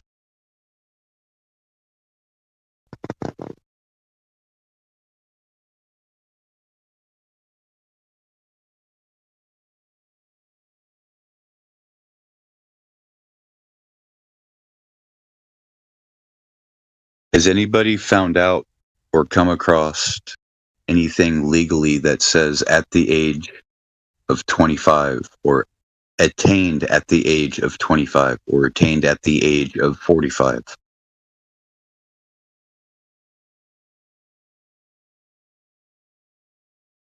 They say you cannot run for president of the United States of America until you've attained at the age of 45.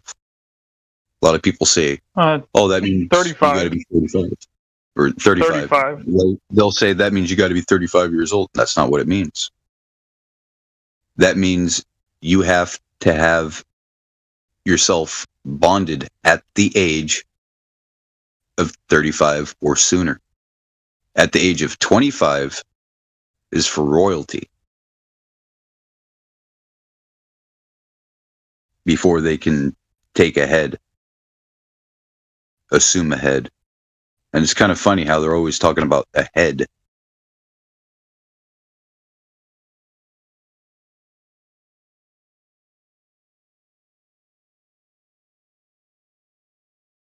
You said a second ago that every time they go to another level of Freemasonry, they have to, take another oath. Seems to me like by the time they get to the 33rd one, they wouldn't remember most of those oaths. You know what I mean? Yeah. In fact, a buddy of mine, he is a Freemason, 32nd degree. He's been blackballed twice trying to get to 33, and I tell him, you're never going to get it because you're profane, dude. Anyways, he says once he got to the 3rd degree and entered the Scottish Rite, he could have went to a couple of different esoteric orders, but he wanted to go with the Scottish Rite. As soon as he went with the Scottish Rite, it was a weekend. And I can't remember how much money. I think it was $20,000. And you got boosted all the way up to 32 degrees. What do you mean? What? What do you mean a weekend? It's called the fast track. You watch a bunch of movies that's just jam-packed with the information, and after each little segment, you recite it. Oh, okay. Do they keep your eyes open like in that movie Clockwork Orange? He did all the degree work in one sit, like in one, like for all 32 degrees, right? Is that what you're saying? Yeah. Okay. Yeah. He says it takes about a weekend, like 2 days. Study memorize all that stuff. Yeah, and that's the Southern District of Texas. Southern, jurisdiction or whatever it is. Yeah, okay.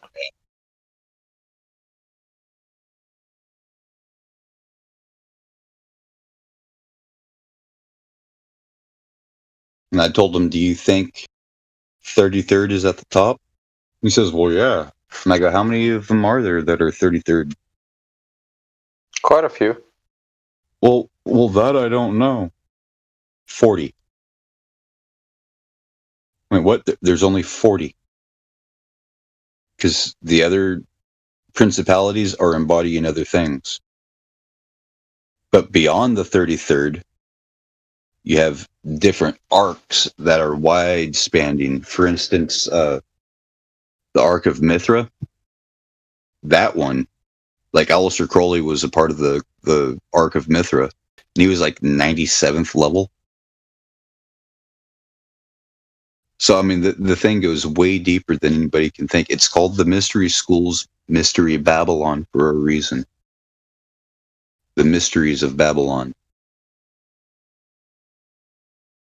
Don't they say Babylon was the first civilization after the flood? So they say. Even science says, civilization started in Mesopotamia. Well, science don't say it, but these historians and history. Yeah, it's engraved in the curriculum they teach us. If science told you to jump off a bridge, would you jump off a bridge? I'd tell science to go take a hike.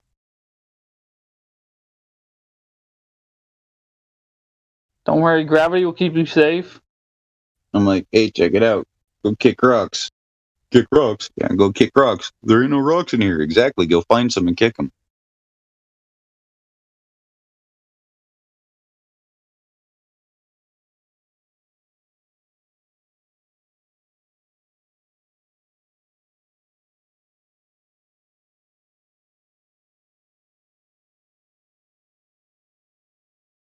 Make sure to say your prayers to science before you go to bed tonight.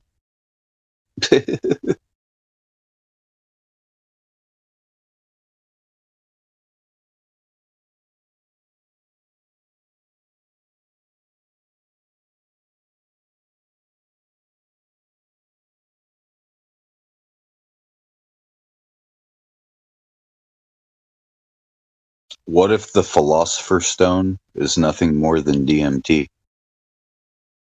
Is it? Maybe. It's the high you get from it. I smoked DMT. I've had several sessions of that. I mean, this thing we finally got a full grasp on, and we can create it in the lab and all that. It's alchemy. Oh, absolutely, yeah, sure. It's actual alchemy, not spiritual alchemy. Which is just called chemistry today. So like it's the same. For if you actually and are the thing like when speaking about like I don't know, to Masons or people that like it, or they talk a lot about spiritual alchemy, and I'm down with it. I get it. Yes, spiritual alchemy is cool. But actual alchemy is called chemistry today. So, if you read the Golden Chain of Homer, you'll see processes in there that we do today. It's just like, oh shit, this is just, the lingo is different. So instead of, nitric acid, we know what that is today. You can go and buy it, or you can make your own, whatever. You can, nitric acid, okay? So, back in the days, what they called it, niter or something, or niter or something like that. But so they had different names for different things and different terminology. That's it. But the things are, the reactions are the same. And see, so what was Egypt called?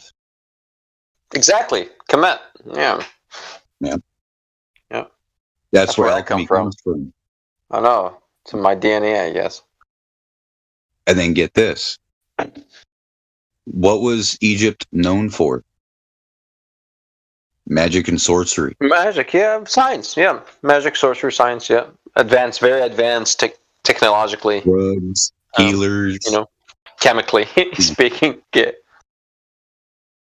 Elixir of life, shit like that, or AK Fountain of Youth. It's all that's all chemistry. And if you just kind of chill outside the box of what we're doing today, that's what we're doing, man. With advancement in medical field or whatnot, with whatever steroids or whatever it is that we're learning about different chemical processes in the body, is they want to live longer. So it's like, bro, we're still chasing the same thing. Those ancients who were chasing, except those guys were right to it. They're like, listen, there's this magical potion Noah used to drink or something. Because dude lived for 950, so it's like, all right, so listen, let's get on this. This is real. It's like, all right, so they were really on it.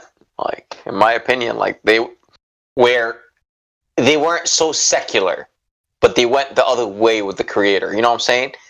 They were believers, but to use the technology for ill. You know what I'm saying? Take the knowledge and do as they will with it. And that's, from my understanding, that's what they did. That's why they get erased, because they're kind of unique, where they set you on the ball, right? But they're not on the fucking ball, and you know that, and we know that, right? We know that they know that they're not on the fucking ball. So what the fuck are they doing? Well, God spoke about that multiple times. What they're doing, multiple times. But that's how you have to understand the mindset of those guys. You gotta go old school. Like read the scripts, the scriptures, and you gotta go old school, man. Because I'm sorry. Go ahead, man. Yahushua said it. Even Yahushua said it. All who love and practice a lie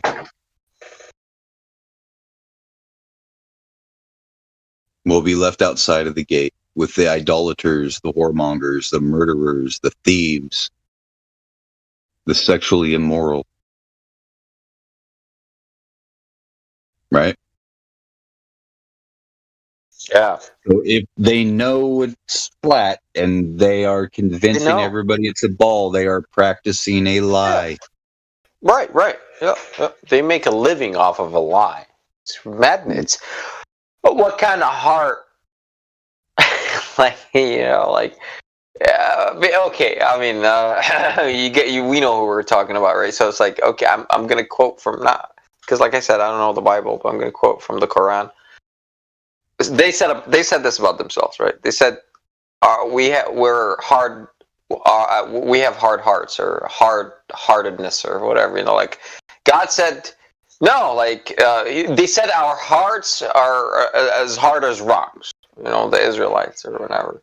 And God replied to that and said, no, actually rocks, rivers, so you can have rivers come out of rocks, like the Nile or whatnot.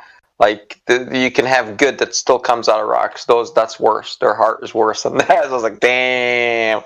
Exactly. To know the truth and willingly deceive your fellow brother and sister, you're a fucked up person. You're a fucked up. You have no. You don't have. It's not like you have no heart. God said your heart is harder than a rock. So it's like when God says that, I'm gonna take that a run, dude. It's like I see that in my life. And I don't know what to make of it. It's like, how? What the fuck is this? It's like, exactly. It's like it's like the God voice inside of you talking. It's like, you see, man, there's some weird creatures out there, okay? It's like, so it's interesting, man. And see, I can't do that. Or it's not really funny. It's kind of actually really, really cruel what they've done. They've created the fool. Cruel.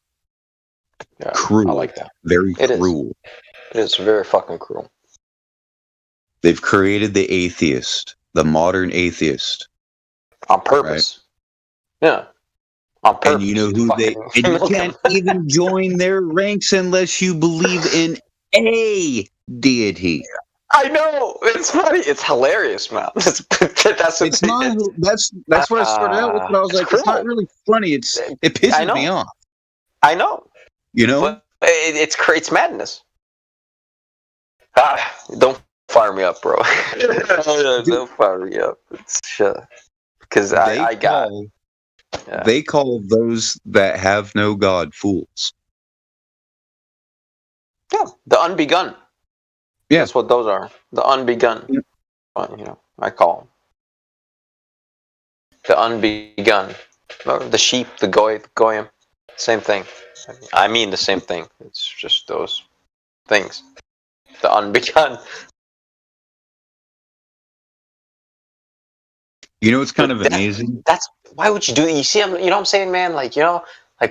As a human, why would you do that to another one? You know what I mean? You're sick. You're sick. You have sickness within your heart that I cannot help you, because that's fucking sickness. So look what you this is just to fucking create the atheist mentality and to dissolve the family ties. So what? Why? Already God blessed you with all the money that you can ever have and all the control. Why? Why are you being a piece of shit? Because they are. That's my conclusion. It's okay. Because they are. The love of the art. Shits. And the craft. Yeah. Arts and crafts. I'm talking to who's is it Joshua or what's your name? Yeah, Joshua. I know who you are. Joshua, yep, I knew it. I had to look at my phone to make sure. Yeah. Arts and crafts. Yeah, so you have Mason buddies, obviously. Yeah, you said you do. I even got Masons in my family, and I've gotten my grandfather. I've gotten him. He left it a long time ago, and I've got right there before the end, I got him to. I revealed to him what the secret is. He didn't believe me. He goes, "I gotta call my friend." And call him. And when you call him, and he says, "Who told you that?" My grandson did, and he don't know nothing about Freemasonry, is what you say. And he's gonna sit there and say, "Everybody knows it. It's been out in a movie since '86." See, here's the thing. The Masonic Bible, the King James Masonic Blue Lodge Bible, only goes to 1900. There's nothing after 19. Okay. So right now, this stage, they know that they're on borrowed time. That's why the blind side happened to us, right? So that we're distracted, so we don't know what's really going on behind the scenes. Because they know they're on borrowed time. They have to create something and move it around like a straw man and try to make the straw man ruby, make it dazzle and shine and do all this other stuff. Okay. Meanwhile, they're perpetrating what they can to destroy the saints. Right? What I mean by the blind side is, the emergency number down here.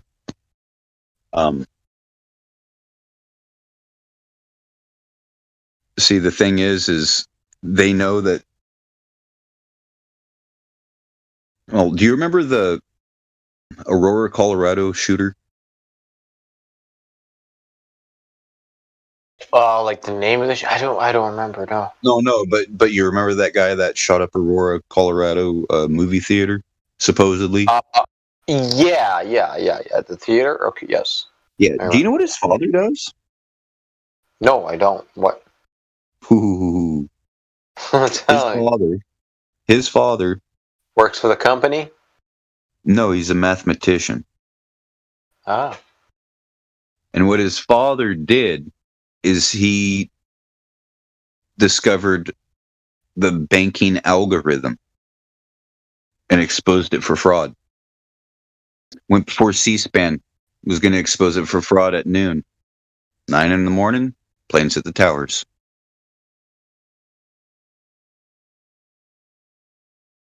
How interesting. Really? The father... what? Ah. What a connection. And it was reportedly supposed to be announced the Gessera laws. Ah, yeah, supposed the United States is that day. Is that BS or? I don't know. It sounds too good. It sounds too good to be true. That's why I was like, that's BS. 70s. It was written in the 70s. It said Ron Paul, which makes sense because he's the only guy that I ever liked in politics. Everyone else, I just don't like. Everyone else is a politician. He never sounded like a politician to me. It's like, oh, an honest man. It's like, wow. He said, what? He wants to get rid of the what? What? My God, Predator, what? Oh, wow. Oh, my God, this guy's a badass. It's like, okay, he's never, ever going to make it. Nope, yep, never did. Even though people like him. I don't like any politician whatsoever. Same here. I don't think Ron Paul was a politician. Like, of course he is, but like he wasn't. I don't think he was like a puppet like the rest. Because he would speak the truth about a lot of stuff. And he wouldn't speak like a politician. A wishy-washy shit. Politic mean? What does politician mean? What does politic mean? Well, I don't know. I'm just, I'm just using the general word, like those puppets on TV. They're company men. They're part of the corporation. It's policy. That's the root of it. What policy? That's what It is. That's the root of politics, is policies. Policy. Yeah. Now you think of politics and politicians completely different. Oh, they're just enforcing the policy. It's the same thing, right?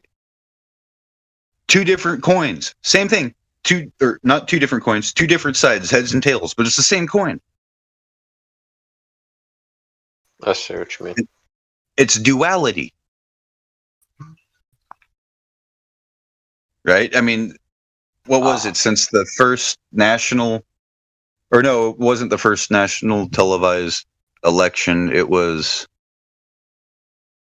I think it was Carter when they changed the Democrats to blue and the Republicans to red, which are the Masonic order colors, including the white order, which is public schools.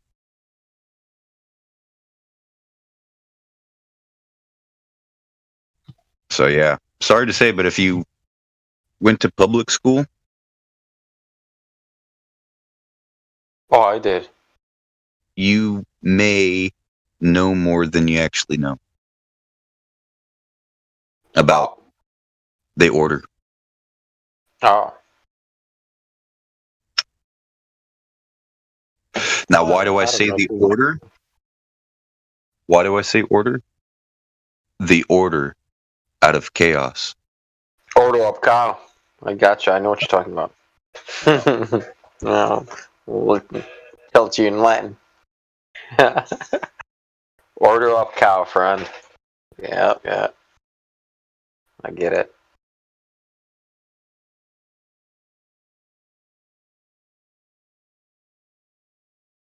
Now, but what you said about Ron Paul, it was pretty real. He was proposing a lot of good ideas that will actually work within the economics and small sizing the government and the reach of power that they've been gaining for the past years. Bringing the troops home, real economics. IRS. He was that's a big one. I was like, I'll get the fuck out of here, man. Once I heard that, I was like, oh my god. Did any of you bother to vote for him in the primary? I've never too voted. young, man. And I don't. So you didn't register as a Republican, so you could vote for him in the primary and push the other Republicans out of the way. I did. The other so-called Republicans. I went to see him in New Hampshire. No, in what was Connecticut. Nice. Yeah, I registered as a Republican just so I could vote for him in the primary. If a few more people did, things might have been a little different. So you think? I campaigned for him too. I mean, I don't know what to say. Even unless you're counting the votes yourself, you cannot verify that the votes have not been manipulated. So even which I think he probably won, but you have no way to verify that he didn't. So they just tell you, oh yeah, this guy fucking won, and go fuck yourself to prove the count. Yeah, it's not that cut and dry, that simple. I mean, that's why we have an electoral process. Exactly. That's why it's extremely complex. So they can. Because if it was a democracy, you could just go to an isolated corner out in the countryside and pull millions of votes out of thin air, fabricate them. Just make them fake votes, and then you could just control whoever becomes president. If it was a democracy, not a republic. Yeah, but when Ron Paul was running and gaining delegates, and very important delegates, and they changed the rules on him. They went. They did the same thing with Trump. Went against their own rules just to have him not getting too much position, not getting delegates and stuff. Yeah, they technically did the same thing with what's that guy's name? Bernie Sanders. Yeah, they technically did the same thing with him on the Democrat side. Not that I'm saying that I would have ever voted for him. What I'm saying is they changed the rules so that the delegates didn't go to him as much as they would have if they hadn't changed the rules in the middle of the election. Yeah.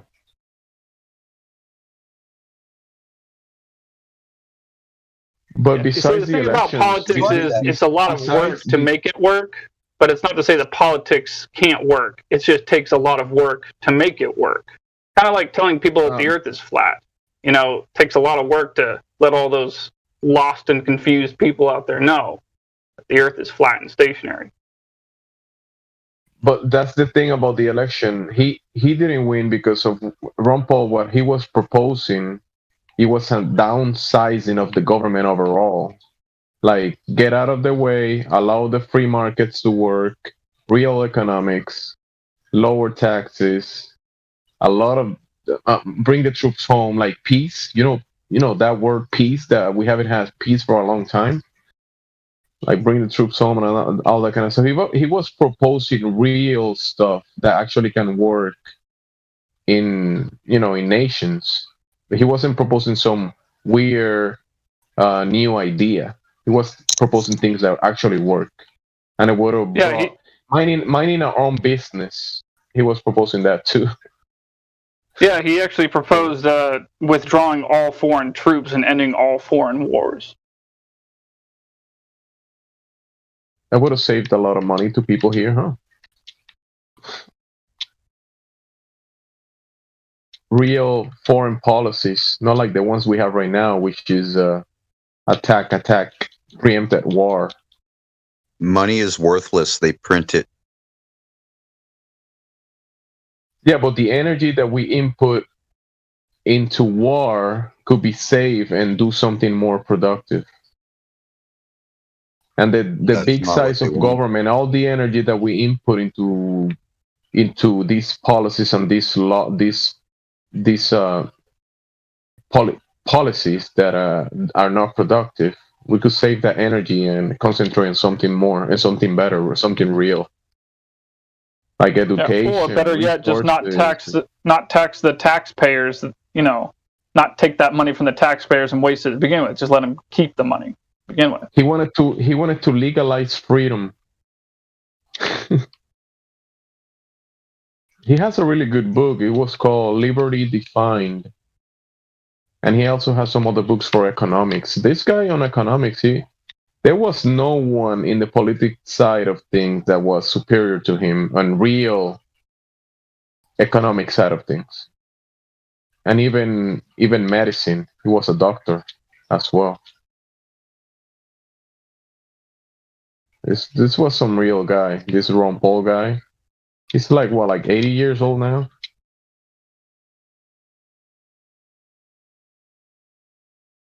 Talking about politicians in the last decades, doesn't get any more real than Ron Paul.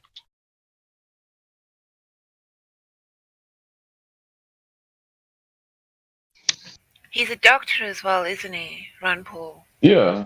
And his son as well, from medical background. I don't know if you saw Ron Paul made a message to the American people and warned them of what is coming. He went as far as to say that people should, they should start getting food together. Yeah.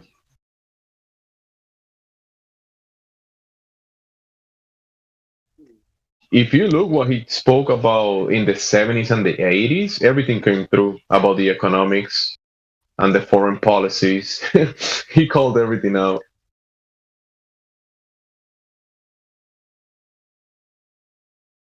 I remember hearing an interview of him, and he said, "I'm not running for president just to win. I'm trying to change the course of history." He was trying to implement a lot of policies that would have changed the way we think about the government. Instead of this controlling body, it will be more like an administrative contract enforcer instead of a mandate machine that everything the government says and whatever policy the government makes, everybody has to do it. It would be more based in the free markets. Contract law. The way economics should be working. I'm not an American, but ever since Trump, I think people have been really interested in what's going on in America. And I see people like Jim Jordan and that Senator Kennedy and Rand Paul, working really, really hard to sort out, to push back against this whole fake narrative.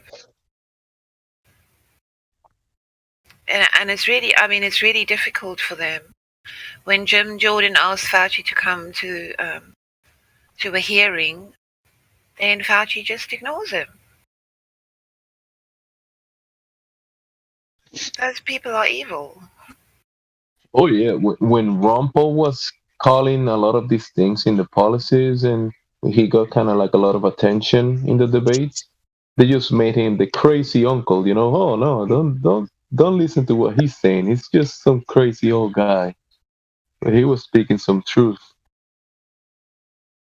We'll be like ignoring him and labeling him as a libertarian, whatever. Apparently, the Texas Democrats didn't show up for a House thing, and they didn't have enough to run the House. So they sent out an order to make it obligatory for them to show up, which means they have to show up or they will be arrested. And they mobilized the,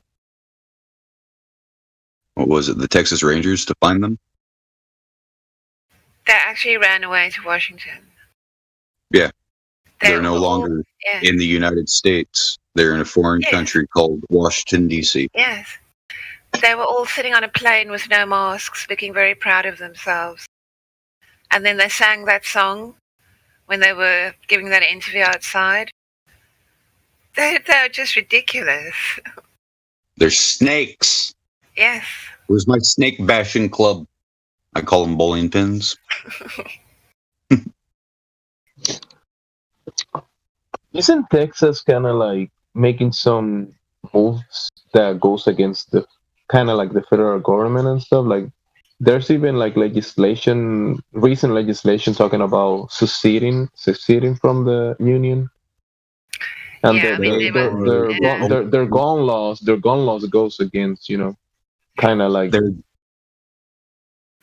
only what the government wants. The Democrats who, sorry. It's all right. The Democrats who ran away, they did that because Texas wants ID for people who vote. That is the reason why they did that. And Texas is the only state that reserves the right for secession. When they entered, that was part of their constitution when they entered the Union, that they have the right to secede because they are a republic unto themselves. Yeah, that's right. There's recent legislation for that. They don't need legislation. They just need to sit there and say, you failed to protect the general public. We're no longer a part of this union. Yeah. And then they have to arrest the National Guard and set up the militia.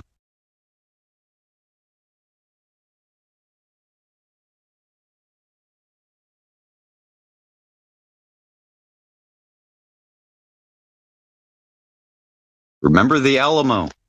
We are surrounded. Enemy is within the gates. Broken arrow, break. And it's not just here. It's every country all over the world. They have turned everybody against each other. Did you know the Bible even talks about a race war?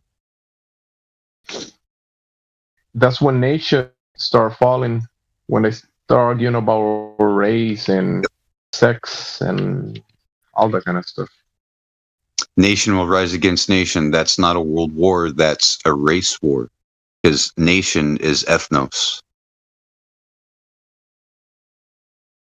It's literally nationality.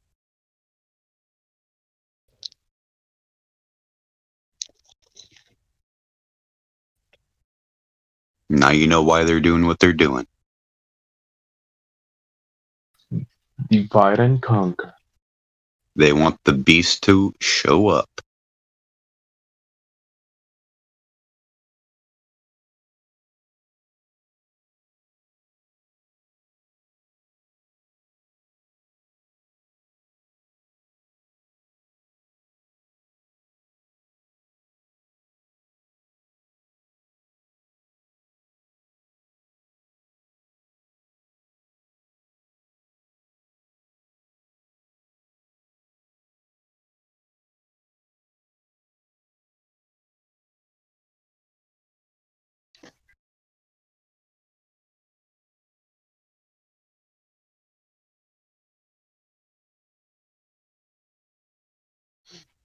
I mean, you even have, well, supposedly the Jews are talking about talking with their Messiah. Just hasn't announced their Ben David yet. Talking to the Messiah, like what, on the cell phone or on the internet? No, like talking about a man who is claiming to be the Messiah, that they have recognized as being the Messiah and anointed him. But wouldn't they build like a temple and a throne for him or something? Or That's what they're in the process of doing. They're waiting for a pure red heifer with no white hairs. They thought they had one like 2 years ago, but they found a white hair on its like haunches or something like that when it was a yearling, so they couldn't sacrifice it and burn it for ashes to purify everybody for building the temple. So the temple is not built yet? No. Not until they have the red heifer. What's that? It's a pure cow, or it's a cow with no blemishes, all red fur. All red fur? Yep. The red heifer. What? It can't have one white hair on it. That's the first time I've heard of that. Most red heifers have like white splotches over them. Like in 2016, there were a couple of red heifers that were born with a white 7 on their head. And then there was a dairy cow that was born with a white 7 on their head. So it's a genetically modified bull? No, it's not genetically modified. It's an Angus cow. So who wrote the procedure for the cleansing and everything? Where do they get that from? I don't know if it's Solomon or David, one of the two. But that's from the old temple, the temple rites, isn't it? Yeah. Yep.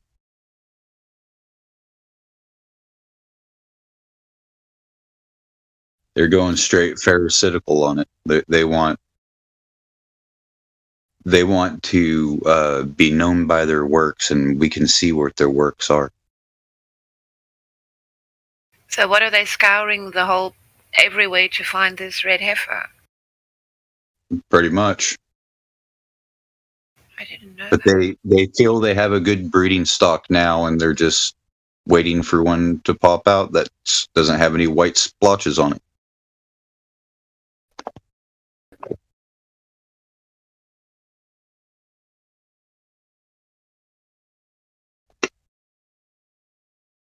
I just want to know what happened to Tartaria.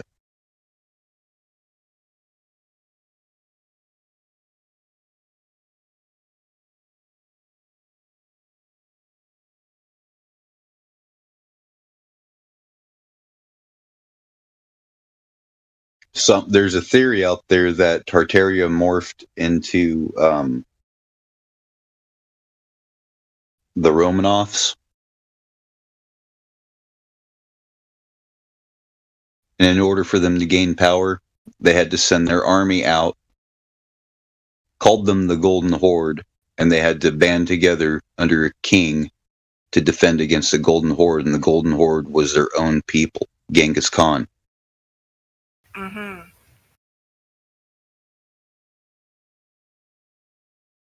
It bordered China and Mongolia. Yep.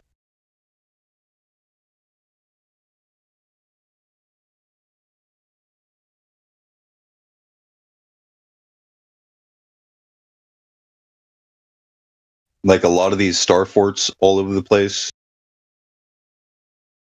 they're all facing north. Like most of the defenses are aimed towards the north. Because they're watching the North Star, and when there's an event that probably is gonna be announced by the heavens, and everybody's aligned with the North Star. Whenever the creator or the designer decides to make a move, everybody's gonna see it.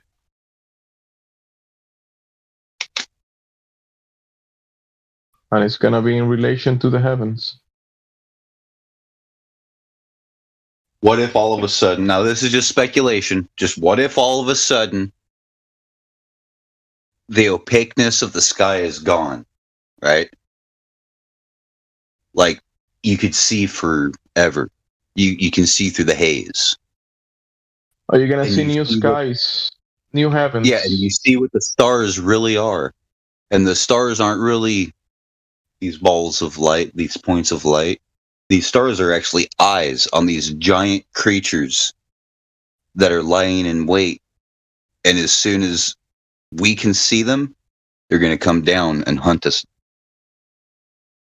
What if that's what it's all about? If there's any creatures that are gonna do that, it's probably from the earth, not from the sky like that.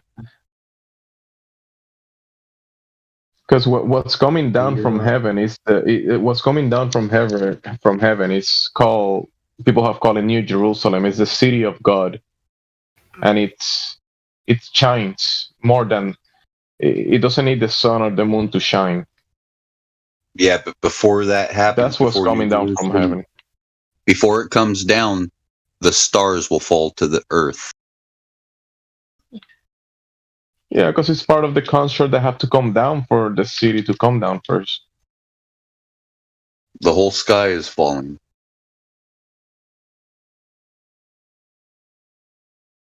And I think that's why they aligned everything to the North Star most likely, because of course there's a value of observations, but since it's a clock, a calendar, I guess it will announce something big if, let's say, the North Star gets out of its place or something, you know.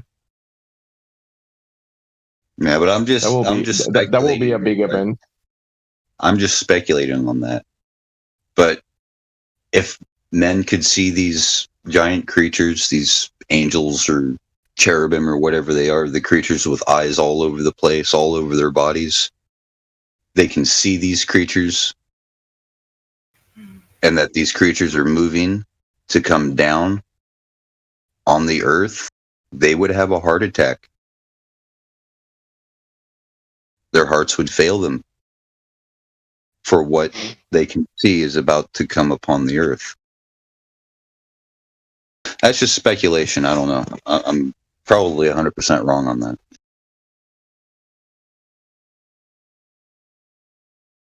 So, well, if the city of God comes down from heaven, people will think it's aliens or something. They might fight the aliens, you know. The armies will fight the aliens that are coming down from space. Yeah, exactly. Now you know what the aliens are invading. Yeah, that's what I thought. Now you know what the UFO is all about. The UFO disclosure BS. Exactly. Oh, they're real, but it's not ours, and we're not saying it's not other governments, but it's not ours. That's all they said. It's probably true. It's a false disclosure, like I said. They won't reveal what they really are.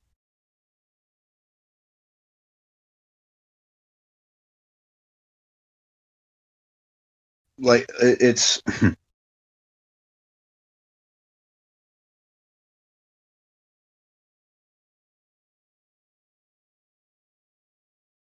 It's like yesterday, 2 days ago now, the George Floyd mural was struck by lightning.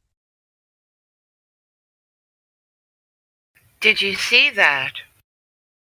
Yeah, struck by lightning. I Yeah. did an episode on it, and I did a whole live stream, and my sound wasn't working, so I just do it all over again. But yeah, I mean, we already know about lightning, right?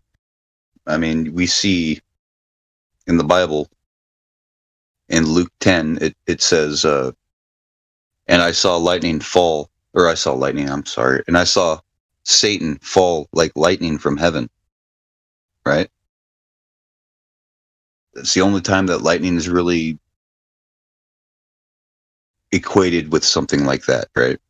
Now, But it says like lightning from heaven. Doesn't say that Satan is lightning, right? oh, I know, but I had a GIF, and you could see the GIF, and the lightning was coming down, and it's arcing all across the sky and zipping back and forth, trying as its must to just wander to and fro. Then all of a sudden, it gets too low and bam, hits the ground.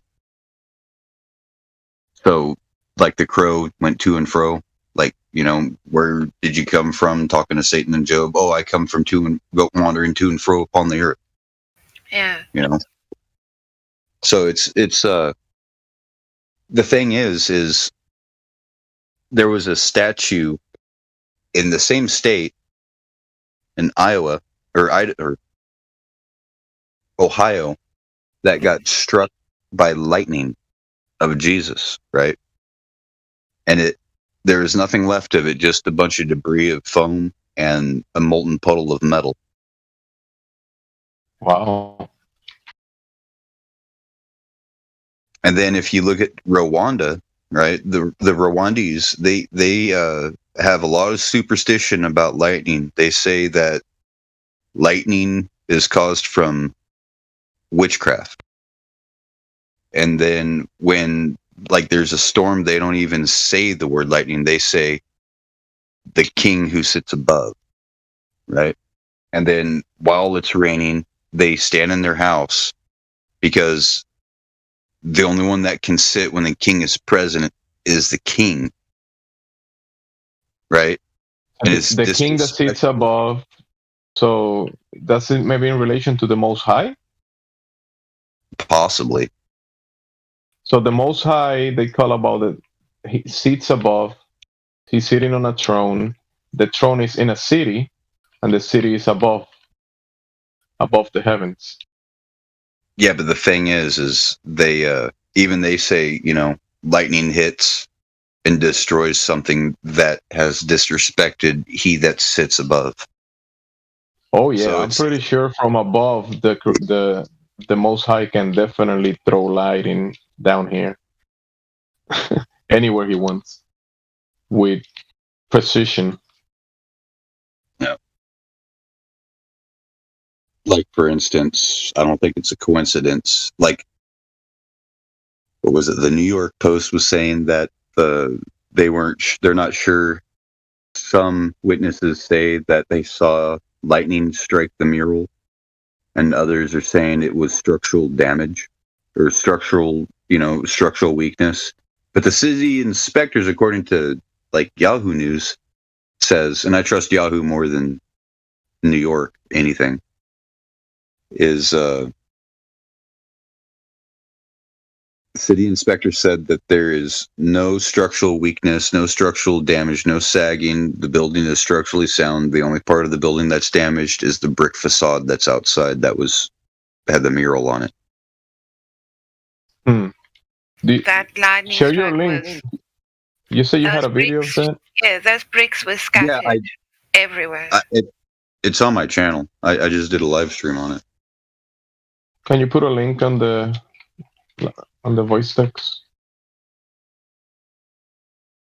Kindly. Hang on. What the heck?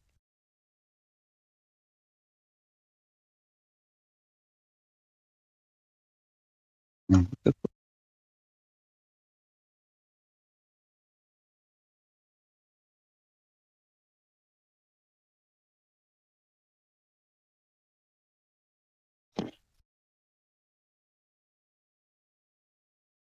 Dang, I didn't realize I had that many views already. I must have hit the algorithm just right. Shoot, where are we? Right here.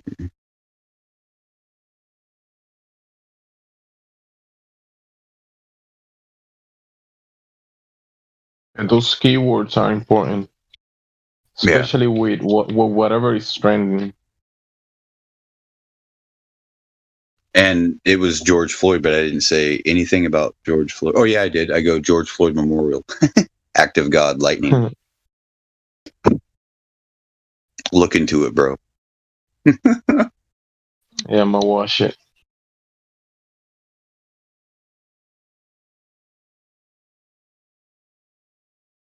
There are many great deceptions. Globe Earth, evolution, dinosaurs. They're really dragons.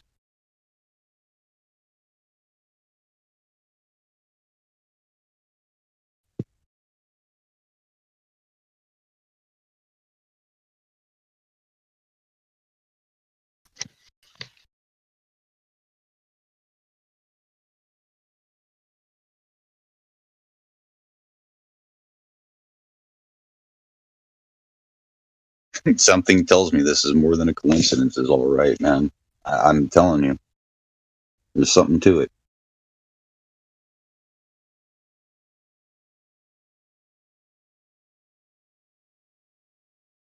Yeah, I thought that was quite weird when I saw that.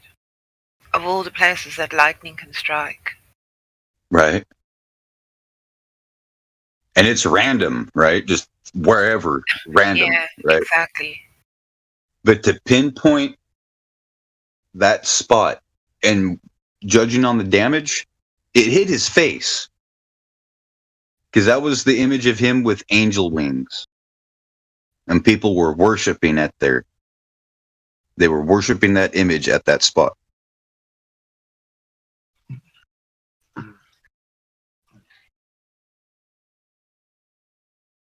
Time to smash the idols. See, that's why I'm not upset about them tearing down the statues, because they're idols.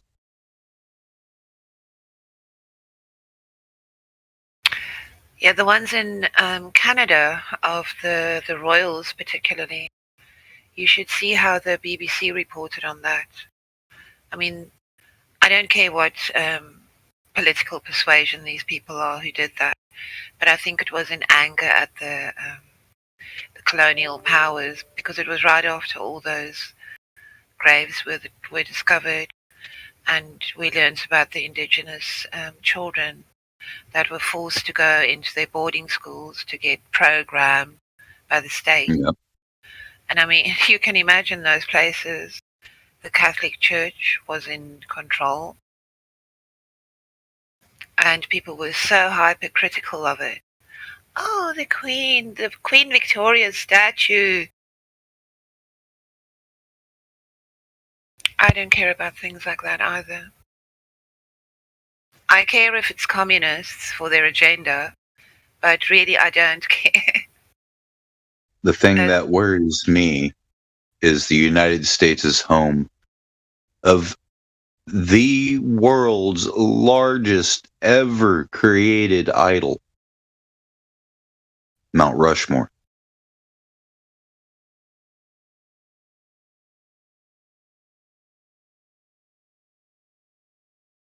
That's indeed true. I thought you were going to say the Statue of Liberty. I didn't even think of Mount Rushmore.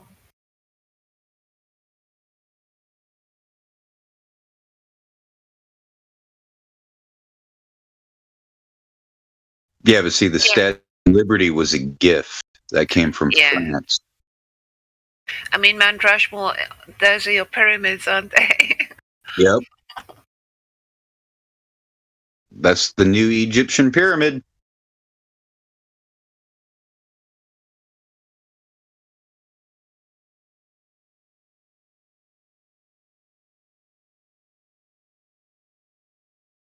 It's always interesting to talk to you, Joshua.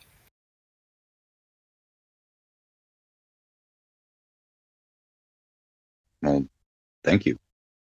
Toby, yeah, I'm pretty sure the mountain that they carved, those are the largest carved images, larger than anything ever done in Egypt.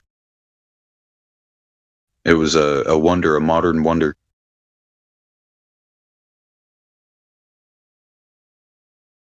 Unless I'm wrong. What stone is that in that mountain? Granite? Granite? Is it granite? Yeah.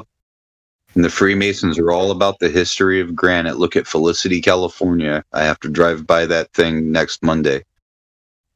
There's a giant pyramid, and at the top of the pyramid is a cathedral with blue paint.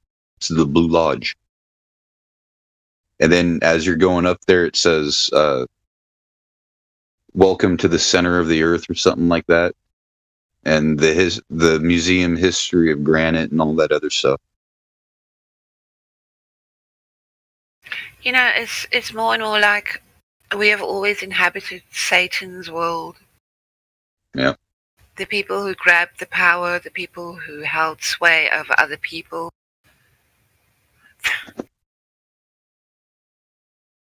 And the ridiculous things that they set out to do. What is mere man that they should go and carve him or his likeness into a granite mountain? It's ridiculous.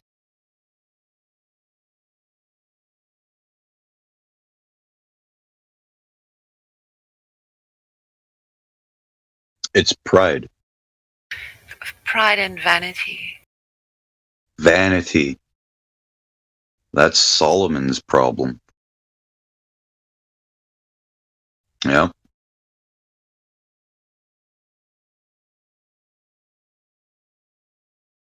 Did they get bored or being on the earth and enjoying family? Or is it like a control obsession or just going against their father and that's it? Just I think it's more along the lines of what's in their blood. Mm-hmm. Like Aleister Crowley, he was raised very Orthodox Christian. And his mother called him a beast. And he says, I'm not a beast, I'm the beast.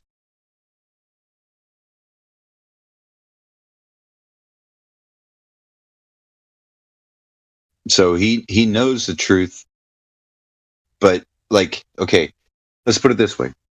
They hate the Creator. They hate Yahuwah. Right? They accuse him day and night. Because they want to be in heaven or something? Or? There's something spiritual about it, man. They just, I think it's a bloodline. I think it's remnant of the Nephilim.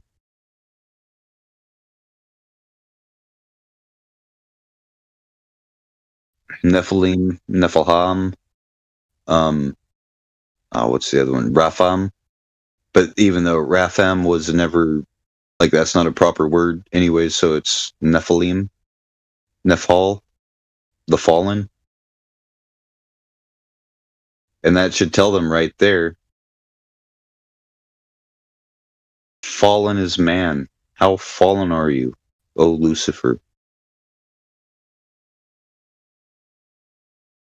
Now, see, here's the other thing. What exactly is Lucifer, Lucy, in the sky with diamonds, right?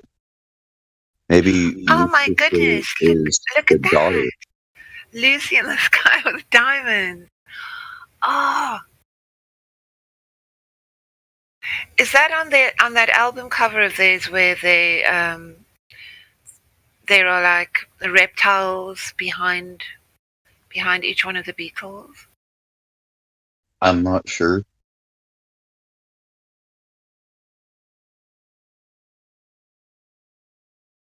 Well, I heard somebody say that. What if Eve was impregnated by the deceiver, and then Adam, and she actually birthed Cain and Abel as twins, one just before the other, so that it's not clear.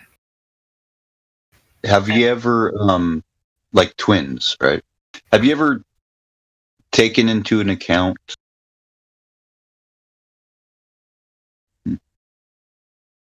well, have you ever looked etymologically into things, like with scripture?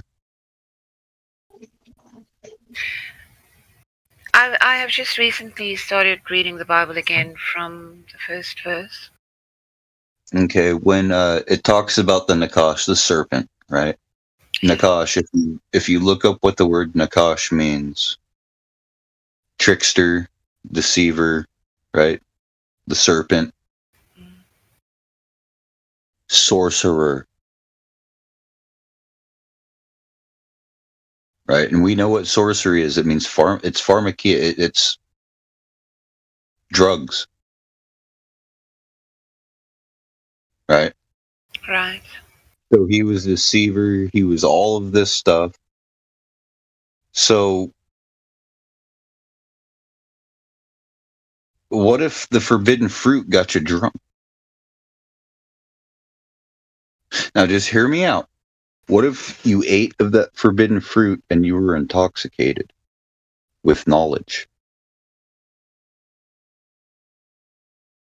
And with this knowledge, with this sorcery, you're deceived. You're beguiled. Astonished, right? Now we know also that Balaam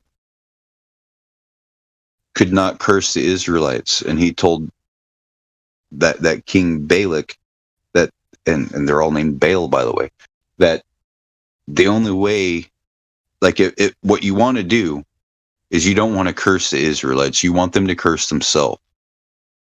So take your women and give all of your women to them, and they'll stumble on their self. And one of them wouldn't. So they brought him into the tent. Hey, you know, we're sons of Lot. You know, we're cousins. Come on, come into our tent. Got him drunk, really drunk. Then brought his wife and his daughter out there, made them naked before him and danced for him, and got him enticed. He's drunk. He didn't know what was what, and he stumbled. Well, with a Moabite woman, right? So it's one of these things to where it's that whole drunk with knowledge, that drunk with the flesh, the here and now, the pride, the what is now is all that ever will be, right? Type of thing. Oh, I see. That's why these people, they might know the truth, but they want something here and now. They want to forge their own way. They want to build their own stairway to heaven. They want to build that tower. Yeah, and that's where a lot of people stumble, because they cannot understand the concept of faith. Yeah. Tell me this, because I was reading Genesis a few days ago. I found it peculiar that so soon after the fall of man, they produce two sons. One is tending the field, and the other one is herding some animals. And then when they go in front of God to offer the fruit of their harvest, why did he show favor to Abel? Okay. Now, this is just my view on it, okay? But Abel brought meat. Meat, you take meat into your body, and you burn it as a sacrifice. You burn that in your body. That's what calories are. It means a unit a unit of burning, to burn, right? So literally, your body is the temple. What you bring into your body is a burnt offering. You know, you burn it on the fire, you cook it, and then you bring it into the temple, and then the temple burns it inside. Right? Now, with tobacco and marijuana, you smoke it. You're supposed to eat the herbs, not smoke them. So that's the burnt offering that was not favored, because you couldn't eat the ashes after you sacrificed it on the sacrificial altar and then took it into your temple. You couldn't take it into your temple because you smoked it. It's ash. That's just my thought on it.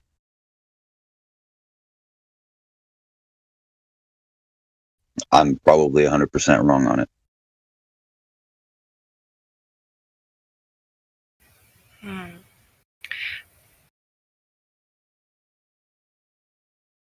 But it kind of makes sense because, you know, with tobacco, you can get cancer. With cannabis, you can overdose. It's called greening out. Right? Everybody's like, oh, you got to smoke a dump truckload, and I'd like to try. It's like, no, you don't get it. You can green out to where you start puking.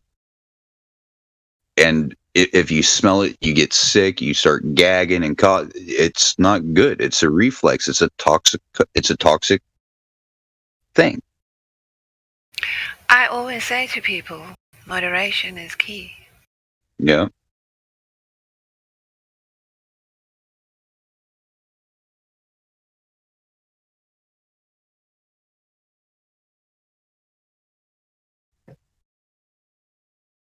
Cannabis is an interesting thing. The deceivers brought war and sent men and children to jail, even took their lives away just because of this plant. And this plant was being used in the past by many people, complete industries and nations were using this for many uses. Yep. And then they dropped the hammer on it. The wealth of the nation is determined by how much hemp it produces. I'll say it again. The wealth of a nation is dependent on how much hemp it produces. I gotta agree with that because hemp is a multi-resource. You could solve a lot of problems, of a lot of needs from it. So you have a fundamental, a strong fundamental if you produce enough, because you could get oils, fuel, textiles, many different things that are basic needs for a nation. And once you have the basic needs down, then you could do other stuff and expand on other things. In fact, the first law on hemp in North America was you had to grow it. That's what the tax was. Yeah.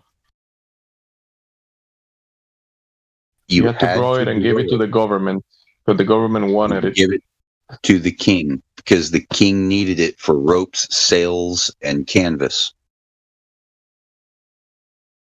And textiles for clothing and stuff. I think Canada wants it for blue jeans. You know the oils from it are lubricants too for machinery and stuff. Oh yeah. Yeah, you can drive your car with hemp oil. Yeah, you could lubricate it and also fuel it with it. So important key parts. You can so also a multi-resource that you could grow multiple times a year because it's an adult plant 3 and 4 months. You can get 3 crops a year, and it repels insects and stuff. It's good for the land as well. Yeah. It grows so very close together that other weeds and stuff it's not even a factor. So you can get a super quick crop. That's super useful. Not just So that. why wage war against a plant? Yeah, that is the question. Because THC breaks mind control. And also the chain controls, because if a nation, let's say a small islands in the tropic, like, I don't know, any of the islands in the tropics, and they can produce hemp, they can produce a lot of things that their basic needs, right? And they don't need control, they don't need imports from other places. Like many nations right now are in need to import, are dependent on other nations, like for oil, for their vehicles. Many small countries, they don't produce any oils, but could be producing it from plants and hemp. Yeah, not just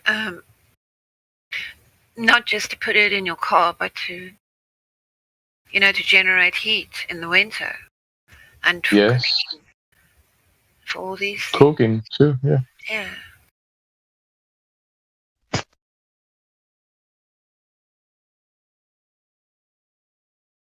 So that will break some chains.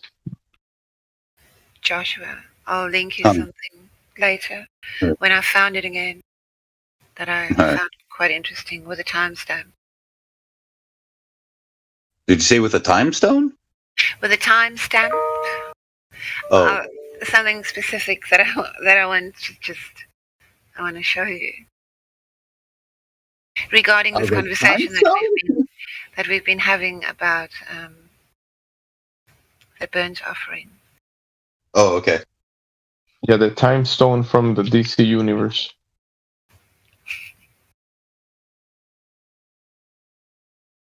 You can copy a video at a certain time. If you want to show somebody just a certain thing within a video, Yeah, you go. You look at the time, and you say at, and then you put the minute colon. If it's hour, you put 2 digits on each one of the things. So if it's like at 5 minutes, you go 05 colon 00. Yeah, I'm just working at the moment, so I'm distracted. I can't look for it now. it's all right. I ain't judging.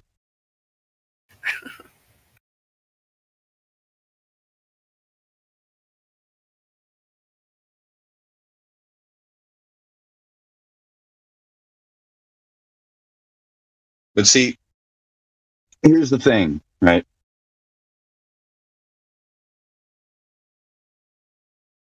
I am now 100% convinced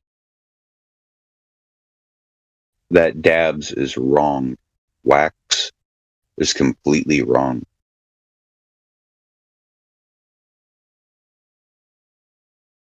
Explain. See, they've been able to strip all of the oils from the plant and leave the plant matter behind, to where you can take, like, say, a joint, a 1 gram joint, right? And pull everything out of it and scrape it up, and you're just going to have maybe, I don't know, 5 milligrams of it. And, that, and you smoke that wax,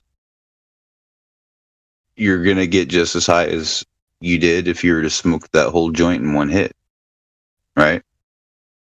However, with dabs, oftentimes they'll get bigger and bigger, 1 gram dab. And to get 1 gram of that wax, you need like 10 grams of flour. So it's super concentrated. Yeah. And it's not natural.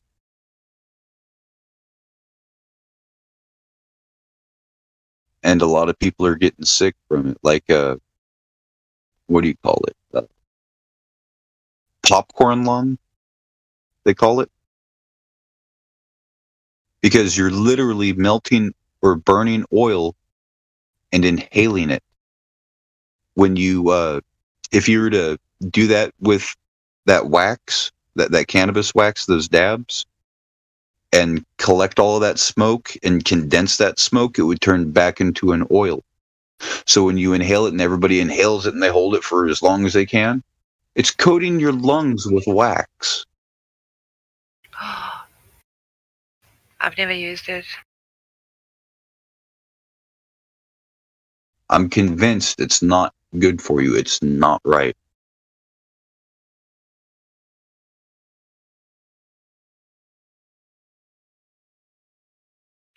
In the city where I come from, in Africa, the weather is so temperate. You just drop the seeds. You don't even have to tend it or look at it. And then you just come back and there it is growing. Yeah. How far are you from Malawi? Well, I've been to Malawi, but I'm living in the UK at the moment. I've been to Malawi. Yeah, Malawi Reds. I've been all over. Yeah.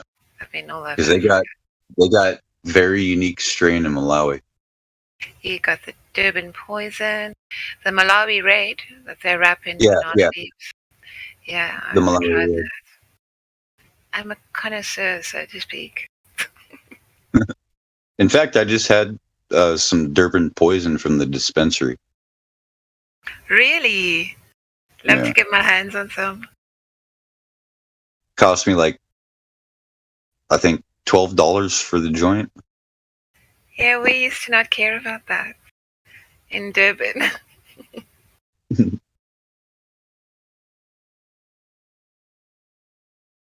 But then You know, again, it was free. It was something that you just grew, or someone else grew, or it just grew somewhere. see, me myself, I should probably stay away from Durban poison because my ancestors were named Durban. Oh, really? That's interesting. It's urban, isn't it? I don't know. It's Irish. I don't know if it's Irish or Welsh, because my surname now is like in both places. There's lands and rivers in both Wales and Ireland with my last name. So I'm not sure. Are you a landlord? I could be, but I don't know how to reclaim the right. If I could reclaim the right, I was like, all right, this is the new free land. For flat earthers. But if you come over here and you spout off with that globe shit, you're getting pushed into the ocean.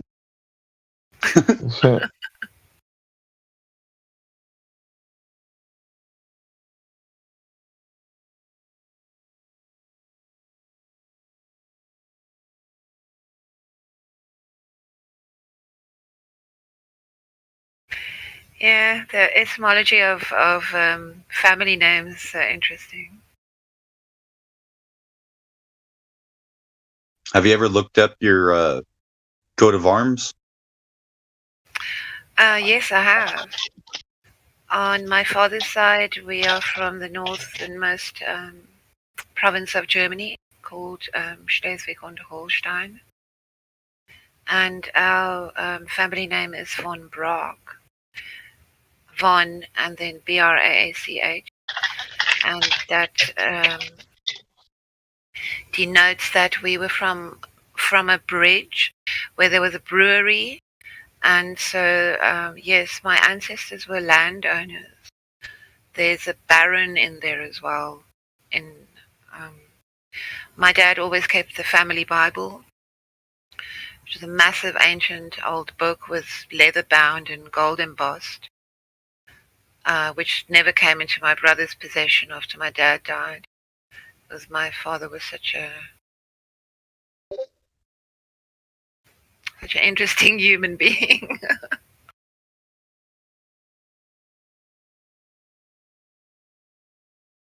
Everything he touched Yeah, turned to ashes. I would give you my family name, but that would be doxing me because that's actually my surname. Well, this is no longer my name. That's my Yeah. maiden name. Yeah, that's why I was like, yeah, I can't say what mine is, but Yeah, mine. I mean, I say it because it's no longer associated with me. It's something from. and here's something that kind of irritates me, right? Because the figure that's on my family's crest is a white knight, and white knights have been given a bad name due to slang. It's ridicule, just like lunatic, just like April Fool, Yes. just like the thinking path, the psychopath. Oh. Do you know what psychedelic means? No, tell me. Mind manifesting. Quite a fitting name. Huh?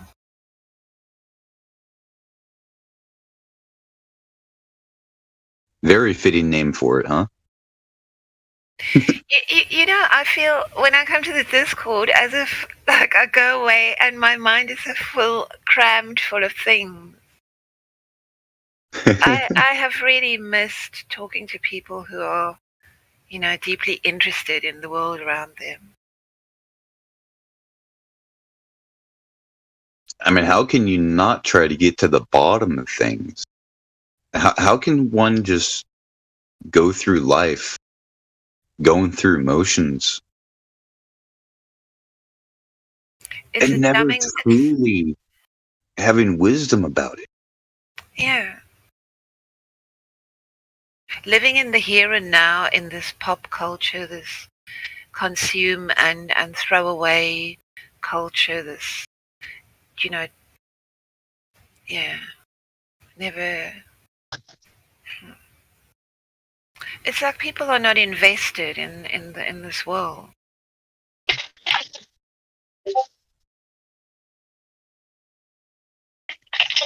It's like they don't They have got a the stake. they got the fantasy world to go into, the imaginary land, and they spend a lot of time in that. So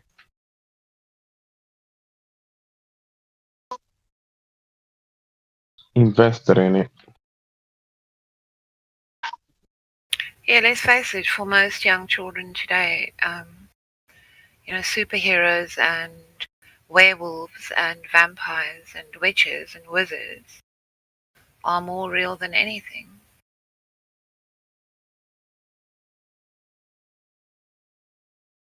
Globes, black holes, planets. Yeah, the whole space thing. Black hole sun, won't you come black hole wash away the rain? It's the only black hole I know of. It's a song. What do you call it? Soundgarden. Anyway. Classic. Yeah, I've got it on my playlist in my car.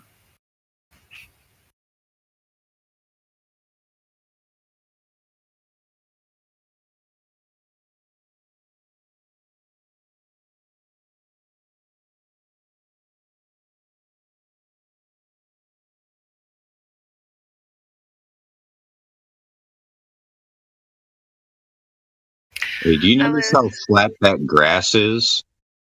Sorry, say again? Oh,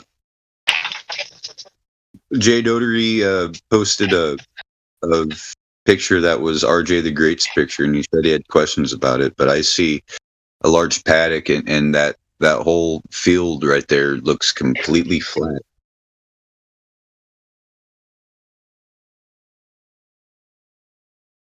They're at 57 after the hour. It looks flat because it's a ball.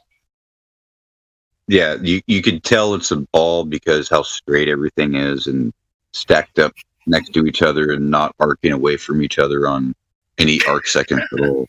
Yeah, you can tell it's moving because it's motionless. Yeah, it Yeah, must you be can- moving because you it can- feels so motionless. You can tell it's a real photo of a car in space because it looks so fake. That's how you know it's real. Yeah. Hello. Hello. Mic Welcome to check. Flutter. Everyone hear me okay? Yeah, we can hear you, Yes. RJ. Okay, great. So I guess a couple of one-liners then about where I've been and where I am at the minute. I subscribe to Killer Priest's podcast on YouTube, and I watch it here and there. And it was by chance last week I saw in my recommended that he had the Flat Earth podcast episode with David Weiss. And I've been listening to Killer Priest. If anyone's not aware, he used to make music with the Wu-Tang Clan many years ago. I've been listening to his music for probably about 8 years now. So I feel like I owed it to myself that, you know, I respect him as his artistry and as a musician. So, you know, if he's going to have someone like David on his podcast, then, you know, I should at least give it a chance, right? Because I'm open-minded enough to see things from any and all perspectives, really. So I ended up sitting through all 2.5 hours of that, and a lot of things made sense to me during that. I mean, I only expected to stay on that for about 10 minutes, and I was like, I'll just see, you know, what they're saying, and ended up, you know, staying for the whole thing, which was certainly an interesting experience. So now, obviously, I've been observing things in the real world with, you know, what I can see with my eyes and hear with my ears, and, you know, what I can see with my own senses. And so these are a couple of pictures that I've taken this week, and I've got the date and time stamps in terms of the times in the evening that these were taken, if that helps. I guess the key thing here that I've never really noticed before, that I've now realised, which makes no sense to me, and my knowledge on both Flat Earth and the heliocentric model may be slightly more limited than it probably should be at this stage. But if we can see in that first picture, okay, on the left-hand side we've got the crescent moon there, and on the right-hand side we've got, you know, the sun that's setting, you know, behind the houses. And it's very powerful. You know, we see some very radiant light coming from the right-hand side there. So I watched the sun go down from, you know, when it was above the houses all the way down to the place that it was at there. And I kept taking pictures, and I kept zooming in and observing the crescent moon. And, you know, from what I could tell, from the heliocentric model, the sun setting and the light that the supposed light that we can see reflecting off onto the moon there should have varied for, you know, the 45 minutes that it took for the sun to set. If the sun's setting, you know, directly in front of me, that moon, right, it shouldn't have stayed, you know, in the exact same, you know, view that I could see of it for that entire period, right? In the heliocentric, it should have changed slightly, correct?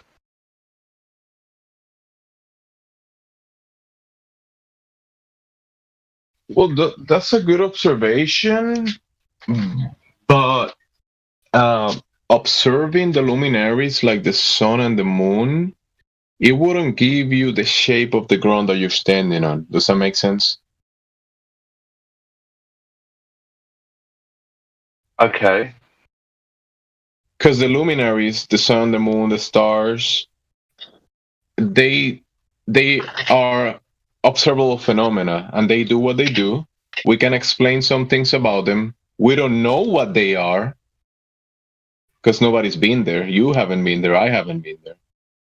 But to say the Earth is a globe or is flat because I observe the sun and the moon, that doesn't correlate.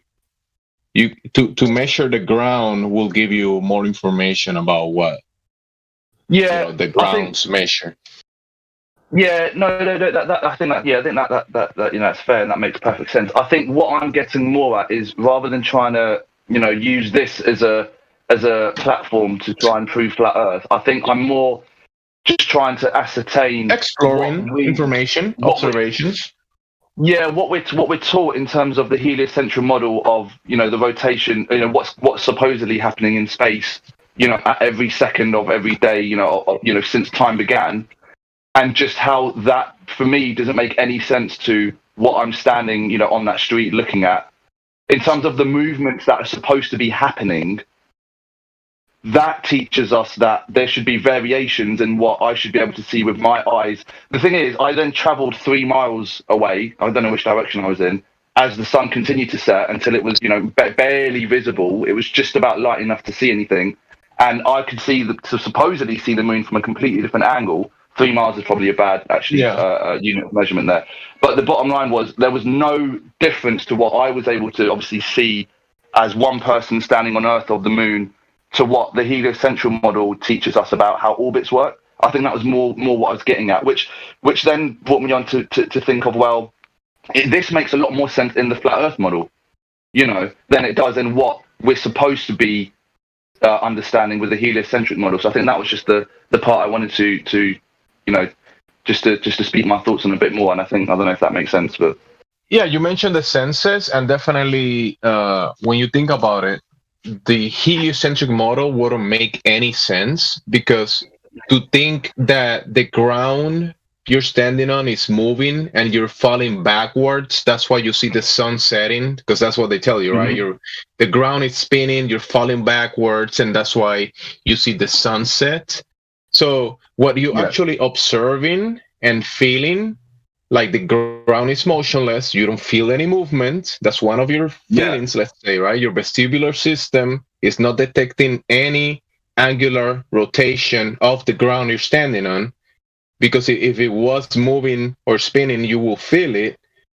And then you observe another of your senses, your vision. You observe the luminaries moving above you. So that make sense that the ground is motionless and the luminaries are moving. The heliocentric model is telling you the opposite of what you're observing and sensing. So it goes against your senses and against your experience and your observations. So that's why the heliocentric model makes no sense. Agreed. Interesting. Okay. Well, no, thank you very much for that. It just, I guess, confirmed some of the suspicions that maybe I was, not necessarily able to evidence with, any numbers or formulae, but just, what I was able to just feel as, a human or as a soul having a human experience on Earth. So, thank you for helping me elaborate on that. You said you have photographs, didn't you? You took some photographs? Yeah, I can. Okay, so let me share. Thing is, I can send it to. Is it Jay Dotery, or I can, and then he can. I'll give you some permissions. I'll give you perms. You're gonna be able to share your photographs in the live stream voice. Cool. That's where we follow the conversation. Okay, so these. Go ahead and try. Okay. Live stream voice text. There we go. These were yesterday at 9:29 p.m. I'm from the south of the UK, by the way. Okay. There's one more. Okay, you're taking photograph of the moon and around the sunset time. Yeah, and the sun's obviously there, escaping on the far right hand side there. And you've got another one. It's all been. I'll be honest. It's all been literally. I've only started actually taking pictures of what I've been out seeing literally the past